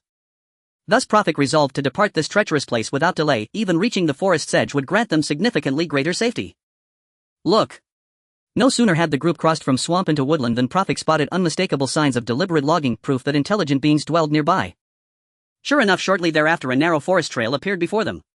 Overjoyed, they followed it and soon emerged upon a quiet village. This island is called Kani Island. The elder seated atop the stilted wooden frame began his calm explanation. In our tongue, Kani means land of torrential rain. As you can see, heavy downpours are commonplace here. Just minutes earlier, Prophet and his companions had breached several traps and entered the village they had discovered. At first the villagers were utterly startled, many seized crude handmade weapons and rushed from their homes. Yet upon recognizing Prophet's group as human, the tension dissolved instantly. When they learned that Prophet's party had crossed the marshland west of the village, astonishment flickered across every face. Thereafter the travelers were welcomed with extraordinary warmth. Matafa, drenched, weakened by exhaustion and shaken by terror, was placed in a second-floor chamber of a stilted house, reputedly one of the few dry spaces in the entire village, though Prophet, squeezing water from the quilt on the bed, remained skeptical. The village healer volunteered to treat Gao Shifu and Morana's wounds. Gao Shifu graciously accepted the offer, expressing heartfelt thanks. Morana, however, politely declined. She merely requested basic medicinal supplies from the healer, then retreated to a shadowed, rain-sheltered corner to tend her injuries alone. Many villagers eagerly offered to prepare food. Fuente, the ship's most seasoned culinary expert, joined them without hesitation. Prophet in turn requested that the villagers share what they knew about the island, a modest request the elders naturally honored. The elder who introduced Kani Island was named Dano, the village chief, and at 58 the eldest among them. Indeed, Prophet observed that most villagers fell between 20 and 40 years of age. Perhaps he mused the children simply remained indoors. Kani Island, fascinating. At the name, Prophet immediately recalled the Carnian pluvial event, a legendary epic of relentless rainfall during Earth's Triassic period, renowned throughout geological history. Its significance lay precisely in this 2 million years of unceasing deluge that utterly transformed the arid landscapes dominant in the early Triassic. It seemed this island, bearing the very name Kani, had inherited that ancient weather system, perpetual torrential rain. Geologically, the Carnian pluvial event profoundly reshaped ecosystems, not only of the Triassic but for epochs beyond, giving rise to nurturing and dispersing the ancestral lineages of numerous pivotal species. It also sustained many relics of former ages, such as the temnospondyls, a lineage of prehistoric amphibians that once reigned supreme during the Permian. At that thought, Prophet's understanding crystallized. The aquatic predators they'd encountered were indeed temnospondyle amphibians. Yet life on Kani Island extended beyond Carnian fauna alone. For instance, the long-snouted crocodile-like Prionosuchus thrived in the late Permian. And the leader, strikingly reminiscent of the Triassic Lesomsaurus, belonged to an exceptionally massive variant of that lineage. The triangular-headed Diplocaulus and the giant salamander-like Colosuchus. Indeed, it made sense. On the Grand Line, another island famed for its ancient fauna, Little Garden likewise housed dinosaurs and other prehistoric creatures spanning vastly different eras. Naturally, the others remained utterly bewildered. Dano cast a glance toward Prophet, eyes gently closed, and continued, beyond the ceaseless rain, Kani Island shelters many wondrous beings, survivors from deep antiquity. Yes, those very creatures you encountered, fierce bloodthirsty carnivores. I've heard the saying, when things run contrary to nature something unnatural must be at work, Morana remarked while bandaging her wound. They're clearly not of the same kind, yet they move as one unified pack. How is that possible? Ah. Dano sighed deeply. Before, these predators never acted in concert, their threat to us was minimal. STA frowned in confusion, then why? His unspoken question hung clear. Why had they acquired a shared leader? All because of that Lesomsaurus, the leader of the pack. Since you arrived from the marshes you must have already seen it. Dano explained it was once an unremarkable member among them until for reasons unknown its body surged in size and it rose as their undisputed sovereign. His voice trembled with incredulity. Truly astonishing, I cannot believe you crossed that marsh. Remarkable young man. Prophet furrowed his brow. Do they often attack humans? Alas. Dano exhaled heavily as if burdened by unspeakable sorrow. Once they hunted only small animals drawn to the riverside for water or forage. Our lives flowed apart like separate streams. But ever since that creature assumed command they've turned their fangs upon us, especially children. Those who pass near the marsh are frequently ambushed. Many children from our village have been snatched away. Dano gazed toward the stilted house where Matafa rested. It seems they hold a peculiar fascination for the young. That girl, is she your sister? You protected her well. A fine brother you are. No wonder. Prophet suddenly understood. Though the villagers greeted them warmly upon arrival, he had sensed beneath it all a profound undercurrent of grief and dread. Now this revelation sharpened his memory. He carefully revisited the encounter.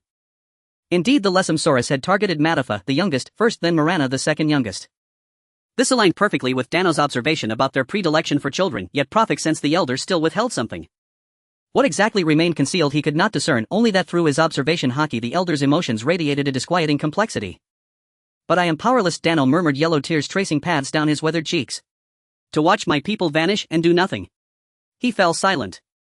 Prophet and his companions followed suit. It wasn't that Prophet lacked words, it was that no words sufficed. Humanity after all remains part of the food chain. Predation by natural enemies is neither unjust nor aberrant. Yet since entering civilization humankind has ascended to dominion across Earth's continents, few creatures now dare challenge that supremacy. In the world of One Piece, especially along the Grand Line's untamed islands, humanity holds no such guaranteed sovereignty. When apex predators hunt men, it is no more morally charged than slaughtering livestock. Thus Prophet reasoned the Lesomsaurus's unification of the predators reflected sheer evolutionary mastery, not malice. Their attacks stemmed purely from instinctual survival, transcending notions of good or evil. Indeed, setting aside innate human sentiment, one might even applaud its courageous defiance of human hegemony. Moreover, even if they intervened, whether for ecological balance or sheer numbers, the predators inhabiting those marshes could never be wholly eradicated. New leaders would inevitably rise within the population, perpetuating the cycle of human predation. Even Morana, the most compassionate among them, merely tended her wounds in quiet contemplation. She would boldly shield villagers from tyrant storm pirate dens to liberate enslaved captives. Yet before nature's sovereign hunter she hesitated, uncertain whether action was warranted or even wise. Just then a strapping young man in his 20s gripping a long spear strode forward, voice thick with fury. I say, they mean to raise us like livestock. Livestock. Gao Shifu blinked perplexed. Humans had always domesticated beasts for labor or meat, never had he heard of beasts attempting to domesticate humans. Dano's brow furrowed sternly silence. But the youth bristled, yet when his gaze met Dano's he bowed his head, slammed his spear into the earth and turned away. Dano sighed again. Go attend to your duties, and spare our guests further trouble. May I ask, who was that young man just now? Prophet inquired once the youth had walked far enough away. That is my wayward son, Danua replied. All brawn and no sense, raving incessantly about nonsense. His tone betrayed quiet disappointment. Gao Shifu, however, held a different view. He strikes me as a robust and spirited young man. Alas, life in this village has grown grim enough, Danua sighed. Yet this boy spends every day chasing rumors of that creature's trail deep into the marshes. Is that not admirable? Morana asked, puzzled. Surely the greatest threat this village faces lies within the marsh, the predators themselves. Danua shook his head helplessly. You do not know the full story. He insists the Lesotho short-headed giant salamander can shrink and swell at will, and worse, that it answers to some unseen master. Preposterous. Prophet took a sip of the hot porridge freshly served by a villager and interjected, I would very much like to hear his account firsthand. Elder Danua, where has he gone? I shall summon him at once. The phrase shrink and swell at will had pricked Prophet's vigilance. In nature no beast possesses such power. Granted, certain anomalies exist, devil fruit users for instance can alter their size, but they cannot move freely underwater. Beyond that, Prophet had never encountered any living being capable of arbitrary size shifting. Yet the very claim demanded rigorous scrutiny. Before long the young man returned. He seated himself beside his father, but his eyes burned with unmistakable defiance. What do you want with me? It is not I who seek you, it is our guests intrigued by your words. From the moment they met, father and son bristled with unspoken tension. Still no serious rift had yet emerged. Greetings, I am Prophet, a traveler from the sea. He introduced himself simply, then turned directly to the matter at hand. I would hear your thoughts on the predators plaguing this island. The youth blinked, astonishment flickering across his face, before his gaze softened into quiet elation. In this village no one had ever believed his words. Yet these strangers, outsiders, had listened with genuine curiosity. Though their stance remained uncertain, that alone filled him with profound relief. I am Danjuma, as you see the son of this obstinate elder, he declared, offering his father a wry glance before launching into impassioned testimony. The truth is plain, those beasts seek to raise us like livestock. Gao Shifu asked, why do you believe this? Before that colossal Lesotho short-headed giant salamander appeared, the predators roamed independently, even turning upon one another in savage conflict. But since its emergence they have banded together with chilling coordination. Once they rarely attacked humans, now such assaults grow ever more frequent. Danjuma grew visibly tense, carefully marshalling his words to sound reasoned and coherent, words he had already spoken to his father Elder Danua, who had refused to listen. They once confined themselves strictly to the western marshes. Now they slip silently into the village and even dig channels to expand the marsh itself. It seeks to encircle us entirely in mire, to confine us as cattle. By then Morana had finished tending her wound. She wrapped her robe tightly around herself, patching its torn sections with black cloth, and joined the circle. She said, I recall an old saying, hearing only one side blinds, hearing both enlightens. Elder Danua, do your son's words hold truth? Indeed they do, Danua conceded, yet added his own perspective, but what of it? Our ancestors have dwelled here for countless generations, so have they. When they seize children we remain vigilant. When they seek to flood our homes we fill the waters back in. We are children of nature, and so are they. Nature's law is simple and mutable. That is utter folly. Danjuma retorted that Lesotho short-headed giant salamander defies all natural law. It does not merely shift its size, it carries captives out to sea. Its actions bear no resemblance to those of any known creature. His voice rose with fervor as he stood addressing the gathering with the gravity of an orator. Father, have you truly failed to notice? Each month precisely 2 children vanish. Last October, when the twins of Uncle Zhang slipped away unnoticed to play, they were taken. Thereafter for an entire month the predators left the village untouched. But last September, when no child was seized, the predators stormed the village at month's end, dragging off Li Ji's daughter and the grandson of Lame Wang. Thus their pattern is clear, they require a fixed quota each month. Once fulfilled they withdraw. All the village's youth speak of it. They say the predators dig marshland on all sides, not merely to hunt but to trap us, to breed us solely as a source of children. Impossible. Danua thundered, cutting off his son's heresy. Name one beast that plots, calculates and executes such schemes. Facts outweigh rhetoric. Danjuma shot back unyielding. Sensing the argument threatening to erupt, Prophet intervened. Danjuma, you claim the Lesotho short-headed giant salamander shifts its size and carries captives to sea. Did you witness this yourself? Do you possess proof? Unlike Elder Danua, who had never set foot beyond the island, Prophet carried the breadth of 2 lifetimes' experience. He dismissed no claim outright. I saw it with my own eyes. Danjuma declared resolute. I am unlike ordinary men, I see farther, move swifter, endure longer. I climb trees, bear heavy loads and stay alert for days. So I took provisions and kept watch daily from the tallest trees bordering the marsh, studying that creature's every motion. One morning I noticed something uncanny. The salamander crawled ashore, and then astonishingly its body began to change. More precisely, it shrank. Start interrupted, curious. We crossed the marsh ourselves and encountered it. It measured over 10 meters then.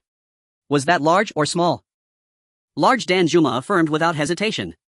I have seen it in 3 distinct forms, once roughly 8 or 9 meters long, I glimpsed it amid tall grass, second as you described, some 15 meters, a form it assumes most often. And third, twice or thrice, I witnessed a strange intermediate state, parts of its body retained normal proportions while others appeared markedly diminished. Prophet listened intently. According to Danjuma's description, the salamander's 3 forms aligned uncannily with the 3-stage transformations of Zoan-type devil fruit users. Not only Prophet perceived the parallel, Morana and Gao Shifu exchanged a knowing glance. Yet doubt lingered. Zoan users after all remained human beings, even if empowered. How could any such being thrive in the marsh's suffocating depths? I heard villagers say you arrived from the west, Danjuma ventured boldly, sensing their growing perplexity. You must have seen it yourselves. Tell me, do you truly believe it is an ordinary animal? Prophet could not help but nod. Indeed, calling the Lesotho short-headed giant salamander ordinary strained credulity. Though unlikely to be a devil fruit user, the creature had already captivated his deepest interest. I recall another saying, hearsay is illusion, sight is truth, Morana interjected. Given the strangeness of this matter, why not let Danjuma guide us to observe the salamander firsthand? We sail a sturdy vessel, and should necessity arise we may even venture out to sea. The next morning, after a night's rest, Prophet and his companions had largely regained their vigor. Matafa too had recovered her spirits.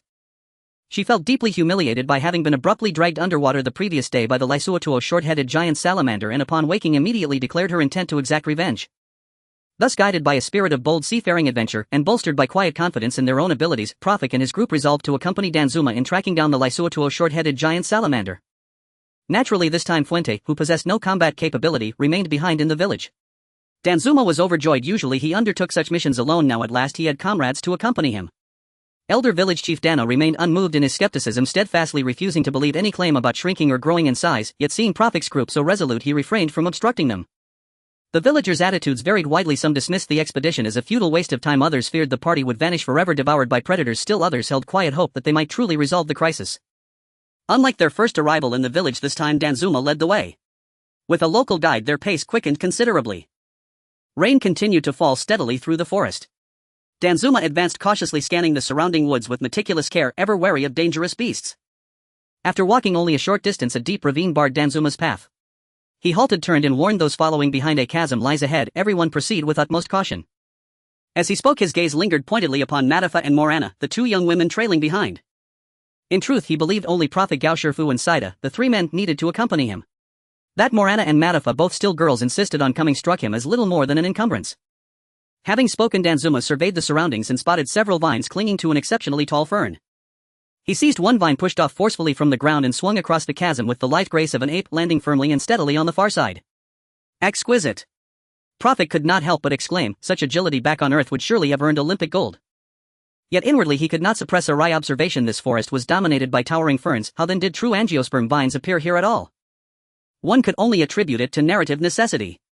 Turning back, Danzuma called out, "Be careful, grip the vine tightly and swing across." "No need for such trouble," Prophet replied. Matafa, bridge. At once she extended her hands forward and a slender cable, woven from fine filaments, materialized before them. Prophet, Saida, Gao Shifu and Morana boarded the cable one by one and crossed the ravine. Finally Matafa dissolved entirely into filaments and traversed the line herself, recoalescing seamlessly on the opposite bank. Danzuma stood frozen, disbelief etched across his face, staring dumbfounded at Matafa as she reformed from shimmering threads. "This? How can a human become thread?" "You're unfamiliar with this," Prophet explained. "Matafa is a thread weaver, a consumer of the silk fruit, and thus capable of transforming her entire body into filaments." "She ate what?" Danzuma remained utterly bewildered. How could consuming fruit transmute one into thread?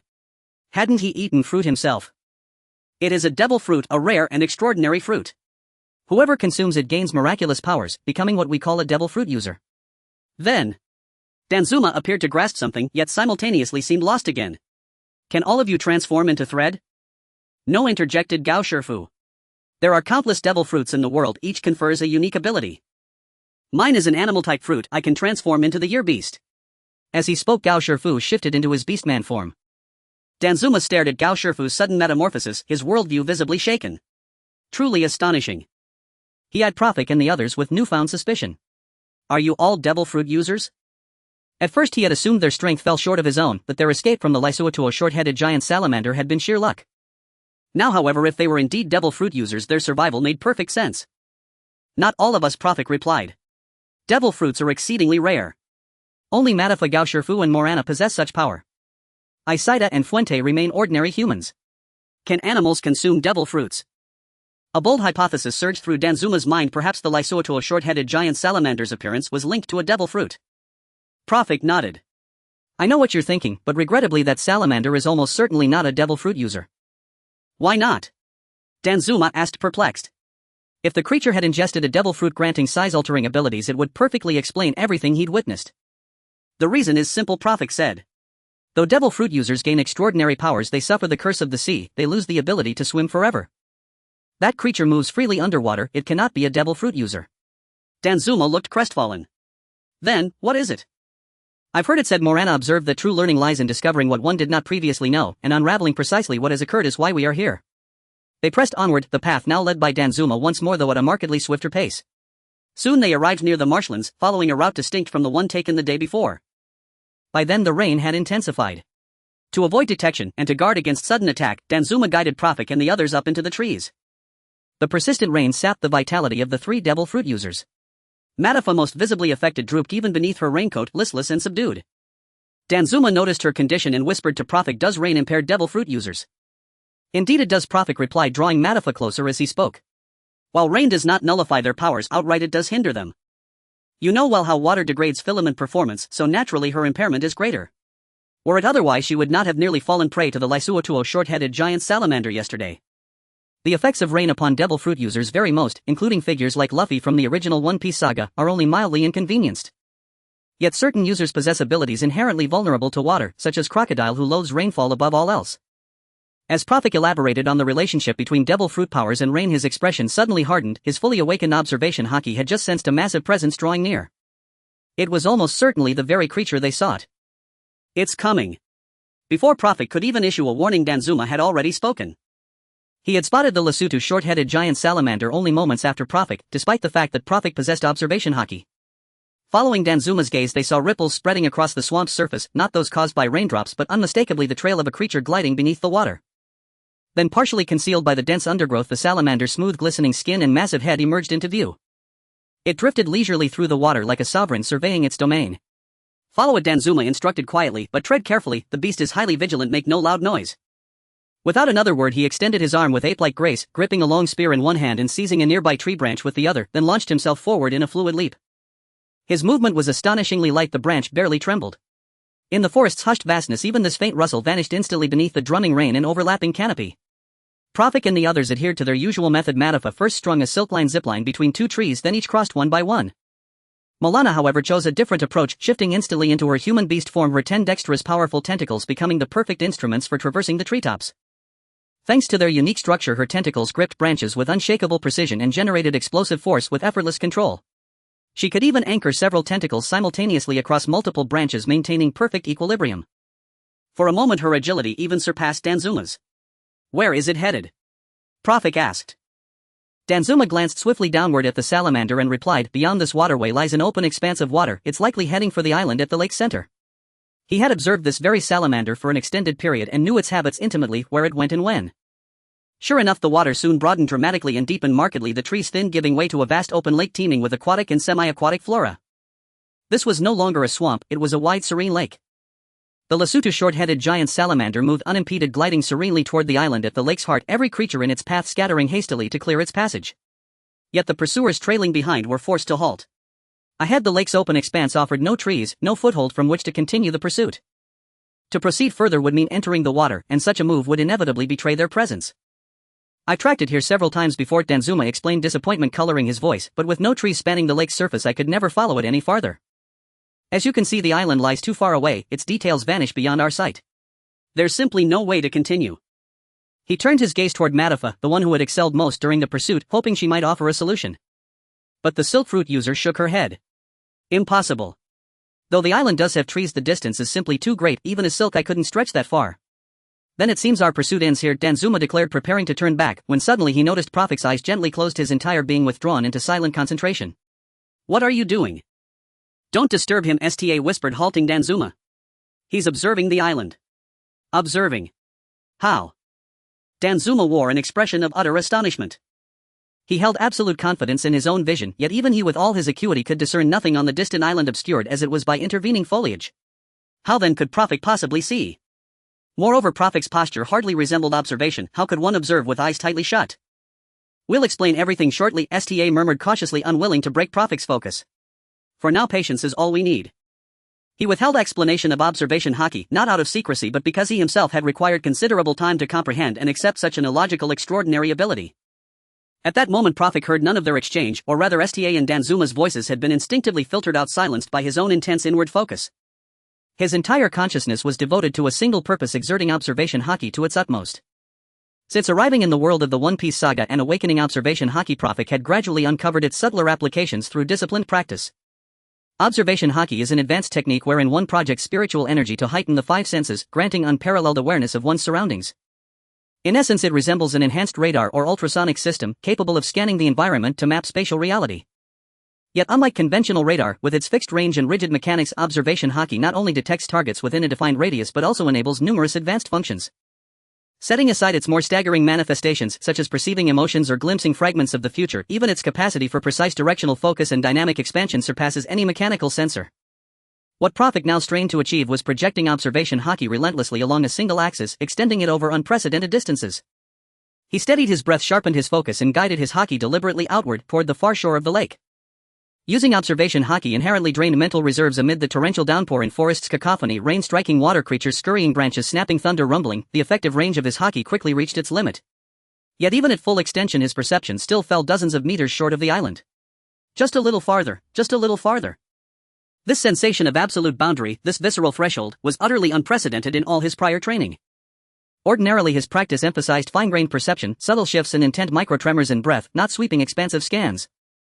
A dull insistent hum filled his skull as irrelevant data flooded in from every direction, raindrops striking the lake's surface, rodents skittering through underbrush, twigs cracking beneath rain's weight, distant thunder rolling across the sky, all sensed by his haki yet all ruthlessly dismissed.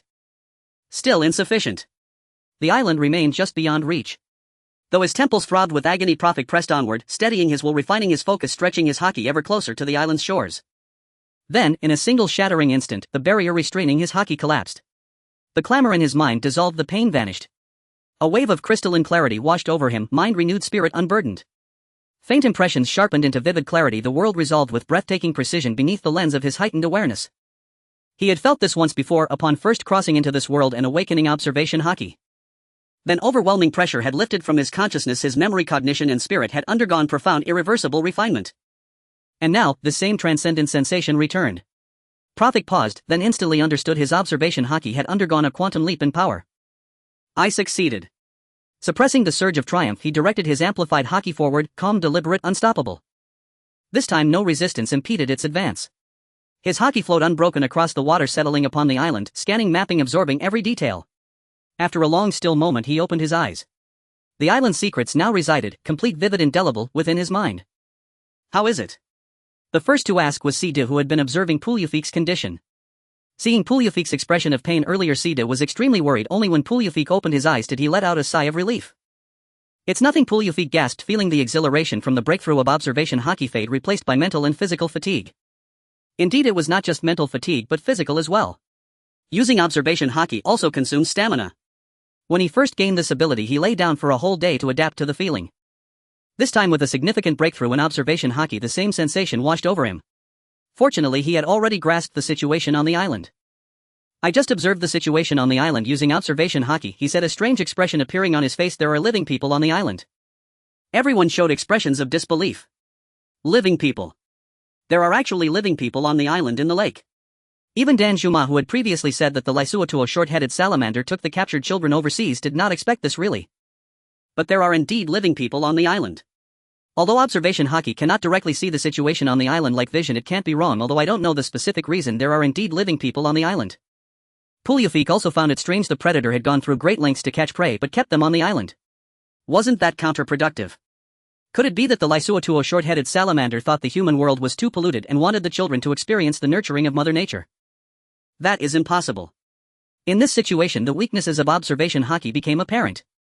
Although he could sense the situation on the island through observation haki, this perception was not the same as actually seeing with his eyes. He could sense the presence of people but could not grasp the details. How many people are on the island? Morana asked. In her beast form she was different from usual, her tone colder than her usual soft and gentle manner. Two, based on the aura, both are children. What should we do? Should we go to the island and take a look? Gao Shifu asked. No, Pulyufik shook his head, it's too dangerous. Dan Juma, however, voiced his opposition. He tightened his grip on his spear and said firmly, since there are people on the island I must go up and see clearly. Earlier Dan Juma had not taken any action because he thought the island was merely a place for the Lysuatuo short-headed salamander to live and rest. Now that he knew there were living people he felt there was no need to wait any longer.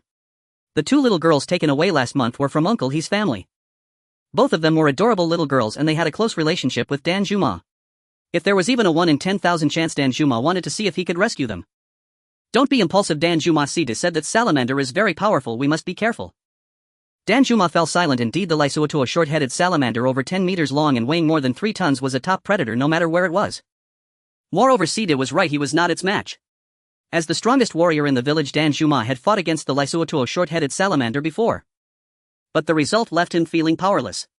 Its massive size, extraordinary speed, overwhelming strength and solid defense left Dan Juma with no way to deal with it. In that encounter he was completely defeated in just a few minutes, even breaking several ribs.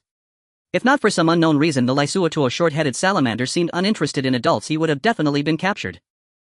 Then he suddenly raised his head and looked at Pulyufik. After their earlier interactions he had realized that Pulyufik was basically the leader among the outsiders. He said, I would like to ask you and your companions to help me deal with it. Seeing that Pulyufik did not respond, Dan Juma thought he was trying to demand a reward and continued, the reward is not a problem. It's not about the reward, Pulyufik interrupted Dan Juma. The reason he hadn't responded promptly was that he was considering how to handle the current situation. To be honest, if he had doubted the situation regarding the Lysuatuo short-headed salamander when attacked, Dan Juma's words had greatly deepened his suspicion.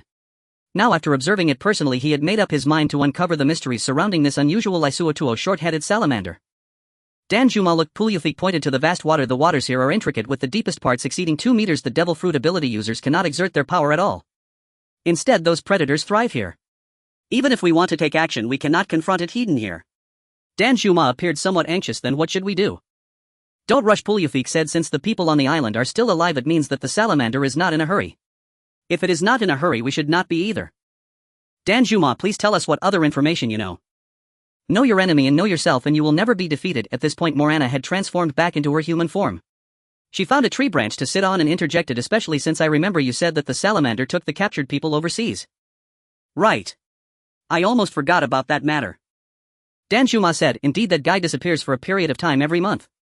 Out of curiosity I quietly observed and once I saw from a distance that it went into the sea and it seemed to be carrying people on its back. Unfortunately by the time I reached the shore that guy had already vanished from sight. Danjuma felt some regret. He could swim, but what good was that?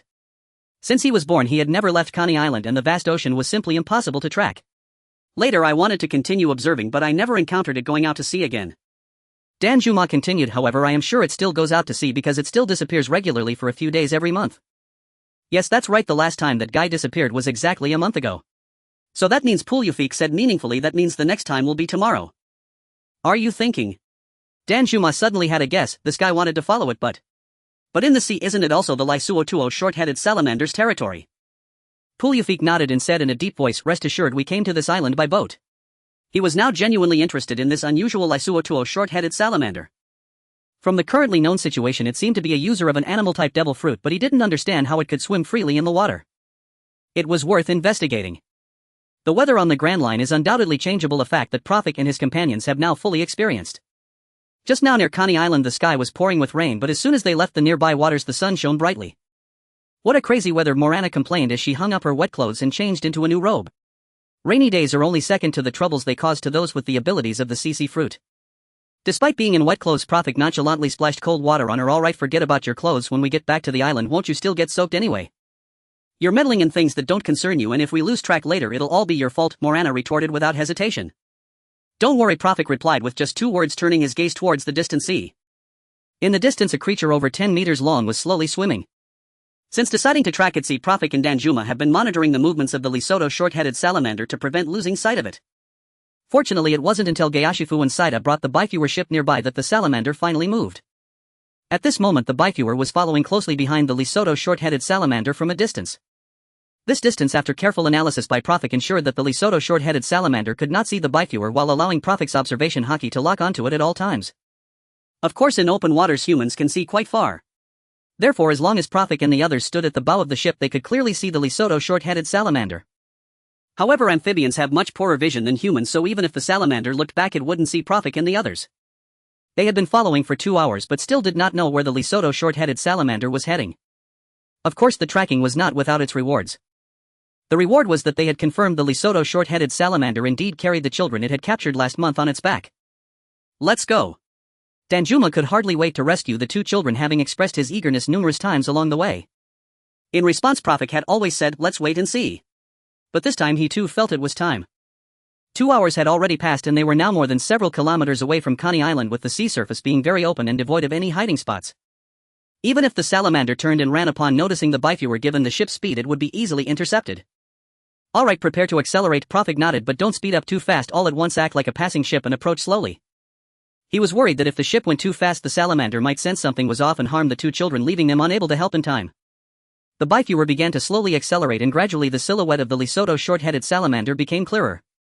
1,500 meters, 1,000 meters, 900 meters. When the distance between the bifewer and the Lisuotuo short-headed salamander was only about 600 meters, the salamander seemed to sense something and stopped moving, glancing back. Then it turned around and continued swimming forward. It has sped up, Danjuma observed as he sensed the Lisuotuo short-headed salamander was clearly swimming faster, having evidently noticed the bifewer trailing behind. What do we do? Danjuma asked anxiously. It has spotted us. Gayashifu, accelerate, pursue at full speed. Matafa, be ready to rescue. Since the Lisuotuo short-headed salamander has chosen to speed up, it means it has discovered the bifewer is following, so there's no need to hold back. Moreover, as long as they get a little closer, even if it intends to harm the girl on its back, Matafa will have a chance to intervene. Sweating profusely, Gayashifu shouted at Profik and Danjuma, stop standing there and come help quickly.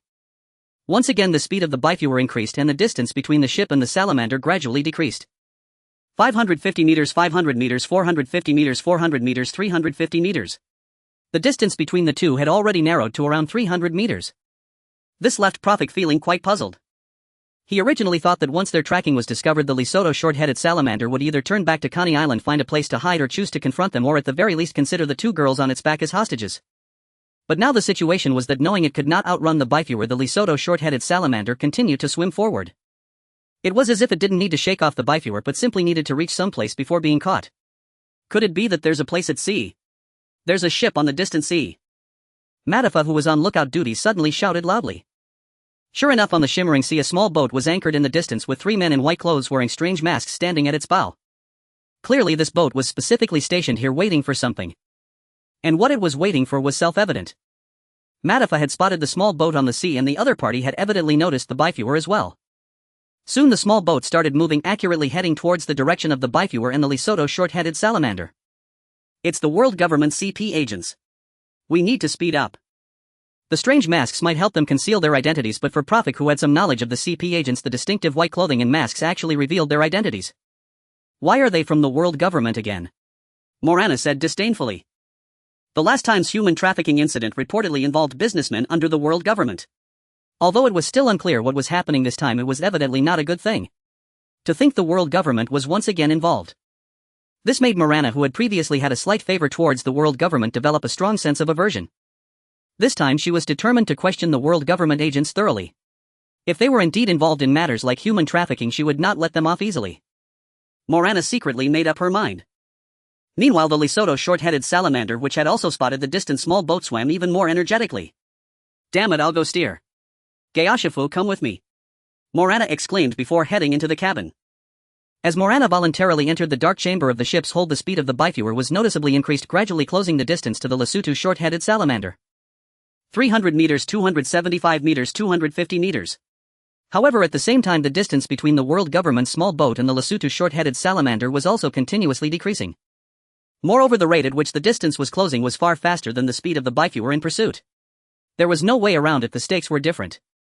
The situation between the biviewer and the Lesotho short-headed salamander was a pursuit problem where the rate of distance decrease was the difference in their speeds, whereas the small boat's situation with the Lesotho short-headed salamander was an approaching problem where the rate of distance decrease was the sum of their speeds, two completely different matters. Seeing that there was no way to ensure catching up before the small boat met the Lesotho short-headed salamander, Prophet felt it might be time to act. Matafa, do you have confidence? No, it's too far, my threads cannot reach. Matafa assessed the distance between them and responded honestly, we need to get within 50 meters at least to try. Matifa's thread fruit seemed similar to Doflamingo's string fruit, but they were entirely different. Doflamingo could conjure threads out of thin air, while Matafa could only transform herself into fine threads. This meant that as long as Doflamingo had enough stamina and control, his resilient threads could extend infinitely, even reaching the clouds above.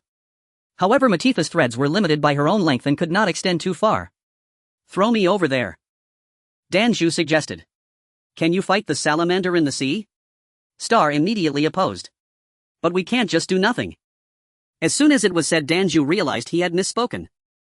In fact, Prophet and the others had already done more than enough. They were not people of this island and had no obligation to involve themselves.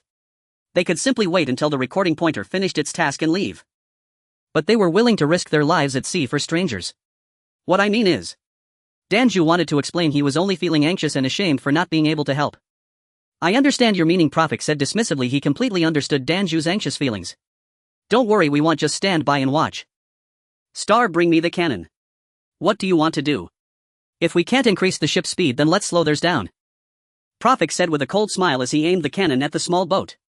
As long as they fired to interfere, the speed of the world government's small boat would have to decrease, providing the biviewer with ample opportunity to catch up. Not good on the small boat. The world government agent struggling to row noticed a 24-pound cannon emerging from the bow of the approaching large ship. In that instant, the agent sensed the enemy's intention. They wanted to sink the small boat. A mere trick. One of the three agents, who had just been standing in the middle and was the tallest, stood up. His sharp gaze fixed ahead, his strong right hand gripped the sword at his waist. Though he was not as elite as CP9 or CP0, he was still a well-trained warrior. It's just a cannonball, he could cut it. To sink the small boat using such a method would be underestimating the world government's agents. Bang! With a dull sound, a black iron ball was fired from the cannon at the bow of the biviewer. The agent stared intently at the cannonball, rapidly calculating how to apply force and at what angle to ensure he could both slice through the cannonball and avoid harm to himself and his companions from the explosion. 1,000 meters, 500 meters, 200 meters, 100 meters, closer, even closer. As the cannonball approached, the agent's momentum built, reaching its peak. 90 meters, 80 meters, 70 meters. In the agent's gaze, the cannonball landed perfectly on the sea surface just 5 meters in front of the small boat, precisely within the distance that left the agent with no outlet for his strength. Bang! The cannonball seemed to have been precisely calculated. It exploded just as it submerged into the sea. The shockwave from the explosion churned the seawater, striking the small boat, not only breaking its momentum but also pushing it back a considerable distance. At least the previous strokes were completely wasted. The agent turned pale. There was no way to intercept now. Looking at the helpless world government agent standing at the bow, Prophet revealed a satisfied smile. From the very beginning, he had no intention of sinking the world government's small boat directly through cannon fire. After all, the agents dispatched by the world government to meet dangerous beings like the Lesotho short-headed salamander were certainly not ordinary people. In the world of One Piece, there were plenty of individuals capable of intercepting cannonballs. However, attacking the sea surface in front of the small boat had a very different effect. With the assistance of observation, Hockey Prophet could accurately predict the timing and location of the cannonball's explosion. As long as he could make the cannonball explode not far from the surface of the sea in front of the small boat, the shockwave would definitely slow the small boat's speed significantly. Even if some of the world government agents among them could use techniques like six styles or flying slash to intercept from a distance, it didn't matter. Although some things in the world of One Piece could not be explained by common sense, at least one law of physics still applied: the action of force is mutual. And now they were on the sea. As long as they executed flying slash or techniques like gale foot from a distance, the small boat would surely be pushed back under the action of force. As for those monsters who could disregard cannonballs and strike from a distance, what were they still doing? They should hurry and run. Watching the cannonballs continue to fly in, the expression of the world government agent grew increasingly grim. If these cannonballs really exploded one after another in the sea, the speed of the small boat would definitely slow down significantly. Moreover, now he stood at the bow with one less person rowing. However, he couldn't afford to leave his post. After all, who could know if any of those cannonballs were truly aimed at the boat? If they truly found an opportunity to sink the boat, then it would be a big trouble. The world government agent's eyes gleamed with malice as he glared at the figure on the bifure that was continually firing cannons. Only one thought occupied his mind: don't let me have a chance to deal with you. Prophet's artillery tactics effectively disrupted the speed of the small boat piloted by the world government's agents. In fact, he may have somewhat overestimated these government spies. While watching One Piece, Prophet was deeply impressed by the power of the world government's intelligence agency, and after arriving in this world, his encounters with Lucci and Fuzzviewers indeed upheld the reputation of agents. Thus, to some extent, Prophet would subconsciously regard the government agents as formidable monsters proficient in the six styles and powerful martial arts. However, he overlooked a crucial point: that the world government's intelligence agency consists of at least 10 divisions starting from CP0 to CP9. Indeed, the combat capabilities of CP0 and CP9 are extraordinary. But the problem is that the vast majority of government agents actually belong to CP1 through CP8. As for the level of these individuals, while they cannot be deemed weak, they certainly cannot be compared to those in CP9 and CP0 who have mastered the six styles and even possess the Haki of armament. At the same time that Prophet's tactics were proving effective, the distance between the Biffer and the Lesotho short-headed salamander was also continuously closing. 100 meters, 80 meters, 60 meters. When the distance between the two parties entered the 50-meter mark, Prophet immediately instructed Matifa. Silk lasso. Matifa's right arm transformed into a lasso made of silk, swiftly flying out and accurately ensnaring a girl on the back of the Lesotho short-headed salamander. Hurry, pull her over. Matifa directed Danjuma and Prophet, and the three of them worked together to pull the girl directly onto the Biffer. Without sparing time for comforting words or doing anything else, Prophet directly handed the little girl over to Fuentes, who had been waiting nearby. Fuentes had already prepared a delicious meal. Very good, Prophet encouraged the seemingly exhausted Matifa, but we need to do it again. Matifa gasped heavily. 50 meters was still a bit challenging for her, yet she resolutely nodded. Silk lasso. The same technique was used again, targeting another girl on the back of the Lesotho short-headed salamander. However, this time an unexpected incident occurred. Just as the silk lasso was about to successfully bind the girl, the Lesotho short-headed salamander made a sharp turn in the water. It missed. Quick, try again. Prophet urged anxiously. At this moment, the distance between the Biffer and the Lesotho short-headed salamander was already less than 30 meters. At this distance, Matifa's next attempt had a much higher probability of hitting than the previous two. The problem was that Prophet helping Matifa pull the little girl up meant he had no time to suppress the world government's small boat. With the suppression of artillery fire from the Biffer lost, the world government's agents suddenly regained their rowing prowess. Seizing the opportunity, three agents rowed with all their might, unleashing astonishing energy, and the entire small boat seemed to be riding on a windwheel or equipped with a rocket booster, swiftly approaching the surface of the sea very close to the Lesotho short-headed salamander. Time for Matifa to rescue was running out. Silk lasso. Matifa used the same technique for the third time, but this time she held back. As the Lesotho short-headed salamander once again swiftly changed direction to evade the lasso, the soft silk thread also shifted direction in the air. This time the fine thread accurately ensnared the girl on its back. "Quick, pull her up," Danjuma loudly reminded as the government agent's small boat was now very close. However, the world government's agents had no intention of watching Danjuma help Matafa pull the girl back onto the biffer. "This distance is enough." The leading agent quickly assessed the distance from the small boat to the salamander. With sudden force from his legs, the small boat nearly tipped and he leaped towards the girl on the back of the Lesotho short-headed salamander. "Pull her up." Danjuma and Matafa exerted force simultaneously. Just as the agent was about to grab the girl, the fine thread suddenly pulled her up. However, the agent was not willing to give up so easily.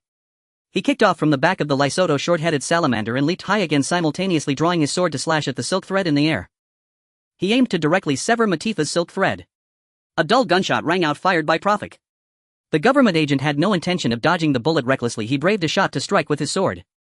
As the blade approached, Matafa could even feel the airflow it generated. Clang! The bullet struck precisely against the agent's blade, slightly deflecting it, just grazing above the silk thread. Profik hadn't intended to hit the agent at all, rather he had predicted where he would land. "Damn it!" The agent cursed under his breath, and just as he attempted to launch an attack, it was already too late, forcing him to land back on the back of the Lesotho short-headed salamander. Meanwhile, taking advantage of the moment, Danjuma and Matafa successfully pulled the girl back onto the biffer. "Great!" Danjuma exclaimed with delight, tightly hugging the girl. The plan to rescue those on the back of the Lesotho short-headed salamander was a resounding success. "You guys!" The agent on the back of the Lesotho short-headed salamander had a grim expression, his gaze fixed on the biffer. Who were these sudden intruders who ruined everything? "Hey!" Before the agent could finish his sentence, Morana's voice came through as she pushed Profik, who was originally standing at the bow, aside, gripping the railing on the deck tightly, and loudly questioned, "I heard that those in white clothing and masks are agents of the world government. It must be you. Tell me, are you involved in human trafficking?" Even dressed in a tightly sealed cloak, Morana's anger was palpable. However, the world government agents did not answer Morana's question. "Who are these people?" "It's Profik's group." At that moment, an agent on the small boat recognized Profik and the others, the bounty criminal from the South Sea. "I didn't expect him to enter the Grand Line." "So it's a pirate," the leading agent coldly replied. "Scum of the sea, when did you become worthy of questioning us?" Even behind the peculiar smiling mask, one could feel his disdain. Pirates, especially those from the Four Seas, have always been looked down upon by the world government's intelligence personnel. "Chief," the previously speaking agent reminded Captain, "Profik has a bounty of 45 million berries. Additionally, Guy Tofu has a bounty of 32 million berries and Morana has a bounty of 30 million berries." The chief agent waved his hand, signaling his companion to stop. "This bounty pirate may indeed have a fearsome reputation, but it's still far from enough to warrant our attention." "Profik," Morana volunteered, "let me deal with them." "No rush, let them come aboard." Profik knew that due to her past experiences, Morana harbored a deep hatred for crimes involving human trafficking. However, they were on the sea and it was dangerous for ability users to rush into battle. Meanwhile, three figures in white leapt high, clearly targeting the deck of the biffer. The world government's agents could no longer contain themselves. Faced with the leaping world government agents, Profik stepped backward several paces, leaving ample space. If the deck was to serve as a stage, how could one possibly neglect the actors about to take the spotlight? As the agents neared the deck's surface, a figure moved, tall of stature, bronze skin, powerfully built and gripping a long spear. Danjuma. A native of Coney Island, he might not comprehend the meanings of the world government, its agents, bounties, or pirates. Yet he understood their stances perfectly. Opposing sides demanded opposing actions, there could be no tolerance for their intrusion. He raised the spear, broke into a sprint and hurled it, a seamless, elegant sequence as if competing in an Olympic javelin event. Yet unlike Olympians who sought distance, Danjuma aimed solely for the heart of his target. Brilliant. Profik silently applauded in his mind even as he assessed the throw. In raw strength, this man was unquestionably his equal. The agents, however, had no such leisure. A gleaming spear rushed toward their pupils, its chilling speed igniting primal terror deep within their chests. A direct hit would mean certain death. Midair evasion was impossible, defense was the only choice, and they acted without hesitation. He swung his blade with all his might, attempting to deflect the spear's trajectory. At the instant, steel met shaft, overwhelming force and velocity wrenched the weapon from his trained grip, sending it flying. THWSH, the spear pierced flesh. Crack! It buried itself deep into the deck of the biffer, pinning the agent helplessly to the planks. Still, the desperate slash had not been in vain. The spear, originally aimed at his heart, veered slightly and instead tore through his right shoulder. Before the first round had even begun, 1/3 of the world government's agents lay fallen. "You dare raise your hand against world government agents?" The lead agent landed firmly on the deck, cast a cold glance at his grievously wounded comrade, then turned squarely to face his adversary. Agents serving under the government, yet entangled in human trafficking. Before he could finish, Morana cut him off, unforgivable. She uttered no further word, only charged forward. To traffickers, mercy held no place. Instantly shifting into her human beast form, her aura surged violently. How formidable. If earlier the agent captain had regarded Prophet and his crew from the Four Seas with quiet disdain, now, facing Morana Hedon, he felt crushing pressure descend upon him. 30 million. You tell me this terrifying presence carries only a $30 million belly bounty? The Navy's bounties are truly lethal. Yet retreat was not an option. Kill. He gritted his teeth and drew a pistol. Yes, confronting the enraged Morana, the agent captain chose neither hand-to-hand combat nor a sheathed saber, but a firearm. Morana merely tilted her body, dodging the bullet effortlessly. Not through observation hockey but through the razor-edged instinct of a wild beast. Before he could fire again, the feral girl was already at his side. I must evade, where will she strike? An overwhelming sense of peril ignited speed within him he'd never known before. I can dodge. But the Zoan user did not throw a punch, instead a tentacle lashed out from the flank, coiling tightly around his arm. He tried drawing his sword, but the angle was locked tight. He strained to break free, but no amount of force loosened the grip. Crash. Morana swung him high into the air, then slammed him down onto the deck with brutal force. Once. Twice. Meanwhile, elsewhere. Your opponent is me. Prophet stepped forward, blocking the last remaining agent. The agent bent his knees, stomped hard on the deck, and launched himself forward like a bolt. Die, pirate. Speed reached its apex. Power surged to its zenith. Two figures collided, and the agent slashed. Prophet simply sidestepped left, evading the lethal blade with effortless grace. Its edge grazed his cheek, severing several strands of black hair. Under observation hockey, nothing remained hidden. And in that same instant, Prophet drew his blade. No flourish, no wasted motion. A single clean, precise stroke pierced the agent's chest, straight through his heart. Blood welled forth steadily, staining his white cloak crimson and dyeing the long blade embedded in his chest a deeper red. Prophet retreated half a step, withdrew the blade, and the world government agent, robbed of support, crumpled lifelessly to the deck with a dull thud. The final agent, neutralized. Wait, Morana.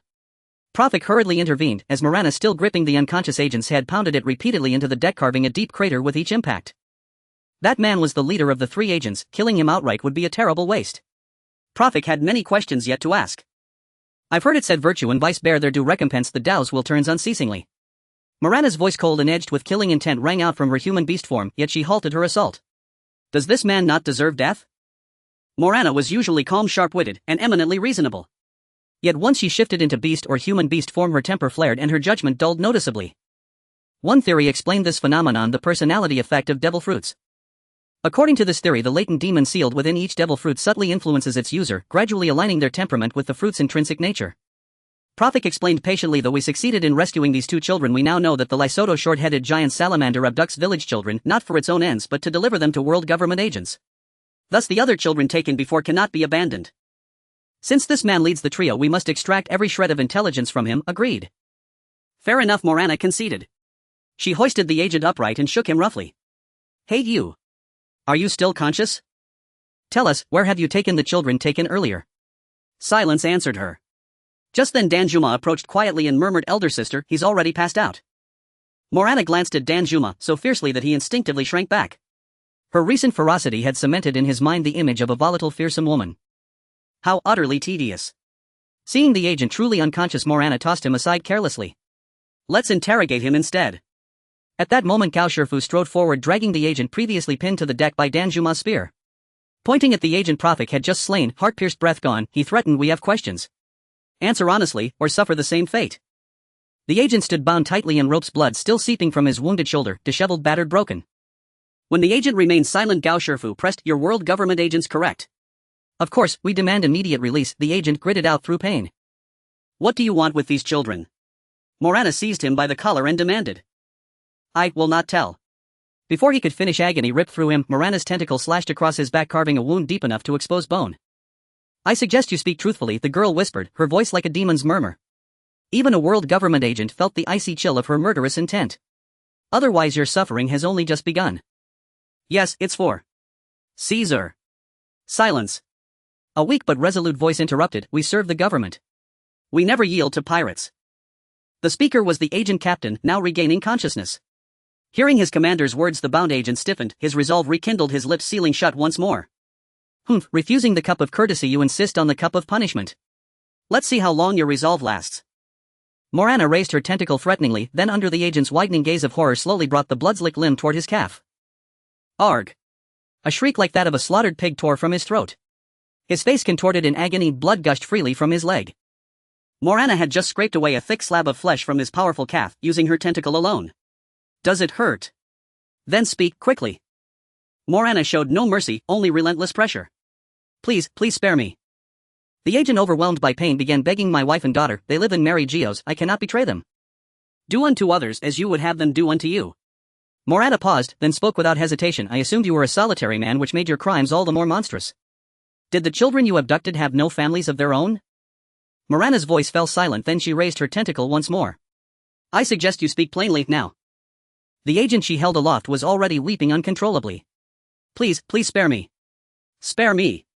He was neither impervious to pain nor unafraid of death. Had he been, he would never have uttered a single word from the outset. Yet he knew if he betrayed their location, the Caesar Research Institute, these intruders might accomplish little, but his family residing in Mariajoa would certainly be annihilated. At that point, a swift, painless death would become an unattainable luxury. Far likelier he would be reduced to raw material for human experimentation, or enslaved by the celestial dragons, or shipped off to the New World's pleasure district to serve as a host for patrons. His superior's earlier words had not truly appealed to loyalty toward the world government, they were a veiled warning urging him to consider the fate of his kin. Thus he would not, confess. Another strip of flesh was torn raw from his body, the wound on his calf now gaped deep enough to expose bone. Blood dripped onto the deck, pooling into a crimson puddle heavy with the metallic stench of iron. Amidst the agent's shrill guttural screams, the scene descended into pure hell. Unfazed by the blood spattered across her form, Morana lifted her tentacle again in a display of arrogant dominance. Good. Very good. Let us see how long you can endure. Compared to the two pitiful government agents, Morana now resembled less a captor and far more the arch-villain of some dark fable. Danjuma paled at the carnage before her mind seized by a single thought: this woman is terrifying, I must never cross her. Gao Shifu turned away in horror. Saida shut his eyes tight. And Martifa, the most timid among them, had long since retreated below deck with Uncle Fuente and the two rescued girls already seated at the mess table. Enough, Morana. That will do. Prophet intervened, halting her before she resumed interrogation. Her methods were undeniably cruel, even he found them unbearable to witness. Morana complied without protest, hurling the agent, his face contorted in agony, onto the deck, then turning sharply to face Prophet. I've heard it said mercy toward enemies is cruelty toward allies. If we mean to rescue the remaining children, we cannot afford mercy toward such men. To save the children already taken, Morana bore no qualms about assuming the mantle of villainy. No need to worry, I've gleaned nearly all I require. Prophet smiled. His intervention stemmed not only from revulsion at her brutality but also because he had just overheard a vital clue. A name: Caesar. Caesar may have meant little to the world's native inhabitants, but to Prophet, who had read the original One Piece manga, the name resonated like thunder. Bergpang's former colleague. A deranged scientist. Collaborator of the Shichibukai Doflamingo. A madman obsessed with weapons of mass destruction and human experimentation, Caesar Clown. Whether deploying lethal gases, conducting gigantification experiments on living subjects, or synthesizing artificial devil fruits, every domain of his research bordered upon the inhuman. Chronologically, Bergpang had already joined the world government while Doflamingo remained far from attaining Shichibukai status. Thus Caesar must currently be operating as a sanctioned scientist under the world government's banner. Caesar. You know him. Morana's reflexes were sharp. She instantly parsed the preceding exchange and recognized that only the name Caesar carried potential significance. Prophet nodded. Caesar Clown, once Bergpang's peer, a genius scientist endowed with extraordinary research aptitude. Rumor holds he belonged to the MADS research team. When MAD's work threatened the world government's interests, the group was forcibly disbanded. After its dissolution, both Caesar and Bergpang entered the world government's service to continue their scientific pursuits. So it seems this illustrious scientist conducts his work somewhere nearby. You actually. The fallen agent chief stared in disbelief. Even he, serving directly under Caesar, had never heard of MADS. Yet a minor pirate crew from the South Blue spoke of it with chilling precision. Hearing Prophet's near-reverent appraisal of Caesar Clown left Morana utterly bewildered. She held scientists in high regard, and according to Prophet, this Caesar Clown was a rare transcendent genius. How then could such a brilliant scientist possibly be entangled in child trafficking? Even now Morana assumed this incident mirrored their prior encounter in Qingfeng Town, a straightforward case of human trafficking. But the moment Prophet heard Caesar, he knew these children had not been trafficked, they had been abducted for experimentation. The One Piece manga made it unequivocal: Caesar Clown inherited Bergpang's gigantification experiments. With funding secretly secured from the Four Emperors Charlotte Linglian, he conducted those monstrous trials in seclusion, dooming countless children. Yet Prophet had not anticipated Caesar would begin such atrocities so early. It was currently the year 1505 of the Void Century calendar. Monkey D.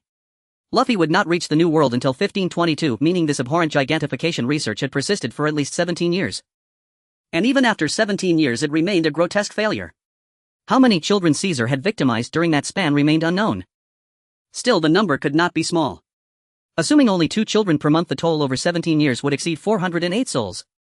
Of course, canon further revealed Caesar had also used world government convicts for human trials, an aspect whose full scope Prophet could not ascertain. He bears no connection to human trafficking, prophesied. Caesar Clown is a genius, yet also a complete lunatic. Every project he pursues is steeped in anti-human atrocity. Then, Morana's voice trembled and icy dread rose from her marrow as if foreboding something unspeakable. What precisely does he study? Gigantification. Prophet enunciated each syllable with deliberate chilling clarity. The agent's eyes widened in utter disbelief. He began to suspect a traitor within the world government itself leaking classified intelligence. After all, gigantification research faced fierce internal resistance even within the world government. Hence it remained one of their most rigorously guarded secrets, yet this obscure pirate unknown to history spoke of it with unnerving accuracy, forcing the agent's mind down darker paths. Morana, however, needed no such speculation. Her head rang with shock, her fists clenched until her knuckles blanched white. An unprecedented fury surged through her veins. Human trafficking was vile, but human experimentation was infinitely more depraved.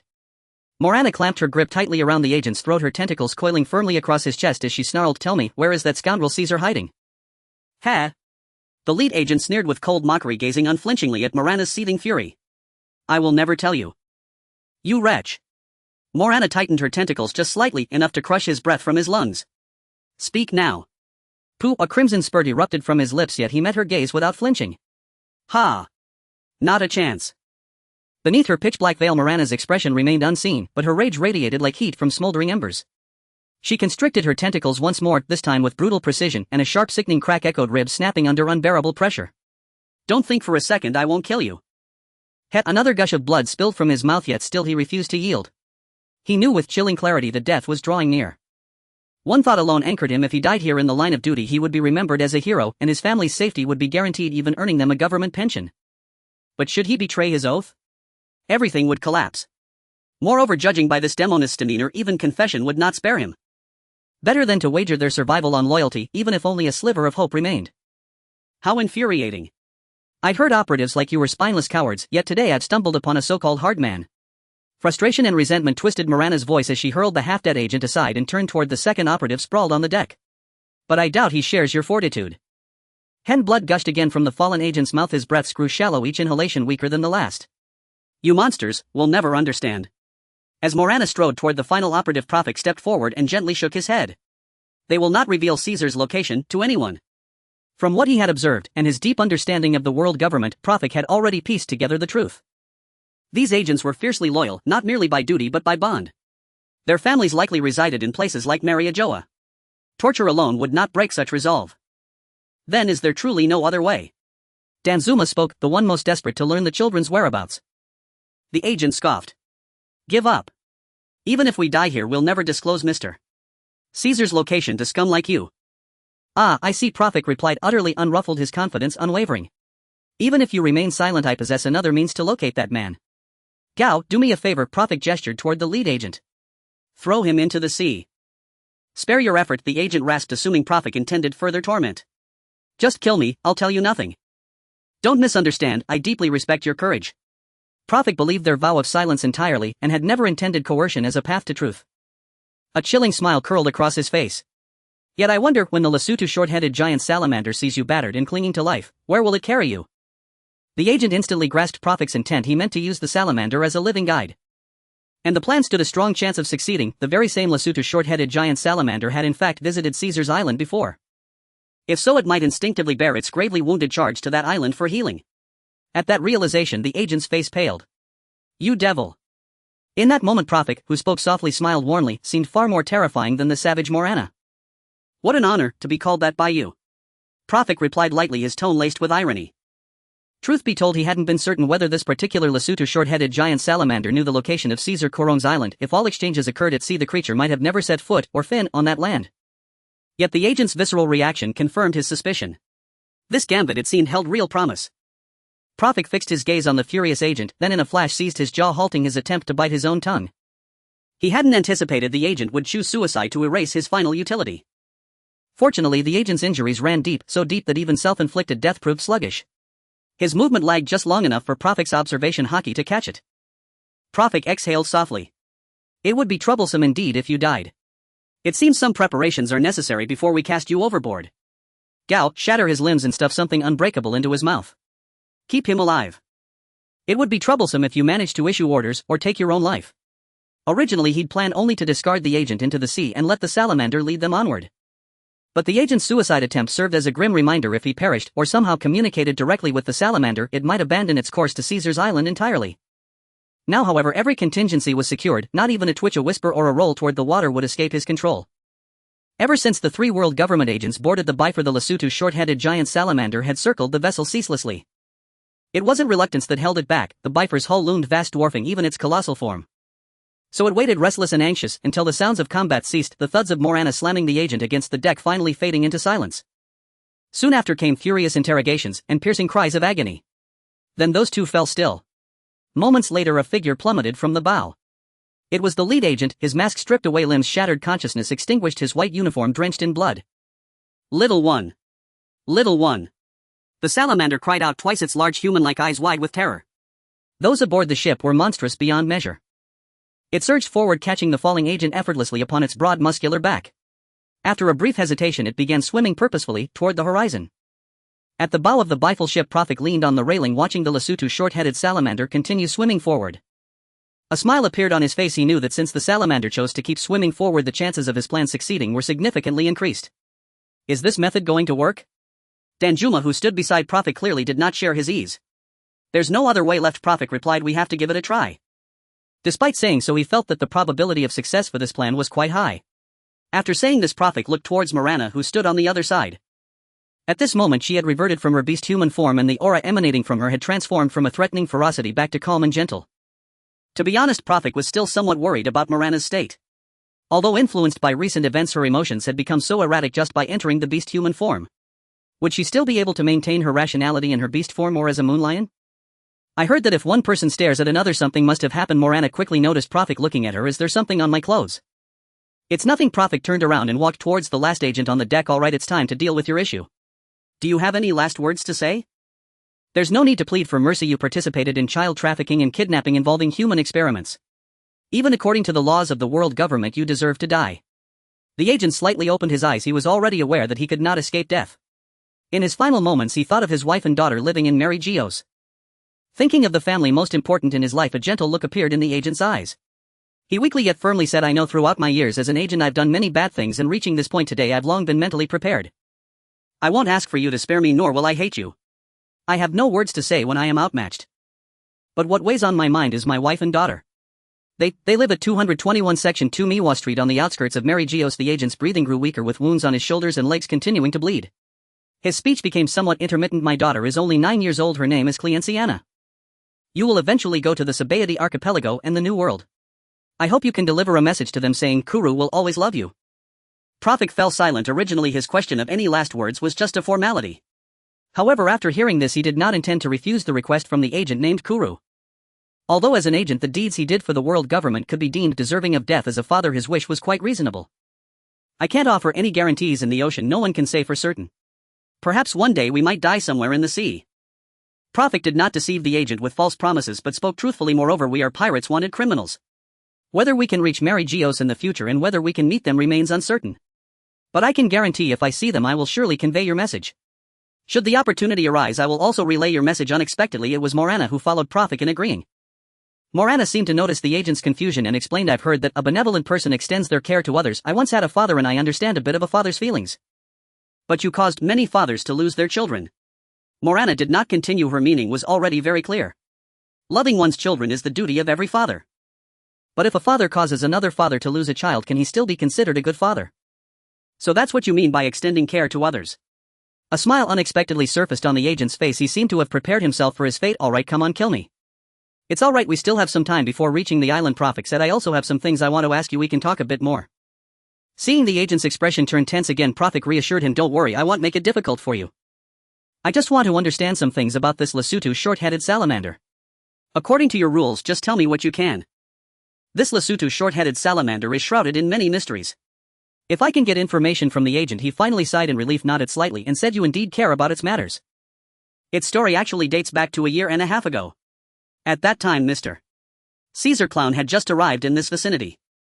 On that occasion he brought us agents to survey the nearby islands looking for a suitable island to build a research facility. After ruling out several smaller islands we arrived at Coney Island where we encountered that Lesotho short-headed salamander. At that time it hadn't fully grown and had just eaten a devil fruit. Wait, a devil fruit user definitely cannot swim, but I see it swimming freely in the water. Prophet immediately pointed out the greatest flaw in the claim that the salamander had eaten a devil fruit. Users cannot swim yet it can. I knew you would find that puzzling. The agent seemed pleased that Prophet also had questions he couldn't comprehend. In general that is true, but there are some users who are not afraid of water. That said, however, when speaking of users not afraid of water, Prophet first thought of the current Vice Admiral in the Navy, the future Admiral Akiji. His fruit ability is the low geotype ice fruit, which can instantly freeze any seawater it touches, thus eliminating the risk of falling into the sea. Following this line of thought, Monet, one of Doflamingo's subordinates, has the snow fruit, which likely exhibits similar effects to the ice fruit. And apart from these few types of special abilities, even the fishmen or merfolk who are naturally close to the sea cannot swim after eating a devil fruit. They can only rely on their ability to breathe underwater to avoid drowning. Have you not seen that Vanderdecken 9 has to wear a strange large bubble in the seawater? Moreover, even these abilities cannot allow for free movement in the ocean. Furthermore, this Lesotho short-headed salamander does not appear to be one of these special users. It is indeed quite astonishing. Initially, even Mr. Caesar thought this was absolutely impossible. The agent laughed. However, Mr. Caesar is truly a genius. After a brief study, he quickly discovered the secret behind it. Indeed, a devil fruit user will become powerless upon contact with seawater, but correspondingly, as long as they do not touch seawater, they can remain unharmed even in the vast ocean. This Lesotho short-headed salamander secretes a mucus layer that serves as a protective film isolating its body from the seawater. This allows it to swim in the ocean. Prophet was stunned. Can this really be done? Could it be that if I apply glue to my sister she can swim in the water? But upon reflection, while glue may not be reliable, the salamander's method might indeed yield some effectiveness. After all, in the original story Luffy merely put a bubble around himself before leaving the coated ship, entering the depths of the ocean thousands of meters down and extending his hand outside the bubble. Couldn't he still move freely?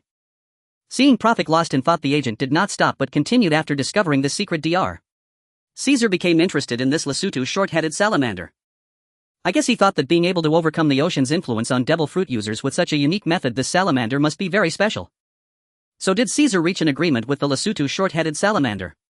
Danjuma clenched his fists. It's not that simple, the agent sighed. Although eating a devil fruit can make animals a bit smarter, it's not so easy to communicate with humans. Moreover, Mr. Caesar did not wish to settle for a mere partnership. He preferred to control this Lesotho short-headed salamander. To make it serve his purposes, Caesar dispatched agents to the island to seize its offspring while it was out hunting. That is why the salamander agreed to hand over 2 human children to us every month. Bang! Mirana's fist slammed heavily against the mast, venting her fury. The act of harming human children had already infuriated Mirana, but she never expected Caesar would not spare even animals. Using the abduction of their offspring to force them into submission and then harming more children made Mirana even more enraged. She now had only one thought, which was to appear before Caesar as quickly as possible and give this wicked scientist a proper beating. Don't worry, Prophet gently placed his hand on Mirana's shoulder. Soon you will be able to thoroughly deal with that damn scientist. As the Bifur sailed closely behind the Lesotho short-headed salamander, it advanced towards the island where Caesar resided. It was a very small island, so tiny that one could see from one end to the other at a glance. Such an island, even among the thousands found in the Grand Line, is one of the most unremarkable types. Not only was its area limited, but it also bore a distinctly desolate air. Due to the incessant sea winds throughout the year, there were hardly any tall plants on the island, let alone any large animals or human inhabitants. Naturally, there were no buildings at all. Such an island would hardly see any ships approach, nor would it attract anyone's excessive attention.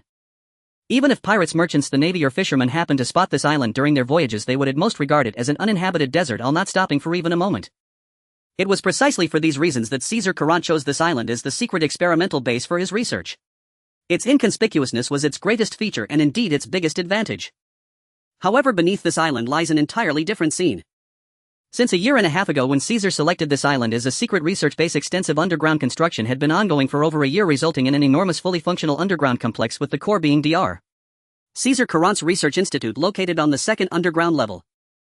At this moment, within the Underground Research Institute, various intricate and complex instruments were arranged in a fixed order, and countless precious experimental materials were being observed, studied, or undergoing various complex and wondrous reactions within these instruments.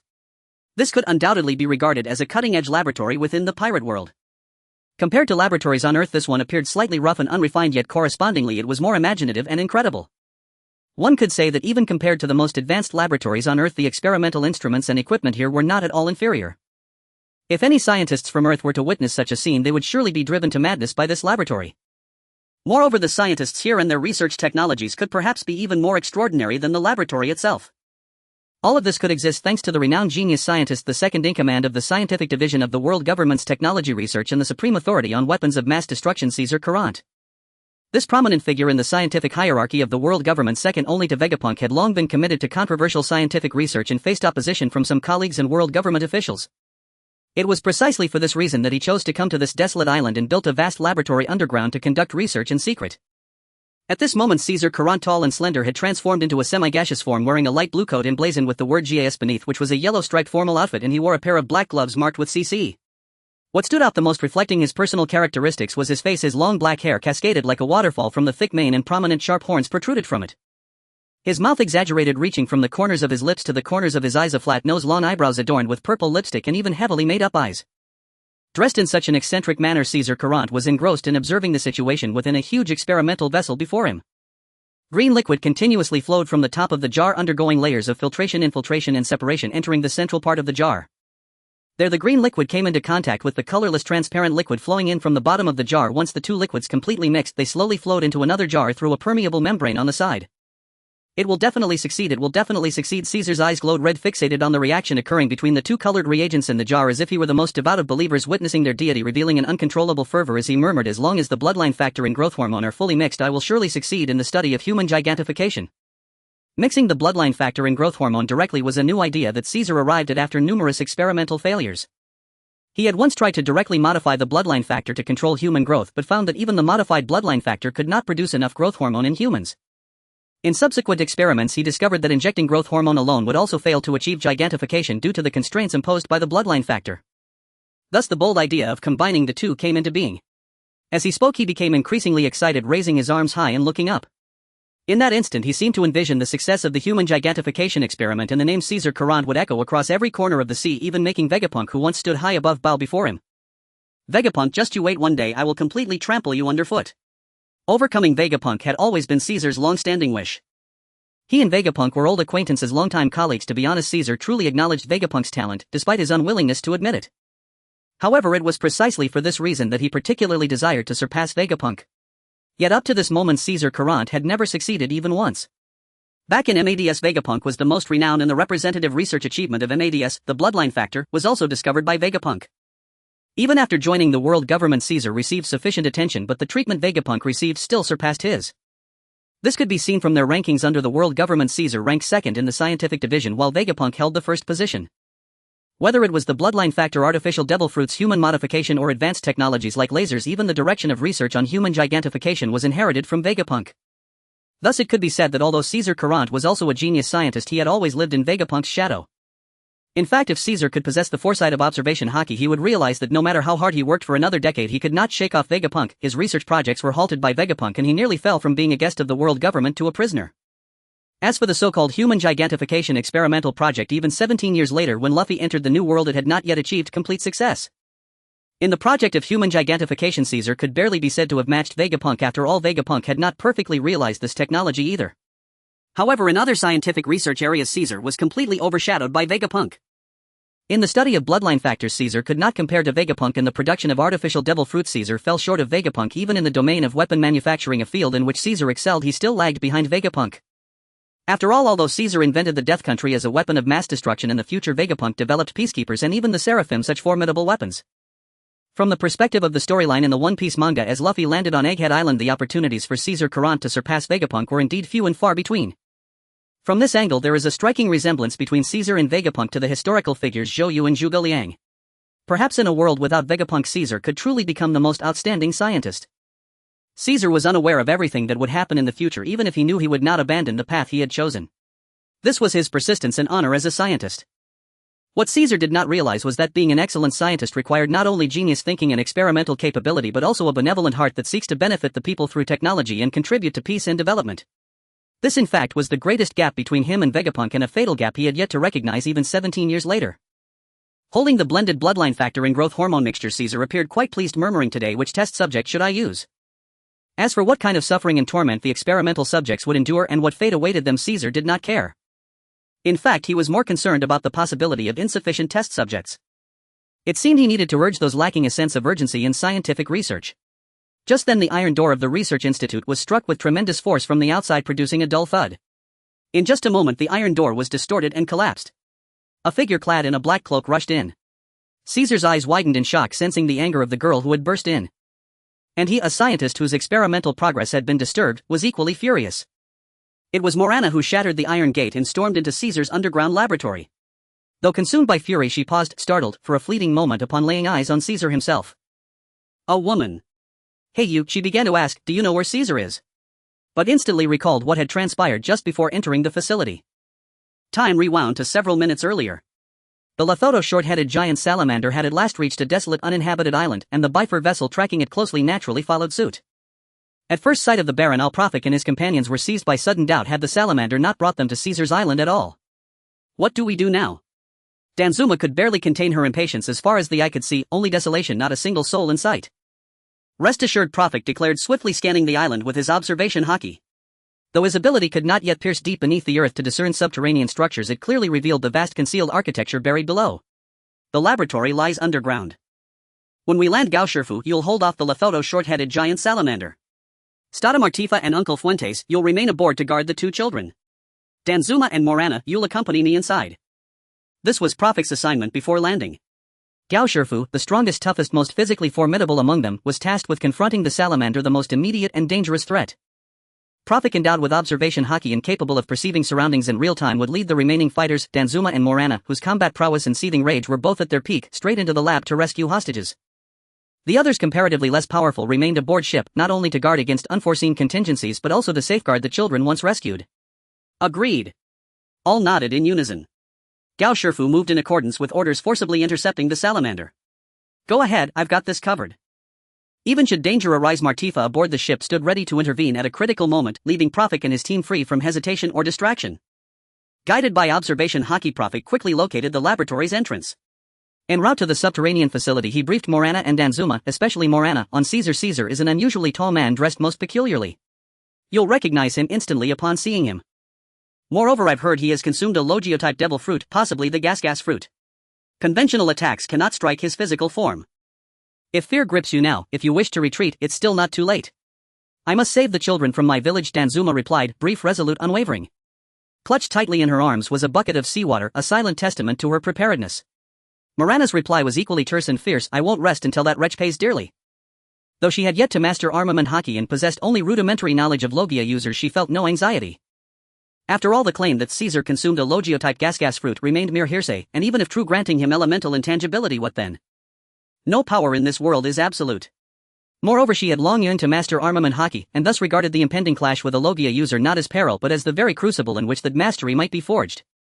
Reassured by their firm resolve, Prophet led the two women straight into the first subterranean level. Unlike the barren surface or the research laboratories housed in the second sublevel, the first basement served as Caesar's living quarters and the daily workplace for world government personnel stationed at this base. Though the island hosted scarcely a handful of souls, Prophet's trio was detected the moment they stepped into the first basement. Intruders. Though instantly knocked unconscious by Prophet, the guard stationed at the entrance succeeded in his sole duty, sounding the alarm in time. In an instant, every agent within the base knew intruders had breached its outer defenses. No prolonged engagement, we must neutralize threats swiftly, Prophet instructed Morana and Danzuma. Now exposed, their priority was clear: eliminate present adversaries without delay, then locate Caesar Caroan immediately. In truth, the moment Prophet entered the subterranean structure, his observation hockey sensed another level beneath, the second basement, where Caesar almost certainly awaited. He feared that lingering too long in the first basement might give Caesar warning, allowing him to flee prematurely, or worse, to prepare some grotesque weapon tailored to counter them. Who exactly do you think you'll dispatch so quickly? Just as Prophet, Morana and Danzuma felled several government agents on the verge of breaching the stairwell down to the second basement, a thunderous roar erupted. Then, a streak of white howling through the air bore down upon the three. Clang! Prophet drew his blade to parry the blow, but staggered backward several paces before regaining his footing. White suit, white top hat, white necktie, white trousers, white cloak, even his shoes and belt gleamed immaculately white. Clearly this newcomer was a world government intelligence operative. From him emanated an aura both immense and serene, chilling and unshakable, an overwhelming presence far beyond that of the ordinary agents they'd effortlessly subdued moments before. Such commanding gravitas could belong only to CP9, or perhaps even CP0. Either way, Prophet found it unsurprising. After all, Caesar Caroan was an exceptionally rare scientific asset even within the world government's own ranks. His so-called secret research could never have proceeded without explicit authorization, perhaps even direct patronage, from certain high-ranking figures within the world government. Thus stationing elite bodyguards around him, to ensure both his safety and his surveillance, was not merely prudent, it was an inherent inevitable function of the world government itself. "I'll hold him off," Prophet said, sword leveled at the agent blocking their path, voice low and steady. "You two push forward immediately." Morana and Danzuma exchanged a glance, then spoke in unison, "Understood." And without hesitation they veered past the agent toward the stairwell descending to the second basement. "I never gave you permission to pass. Shave." With a violent stomp the agent launched himself forward, a blur exceeding human limits, rushing straight for Morana and Danzuma. Prophet locked onto the agent's trajectory with observation hockey, and fired. Takai. Midair the agent's blood surged, muscles swelling, his flesh hardening to near steel density. The bullet struck his chest with a metallic clang like steel striking steel. Having deflected the round in an instant he kicked off the ground with Jeppo propelling himself after them once more. "Danzuma, watch out." Prophet fired twice in rapid succession, shouting the warning. "Sure gone." Utterly indifferent to the bullet screaming toward his back, the agent focused immense force into his index finger and thrust forward, hardened digit piercing the air. Hearing Prophet's cry, Danzuma whirled, just in time to sense a wave of terrifying killing intent. In that split second he thrust the seawater bucket forward and instinctively recoiled half a step backward. Boom! That devastating finger punched clean through the wooden side of the bucket, its explosive force shattering the vessel like a firecracker. Thanks to that desperate block, Prophet's bullet arrived precisely at that moment, yet the agent's body twisted unervingly midair like paper caught in a gust, evading impact by a hair's breadth. The bullet skimmed past his flank, nearly striking Danzuma, who stood directly in front. It was Shiru, one of the 6 powers. By relinquishing all resistance and surrendering his body to the flow of air generated by an opponent's motion, one evades attack with uncanny grace. Prophet's pupils contracted sharply, he realized this agent was a true master of the 6 powers. Sure gone. Having evaded the bullet, the agent pressed his assault, identical technique, identical lethality. Desperate Danzuma swung his spear horizontally across his chest, blocking the strike. Snap. The wooden shaft splintered cleanly at the midpoint, yet the finger's momentum carried onward, aimed squarely at Danzuma. But that split-second defense granted him just enough time to twist aside, barely dodging the lethal thrust. The finger drove deep into the floor, ripping a jagged crater into the steel-plated surface with sheer concussive force. Using his embedded finger as a pivot, the agent reoriented himself, and azure wind blades coalesced beneath his feet, targeting Danzuma once more, now visibly winded and off balance from his prior evasions. This was Rankyaku, a Navy 6 power technique. Fortunately, Prophet arrived just in time, yanking Gao Shifu clear of the wind blade's lethal arc. Damn it!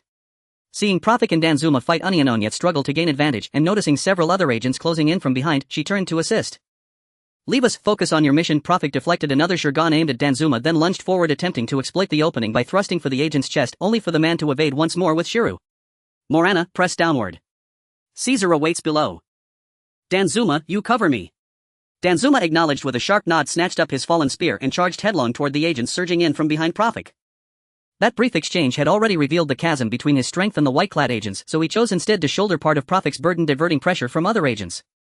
Morana nodded firmly and turned, sprinting deeper toward the next level. Prophet watched her vanish down the corridor, his gaze heavy with profound concern. Though he could not determine precisely when Caesar had consumed the devil fruit, whether during the Punk Hazard arc or earlier as hinted in Vegapunk's recollections, there remained a chilling possibility. Caesar was now a gas fruit user, and Morana would face unimaginable peril.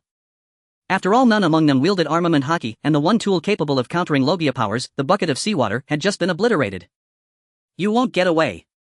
The agent blurred, intent on pursuing Morana, heedless of Prophet's calculations, fixated solely on intercepting the black-veiled girl. "Your opponent is me." Though slower than the agent, Prophet compensated with observation hockey, anticipating movement, predicting position, staying always one step ahead. Prophet struck, predictably evaded once more by Shiru. Yet rather than frustration, a faint smile flickered across his face. He had never intended the slash to land. His aim was simpler force evasion or prompt Tekai block. Either way, his objective was achieved. Morana had already vanished around the corner leading to the second basement. As the silhouette of the girl in black gauze disappeared from view, the agent ceased his pursuit entirely. Those initial exchanges had already yielded a sober assessment. This was no ordinary adversary.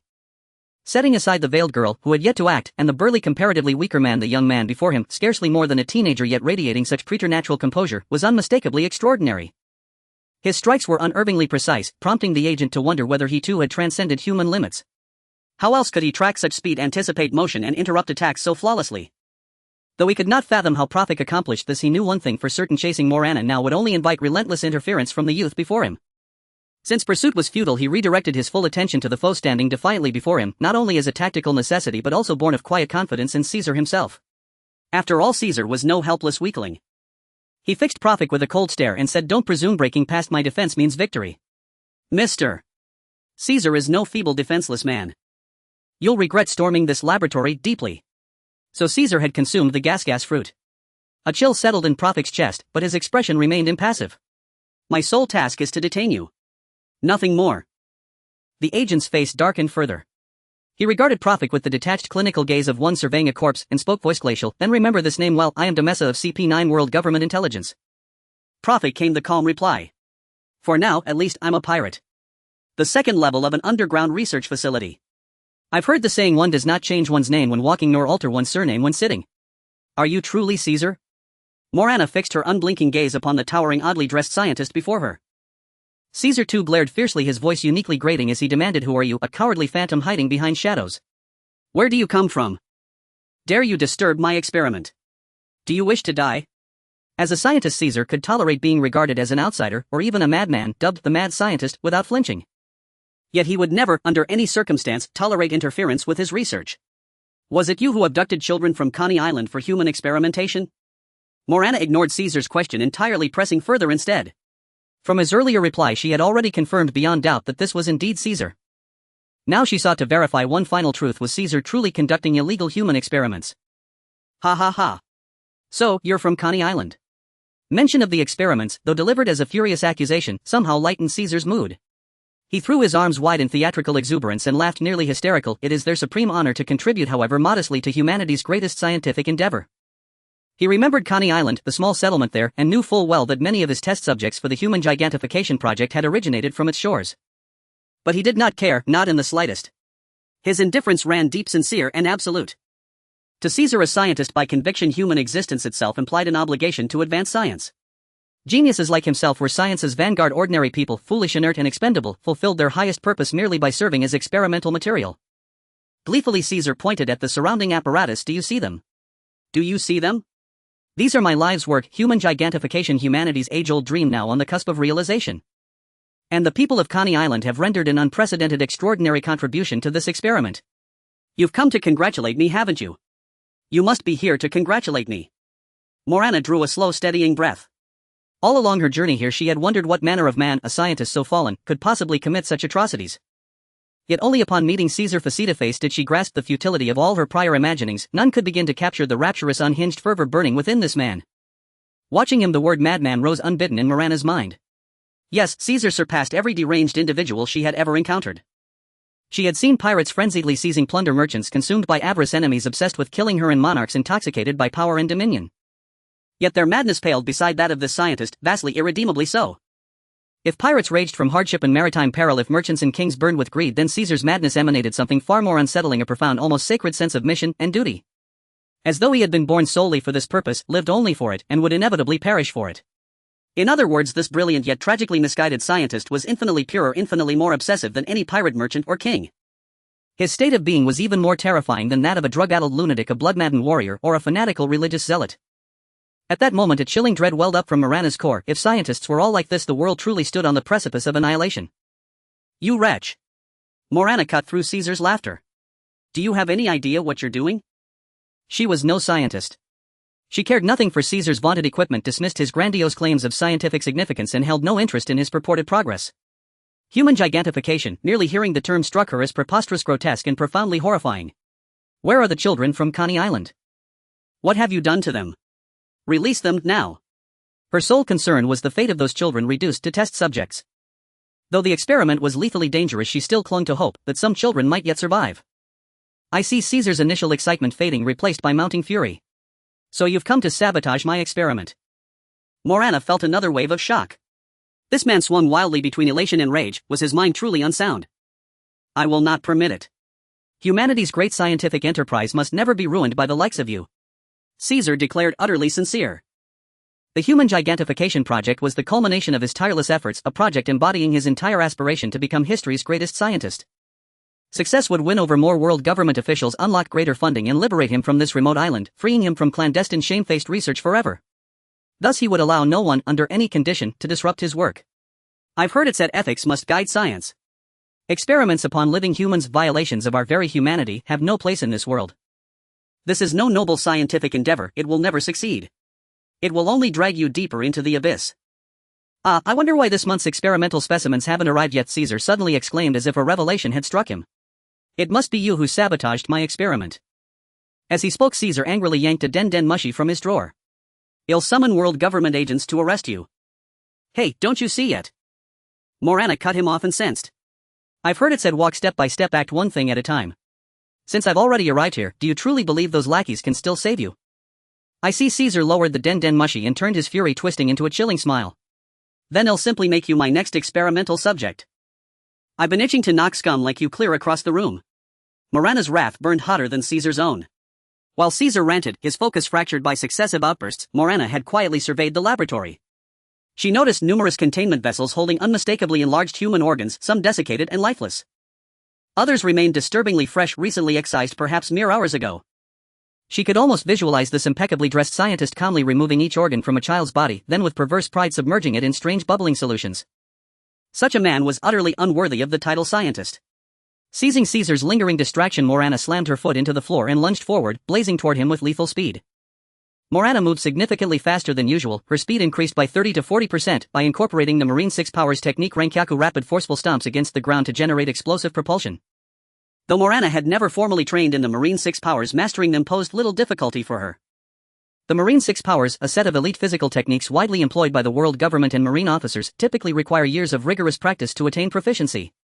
Yet as techniques rooted fundamentally in extraordinary physical prowess, the 6 Powers themselves are not inherently complex to execute. Their true challenge lies in cultivating the requisite bodily conditioning. Thus many formidable fighters can instinctively replicate similar maneuvers in the heat of battle. Even those unable to grasp them spontaneously can, upon witnessing a skilled agent deploy such techniques, quickly decipher and emulate the principles behind the 6 Powers. For instance, during the Enies Lavi arc, Luffy learned to harness the essence of Rankyaku. Having consumed the mythical Zoan-type true devil fruit, Morana's physiology fully meets the definition of superhuman, making her effortless mastery of the 6 Powers entirely unsurprising. Before Caesar could react, Morana's fist loomed ever larger within his pupils, no evasive motion followed and he took the blow full force across his face. Their bodies collided, but Morana felt no impact whatsoever. Caesar's head dissolved into violet gas, a hue defying real-world physics where vapor is colorless yet consistent with the vivid logic of this world, and Morana's fist passed straight through his skull, creating a profoundly eerie tableau. Clearly this was the Logio-type devil fruit ability, elemental transformation. Morana's expression hardened as Perphilic's warning echoed once more in her mind. So it was true, just as he had said, this scientist had indeed devoured an extraordinary devil fruit. Caesar burst into triumphant laughter. Ha ha ha. So you don't even know armament hockey. I am a Logia. Before Caesar could finish, Morana shifted into her human beast form, a single tentacle lashed out, striking him again and forcing him back into elemental dispersion. Seizing the opening, Morana launched a relentless barrage, storm-like, unrelenting, pummeling Caesar until his form appeared riddled with wounds. Yet this ferocious assault left him utterly unscathed. The moment her assault eased, Caesar instantly reconstituted his flawless intact body. Though Morana dominated the offensive, not a trace of triumph stirred within her. There was only one reason: the Logia power of elemental transformation was simply insurmountable. Her original strategy had been to strike before Caesar could activate his transformation, but she had not anticipated that Logia users could instinctively shift into their elemental state at the very instant of impact. Thus every one of her attacks became futile. A Zoan-type user, Caesar observed mid-combat, flicking his tongue slowly around his lips like a connoisseur savoring rare delicacy. Perfect, my current experiment demands a test subject with exceptional drug tolerance. The moment he suspected Morana's Zoan affinity, his thoughts ignited with ruthless calculation. Many subjects in his gigantification experiments perished mid-procedure, their bodies unable to withstand the overwhelming pharmacological strain. Caesar reasoned that a Zoan-type user might finally endure the regimen and yield success. This audacious notion seized his mind and refused to loosen its grip, casting an unnerving predatory gleam into his gaze whenever he looked upon Morana. Damn it! Matafa shattered Caesar's body into wisps of gas, yet he reformed into human shape almost instantly. Have you had enough? Matafa lunged again. This time Caesar did not stand passively relying on elemental evasion, instead he advanced aggressively. Gas lasso. Caesar solidified volatile gas from his palms into a coiling gaseous noose and hurled it toward Morana. Simultaneously a dense cloud of violet gas bloomed around the lasso. Contact with it promised dire consequences. Fortunately, the gas lasso's velocity paled beside Morana's own. She twisted sideways to evade, then struck its flank with two tentacles, shattering it cleanly. Damn it, gas with such density. This substance should possess near zero rigidity. How could it possibly resist impact so fiercely? Quick reflexes, Caesar remarked with mock admiration. Then let's see how you handle this. As he spoke, he withdrew, of all things, a single matchstick from his pocket. Under Morana's watchful gaze he ignited the highly concentrated volatile gas swirling around his hands. Cobalt blue flames roared to life encasing his fists like custom-forged gauntlets. Beneath the searing heat exceeding 600 degrees Celsius, the very air around Caesar shimmered and warped. "Let me roast you whole," he roared, driving a flaming fist forward. Morana darted aside. He struck again. She evaded once more. The burning fist sliced past her flank. She could feel the blistering heat scorching her skin. From the outset of battle, Caesar's Logia fruit had plagued Morana relentlessly. His nigh unanswerable elemental transformation rendered all her assaults meaningless, while his innate offensive capabilities forced her solely onto the defensive, retreating, dodging, yielding ground. One must concede, though Caesar's gas fruit may not rank among the most elite Logia powers, it remains undeniably formidable. In the original narrative, even the post-timeskip Luffy suffered repeated setbacks at Caesar's hands. In a moment of misstep, Morana tripped over a piece of laboratory equipment lying on the floor. As she steadied herself, the blazing fist filled her vision. Desperate, she thrust a tentacle forward, straight through the heart of the fire. The surge of displaced air made the flames writhe violently. Yet Caesar remained unaffected. Morana, however, stifled a groan of pain. The intense heat charred her tentacle's surface black and hardened its outer layer, searing muscle beneath. "Now you know my power," Caesar crowed, laughing triumphantly. Morana answered not a word, nor did she retreat. Instead, she surged fully into her beast form. In beast form, Morana's stature swelled dramatically, radiating overwhelming presence. Beside her, Caesar's towering 3-meter frame suddenly seemed diminutive. A mythical Zoan, what a magnificent surprise! Far from alarmed, Caesar beamed with delight at her transformation. This opponent wielded no armament hockey, thus he remained untouchable. The greater Morana's devil fruit abilities, the higher her likelihood of surviving the experimental dosage and achieving the ultimate goal, human gigantification. Morana now swung a tentacle, not at Caesar but at the massive glass vat behind him, brimming with liquid. On the ground, Gao Shifu faced off against the Lesotho short-headed giant salamander.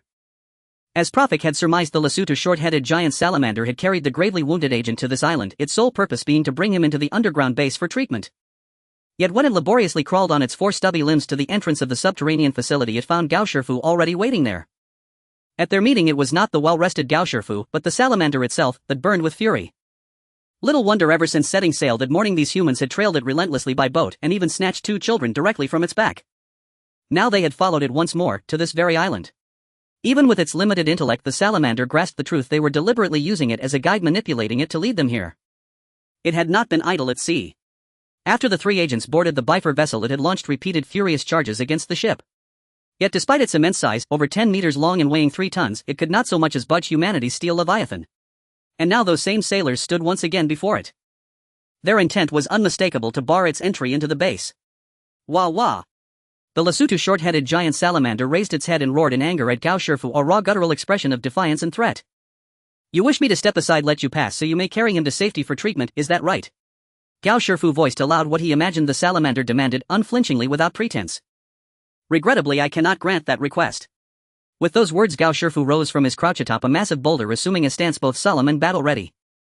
His mission this time was clear: prevent the Lesotho short-headed giant salamander from entering the underground research facility and eliminate the agent riding upon its back. Wah wah! Calm yourself. I know you serve those on the island, not by choice but under duress. My comrades have already breached the underground facility. They will soon subdue the ones who abducted your young. There is no need for further bloodshed. Let us wait here patiently together. Having learned the salamander's tragic story, Gao Shifu sought to persuade it to lay down its hostility. After all, this creature possessed colossal size and commensurate strength. If it could be turned to their cause, it would be an unparalleled boon. Yet whether it failed to comprehend or simply refused to heed Gao Shifu's entreaty, the salamander advanced steadily toward him, carving deep grooves into the earth with each deliberate step. On land, the Lesotho short-headed giant salamander moved slowly. If Gao Shifu chose evasion, it could never catch him.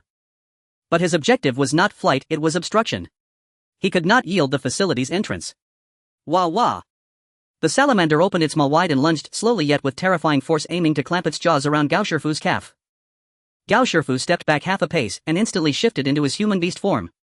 His arms plunged downward, seizing the salamander's upper jaw, then drove its massive head straight into the ground. A thunderous crack. Its enormous skull slammed onto the earth and shockwaves radiated outward, fracturing the ground like a spiderweb. Pain flared through the salamander, its 4 limbs braced, then surged forward and upward in a violent wrenching lift, sending the agent tumbling from its back. Even in his human beast form, Gao Shifu could not fully withstand the salamander's raw power. He staggered backward several paces before regaining his balance. "TCH, what brute strength you possess!" Though the salamander uttered no words, its answer came in motion. It charged toward Gao Shifu with every ounce of speed it could muster. Yet to Gao Shifu that speed remained agonizingly slow. He coiled his hind legs and exploded upward, kicking up a shallow crater in the soft soil. In the same breath he soared high into the air and landed squarely upon the salamander's broad glistening back. The salamander's body lurched downward under the sudden weight. Its limbs thrashed, its tail lashed wildly, desperate to execute a titanic roll and hurl Gao Shifu from its spine. Its back was slick with thick viscous mucus, making stable footing nearly impossible. Gao Shifu seized the ridges along its shoulders with both hands, straddled its back with legs wide apart and pressed down with his full weight, pinning it fast. The salamander writhed with desperate strength. Gao Shifu bore down with unyielding force. Though Gao Shifu's human beast form granted immense power, the salamander, constrained by its amphibious anatomy, struggled to generate leverage on solid ground and possessed no means to strike upward. For now it was trapped. Dust billowed as the salamander dug its claws into the earth and whipped its tail left and right. Cough, cough. Gao Shifu choked on the grit, squinting his eyes shut against the stinging haze. In that fleeting moment of distraction, the creature beneath him seemed to shrink, suddenly slipping from Gao Shifu's grasp, leaving his hands empty and his feet crashing back onto the ground. In its desperation, the Lesotho short-headed giant salamander had shifted into its human beast form. It was after all inherently a Lesotho short-headed giant salamander, one who had consumed the animal-type giant salamander fruit, an ancient variety granting it mastery over salamander human and human beast forms alike. Still, distinctions existed among the forms. Its beast form was vastly larger than its human form, and human beast form its forebody shrank relative to its beastly counterpart, yet its hind limbs and tail grew proportionally stronger, enabling it to lift its upper torso with astonishing power at critical moments. Typically it favored its beast form, larger, more imposing and closer to its natural proportions, thus projecting greater majesty and authority. Indeed, it was precisely in this form that it had subdued the island's amphibian colonies and ascended as apex predator. By contrast, its human beast form appeared awkward, so much so that it rarely assumed it. Yet this unexpected shift yielded unforeseen advantage. Gao Shifu sensed peril, but before he could react, the salamander arched its torso upward at an impossible angle, lifting its entire upper body with terrifying speed. Unmoored and off balance, Gao Shifu was hurled violently from its back, just as the salamander's colossal tail swept sideways and struck him hard across the waist. He flew backward like a man struck broadside by a speeding train, spitting a crimson arc of blood before crashing onto the agent who had tumbled from the salamander's back. The blow inflicted only moderate injury upon Gao Shifu, but the agent fell utterly silent, lifeless. Gao Shifu rose slowly, shaking his head to clear the daze, the consequence of underestimating the salamander's battlefield cunning. N. A uniquely resonant roar split the air. There, standing upon the desolate isle, loomed a towering snow-white beast, two horn-like protrusions rising from its brow, eyes blazing with feral wrath. It was Gao Shifu, now fully transformed into his beast form. In stature and aura alike he had surged beyond his prior self, his presence now subtly eclipsing even that of the Lesotho short-headed giant salamander. Gao Shifu seldom assumed this form. After a brief moment to reacquaint himself with his new physiology, he launched himself forward, hurtling toward the salamander. Two titans collided with cataclysmic force. Aboard the distant Bifer, Fuentes, Matafa and Stada stood on deck beside the two rescued girls, watching tensely. Stada, brother Uncle Fuentes, I can't stand by any longer, Matafa declared, vaulted over the rail and leapt onto the island. I'm going to help brother Gao Shifu. The basement level. This area had originally served as the living and operational quarters for world government agents tasked with protecting, attending to, serving and monitoring Caesar Clown. Yet now it lay in utter disarray. Desks, stools and chairs were overturned throughout the corridors, shattered plates, dishes and blankets littered the main hall, even classified documents, normally guarded by agents as if they were their very lives, were scattered haphazardly across the floor. The once sharp and formidable world government agents lay strewn across the ground in chaotic disarray, their blood staining the floor crimson. Dan Juma, drenched in blood, crouched behind the only intact large piece of furniture, a massive sofa, his back pressed against its frame, breathing heavily and without restraint. Moments earlier he had single-handedly engaged at least 5 world government agents. During the fight his spear, already broken cleanly in two, had long since become unusable. He himself bore multiple wounds, even now his right arm throbbed so fiercely he could not lift it. Though he had ultimately felled his opponents, Dan Juma's tension remained unrelenting. For just beyond, a fierce battle still raged on. Dan Juma, the island's most powerful warrior, had always held unwavering confidence in his own combat prowess, yet what he witnessed today defied all prior comprehension. The duel was between Profik and Dimersa. Finger pistol. Dimersa's fingers shot forth at blinding speed, but Profik evaded each strike with uncanny, almost preternatural precision, even countering occasionally with swift, decisive slashes. At first Dimersa assumed the youth before him had merely been lucky. But gradually something felt profoundly wrong. Why? Because Dimersa refused to believe raw luck alone could allow Profik to evade every finger pistol in close-quarters combat. This pirate named Profik possessed something deeply unusual. Were it not for the stark contrast between Profik's movements and the refined technique of paper step, Dimersa might have mistaken him for a master of the 6 forms. Finger pistol. Feigning another thrust, Dimersa instead leapt backward, seeking desperately to widen the distance between them. But Profik did not flinch or evade. Instead he surged forward, blade drawn, to cut off Dimersa's retreat. He saw through my feint. The thought flashed across Dimersa's mind. Paper step. Refusing to meet Prophet's blade, Hedon Dimersa allowed his body to flow with the wind generated by the descending slash, using paper step to glide away from the attack. Paper step was an elegant evasion technique grounded in subtle physics, but it was far from invincible. In the original saga, Roronoa Zoro had once wounded the paper step user Kaku. Moreover, Prophet had mastered observation haki. To his heightened perception, Dimersa's body, drifting along air currents, was riddled with openings. Shink. A single slash from Prophet carved a long crimson gash across Dimersa's chest. Wounded, Dimersa displayed extraordinary combat instinct. Rather than retreating, he lunged forward, ramming his entire body into Prophet. At such proximity, the sheer reach of the impact overwhelmed Prophet. Though his observation haki sensed the movement, evasion proved impossible. He could only cross his long sword before his chest, attempting to block the blow. Crash.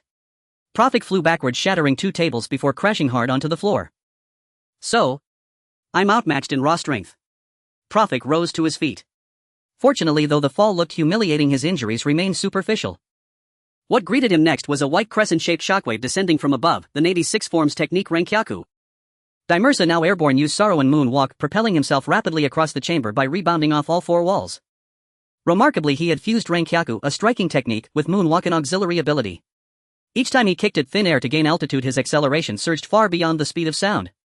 His leg muscles contracted and extended at blinding speed, generating immense kinetic force so powerful that the air beneath his feet collapsed into vacuum vortices, simultaneously enabling both Moonwalk propulsion and Renkyaku strikes.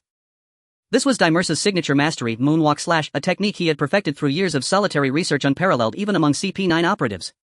Having gained no advantage in close combat against Prophet, Dimersa swiftly shifted tactics. He would strike from above. Even if this youth's perception allowed him to anticipate trajectories, could he possibly counterattack an opponent suspended midair? How long could he possibly dodge? A storm of crescent blades descended from the ceiling. With no choice, Prophet relied entirely on observation haki, darting and weaving through the onslaught. Faced with such relentless Renkyaku barrages, he dared not draw his blade to parry, not even for an instant, fearing that the slightest hesitation would leave him buried beneath cascading strikes. As for counterattacking, though observation haki still revealed Dimersa's motions clearly, the latter hovered high above, beyond any possible reach. Then Prophet's furrowed brow eased. A sudden realization dawned: he did possess a means to retaliate. Twisting midair, he evaded 2 incoming slashes, letting them gouge deep furrows into the floor. In one fluid motion, he swept his sword rightward to deflect a 3rd slash, then hurled the blade upward toward Dimersa. So this is your countermeasure. Dimersa executed a moonwalk step, effortlessly sidestepping the flying sword, and instantly launched another Renkyaku toward Prophet. Prophet's blade sword passed Dimersa's side, clearing his line of sight, only for him to realize too late that a spearhead, severed from Danjuma's broken lance, was already hurtling toward him. Earlier, while rolling across the floor, Prophet had retrieved Danjuma's broken spearhead, first throwing his sword as misdirection, then launching the spearhead in earnest. Iron. Before he could activate Iron Body, the spearhead pierced Dimersa's knee. Ignoring the fresh Renkyaku wound across his chest, Prophet smiled, a quiet, satisfied smile, as he watched Dimersa plummet from the sky. No more moonwalk now, I presume. With a grimace, Dimersa wrenched the spearhead from his knee and cast it aside. Don't mistake this for defeat. No matter how many times you strike, it will be utterly futile. Caesar roared with laughter as the tentacle descended upon him. Surrender. Amidst Caesar's mocking laughter, Morana's tentacle struck true, smashing directly into the massive glass tank brimming with liquid mounted on Caesar's back. Its label bore a single stark word: seawater. Icy seawater cascaded downward, drenching Caesar completely. Even the azure flames dancing around his fists were instantly snuffed out. Blind to the peril he now faced, Caesar seethed only at the destruction of his equipment, daring to ruin my experimental apparatus. Before he could finish, Morana's tentacle slammed down upon his skull. This time, still drenched and reeling, Caesar failed to complete his elemental transformation, leaving him fully vulnerable to Morana's assault. With a heavy thud, Caesar crashed onto the floor, limbs splayed. Damn! Before he could gather his wits, a colossal dragon claw clamped down with crushing force upon the head of the gasfruit user, now stripped of his elemental immunity. Then Morana struck with full might, slamming Caesar's skull violently into the ground. Crack, boom. The sheer force drove his head deep into the laboratory floor, embedding it like a grotesque cornerstone, and carved a shallow crater radiating outward from the impact. Blood streamed from Caesar's eyes, ears, nose, and mouth, his face twisted in agony. He strained to initiate elementalization, but his body refused to obey, limp and unresponsive. Seawater, the very seawater, was disrupting his devil fruit ability. The realization struck him like lightning. He whirled to flee, only to be seized mid-turn by Morana's tentacle and hurled face-first into the floor. You monstrous experimenter, you who defile human life, die. Morana seized him once more and hurled him down with brutal force. Another blow like this would surely render Caesar unconscious. Her razor-sharp dragon claws bit deep into the floor. In the gale they stirred, lifted even the black veil veiling her face. Yet within that maelstrom of wind, violet vapor swirled freely, coalescing once more into a human shape in midair.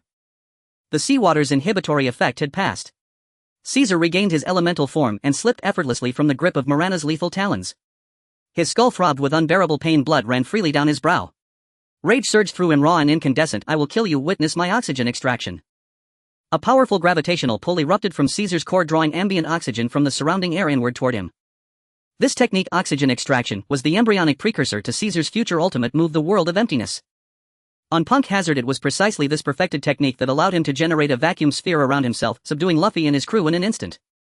Yet here and now its power remained rudimentary. Caesar could not yet drain all oxygen, or even all air, from a wide area. He could only thin it within a small radius. The oxygen, it's thinning. Is he siphoning it away? Morana felt her breath catch. She staggered back 2 steps, yet within moments her respiration steadied again. She exhaled faintly in relief. The Logiotype Devil Fruit's elementalization was maddeningly elusive, but so far Caesar's offensive capability had proven underwhelming. If only localized oxygen depletion was all he could muster, then the battle continued. Azure Flame Blade. Caesar drew forth a blade consisting only of a hilt, then channeled the extracted oxygen into it. From its specially engineered core, flame ignited the gas, coalescing into a blazing azure longsword. Oxygen extraction served less as a weapon in itself and more as a means to charge the Azure Flame Blade. Behold its power. Azure Flame Slash. Leveraging the sword's unique properties, Caesar, the scientist who'd never trained as a swordsman, executed a flawlessly incendiary horizontal cut. Morana swiftly reverted to her human form and dropped low, narrowly evading the strike. Now, press the advantage. Just how long do you think you can dodge? Caesar laughed triumphantly, swinging the Azure Flame Blade in wild, frenzied arcs. Though lacking raw strength or speed, each slash carried terrifying destructive force, leaving Morana frustrated and off balance. She dared not block the burning slashes he'd forced instead into desperate, undignified evasions. Incandescent crescents sliced recklessly through the lab, shattering instruments, shattering decor, splintering furniture, each impact detonating with deafening blasts, some igniting into roaring fires. Dozens of instruments Caesar once cherished as priceless treasures were now obliterated by his own hand. Morana appeared merely to evade, but in truth she observed Caesar's movements and the Azure Flame Blade with laser focus. When she noticed the azure flames dimming, she knew instantly the oxygen he'd drawn earlier was nearly spent. An opening now. Morana ducked beneath 2 searing slashes and lunged forward, seizing Caesar's wrist with iron grip. You wretch! Caesar clenched the blade, fiercely pumping more oxygen into it, straining to elongate the flaming edge and pierce Morana's flesh. The burning blade sank deep into Morana's left arm. Pain flared, she abandoned restraint entirely, shifting instantly into her human beast form. The blade plunged deeper still, so deep the acrid stench of charred flesh filled the air. Yet her strength surged dramatically. With a single savage wrench, she wrenched the blazing blade from Caesar's grasp. Wielding the Azure Flame Blade, Morana reversed her grip and thrust, driving the incandescent edge straight into Caesar. His gaseous body erupted in spontaneous combustion, engulfed in white-hot fire before detonating violently.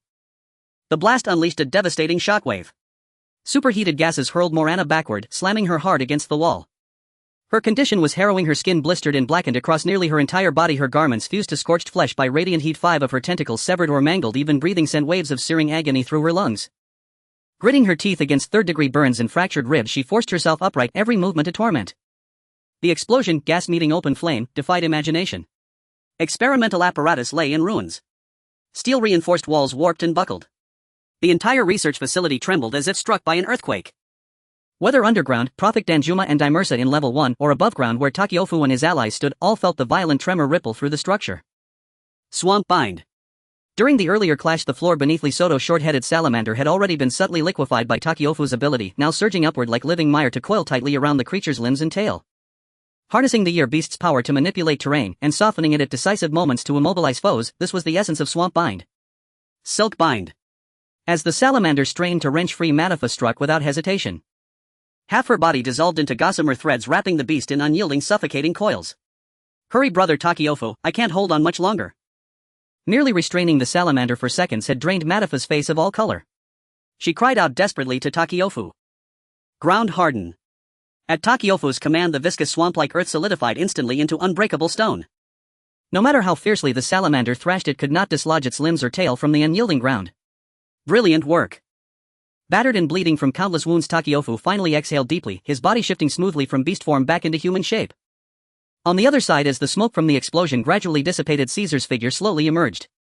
It can be said that had he not been a natural type ability user, he would have been reduced to ashes in such a violent explosion. Even though he managed to survive due to his own ability, Caesar was almost as disheveled as Morana at this moment.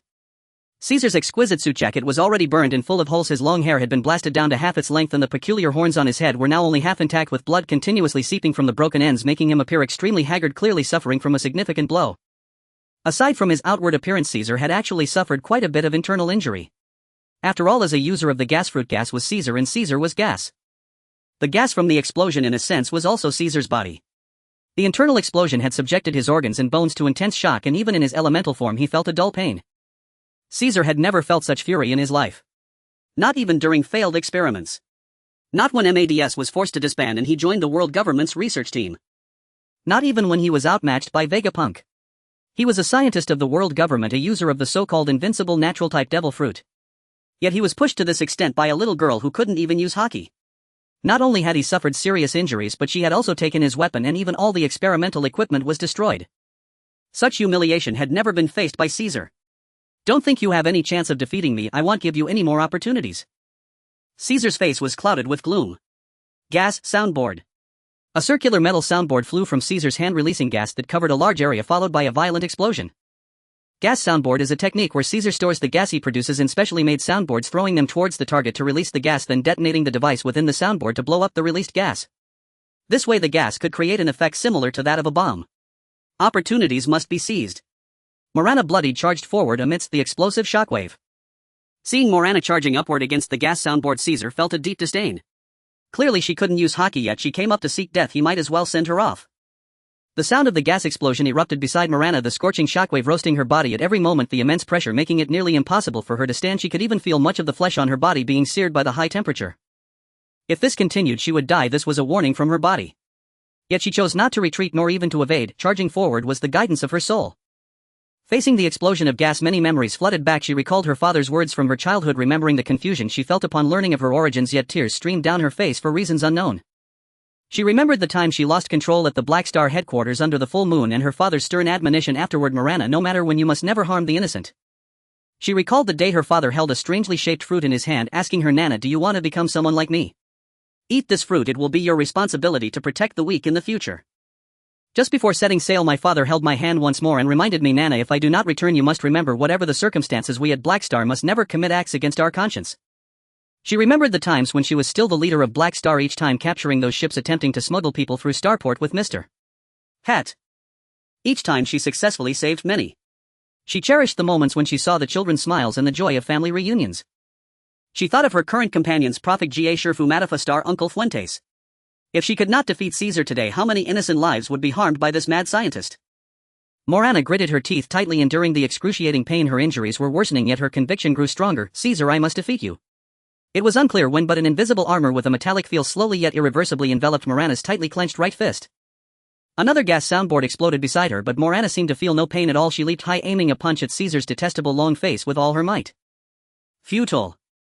Seeing Morana's almost frenzied attack, even with elementalization, Caesar felt a wave of fear. He could no longer afford to delay. The battle had to be resolved quickly. With this thought, he took out another gas soundboard, having already entered elementalization, ready to detonate it beside him and completely eliminate Morana. Before Caesar could finish speaking, a punch enveloped in hockey landed solidly on his face. Following that, the explosion of the gas soundboard and the resulting shockwave engulfed everything. Caesar fell to the ground like a kite with a severed string. Morana's punch had broken his nose and caved in his face, leaving it a bloody mess. As the smoke from the explosion cleared, Morana was already covered in blood, yet she still stood there. Damn. Caesar felt a deep sense of fear. Just now that girl had actually comprehended hockey. He struggled to prop himself up, desperately trying to open his eyes. To his horror, he saw Morana slowly walking toward him. Drip, drip, blood dripped from Morana's body, leaving a trail of crimson marks on the ground she walked on. She moved slowly, unsteadily, trembling, swaying as if she might collapse at any moment. Yet she was equally resolute. The heavy footsteps seemed to echo in Caesar's heart as he struggled to stand, trying to escape from this madwoman who could neither be beaten nor killed. But his body seemed to have lost all strength, collapsing to the ground. Even in his elemental form, he could only remain a puddle of gas, unable to move an inch. After an unknown amount of time, Morana finally reached Caesar's side. The murderous intent emanating from her was palpable. Caesar's fear had reached its peak. He could tell that Morana truly wanted to kill him. In the world of One Piece, battles are quite common, yet strangely it is rare for one strong person to kill another. Even in the original work, the strong who clearly died at the hands of others were limited to a few, such as Ace and Whitebeard. This might be because people in the One Piece world have astonishing physiques, able to recover quickly even from fatal injuries. However, one undeniable reason is that many people in this world do not have the habit of delivering a finishing blow. Of course Profik did not conform to local customs. He consistently instilled the importance of delivering a finishing blow to his partners, even recounting stories like that of the farmer and the snake in the banquet at Hongmen. The aim was to ensure that his partners would not be soft-hearted or careless at crucial moments. Morana had clearly absorbed and understood Profik's teachings. Her behavior, which clearly indicated she was about to deliver a finishing blow, made Caesar completely abandon the pride of being a top scientist. No, you can't. I'm a scientist of the world government. If you kill me, the world government will pursue you. I have many treasures and the experimental equipment here is very valuable. I can give it all to you. I have an 80-year-old mother and a child under 1-year-old. Spare me. My experiments were forced upon me by the world government. I had no choice. Please, please. Caesar's wail was abruptly cut off as Morana's ironclad right hand covered in hockey grasped his throat and lifted him up. Murky liquid flowed down Caesar's pants. Facing death, this ruthless genius scientist actually lost control of his bladder. Morana, however, did not care about any of that. She exerted a sudden force, and with a crack Caesar's head tilted to one side as if it had lost support. Meanwhile, on a certain sea of fruit that appeared utterly ordinary suddenly sprouted unique patterns. The lucky one who eats it will become the new user of the gas fruit. Profik's body flew backward and slammed hard into the corner where the staircase descended from the first underground level to the second. Profik was virtually drenched in blood. Crimson droplets oozed steadily from his wounds. Both of his arms were fractured in deep gashes, some exposing bone marred his torso alongside 5 or 6 puncture wounds clearly inflicted by finger guns. Though aided by Kenbunchiko Haki, he had still failed to evade Daimisa's relentless assault during the prior clash. The ferocious onslaught of this elite CP9 agent left him struck multiple times, sustaining grievous injuries. Damn it, my offensive capability is clearly insufficient. In that battle, Profik had actually possessed far more opportunities. Yet compared to Daimisa, who wielded devastating techniques like finger gun and Rankyaku from the Marine 6 powers, Profik's repertoire of offensive options remained painfully scarce. Consequently, the damage he inflicted upon Daimisa paled in comparison to the devastation Daimisa wrought upon him. Meanwhile, Daimisa's once pristine white formal coat hung in tatters, streaked with vivid red gashes, and one leg bore a pronounced limp. Yet overall his condition remained vastly superior to Profik's. Indeed, he bore no truly severe wounds. Clearly Daimisa held decisive dominance in this confrontation. Gazing down at Profik, who lay on the floor struggling feebly to rise, Daimisa shifted his stance and delivered a condescending postmortem. Your ability to constrain my moonwalk and Rankyaku through projectile throws, that at least demonstrates a modicum of skill. Though I cannot fathom how you anticipated my movements, it matters little now. Deprived of your weapon, your offensive power has proven woefully inadequate. On the battlefield, failing to pose sufficient threat to your opponent is nothing short of slow suicide. Well then, this ends now. The second underground level has fallen silent. Your defeat is absolute. Finger gun. Profik rolled sideways, tumbling down the staircase toward the lower floor. A final futile struggle. Daimisa sneered. Rather than endure further agony, you would do better to accept death's inevitability. I suspect it's precisely the opposite, Profik replied weakly, a faint weary smile crossing his lips. Through his Kenbunchiko Haki, he had already sensed the state of the second underground level. Within the resonance of his Kenbunchiko Haki, Caesar's presence had vanished, proof that Morana had emerged victorious. If so, what then did he have left to fear? Daimisa descended the steps at a leisurely pace, confident there was no need for haste. After all, this tenacious youth before him was grievously wounded. Hey Profik, are you alright? Just as Daimisa rounded the stairwell's bend and caught sight of Profik slumped at the entrance to the second underground level, a woman's voice, laced with palpable concern, rang out. The CP9 agent's pupils contracted sharply, a cold premonition of dread coiled through his chest. The voice's owner could not possibly be Caesar. She must be the hooded woman who had breached the lower level. Then, what of Caesar? Rankyaku. Gone was Daimisa's earlier composure. If this woman had truly bested Caesar, he now faced the perilous prospect of confronting two adversaries at once. He must eliminate Profik immediately. Yet again his strike missed its mark. This time it was not Profik's Kenbunchiko Haki that allowed him to anticipate and evade, but Morana, who at the critical moment yanked him bodily into the second underground level. Thank you, Morana, Profik murmured gratefully to his timely savior. Without her intervention, he, exhausted beyond measure, would have lacked even the strength to dodge Daimisa's attack. How gravely you're wounded. Profik's heart tightened as he took in Morana's condition. Her injuries were catastrophic, far surpassing his own in sheer severity. Her black hooded robe was almost entirely charred, fused in places to skin slick with blood. Elsewhere, vast patches of carbonized black flesh were exposed. Even through Kenbunchiko Haki, Morana's life force flickered erratically, unstable, unsteady. Perhaps given the extraordinary regenerative prowess of her mythical Zoan-type devil fruit, such wounds would not prove fatal, and she might well leap and run again within days. But in her current state, she was certainly incapable of engaging Daimisa. What then was to be done? I hear there's no time to lose, Morana whispered, her voice so faint that even Profik standing beside her strained to catch her words, yet she managed smoothly to press a peculiarly patterned fruit into his hand. Eat it. The fruit consisted of two heart-shaped halves, one black, one crimson, joined by a slender vine. Even its surface bore intricate heart-shaped motifs. Clearly it was a devil fruit. Profik's pulse surged violently. What kind of devil fruit was this? Each devil fruit possessed a unique appearance corresponding precisely to its singular irreplaceable power. Hence the existence of compendiums like the Devil Fruit Illustrated Compendium designed to catalog and identify these powers. Hence too the possibility of men like Blackbeard who spent decades in patient calculated concealment waiting solely for one specific fruit. In his past life Eiichiro Oda had revealed a selection of devil fruit designs, but Prophet was certain this one had never appeared among them. This was a devil fruit absent from canon, a true anomaly. To eat or not to eat. Though the adage held true, no devil fruit is worthless, only its user may be, it was undeniable that fruits varied enormously in foundational potency, developmental trajectory, growth potential, and mastery difficulty. Whitebeard, hailed as the strongest man in the world, owed his title primarily to his own peerless might, yet even he consumed the marrow no me could scarcely have attained the capacity to destroy the world. After only the briefest hesitation, Prophet reached his decision. He would eat it. Ideally, he longed for a devil fruit whose power was both formidable and thoroughly understood. Fruits like the Goro Goro no Mi or the Yami Yami no Mi possessed extraordinary abilities, and their users had already pioneered exceptional applications, offering invaluable insight into cultivation. Consuming either would grant him overwhelming combat prowess in remarkably short order. By contrast, ingesting an unknown fruit entailed sluggish development, and worse, the risk of acquiring a trivial or ineffectual power which would severely hinder his future ascension. Yet the immediacy of his predicament brooked no alternative.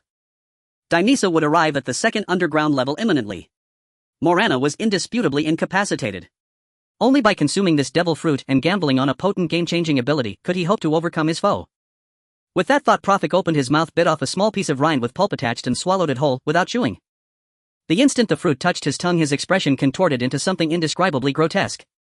He had assumed swallowing it whole might spare him the full brunt of its taste. He was grievously mistaken. The devil fruit's essence proved overwhelmingly potent, its nauseating putrid sensation defied all linguistic articulation. Fortunately, the revulsion subsided swiftly, replaced by another sensation flooding his nerves and flesh. He felt his very body transforming. Dimly knowledge flooded his mind, knowledge that had not existed moments before the fruit's name, its fundamental ability, its basic applications. At that moment, Prophet became a devil fruit user. Nox. Paramecia-type heart fruit grants mastery over the power of the mind. Devil Fruit Illustrated Compendium. Prophet's transformation into a Hakiuser was in theory a long tale, but in reality it unfolded within mere minutes. In fact, Dimersa had not yet reached the underground laboratory on level B2. "How are you?" Morana asked, eager, curious, and faintly anxious. She fervently hoped Prophet had consumed a potent offensive devil fruit, one capable of turning the tide of their dire predicament. At that moment a sharp whoosh pierced the air as Dimersa burst into the underground laboratory on level B2. Seeing Morana and Prophet's condition, he exhaled in quiet relief. "You two appear less than optimal." His words died mid-sentence as Prophet's aura erupted with explosive intensity. An overwhelming pressure radiated from Prophet, so profound, so primordial that Dimersa felt an involuntary soul-deep terror rise within him, compelling him to stagger backward several steps. Yet beside Prophet, Morana suddenly felt an inexplicable lightness, as if the grievous wounds she'd sustained in her battle with Caesar had in an instant lost much of their searing agony. She even sensed she could fight again. Nana stepped back. Prophet's face twisted in grimace as though enduring unimaginable torment, yet his spiritual pressure swelled nearly twofold within those fleeting seconds. Yes. Without hesitation, Morana found herself instinctively obeying Prophet's command, not out of duty but from a deep visceral compulsion rooted in her very being. Prophet had already slipped into another state of consciousness. He felt boundless power surging through his veins, an intoxicating illusion that a single punch could shatter the entire world. He yearned in that fevered moment to kick the four emperors and strike down Imu, to overturn this vast ocean itself. He knew, however, that such grandiose visions were mere illusions, the transient delusions that often accompany the first awakening of a devil fruit's power. The devil fruit Prophet had consumed, by conventional naming convention, would be called the heart fruit or mind fruit. As its name implied, it governed the domain of the heart, but its true scope extended far beyond sentiment alone.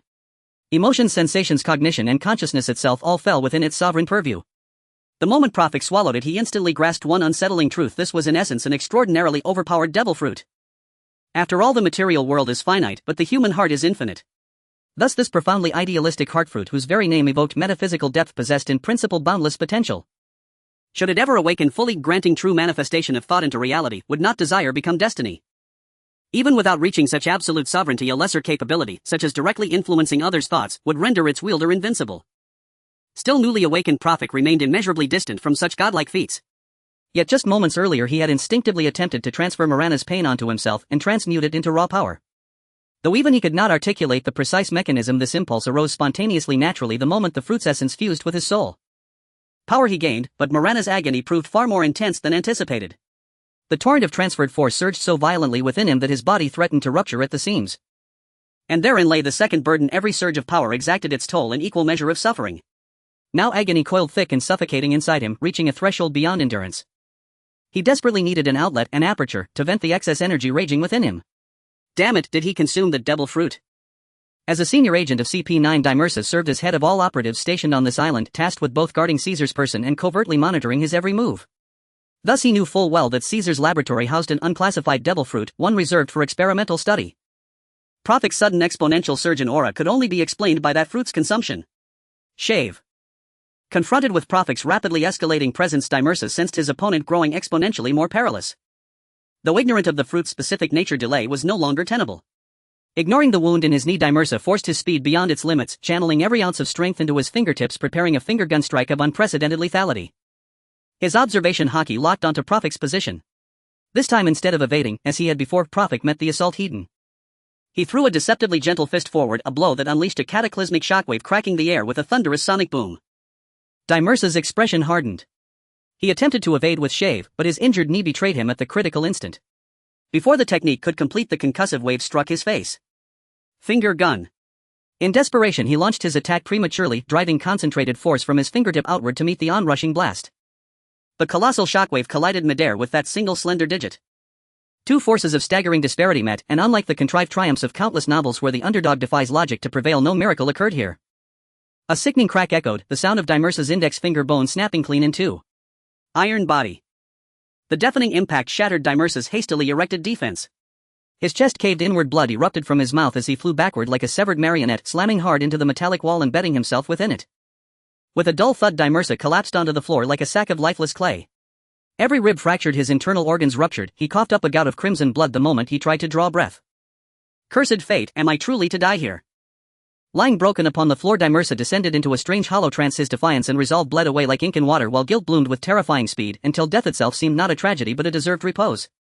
Perhaps, this is where I belong. He had no awareness that all this was subtly orchestrated by Profic.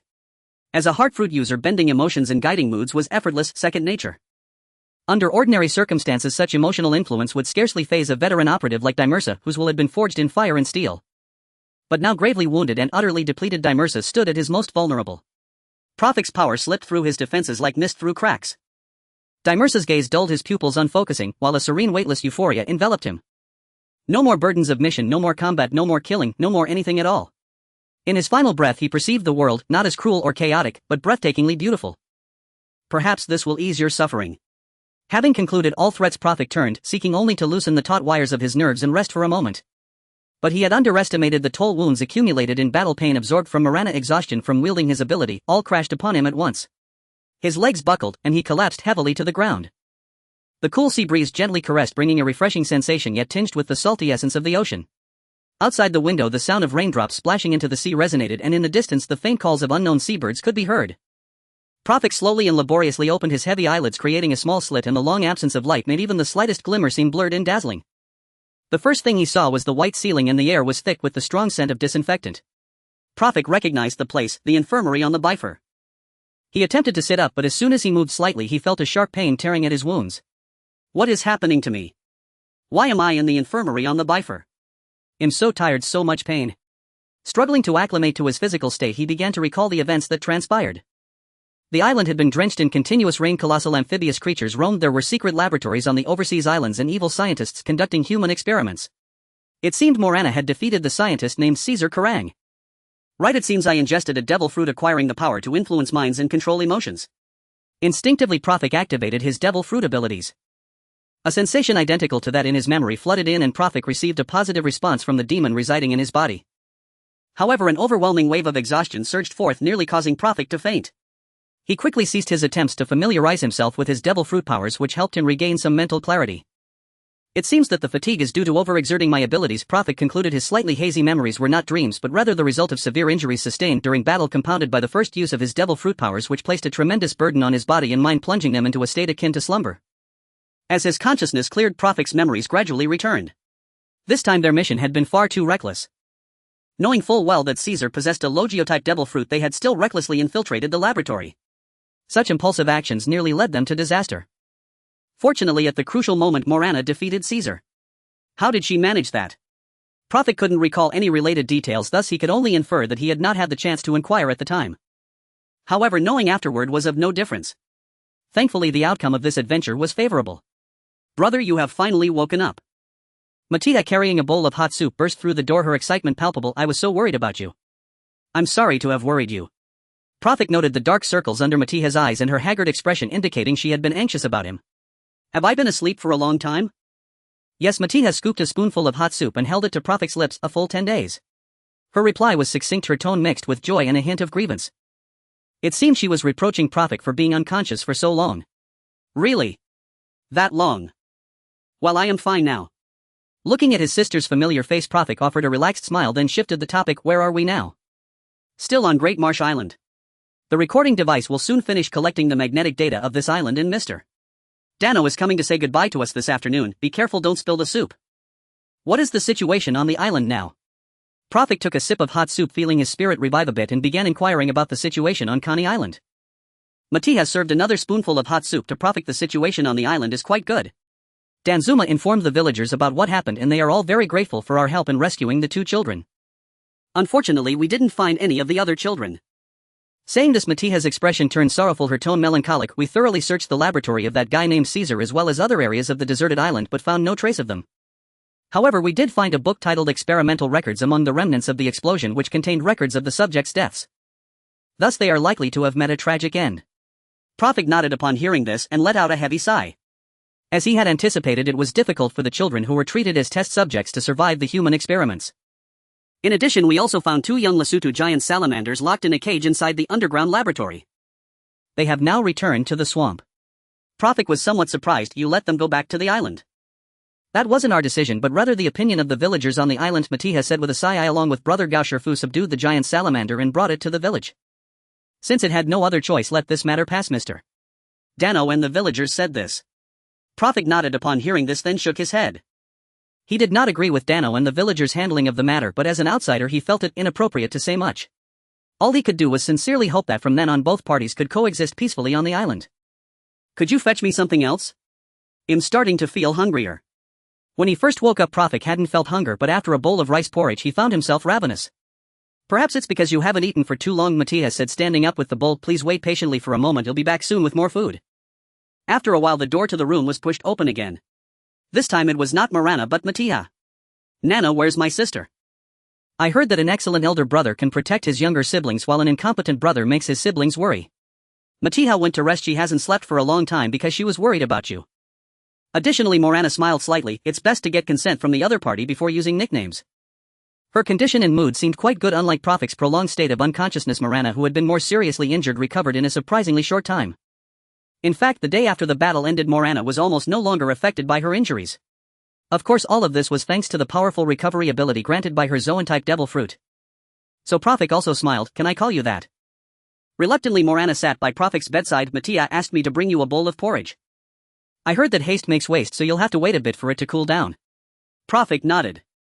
Morana then curiously asked, what abilities does that devil fruit possess? As a power user, she had a deep understanding of the strengths of devil fruits, thus she was particularly interested in Prophet's devil fruit. During her time as the leader of the Black Zodiac gang, Morana had some understanding of devil fruits. Judging by the peculiar shape of the fruit Prophet had consumed, Matija believed it was a Paramecio-type devil fruit. It's a Paramecio-type mind fruit, Prophet explained. It grants the ability to influence and manipulate emotions, thoughts and consciousness.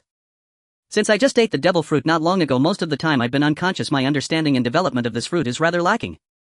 Thus my introduction is quite simple. Oh, by the way, Morana served Prophet a spoonful of porridge. Danzuma is preparing to set sail with us.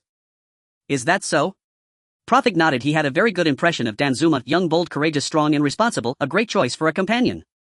It seems we are about to gain a new partner. As Morana had predicted, that afternoon the village chief Dano along with the villagers and Danjuma came aboard the Bifewer to express their gratitude to Prophet and the others.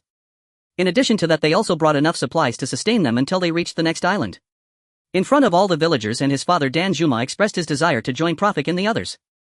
After Prophet and all the members unanimously agreed, Danjuma naturally became their new companion. The next morning the Bifewer set sail again towards the next island. As they set off, the residents of Coney Island gathered on the shore to see them off. Even the Lesotho axolotl swam around the Bifewer 3 times with its young, expressing their gratitude. After a whole night of rest, Prophet's condition improved significantly. His prolonged unconsciousness was not due to severe injuries but rather because the first use of the devil fruit exceeded the limits of his body, causing immense fatigue and mental trauma. Thus, although he had only awakened yesterday, Prophet was now able to come up on deck.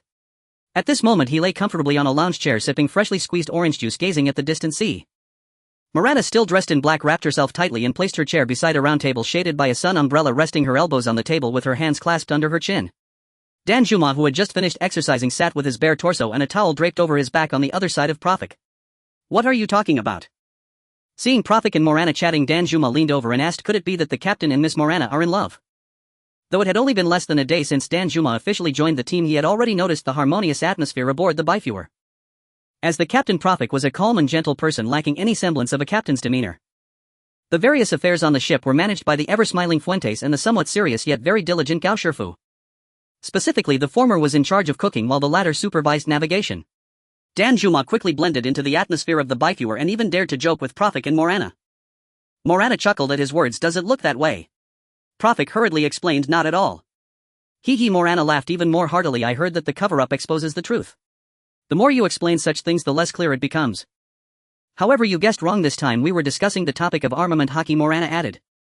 In the underground research facility, it was at a critical moment that Morana comprehended the observation hockey, enabling her to defeat Caesar. However, since returning from the facility, her armament hockey had become inconsistent. Thus she intended to discuss it with Prophet. Prophet was also quite interested in armament hockey. He believed that Morana probably awakened it under pressure in the research facility. Without systematic training, once removed from that special environment, Morana would find it difficult to utilize the armament hockey again. Prophet prepared to devise a training plan to help her master it. Moreover, after the battle in the underground facility, Prophet realized that relying solely on observation hockey made it challenging to deal with physically powerful enemies with defensive capabilities. Although he had obtained the devil fruit, he felt it was time to enhance his physical strength. "By the way, Danjuma, do you have something to say?" Prophet inquired. Actually, Danjuma pointed at the bare top of the Bifewer's mast, which on other ships typically displayed flags. "Where is our flag?" "Flag," replied Martifa, passing by. "What flag? We have never had a flag." "What?" Danjuma exclaimed, jumping up in surprise. "A pirate flag is the soul and symbol of a pirate crew. How can a powerful crew like us not have our own flag?" Danjuma's voice drew the attention of the others. Gao Shifu recalled that when he was a sailor in the Peach Blossom country, he had seen ships, whether merchant vessels, freighters, or pirate ships, all had flags. He nodded. "It seems to make some sense." Prophet, however, did not take the matter of the flag too seriously. He was not a native of this world, so his understanding of flags differed from that of the pirates here, who truly regarded the pirate flag as an honor. However, he considered that on one hand, as he and his companions grew stronger, it indeed became necessary to have a recognizable flag to avoid trouble. On the other hand, they could not drift at sea forever. One day they would have their territory in the New World or elsewhere, and at that time they would need their own flag. They couldn't just say with Prophet when a civilian on some island requested a flag for protection, could they? Prophet asked, "Does everyone feel that Danjuma has a point?" "There is some truth to it," was Sid's response. "It's fine," Fuentes said. "Brother, I think what Danjuma said makes sense." "Without a doubt," that was Martifa. "Our black constellation also has its own flag," Morana added. Prophet nodded and said, "In that case, let's design a flag." "I heard that a flag is a symbol of a group and should reflect the group's purpose and characteristics," Morana interrupted Prophet. "If I remember correctly, our current team doesn't even have an official name." After Morana's remark, everyone realized that this indeed constituted a new problem. Since they had been together for a long time and had not encountered many islands, they had barely interacted with any other organized forces. Not having a formal team name was not a major issue. However, this situation could not last forever. They would eventually reach populous large islands and would inevitably intersect with other forces. How would they introduce themselves then? They couldn't just say with Prophet, could they? "You guys don't even have a name for your pirate crew." Danjuma was astonished, suddenly questioning whether he had joined a Thrino organization. Martifa explained, "There's nothing strange about it. Although the world government considers us a bountied pirate crew, we are not ruthless marauders. There's no need to rush to label ourselves as a pirate crew. After all, regardless of the so-called Great Pirate Era, in the hearts of the majority, being a pirate was not something to be proud of. In that case, I'll come up with a name." Danjuma immediately volunteered. "To commemorate our adventure on Connie Island, I propose naming our pirate crew the Connie Pirates." "Connie? What about Nika?" Sid immediately objected. Upon hearing Nika, Prophet couldn't help but laugh. Had it not been for Sid's reminder, Prophet might not have noticed, or rather paid attention to the fact that Connie from Connie Island and the Liberator Nika had names that were identical, just in reverse order. Perhaps in ancient times Connie Island and the Liberator Nika indeed had some kind of unexplained connection. Reflecting on Nika, Prophet couldn't help but associate it with the legends of Nika in the original story of One Piece. Including but not limited to the drums of liberation, taboo topics, self-awareness, and evading the search by the elders. Undoubtedly what astonished everyone the most in these legendary stories was that the rubber fruit eaten by Luffy had surprisingly transformed overnight from a paramecio-type devil fruit into a zoan-type, becoming the zoan-type human fruit mythical beast Nika form. If previously the Pirate King had a notion of the son of a strong man becoming strong and the Pirate King's crew becoming the four emperors with the emphasis on bloodlines and relationships, at least there was some resistance against the world government's tyranny and a pursuit of true freedom. Then it can be said that the emergence of the Nika fruit thoroughly dragged the tone of the Pirate King into the realm of fatalism, and the level of thought and realm dropped significantly. Prophet had always scoffed at such legends. Whether or not one could attain liberation should not and could not depend on a particular devil fruit or person. Moreover, even if there truly existed a great person who once consumed the Nika fruit, what relation would that have with the next user of the Nika fruit? For instance, the idea that this Nika fruit could bring liberation is as absurd as saying a person who possesses the imperial seal can become an emperor while one who does not cannot. In this regard, Prophet simply wanted to say that whether Qin Shi Huang had the jade seal or not, he was still Qin Shi Huang, and whether Zhang Sun had the jade seal or not, he was still a traitor. Ultimately, Prophet did not care about the legends compared to the stories of legends. He believed more in the power of living people. Prophet. Until Mirana's voice called out to him, Prophet finally snapped back to reality. Indeed, his thoughts had drifted a bit too far. During the period when Prophet was in a trance, his companions proposed various team names they thought suitable.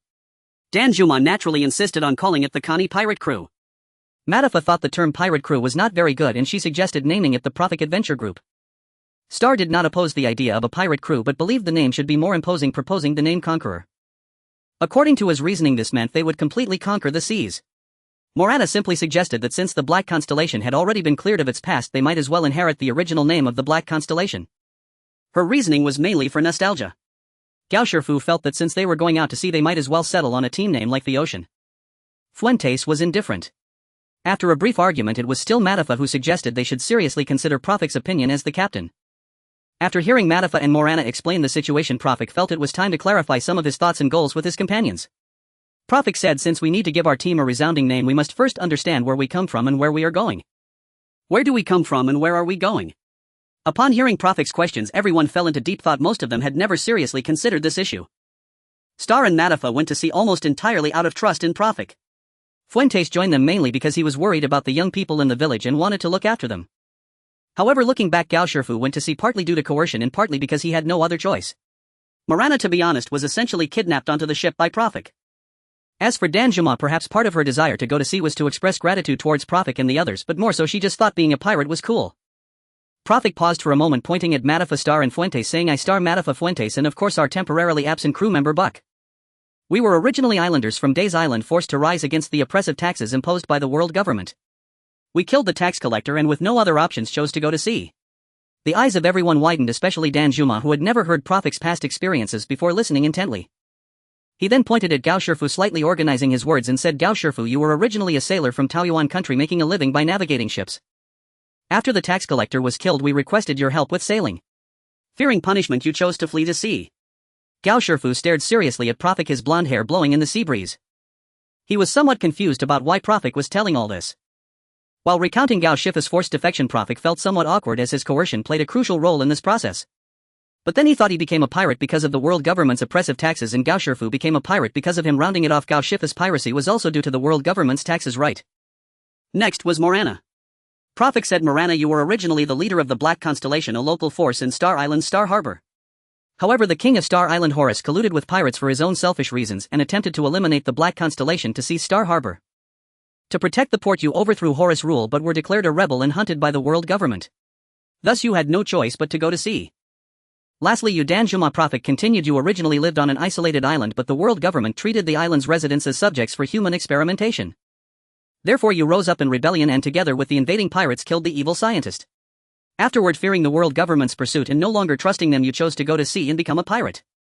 Danjuma was stunned. Did I go to sea because I was afraid of being hunted and no longer trusted the world government? However, the situation Prophet described indeed seemed very likely. After all, Connie Island itself was not an island belonging to the world government, so there was originally no trust to speak of. Is what I said false? Prophet's gaze swept over his companions one by one. Morana's eyes widened suddenly. She seemed to have understood Prophet's intentions and a great wave surged in her heart. Previously she had thought Prophet was a kind-hearted person with no ambitions. But after hearing Prophet's earlier speech, she keenly realized a key point. Prophet attributed everyone's reasons for going to sea to the wrongdoings of the world government. Was he about to oppose the world government? The moment this thought arose, Morana almost doubted her sanity. No, this is impossible. The world government is a huge entity with hundreds of member countries. However, Prophet's next words confirmed her suspicions. Seeing that no one refuted his words, Prophet continued, "My comrades, we were all once ordinary people in this world. Each of us once hoped to live an ordinary and safe life, wishing to spend our lives in peace. However, the world government has deprived us of this chance, which is why we ended up here.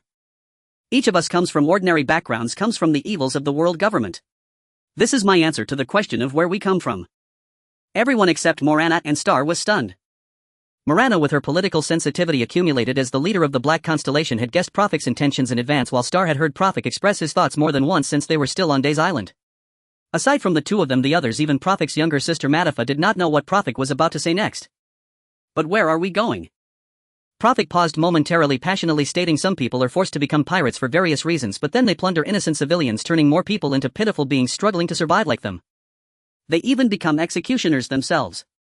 We shall not be such people, right?" Matifa exclaimed. "Brother is definitely not such a person. But what kind of people shall we be?" Prophet said seriously, "Some pirates still retain some conscience, merely relying on their own strength to survive at sea, causing little harm to civilians. They call this pursuing freedom and dreams, and Pirate King Roger is the representative of such pirates. Yet they forget where they come from, forgetting that when they enjoy freedom at sea, countless people like their former selves are struggling between life and death, suffering from the endless pain caused by the world government's rule. Do we want to become such people?" Prophet asked and answered himself, saying resolutely, "No, we do not. We must not forget the weak simply because we have power. We must not forget the enslaved just because we enjoy freedom. We must not forget the poor just because we have wealth. We must not ignore the chains that bind this world simply because we have escaped our shackles. We must never forget why we came to the sea. What we desire is a world where no one worries about the oppressive taxes. We want a world where no one is sold into slavery. We want a world where no one becomes material for evil experiments. We want a world where no one is forced to desperation having to come to the sea. We want to change this world." And the world government. Prophet raised his hand, pointing east towards the direction of the Red Earth continent, where the headquarters of the world government Mariewa is located, is the source of all these tragedies. If the world government's 800-year rule is the long night shrouding the people, then our mission is to become the light that dispels the darkness. Prophet stood up from his chair. "This is my answer to the question of where we are going. Therefore I propose we name our team Dawn." Dawn, quite an apt name. Morana was the first to regain her composure, murmuring her quiet assent. Morana recalled her father's words, "Even in the endless night the brilliant stars suspended high in the heavens illuminate the path ahead. That is the very purpose of our black zodiac." Back then she had yet to grasp the profound meaning behind his words. Father, could Prophet be the one who will lead this era out of its long dark night? A thought stirred within Morana. Perhaps the answer remains uncertain, but for reasons I cannot fathom I find myself unwaveringly confident in him. Prophet offered Morana a gentle encouraging smile before turning to the others. "If anyone feels fear, speak now. You may choose to depart when we reach the next island. But should you choose to stay, there shall be no turning back." "You truly startled me just now." Danzuma laughed lightly, feigning nonchalance. "Still, I am not afraid. To oppose the world government, it sets the blood alight. Where my brother goes I go. What my brother does I do." Simple, unyielding, and utterly unequivocal, this reply could only have come from Martifa. Uncle Fuentes sighed deeply. "I have clung to life in this world for 50 years. To blaze forth gloriously before death, is that not a fitting end?"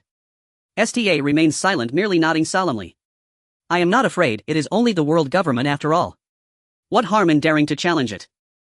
Morana responded without hesitation. From the South Blue to the Grand Line, across just a handful of islands, she had already witnessed ample evidence of the world government's atrocities. And as one who had dared defy both monarchs and tyrants on behalf of the common people, her answer came as no surprise. Only Gao Shifu remained. Meeting Prophet's gaze, he sighed. "I confess I am afraid. Yet I am not naive enough to believe stepping off this ship would grant me safety from the world government." So Captain Gao Shifu met Prophet's eyes squarely. "You are not planning to lead us to our deaths, are you?" Prophet shook his head. "The world government has reigned over the Red Line continent for over 8 centuries. It is no foe to be overcome hastily. We must proceed with patience and strategy. I speak of these things now only to prepare your hearts and minds. Our strength remains pitifully slight. We stand no chance against them today, and I would never send you to die. Nor can I promise my words will ever bear fruit. Perhaps we shall remain but a modest pirate crew all our lives. Perhaps we shall hold only a few scattered islands. Perhaps one day we shall simply vanish beneath the vast unforgiving sea. Yet perhaps we shall rise to become a formidable power, feared across the seas, even ascend among the 4 emperors. Then our ideals shall take root, blossom, and bear fruit. What I ask of you is this: no matter how far we journey, never forget our goal, our original aspiration, our dream." Having spoken so much, Prophet, still recovering from his wounds, settled back into his reclining chair, utterly spent. He added, "Finally, let this vision guide the design of our flag." Meanwhile, at the apex of the distant Red Line continent lay Mary Geos, the most sacred, most exalted city in the world. 8 centuries of world government stewardship had rendered the city dazzlingly resplendent, opulent, radiant, and grand beyond measure. Pandora Castle, the seat of the world government and the official residence of the Five Elders, the highest visible authority, stood even more magnificently. Azure-tiled roofs and emerald walls nestled beneath drifting clouds. Viewed from afar, Pandora Castle resembled a celestial realm. This city, evoking the architectural splendor of medieval Western Europe, served indisputably as the central nervous system of the world government. Here convened the Five Elders, here unfolded the quadrennial World Conference, here too would gather the Navy and the 7 warlords of the sea, among countless other affairs of state. Yet Pandora Castle's greatest secret lay deep within its heart, the Flower Chamber. There dwelled him, the true sovereign of the world government, its supreme and unseen ruler. Though manga lore has revealed little of him's identity, one truth stands certain: this figure holds the most vital cipher to unlocking the mysteries of the world's 800-year history. Presently, the prevailing fan theory posits that Im is the beneficiary of the ultimate ability of the Op fruit, the eternal surgery, and has existed since 800 years ago, having personally endured the void century. Yet to preserve an outward appearance of justice and equality, Im rarely appears in public and almost never intervenes in daily governance. Such matters are entrusted entirely to world government officials, led by the Five Elders. Within Pandora Castle, a vast, luminous, lavishly adorned circular chamber served as the Five Elders' daily meeting hall. Green sofas and armchairs surrounded a round table. Seated or standing in strict left-right order were 5 elders, the 5 elders. At the far left, seated alone upon a single chair, sat Shepherd 10-Pit Saint, the agricultural war god, dressed in a deep red suit, tieless, with golden hair and beard and a scar across his chest. On the left side of the long sofa sat an elder clad in a white Taoist robe, bald, bespectacled, clean-shaven, cradling a katana in his hands. He was Izanbalan V. Nashiro Saint, the financial war god, the sole elder who eschewed Western formalwear. Beside Nashiro Saint, seated at the center of the sofa, was Topman Watchley Saint, the judicial war god, wearing a dark green suit, bald, with prominent mustachios and a birthmark on his forehead. Standing beside Watchley Saint was Makas Mazu Saint, the environmental war god, in a navy blue suit with long straight white hair and a thick vertically furrowed beard. At the far right, likewise seated alone, but uniquely facing away from the others, was Jaigurushia Satan Saint, the scientific defense war god, dressed in black crown with curly white hair and a full fluffy white beard, wearing a flat cap and bearing a scar across his left cheek. Before the 5 elders stood a white-robed agent holding a thick dossier, evidently entrusted with intelligence matters. What? Crocodile and Thunderbolt have both refused the government's summons. Watchley Saint, the judicial war god, raised an eyebrow in mild astonishment. Crocodile had merely rebuked the envoy without outright severing contact, whereas Thunderbolt had slaughtered every world government emissary sent to him with his eerie powers, leaving no doubt as to his absolute refusal to cooperate. Crocodile and Thunderbolt present no surprise, declared Shepherd 10-Pit Saint, the agricultural war god, immediately setting the tone of the discussion. Given the temperament of such mighty pirates, they will not embrace our proposals until they suffer grievous setbacks. Therefore, I recommend focusing our efforts on Moonlight Mariah.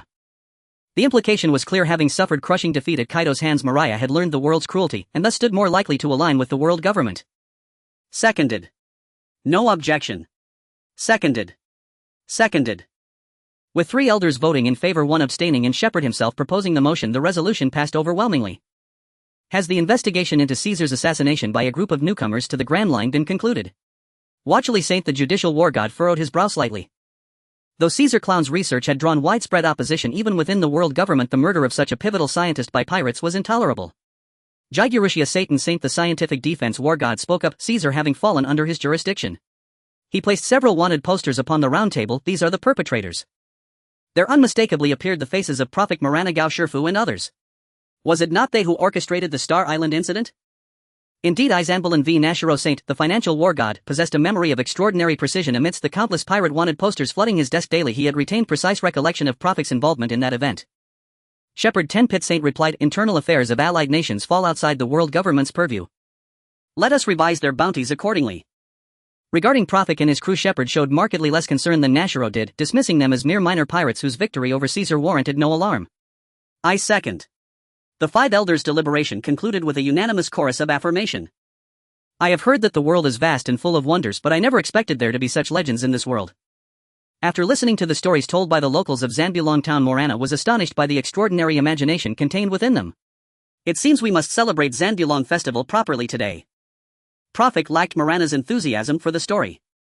While such creation myths might be shocking to Morana, Prophet had heard countless different myths and legends in his past life. Moreover, the myth of Zanbulong creating the heavens is strikingly similar to the Panga myth in Chinese legends. It held little allure for Prophet. However, there were indeed some pieces of information worth digging deeper into. The legend of Zanbulong creating the heavens is said to have occurred 900 years ago, and the formation of the world took 100 years. This time frame coincides precisely with the blank 100 years of history erased by the world government.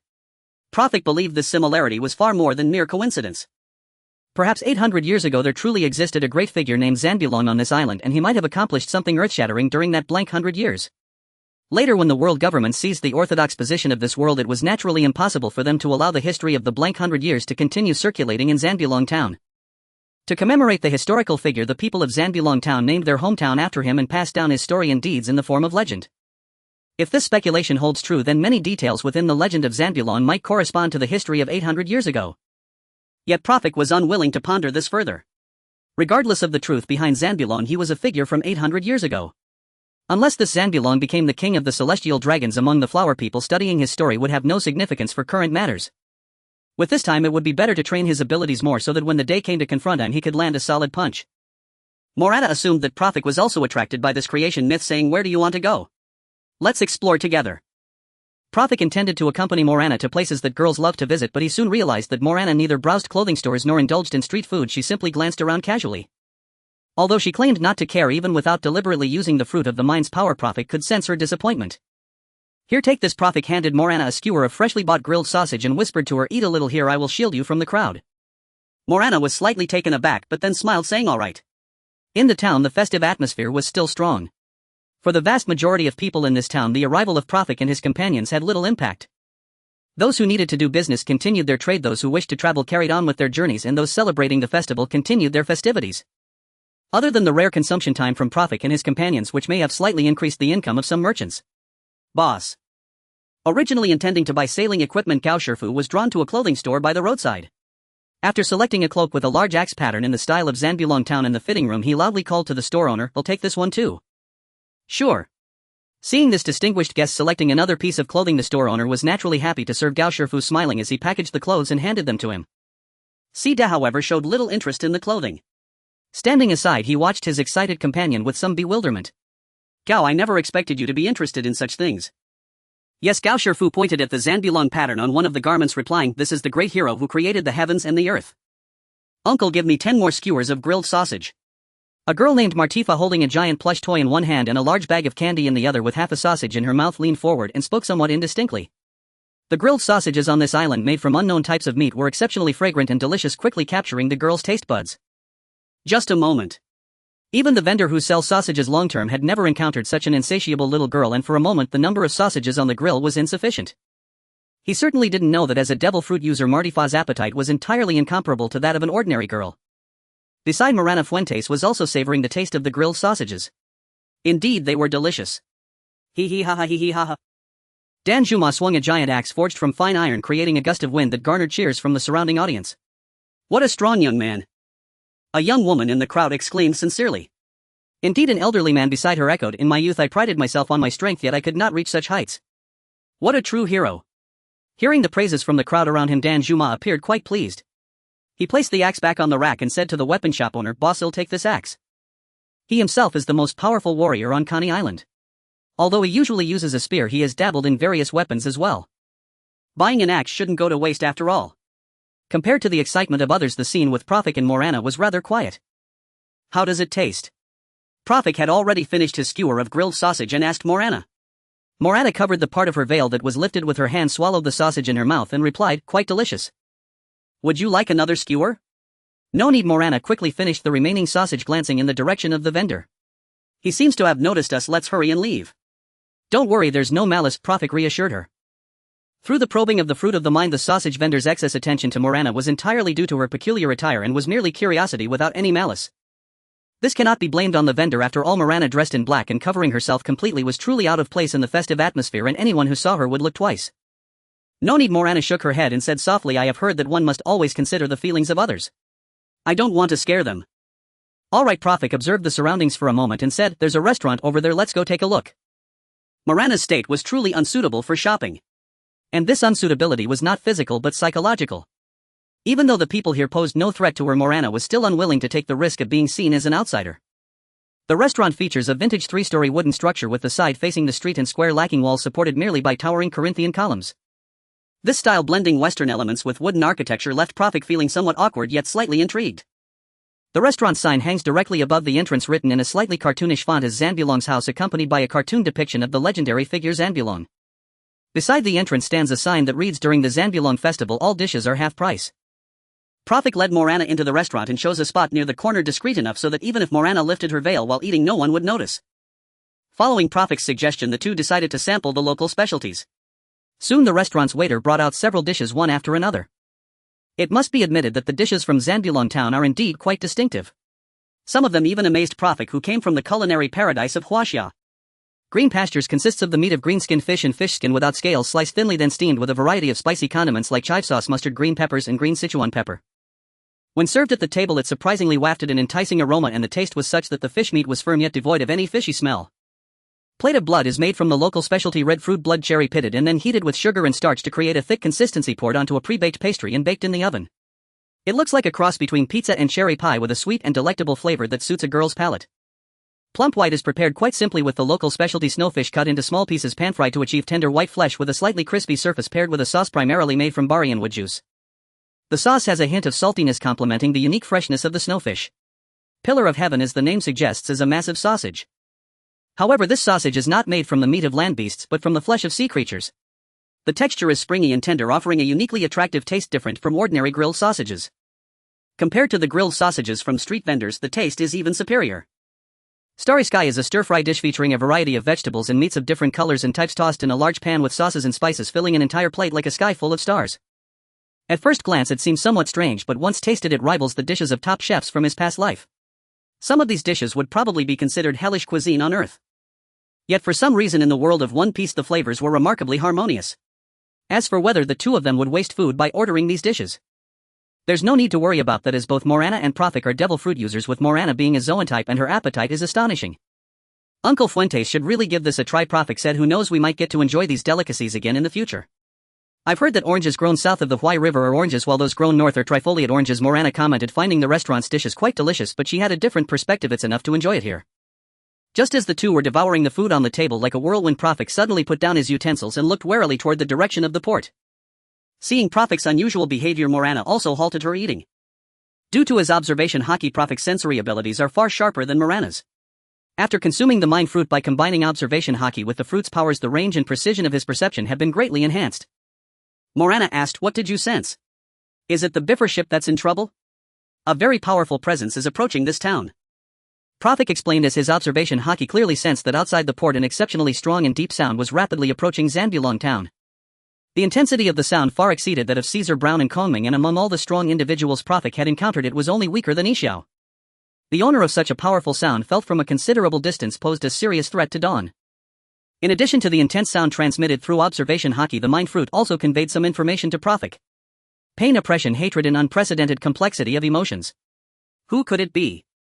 The three sisters of swords, their sisterhood: Sand Crocodile, Crocodile, Tarantula, Poison, Teprito, Moonlight, Moria. Or perhaps a big name like Hawkeye or Red-Haired. The names of notorious pirates active in the paradise flashed rapidly through Prophet's mind. If it were a vicious pirate, this small town would likely face a bloody storm. Dong! Dong! Dong! The air above the town resonated with urgent and muffled bells. Tourists paused in confusion while the residents of the town turned pale. The bell signifies that a pirate crew is approaching the island. It's pirates, pirates are coming. A woman screamed, dropping the bag of vegetables she had bought and rushing toward her home. The other residents, awakened from their daze, hurriedly ran toward their homes. Of course there were some strong and brave men along with the police responsible for the town's safety who grabbed various weapons and rushed toward the port, preparing to fight the invading pirates. It was only at this moment that the incoming tourists realized that pirates were about to arrive in this town. They panicked instantly. After all, no matter how peaceful the town, how wonderful the festival, or how delicious the food, it could not change one fact: this is an unprecedented era of great pirates.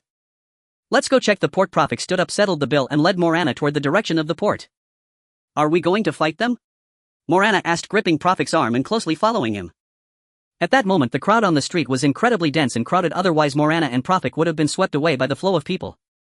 When the two reached the port, the dock was still in chaos.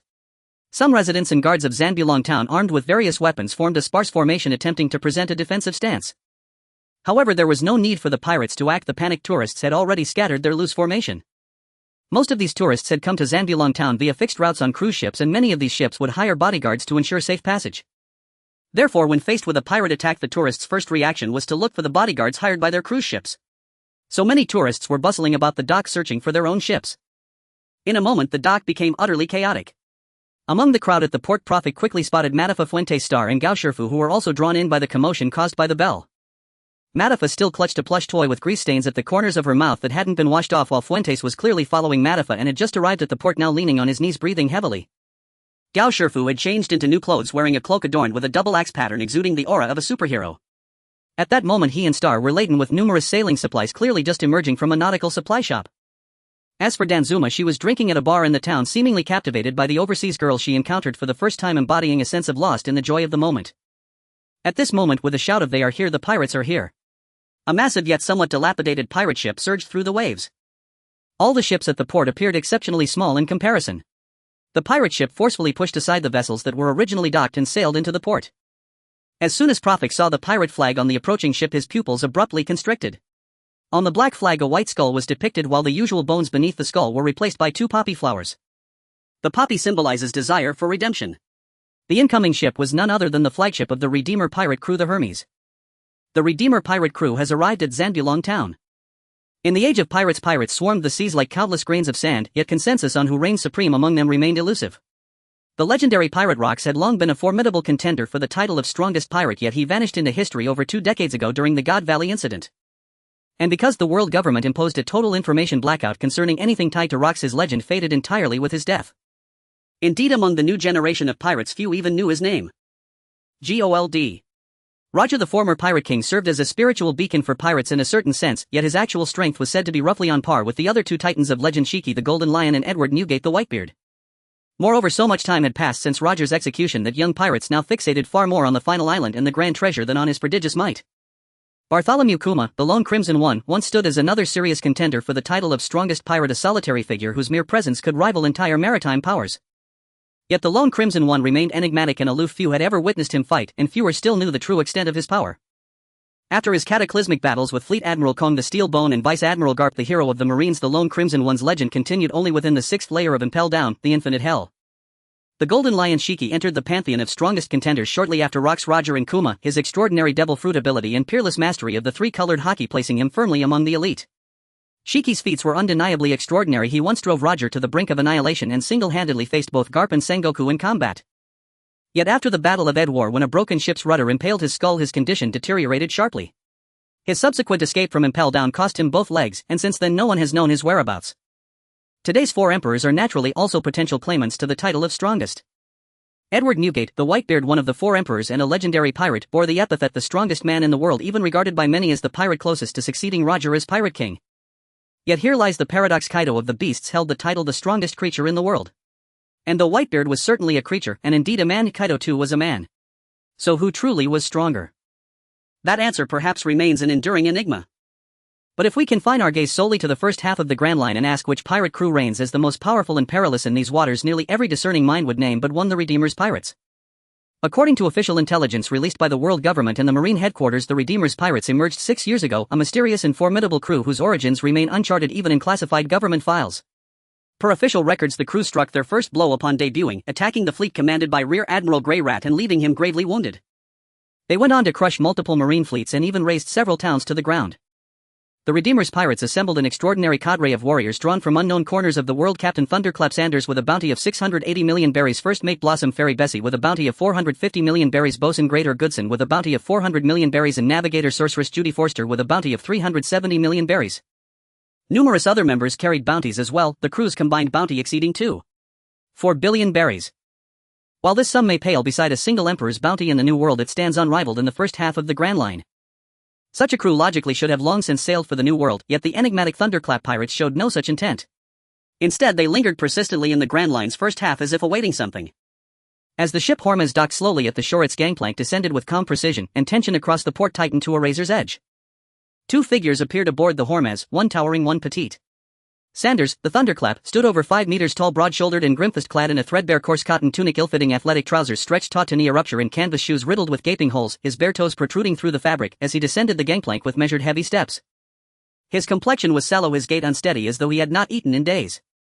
Yet even so, under Porfik's observation, Haki, his aura surged with terrifying intensity, enough to threaten every life on the island. Beside him walked Bessie, the blossom fairy, petite and delicate, wearing a faded green floral dress and a hand-woven straw hat adorned with a single pristine edelweiss. Though her face bore no makeup and appeared one, it could not conceal her innate charm, fresh, gentle, tender and subtly vulnerable. A quiet magnetism stirred instinctive urges of possession and protection in those who beheld her. Now she cushioned Sanders' arm beneath her shoulder, guiding him carefully down the pier. The Redeemer's pirates. A tourist recognized their flag and shrieked in terror, fleeing without looking back. A bounty of 680 million berries, thunderclap Sanders. And 450 million berries, blossom fairy Bessie. Zambroon town is doomed. His cry ignited chaos across the harbor. Several tour leaders collapsed instantly, legs trembling beyond control. One burly thick-muscled leader dared not even command his prepared sailboat to set sail, fearing annihilation at a mere glance. The Redeemer's pirates. It's over. All of it is over. He muttered, voice hollow. Another, a sword-wielding tour leader exuding the air of a seasoned swordsman, wept uncontrollably, prostrating himself on the ground. My lord, I surrender all my wealth. Spare our lives. Not only did the tour leaders cower like mice before cats, utterly incapable of resistance, but even the hastily assembled townsfolk and local security forces largely abandoned any thought of fighting back. Many dropped their weapons outright. The name Redeemer's Pirates was no stranger to locals. Anyone who had read the World Economic Journal knew their infamy, brutal, merciless, and devastatingly powerful. Against such a crew, a makeshift militia like theirs stood no chance, not even against a single officer, let alone the full force of the Redeemers. Porfik, what do we do? These people won't be easy to handle, murmured Morana, her voice trembling slightly. Ordinarily, Morana and Porfik were the most devoted readers aboard the Bifer, making her swift recognition of the Redeemers unsurprising.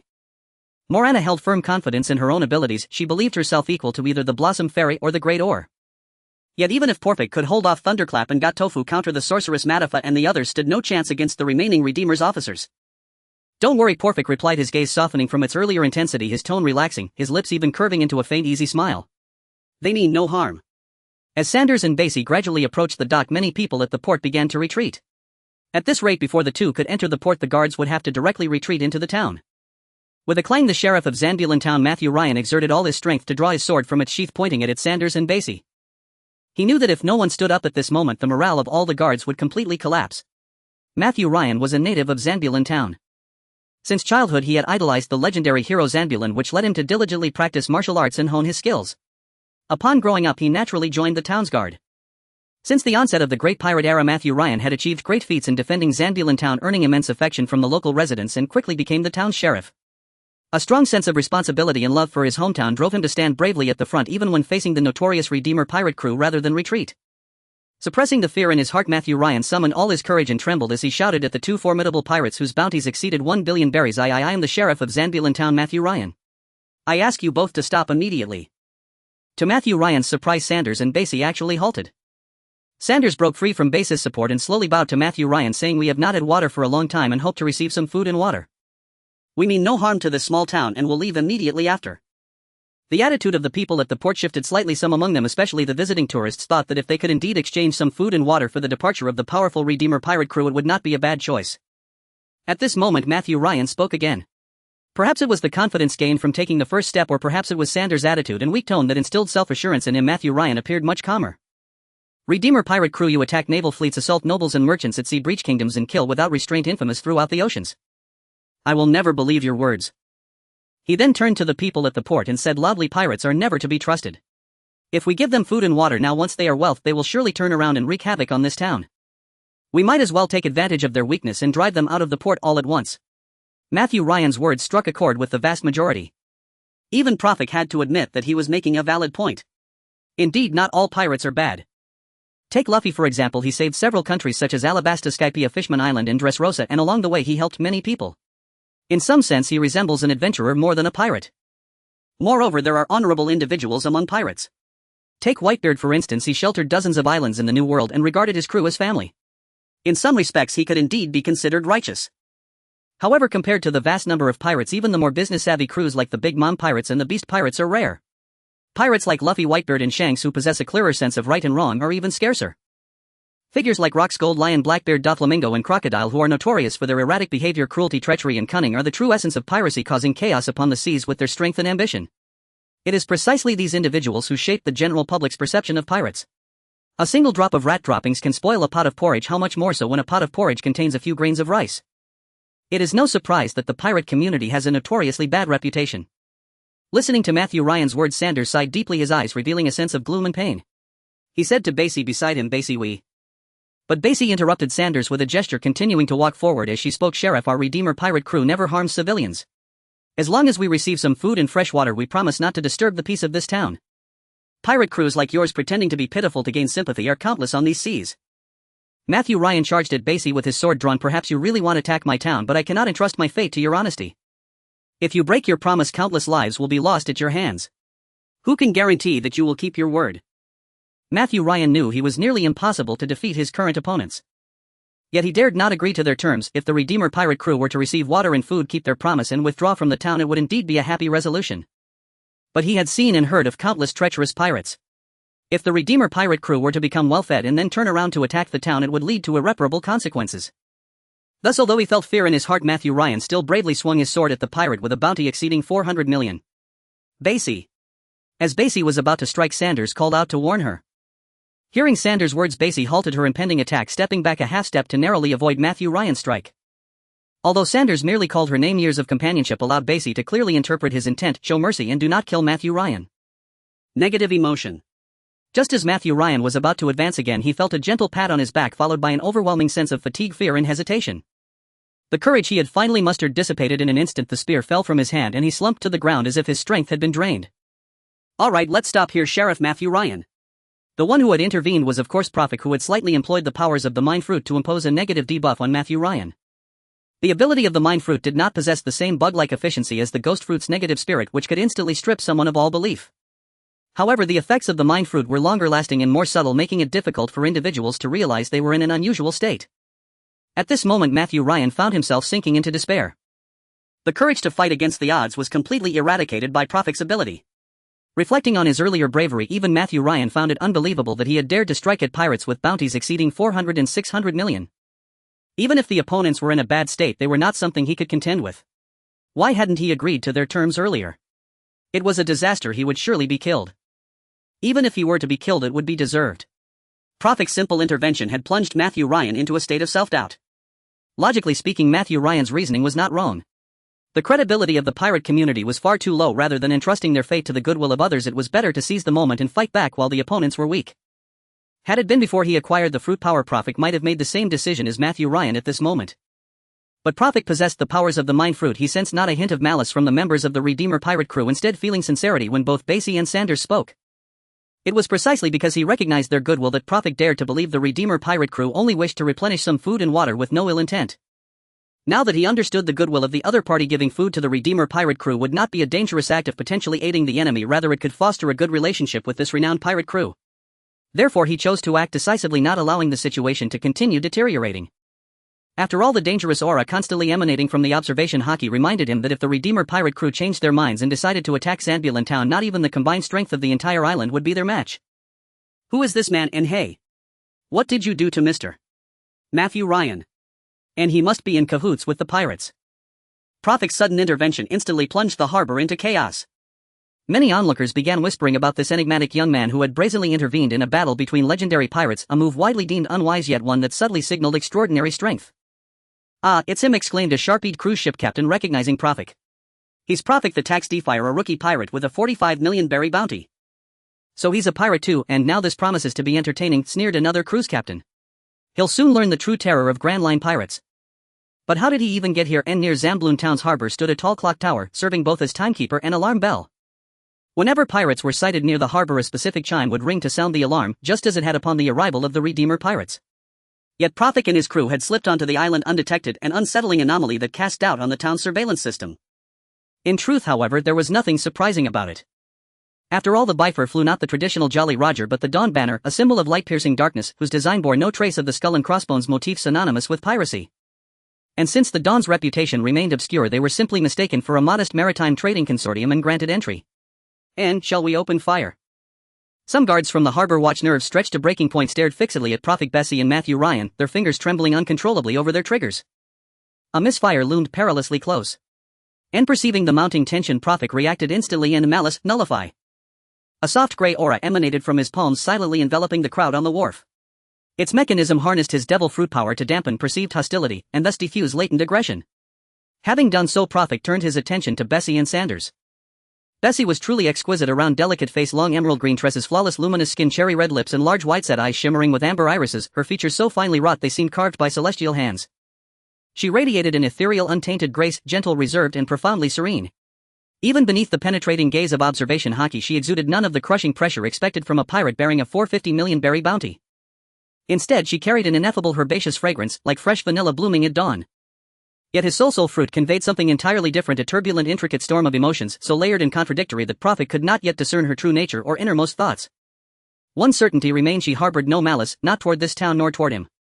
The 100-flower fairy lives up to her name. Prophet smiled, then turned to Sanders.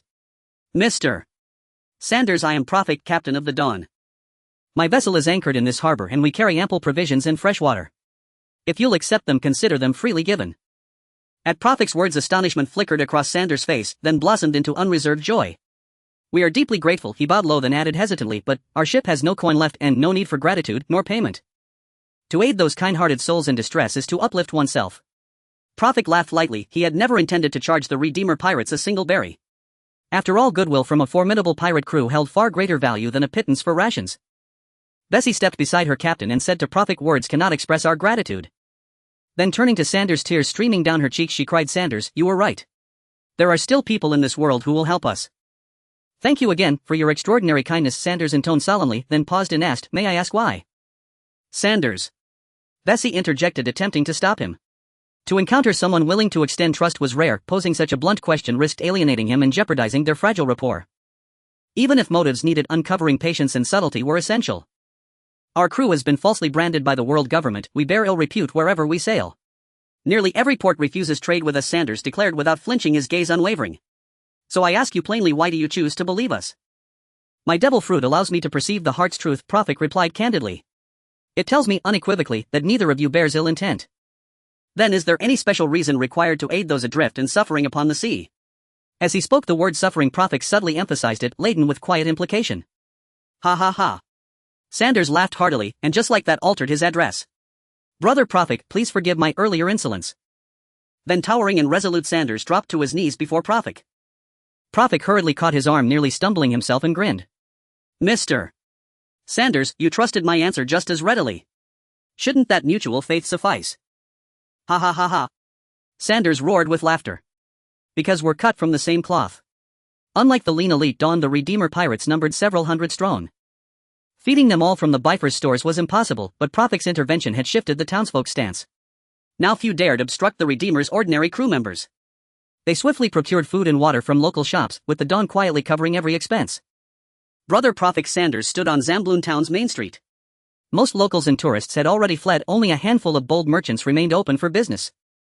Watching his crew return laden with supplies, and seeing Matafastad and others settle payments, he thanked Prophet once more. Without you I dread to imagine how we'd have fared this time.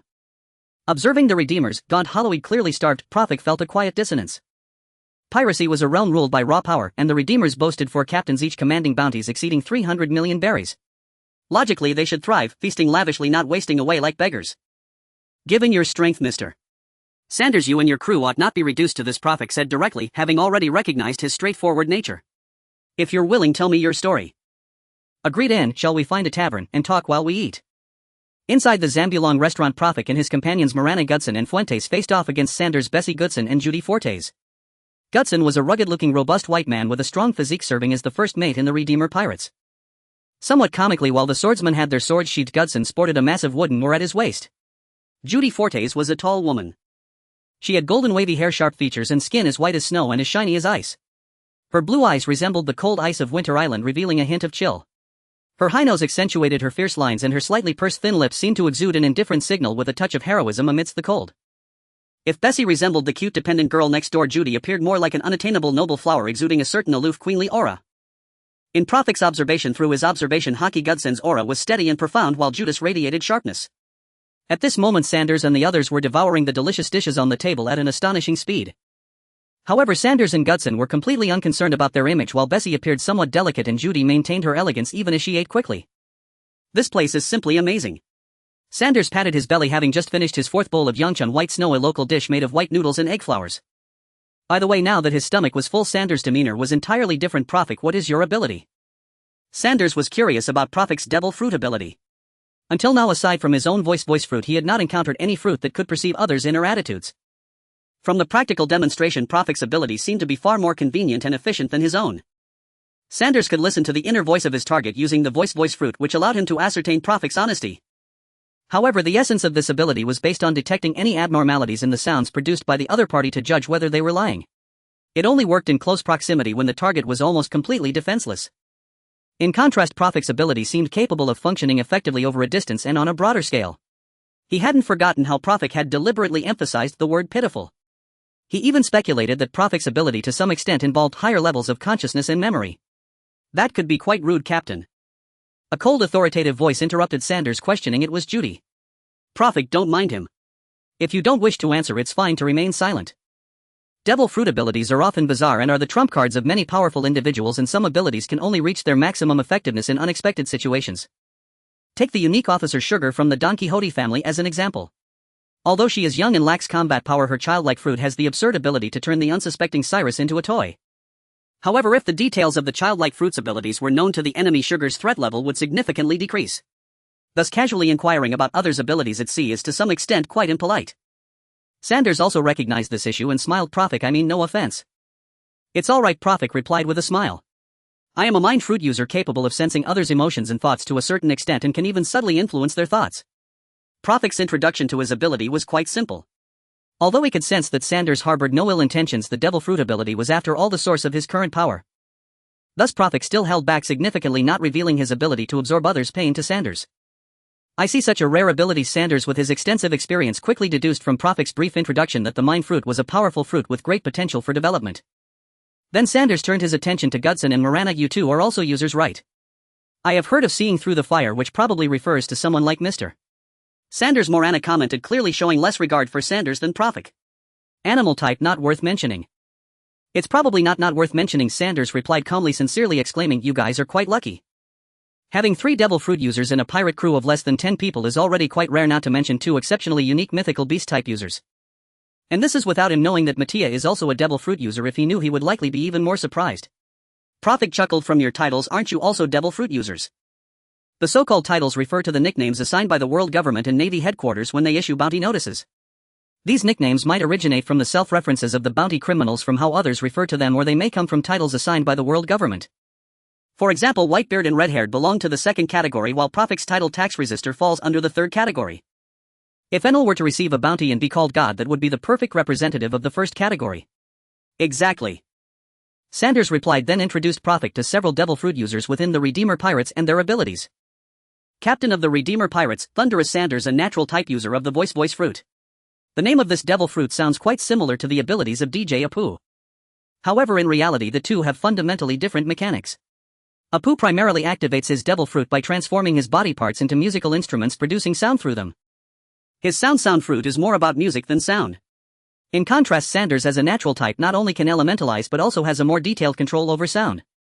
One could say that the voice fruit is an upper tier fruit compared to the sound fruit, with the former almost completely covering the latter in terms of abilities.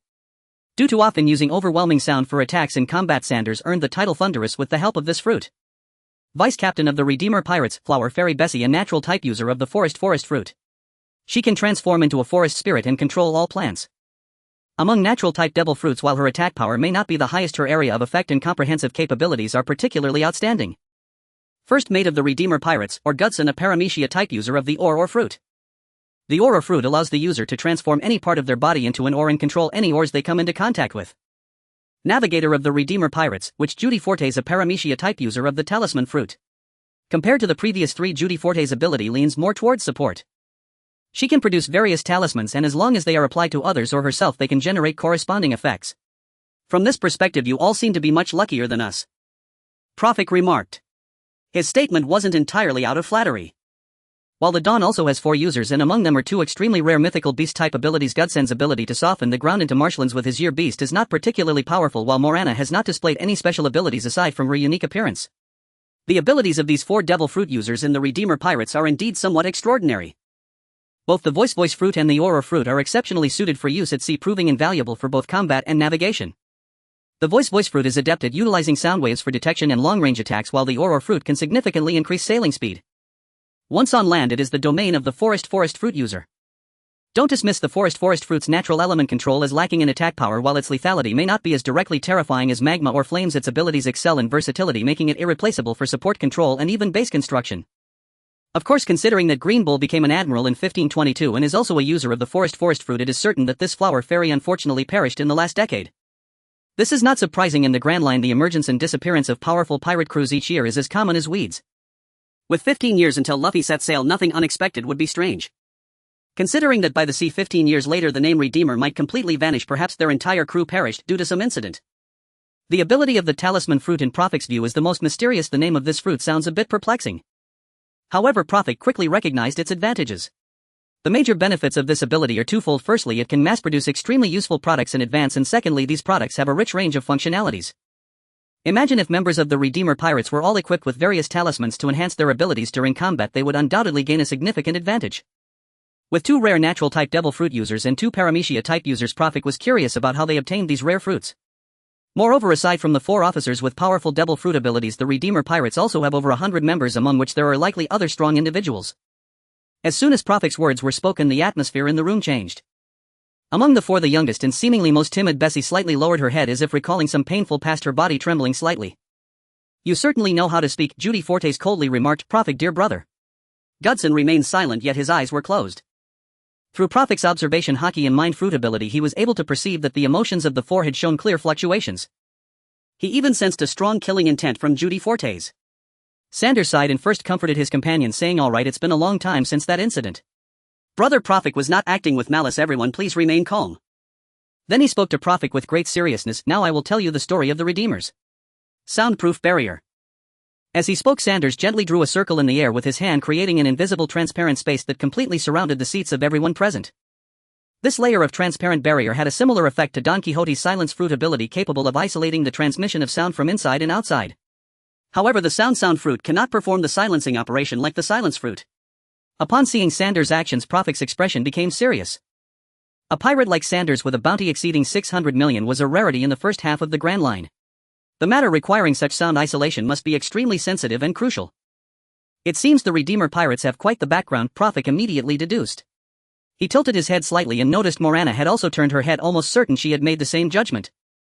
Gao Shifu and Fuentes, however, lacked such political sensitivity. Although Gao Shifu was listening to Sanders, he tilted his head in confusion. As for Fuentes, he had been focused on eating. It was understandable, since a significant part of his visit was to savor the dishes of this restaurant. "Brother Prophet, before this story begins, I must warn you all that our tale may bring trouble to both you and us," Sanders said with a serious expression. "If you feel afraid, now is still the time to back out." "Rest assured, Mr. Sanders," Prophet replied solemnly, "my companions and I will certainly keep this a secret." Meanwhile, he was calculating in his heart. The matter that could make Sanders this anxious must involve significant forces, figures, or major secrets. And there were very few entities on this sea that warranted such tension from him. Although the 4 emperors were powerful, even 15 years later they had not penetrated the first half of the Grand Line. While information from the underground world was indeed secretive, it did not warrant such extreme caution. It was the world government. Through simple deduction, Prophet could almost be certain that the story Sanders was about to tell was related to the hidden secrets of the world government. Sanders slowly began to speak, starting the tale of the Redeemer Pirates. "We come from Philaniki." Philaniki. It was a name Prophet had never heard before. After all, there were countless islands in this sea, and what the original work of the Pirate King could present to the audience was merely the tip of the iceberg. Philaniki. Morana asked in confusion, searching her mind for all the information she had ever encountered trying to find this name, but ultimately had to admit that her efforts were in vain. "I have not heard of it." "Don't be surprised. Strictly speaking, Philaniki has not existed since 10 years ago." Sanders spoke slowly and somberly. "It might be more accurate to call it the land of divine promises now." Feeling the anger and sorrow within Sanders, Prophet experienced a foreboding sense of dread. It couldn't be. As Sanders' story unfolded, the tragedy that occurred in Philaniki 10 years ago gradually came to light. Philaniki, located in the North Sea, was an island nation with a long history and unique cultural traditions. Its civilization can be traced back at least 2,000 years, and it was said to be a prosperous nation even before the blank 100 years. The history during the blank 100 years was erased by the world government, but unlike many other islands, the people of Philaniki left behind a legend regarding the blank 100 years. The name of that legend was the Ascension of the First King. It is said that the great prophet of the Philaniki people, King Huda, who was revered by all the populace in order to fend off powerful enemies, worked day and night, ultimately moving the heavens and ascending into the day. And his place of ascension was Philaniki. Of course, this is merely the Philaniki people's claim. Based on Prophet's speculation, the story was more likely this: during the blank 100 years, this beloved King Huda was involved in a significant event resulting in a fierce conflict with the world government. In the end, King Huda was defeated and perished. To commemorate him and preserve their past history, the people on Philiniki created the story of King Huda ascending into the day. After the blank 100 years, Philiniki lost its country and king and naturally did not join the world government. Sanders struggled to recall stories of his homeland. You wouldn't know until you spoke, but once you did, it was shocking. Talking about Philiniki with Prophet and the others made Sanders realize that these memories seemed to have faded somewhat and many details were blurred. This was not his fault after all. It had been 10 years since the Philiniki incident. Due to concerns about bringing trouble to himself and others, Sanders had rarely discussed Philiniki with anyone over the past decade. Moreover, to avoid triggering unpleasant memories, he and his companions and the Redeemer pirates seldom mentioned anything related to Philiniki. This time Sanders decided to share about Philiniki with Prophet, partly because of his recognition and gratitude towards him. On the other hand, it was because the sound fruit seemed to hint to him that Prophet was of the same kind as him. Thus Sanders developed the idea of inviting Prophet and others to join the Redeemer pirates. In the following centuries, Philiniki did not crown a new king but existed for a long time in the form of autonomous towns. Though no longer as glorious as before, the people of Philiniki, through hard work and bravery and with rich natural resources, continued to live a prosperous and comfortable life. Sanders paused for a moment before continuing. We spent our youth in such an environment. This comfortable life continued until 10 years ago. Speaking of the events that occurred 10 years ago, Sanders gritted his teeth and his eyes seemed to blaze with fire. 10 years ago, the celestial dragons of the world nobles conducted their triennial hunt in Philiniki. That day, the entire island of Philiniki fell into hell. Prophet displayed a look of surprise mixed with a sense of course. It sounded as if the story of Philiniki was a rehash of the Valley of Gods incident. It was a somewhat cliché story, both infuriating and somewhat helpless. However, looking at the results, it was evident that the self-proclaimed gods, the celestial dragons, had left blunders in both incidents. Survivors of the Valley of Gods incident, Bartholomew Kuma and the Human King, became part of the Revolutionary Army, while survivors of the Philiniki incident formed the Redeemer Pirates. It could be said that the cruel and unreasonable ruling methods of the celestial dragons periodically pushed batches of strong individuals to their opposition. One day in the future, they would pay a painful price for this. No wonder Sanders was so cautious. If such experiences were revealed by others, it would likely draw the world government's pursuit immediately. Hunt.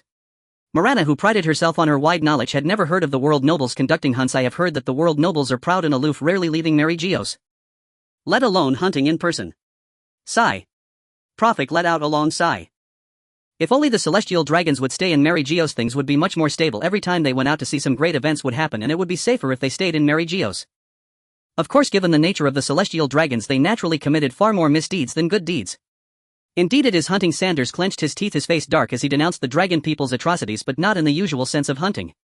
That group of beasts organized a hunting competition for the indigenous people where the world's nobles and their subordinates slaughtered freely on the island, distributing rewards based on the final scores. As he spoke, he recalled the scene of that day. The world government's fleet had surrounded the base of Philini, and the dragon people's loyal dogs, CP0, rushed onto the island, their overwhelming force instantly shattering Philini's fragile defenses. The leader elected by the locals was killed on the spot, and the religious buildings that had stood for centuries were reduced to ashes in mere hours. The hundreds of years of peace and tranquility in Philini were obliterated overnight, turning the entire island into a hell of slaughter. Like demons, the five elders stood on a high platform, publicly declaring the crimes committed by the residents of Philini. Philini has committed great sins. They have defied the majesty of the gods and built magnificent structures without permission, overstepping divine boundaries, and thus deserve punishment. I hereby declare that from today onwards Philini is nationalized, and all humanoid beings on the island will undergo harmless treatment. Now I announce that the indigenous hunting competition officially begins.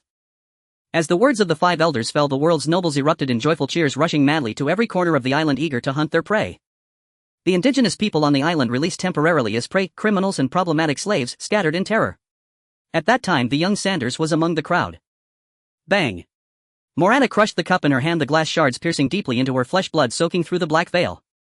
Yet at this moment Morana was oblivious. She trembled all over, shouting, how could they do such things? She had thought that the world's nobles merely lived extravagantly, acted arrogantly, were slightly less intelligent, and were somewhat incompetent. Never did she expect them to be so cruel and tyrannical. Gao Shifu and Fuentes felt a chill run down their spines. They never imagined that the world's nobles, who often appeared in newspapers with positive images, were secretly engaging in vile acts of genocide. Only Prophet remained outwardly calm. He understood the clandestine activities of the world government far better than anyone present, even more than those who had experienced the Philini incident. Sanders cast a meaningful glance at Prophet, sensing something was off about him. He was too calm. So calm that it seemed he had witnessed such tragedies before, too calm that he appeared to know the crimes of the world's nobles. But Sanders knew that Prophet was not numb. The combination of observation, hockey, and the voice of all things allowed Sanders to observe Prophet's state in detail. His heart beat quick and blood flowed rapidly. Sweat trickled down his back, his hands clenched tightly, trembling slightly, indicating his anger. Yet Sanders could not detect any surprise or unexpected emotions from Prophet. Such a reaction could only mean one of two things: Prophet knew something but had not shared it with his companions. It seems Mr. Prophet knows something. Gao Shifu also noticed that Prophet's calmness was somewhat abnormal and he asked in a low hoarse voice. Prophet replied darkly, I heard it from others. It is said that the world's nobles hold an indigenous hunting competition every 3 years. During this time they would choose an island not belonging to any allied country on which criminals, problematic slaves and indigenous people would be slaughtered for their amusement. Afterward the world government would declare that this island belonged to the world's nobles. Moreover, they prepare incredibly rich prizes on the island to reward those who stand out in this massacre. Among them are often precious devil fruits. Mr. Sanders, isn't that how your devil fruits came to be? Based on my speculation, this system likely originated at the dawn of the world government, intended to intimidate those nations and regions that defy it. In this process, the spoils of war and previously prepared rewards would be distributed to those who achieved merit. As the world government's rule gradually solidified, this system gradually lost its practical significance, ultimately becoming an activity for the world's nobles to flaunt their superiority and for their amusement. Prophet knew more than Sanders could imagine. In fact, when he crossed into the world of One Piece, the author had already updated a significant portion of the God Valley plot. Thus he understood the ins and outs of the indigenous hunting activity to a greater extent than Sanders. Who did you hear this from? Gao Shifu looked at Prophet in surprise, increasingly convinced that his captain was not an ordinary person. Morana clutched Prophet's left arm tightly with her blood-dripping right hand, her body trembling incessantly. How could they? Fuentes had also long set down his knife and fork, saying nothing, simply looking out the window with a heavy sigh. Sanders likewise fixed his intense gaze on Prophet, his emotions quite complex. He was agitated because he had been trying to investigate the events since fleeing Fellini, even risking assaults on several naval branches and interrogating captured world government agents, yet he had never obtained answers. Now with Prophet's appearance he was a little closer to the truth of the matter. But he was also concerned Prophet knew far too much. Either he had deep connections with the upper echelons of the world government or he was a survivor of another massacre. Both scenarios were ones Sanders did not wish to see. Beside him, Bessie buried her head in her arms, her body rising and falling as she quietly wept. Judy Fortes placed a calm talisman on herself and Bessie, holding Bessie tightly. Where did you learn about these things, brother Prophet? The straightforward Sanders chose to be direct. If Prophet was a subordinate of the dragon people, it would just mean another fierce battle. Prophet's answer, however, completely caught Sanders off guard. The revelation. Prophet said. The revelation. Everyone was stunned. What on earth was that? Except for Bessie, who was crying to herself, everyone turned their gaze to Prophet. It is my observation. Haki. Prophet gave an explanation that was both unexpected and logical. Since awakening my observation Haki, it has often allowed me to see many things related to myself or unrelated, and I call this ability revelation. Prophet gave this answer after much deliberation. Of course he did not truly possess such a special observation Haki. In fact, unlike many other fortunate transmigrators, although Prophet did successfully awaken his observation Haki after his transmigration, unfortunately his observation Haki lacked any special qualities. However, to some extent, having access to over 1,000 pieces of information from the world of One Piece is no less than possessing a special observation Haki.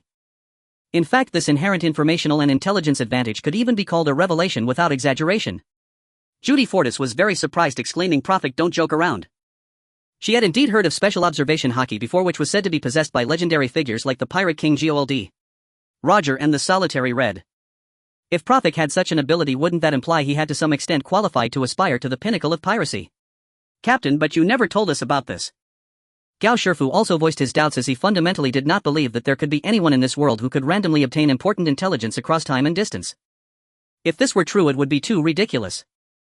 Having anticipated the doubts, Prophet smoothly presented his prepared explanation. It's not that I deliberately concealed it from you, it's just that this ability is too peculiar and I myself do not know whether everything I see through it is real or false.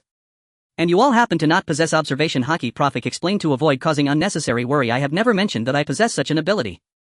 It was only today that the matters mentioned by Mr. Sanders coincidentally corroborated with what I saw in the revelation, prompting me to speak of it. Moreover, Mr. Sanders is a great pirate and his understanding of observation Haki should be deeper. Perhaps he could assist me. Prophet's words were delivered with a sense of sincerity. Or rather, this was the best explanation he could provide that fit within the world system of pirates while addressing the current situation. By explaining the source of intelligence as an extremely rare and yet determined special observation Haki, and then covering why he hadn't disclosed this ability earlier by mentioning that his companions lacked Haki and his own limited understanding of it, he filled the gap. In this way, all unreasonable matters seemed to have a seemingly reasonable explanation. The immense identity risk of being a transmigrator was also well concealed. Perhaps this explanation had many loopholes when dealing with exceptionally clever individuals, such as the fact that special observation Haki is mostly innate, yet Prophet awakened his observation Haki later. However, the problem is that the number of special observation Haki users is exceedingly rare, which leads most people to be quite unfamiliar with this ability. Therefore Prophet felt that such an explanation was sufficient to deal with people like Sanders. And as it turned out, people in the world of One Piece largely accepted this. Once this was said, the doubts Prophet sensed diminished significantly. Sanders quickly came to his aid, accepting Prophet's statement with little skepticism. The reason was still that the content Prophet saw indeed existed, and while saying this he appeared quite calm to the extent that Sanders' observation haki and voice fruit could not detect any abnormalities. Ha ha ha. Sanders laughed heartily. Don't doubt it. Didn't I tell everyone before? Some people can awaken very special observation haki. It seems that Brother Prophet is such a chosen one. Sanders appeared very excited since Prophet's ability is revelation and what he can see should also be determined by destiny. Could it mean that Prophet being able to see the atrocities of the celestial dragons implies that even heaven cannot tolerate such behavior? In this case, isn't the possibility of them seeking revenge on the celestial dragons slightly greater? He exclaimed, Brother Prophet being able to see the atrocities of the celestial dragons is heaven's arrangement. I'm truly sorry, to be honest, I was just doubting whether you had connections with the world nobles. Regarding the notion of destiny, Prophet remained non-committal. Given his materialistic education, he shouldn't really believe in the idea of heaven having will. However, the issue is that even the event of transmigrating into a comic world has truly occurred to him, and wouldn't be too surprising to say that heaven indeed has a will. And Sanders continued excitedly, Brother Prophet, I can sense your anger towards the celestial dragons. We Redeemers set sail precisely to take revenge on the celestial dragons. I want to invite you and your companions to join us so that we can surely accomplish something earth-shattering. Now it was Prophet's turn to be surprised. Inviting someone he had known for less than an hour to become a companion was one thing, but wanting to drag him along to deal with the celestial dragons. This guy Sanders is simply really something. Prophet didn't mind the suggestion made by Sanders. After all, according to the development plan, Dawn would inevitably come face to face with the celestial dragons and even the entire world government. By that time, Sanders and his Redeemer pirate crew would be an excellent ally to unite with. Moreover, he wouldn't even have to worry about them backing out or simply turning around to join forces with the world government. After all, they harbored a deep-seated hatred for the celestial dragons. Being on good terms with Sanders and the Redeemer pirate crew would allow Prophet to gain a powerful friend and ally in the present while securing crucial support for the future. Why wouldn't he want that? That said, Prophet absolutely could not agree to Sanders' invitation. As a transmigrator, he certainly was unwilling to be someone else's subordinate. Furthermore, based on the later One Piece plot, the Redeemer pirate crew had never appeared suggesting that they were likely doomed. And Prophet did not believe that joining the Redeemer pirate crew would prevent their tragedy from happening. He couldn't help but sigh. Sometimes this world is like this, where the celestial dragons who commit countless misdeeds enjoy privileges while the victims suffer immensely. Mr. Sanders, Prophet said, I think it's best if you continue telling your story. Sanders nodded, feeling a bit regretful for impulsively inviting Prophet to join the Redeemer pirate crew. 10 years ago in Philaniki. For the grand celebration held once every 3 years, the world government and the Navy's fleets had completely surrounded the island. At the forefront was a warship flying the seagull flag, and alongside it, almost parallel, was a large ship displaying the unique banner of the world government. Two men stood at the bows of the two ships, engaged in conversation. The man on the left side aboard the world government vessel wore a long black cloak with a fur collar, and a long sword was sheathed at his waist. He was tall and possessed a physique that conformed to the golden ratio of aesthetics, with striking features and a heroic demeanor that made him appear like a dashing young nobleman. His red hair stood up defiantly, forming a massive crown resembling a crescent moon. Heavy armor adorned his shoulders, forearms, and shins, while a dazzling golden belt encircled his waist, and on his chest was a unique badge representing the celestial dragon family. Unlike other celestial dragons, he did not wear the signature bubble helmet of his kind, which afforded him a higher score in terms of appearance. Of course, upon closer inspection, one would find that the charm in his features, his red hair, and the aura he exuded were remarkably similar to that of the notorious pirate red-haired Shanks, who had recently risen to fame on the Grand Line. This was not surprising. After all, red-haired Shanks, once an intern of the Roger Pirates, was now a notorious pirate and one of the future 4 emperors, a true celestial dragon by blood. Even though this voyage was heading to the distant North Sea, his ship also had several female celestial dragons, heavily made up, wearing bubble helmets and dressed in white spacesuits. At this moment they all wore infatuated expressions, their eyes glued to their dream lover, with many of them having star-shaped bubbles appearing before them. Simply too handsome. Lord Gailing looked this way. Ah, if only I could catch his eye. From their snippets of conversation, it was clear that the celestial dragon in front of them in the prime of his life was the super powerhouse of the Figalan family, Gailing, who had shone brightly during the God Valley incident. In stark contrast to the handsome and suave Gailing, the man conversing with him appeared quite different. He was short, with a somewhat hunchbacked posture, and had a face that resembled a rat, with sharp features, beady eyes, and even his ears and whiskers seemed akin to a house mouse's face magnified and plopped onto a human's head. Were it not for the clean white naval coat that indicated his rank as a rear admiral, nearly everyone would mistake him for a cruel and ruthless criminal. This man was Rear Admiral Big Mouse of the Navy. The saying appearance reflects the heart might carry the connotation of judging by looks, but it was quite apt in the case of Big Mouse.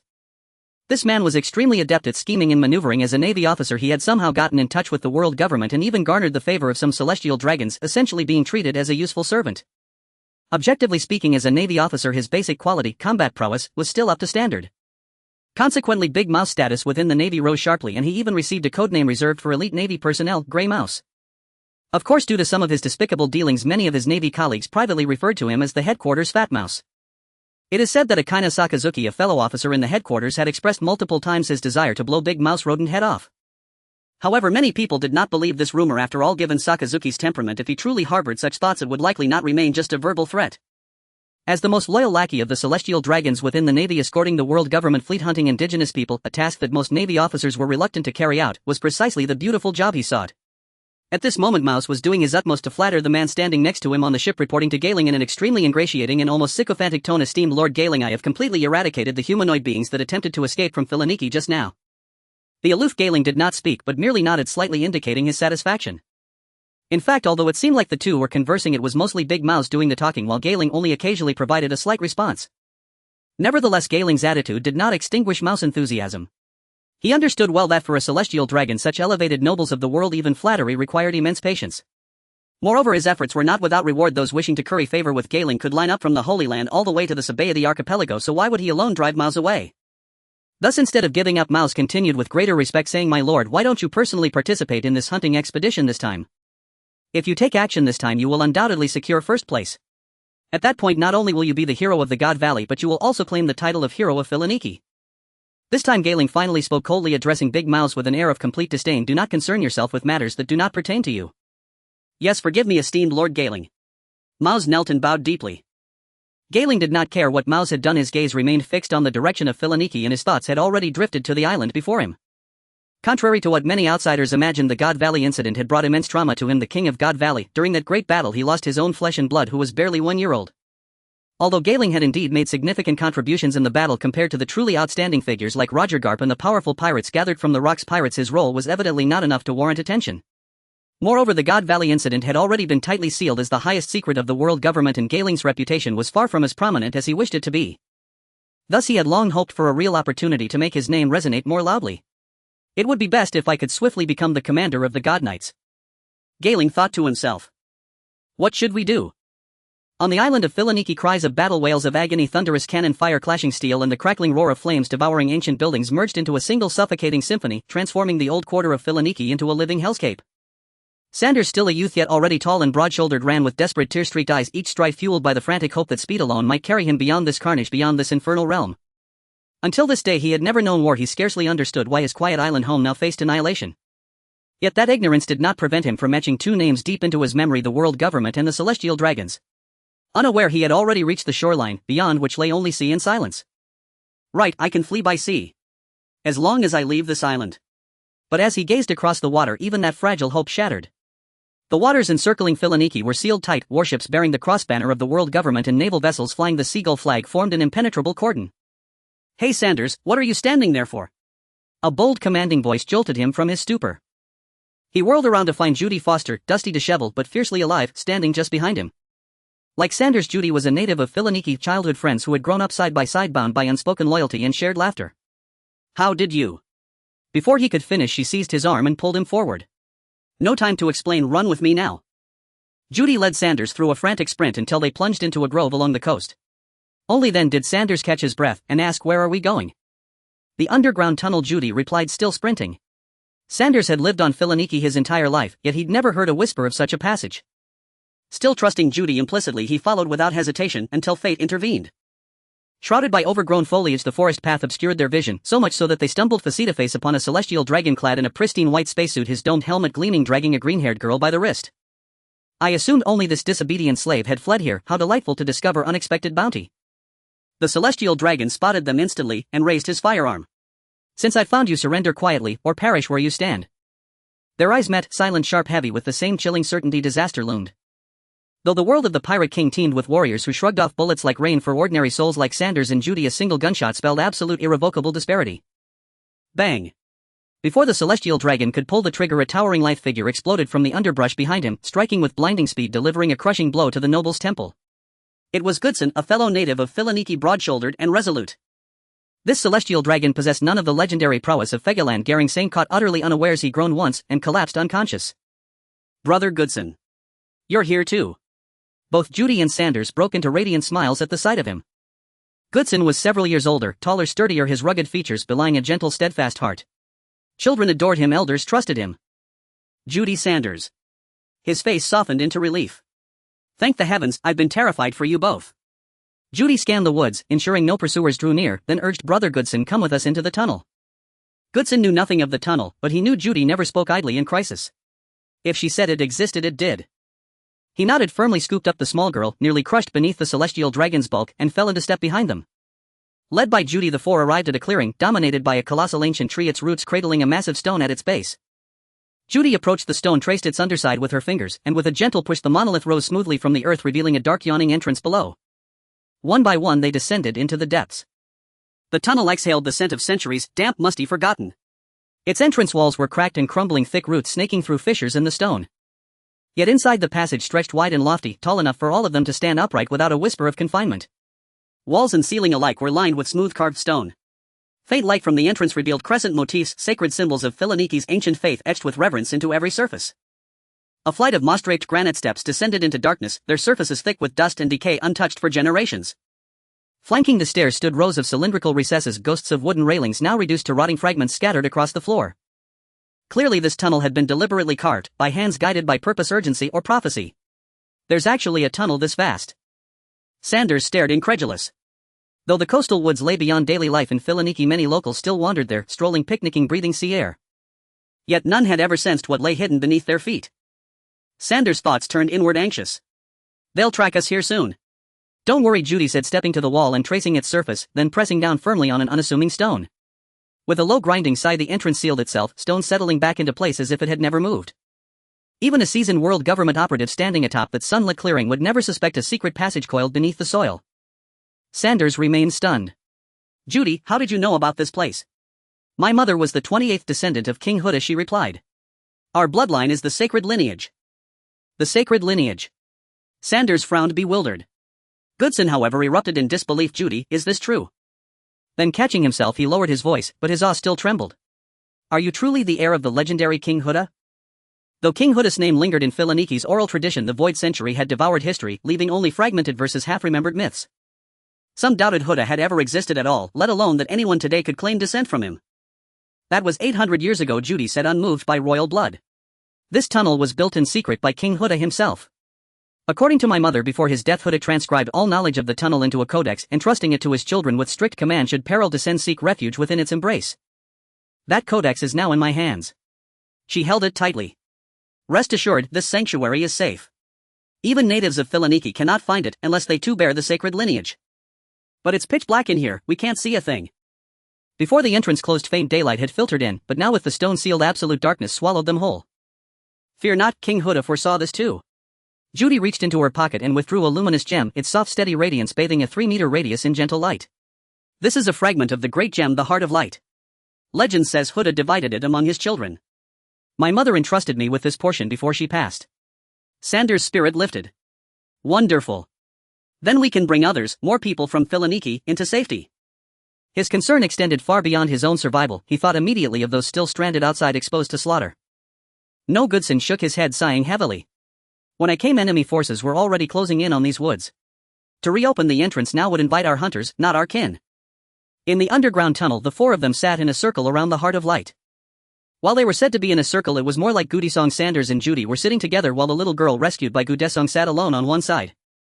In the dim tunnel, the light emitted by the gems illuminated the faces of the four, all of whom wore expressions of solemnity and concern. Damned tears streamed uncontrollably from the corners of Sanders' eyes as he slammed his right fist into the ground as if that would ease his frustration and unwillingness. Our home is experiencing such a tragedy, yet we know nothing of what has happened and can do nothing. Gudesong and Judy also lowered their heads. The sudden turn of events had caught the Filoniki people completely unprepared. Not to mention youths like them, even the adults on the island had little idea of what was truly happening. I might know something. The green-haired girl who had been following the three but had never spoken timidly spoke up at this moment. Judy finally paid attention to this inconspicuous girl, saying, "What's your name? Why do I feel like I've never seen you on the island before?" I The girl seemed to want to say something but was frightened into silence by Judith's forceful questioning, her tears swirling in her eyes. Gu Desong stepped in front of Judy saying, "Look, you're about to scare this little sister to tears." He then crouched down to meet the girl's gaze and gently said, "Don't be afraid, we are good people." I'm called Beishi. The girl seemed to like Gu Desong, who had just saved her a bit more, and finally felt encouraged to speak. She quietly recounted her experience. "I was originally a resident of Xiangbudi, captured by the celestial dragons and turned into a slave. I tried to sneak away but was caught by CP0 and I was supposed to be executed on the spot. However, the celestial dragons were planning a large event. I later found out they were going to hold a hunting event." "A hunting event?" Sanders shouted angrily. "What are they doing now? This is not hunting, this is clearly a massacre." Beishi shrank her neck in fear, her already quiet voice becoming even smaller. "They call it hunting, but it's just a game of killing. We are the prey." The three of them felt a chill at Bakes' words. Living in Philanaki, they could never have imagined that there were such things in the world that entertained killing. "What should we do?" Judith's voice trembled slightly, her earlier bravado waning. It was Gu Desong, the oldest among them, who remained calm. He continued to encourage Beishi to tell her story. "What happened next?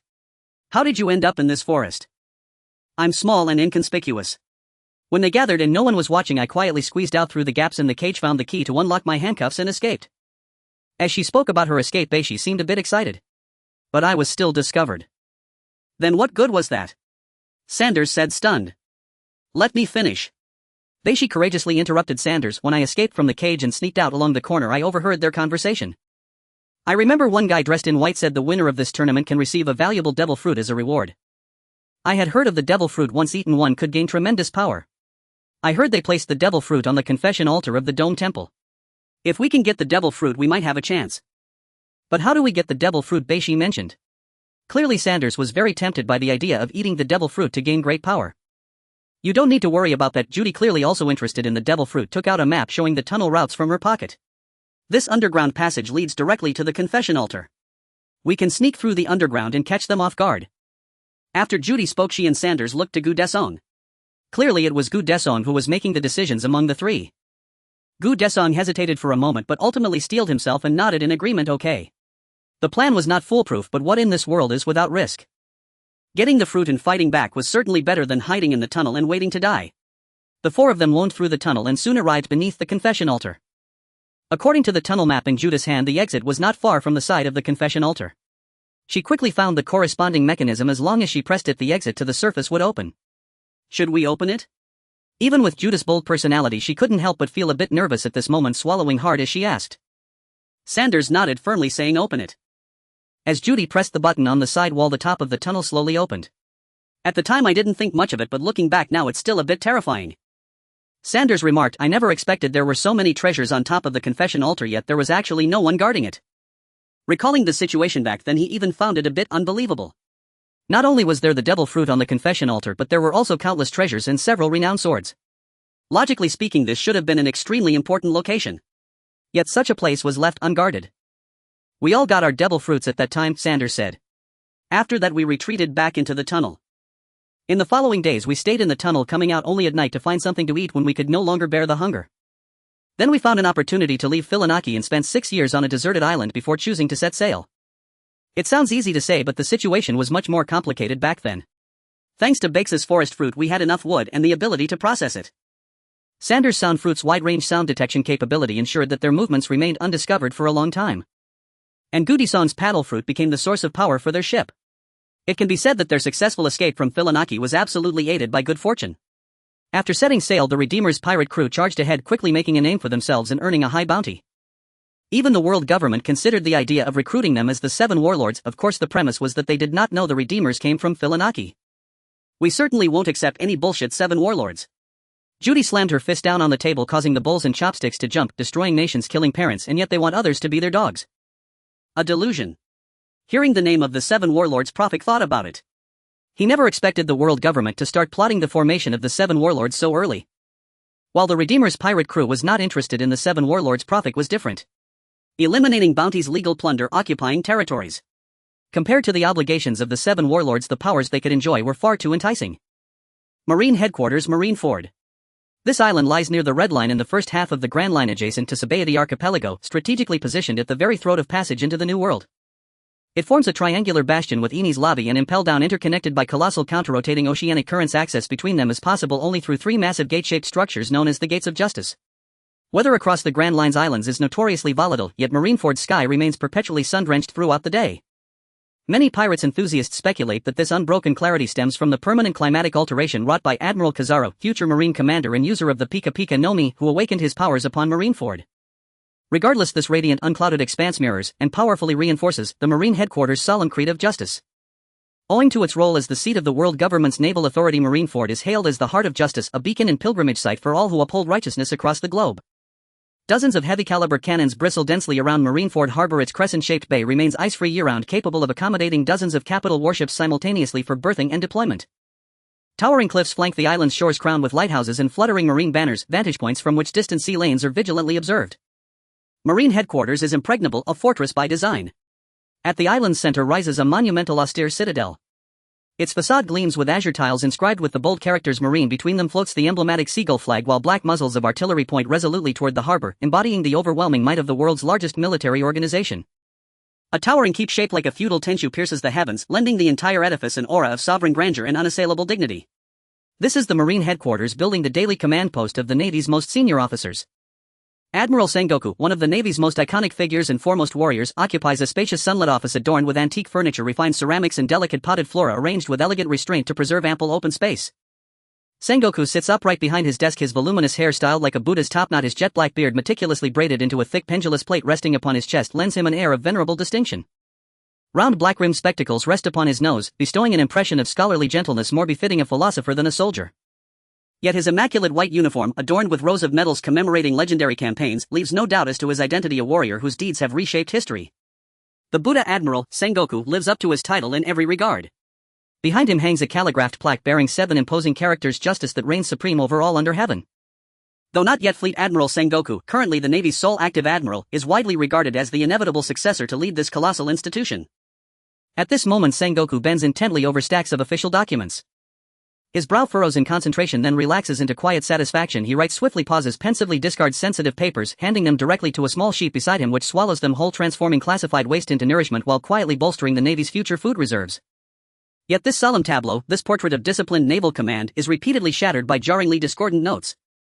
Crunch, crunch, crunch. Unmistakably, this rhythmic mastication reveals that a gluttonous rat has taken residence on the black leather sofa of the Admiral's office. A broad square-jawed face frames a mane of grizzled unkempt silver hair, a deep decades-old scar, stitched with dozens of sutures, slashes across his left temple, marking a lifetime of relentless combat. Yet his massive mountainous frame, corded with dense muscle, and the palpable aura of terrifying authority radiating from him confirm an undeniable truth: that over 60 years old Vice Admiral Monkey D. Garp, the hero of the Marines, remains a force of monstrous undiminished power. And yet this legendary warrior now engages in conduct utterly incongruous with his rank, sprawled luxuriously across the plush sofa, half submerged in its softness, left hand clutching a bag of rice crackers, right hand flicking them one by one into the air, catching each deftly in his mouth. 398, 399. How many was that again? To his longtime comrade's mounting exasperation, Garp counts aloud even as he eats. 400, Sengoku murmurs, adjusting his black-rimmed spectacles with weary disdain. Just how long do you intend to gorge yourself in my office? Garp dismisses Sengoku's irritation with booming laughter and, seizing the moment, launches his demand: Sengoku, I miss Luffy. Grant me a few days' leave, I'm heading back to the East Blue. Sengoku sighs inwardly. He isn't unwilling, he'd welcome the peace and quiet, but practicality forbids it. Manpower at Marine headquarters is critically thin. 2 weeks ago Admiral Akiji led the Naval Academy cadets on a training voyage, leaving only Admirals Kizaru and Sengoku, and Vice Admiral Garp, as the Navy's highest-tier combatants stationed here. Compounding the strain, fresh developments have emerged in the New World just days ago. Captain John, a former officer of the defunct Rocks pirates, has assembled a formidable armada, routed the Navy's surveillance fleet, and vanished into the open sea with unknown intent. A true heir to Rocks' avarice, Captain John covets treasure above all else, and will sacrifice anything, or anyone, to claim it. One could say, should word reach him that a fortune lies hidden within the Fleet Admiral's office, he would storm Marineford itself before dawn tomorrow. At this critical juncture the Navy urgently requires Garp's peerless strength to anchor stability here at headquarters. Moreover, Sengoku knows Garp better than anyone. A few days' leave to the East Blue is a euphemism, for such a journey round trip cannot possibly be completed in mere days. By the time Garp returns to Marineford, months may well have passed. Should major pirates stir in the New World during that interval, not only the G1 and G5 bases but even Marine headquarters itself could face grave peril. I know you miss your grandson, but the New World's waters run turbulent these days. Wait a little longer. Sengoku knows something of the legendary Navy hero's ever-present grandson. Garp speaks of Luffy constantly, swearing with unwavering conviction that he will mold his grandson into the greatest marine of the next generation. Yet given the precedent set by Monkey D. Dragon, the former Navy asset turned revolutionary, Sengoku harbors profound skepticism about Garp's pedagogical prowess. He can only hope that Luffy does not one day unleash chaos far greater than his father's, lest the hero of the Marines suffer irreparable disgrace. At that precise instant the door to the Fleet Admiral's office swings open, and a tall commanding figure strides in. Far younger than either Sengoku or Garp, he possesses a prominent nose, strong jawline, and wears white-rimmed sunglasses. A freshly lit cigar rests between his lips. His sleek black suit and perfectly gelled golden hair convey meticulous discipline and unspoken authority. The number and arrangement of insignia adorning his naval uniform instantly reveal his rank. He is Rear Admiral Tensho, the Dark Horse, renowned for prodigious combat ability, razor-sharp intelligence, and tireless diligence, a rising star deeply trusted by the Navy's highest echelons. Beyond his official commission, Tensho holds a second clandestine appointment, director of the Naval Criminal Investigation Bureau. Under his command lie the Navy's most elite intelligence operatives, tasked with gathering global intelligence on criminal elements worldwide. Report Admiral Sengoku. Mr. Garp. Having encountered Garp in Sengoku's office countless times, Tensho shows no surprise at his presence. Instead, he delivers his briefing with swift professionalism, acknowledging Garp's stature as the hero of the Marines, thus affirming his right to hear sensitive reports. Tensho holds a sheaf of urgent, freshly printed documents, evidence of grave developments. From the side one can glimpse the bounty poster of Professor. Per the Criminal Investigation Bureau's report last evening, the pirate crew Redeemers led by Thunder Sanders clashed violently with the tax resistors led by Professor and his crew in the town of Zambalone. Sengoku sets down his pen and lifts his gaze, an unmistakable sign that this intelligence commands his full attention. Chiefly, he is tracking the Redeemers' movements. Though the Redeemers pose little direct threat to civilians, their overt hostility toward the Navy and their persistent elusive operations across the Grand Line's first half have made them objects of sustained scrutiny. As for Professor's crew, countless new pirate bands emerge daily upon the seas. Sengoku simply cannot and need not memorize them all. Until recently, Professor's crew had not warranted the personal attention of an admiral, let alone one of the Navy's supreme commanders. Sensing Sengoku's uncertainty, Tensho adds, Professor's crew hails from the South Blue and entered the Grand Line only days ago. Their recent masterpiece was the Caesar Clown incident. Sengoku nods faintly, though the event registers only dimly in his mind. Dozens of pirate crews have fallen to the Redeemers in skirmishes, remembering each is neither feasible nor necessary for an admiral of his stature. Yet the death of Caesar Clown, the world government's preeminent scientist, does stir a faint recollection. To defeat both Caesar and his elite agents suggests formidable capability. Never imagined they'd strike another earth-shaking blow so soon, Tensho remarks. Another. Sengoku's voice tightens, something is amiss. Tensho's emphasis clearly falls not on the Redeemers, but on Professor's crew. Yes, Tensho continues without pause. According to naval informants, both crews were dining peacefully in a tavern until an abrupt violent quarrel erupted, escalating into full-scale combat. The outcome. The Redeemers fled in disarray. A sharp hollow clack echoes as Sengoku's pen drops onto the desk, its sound reverberating with stark finality through the silent office. Ha ha ha ha. The silence shatters under Garp's boisterous laughter. Looks like another extraordinary crew has just sailed into the Grand Line. Whereas Garp remains blithely unconcerned, Sengoku feels his temples throb with mounting pressure. The Grand Line's first half already teems with dangerous forces, the Redeemers, Crocodile, the Sisterhood, each a potential catalyst for catastrophe. Now comes Professor's crew, surging with explosive momentum rivaling even the Redeemers' early rise. Sengoku gently shakes his head, his voice low and grave. Understood. Meanwhile, the Marine headquarters convened a meeting to reassess bounties, specifically to set new rewards for Professor and his crew. News of Professor's crew having defeated the Redemption Pirates made the front page of the World Economic Journal. Dawn clash with the Redemption Pirates. Professor overwhelmed Sanders, disseminated worldwide by carrier birds. Off the coast near Zambalone town, 1 day had passed since their encounter with Professor and his crew in the town itself. Aboard the Redemption Pirates flagship, the Hormuz, Captain Sanders and his senior officers gathered on deck for a meeting. Contrary to the newspaper's portrayal of defeat and disarray, they appeared remarkably at ease. Clearly, the reported outbreak of hostilities and the Redemption Pirates' supposed crushing defeat had been carefully staged for public consumption. Their aim was to engineer a sensation, a headline so seismic it would propel the Dawn Pirates into global infamy, at least across the first half of the Grand Line. Few things could generate greater shock than the apparent downfall of the Redemption Pirates. In truth, the two crews had engaged only in friendly sparring, cordial, restrained, and mutually respectful. Contrary to the newspaper's account, the Redemption Pirates, unquestionably the stronger force, held clear dominance in those exchanges. Captain, can we truly trust Professor and his crew? Judy tilted her head, her expression tinged with displeasure, not toward Sanders but squarely at Professor. Sanders nodded, then smiled gently. Don't worry, Judy. Their strength surpasses even my expectations. Truly a cohort of extraordinary promise. Though Sanders had deliberately held back during yesterday's bout with Professor. Professor's displayed prowess still exceeded his assumptions. You know what I mean, Judy replied, and it isn't about strength. Goodson's arm bore a bandage, the result of an accidental bite from Gao Shifu during last night's sparring session. He winced recalling the sting and asked Sanders, are we truly obliged to aid them in securing a position among the 7 warlords of the sea? What he said holds weight, Sanders mused, remembering Prophet's words, to remain mere roving outlaws is futile. Only by evolving into entrenched powers, settled bandits, can one gradually consolidate influence and one day challenge the celestial dragons themselves. And to become such entrenched powers one must either ascend to the 4 emperors or be appointed a warlord of the sea.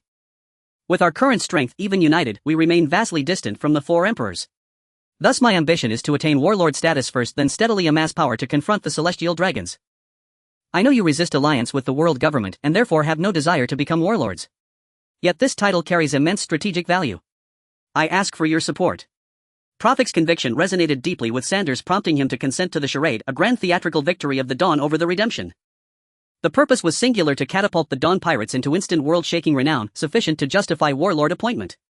As for raw capability, Sanders harbored no doubts Prophet's crew possessed both exceptional talent and formidable strength. TCH.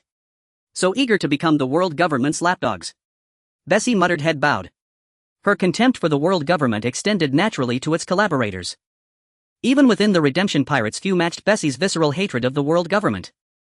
Her past as a slave and her time on Philaniki Island branded as prey had forged an unyielding revulsion toward all things tied to that regime.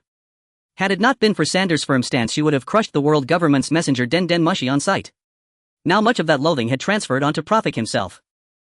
Bessie, please, don't speak so harshly, Sanders interjected with a sigh. Brother, Prophet's strategy has its own logic. When the world government extended its invitation to join the 7 warlords, Sanders had indeed weighed accepting, even enduring the humiliation, for the sake of long-term goals. Yet he ultimately refused, decisively slaying the government's envoy, the agent known as Sacrificial Banner, largely out of consideration for Bessie's profound anguish. Logic. All I see is a hunger for status, Bessie retorted softly, her tone subdued yet laced with venom. Once he tastes the prestige of warlordship, he may grow fond of it and betray us without hesitation. Sanders shook his head. Bessie, your suspicions toward Brother Prophet are unfounded. He understood well that her antipathy wasn't truly aimed at Prophet, but at the very act of appeasing the world government. Brother Sanders, how can you side with outsiders? Bessie turned her face away, murmuring under her breath. Sanders fell silent and instead gazed across the distance, softly singing the anthem, my redemption, my homeland, my beloved homeland, my native soil, my eternal soil, my ancestors, my departed ancestors, my people, my noble people, my redemption, my longed for soul deep redemption, my resolve, my hatred, resolve like a sword, unshakable hatred like fire, unquenchable. My blood will like a mountain, unbreakable blood like fire, undying. Scaling mountains and crossing oceans, tempered by 100 trials and 1,000 forges, what is deemed impossible, I shall reach; what is declared unattainable, I shall accomplish. Blades sharpened, battle fierce, the jade dragon unsheathed, frost filling the heavens, oceans may dry, stones crumble, but my heart remains harder than gold, unchanging, blood may spill to the last drop, heads may fall, but I swear to restore my homeland. Grudges of home and nation burn deep in my heart. This land I leave, but I shall return. Sacred soil, that is my homeland, sacred land, that is my ancestral ground, sacred nation, that is my fatherland, sacred people, that is my kin. Before the cypress graves I vow for my people I give this land, souls may shatter, but oaths endure, I swear to cast you out, and reclaim my homeland, blood may fade, but will never wane, I swear to cast you out, and found my nation anew. This life is. His voice swelled with solemn grandeur, then softened into sorrowful reverence. As he sang, tears streamed silently down his cheeks.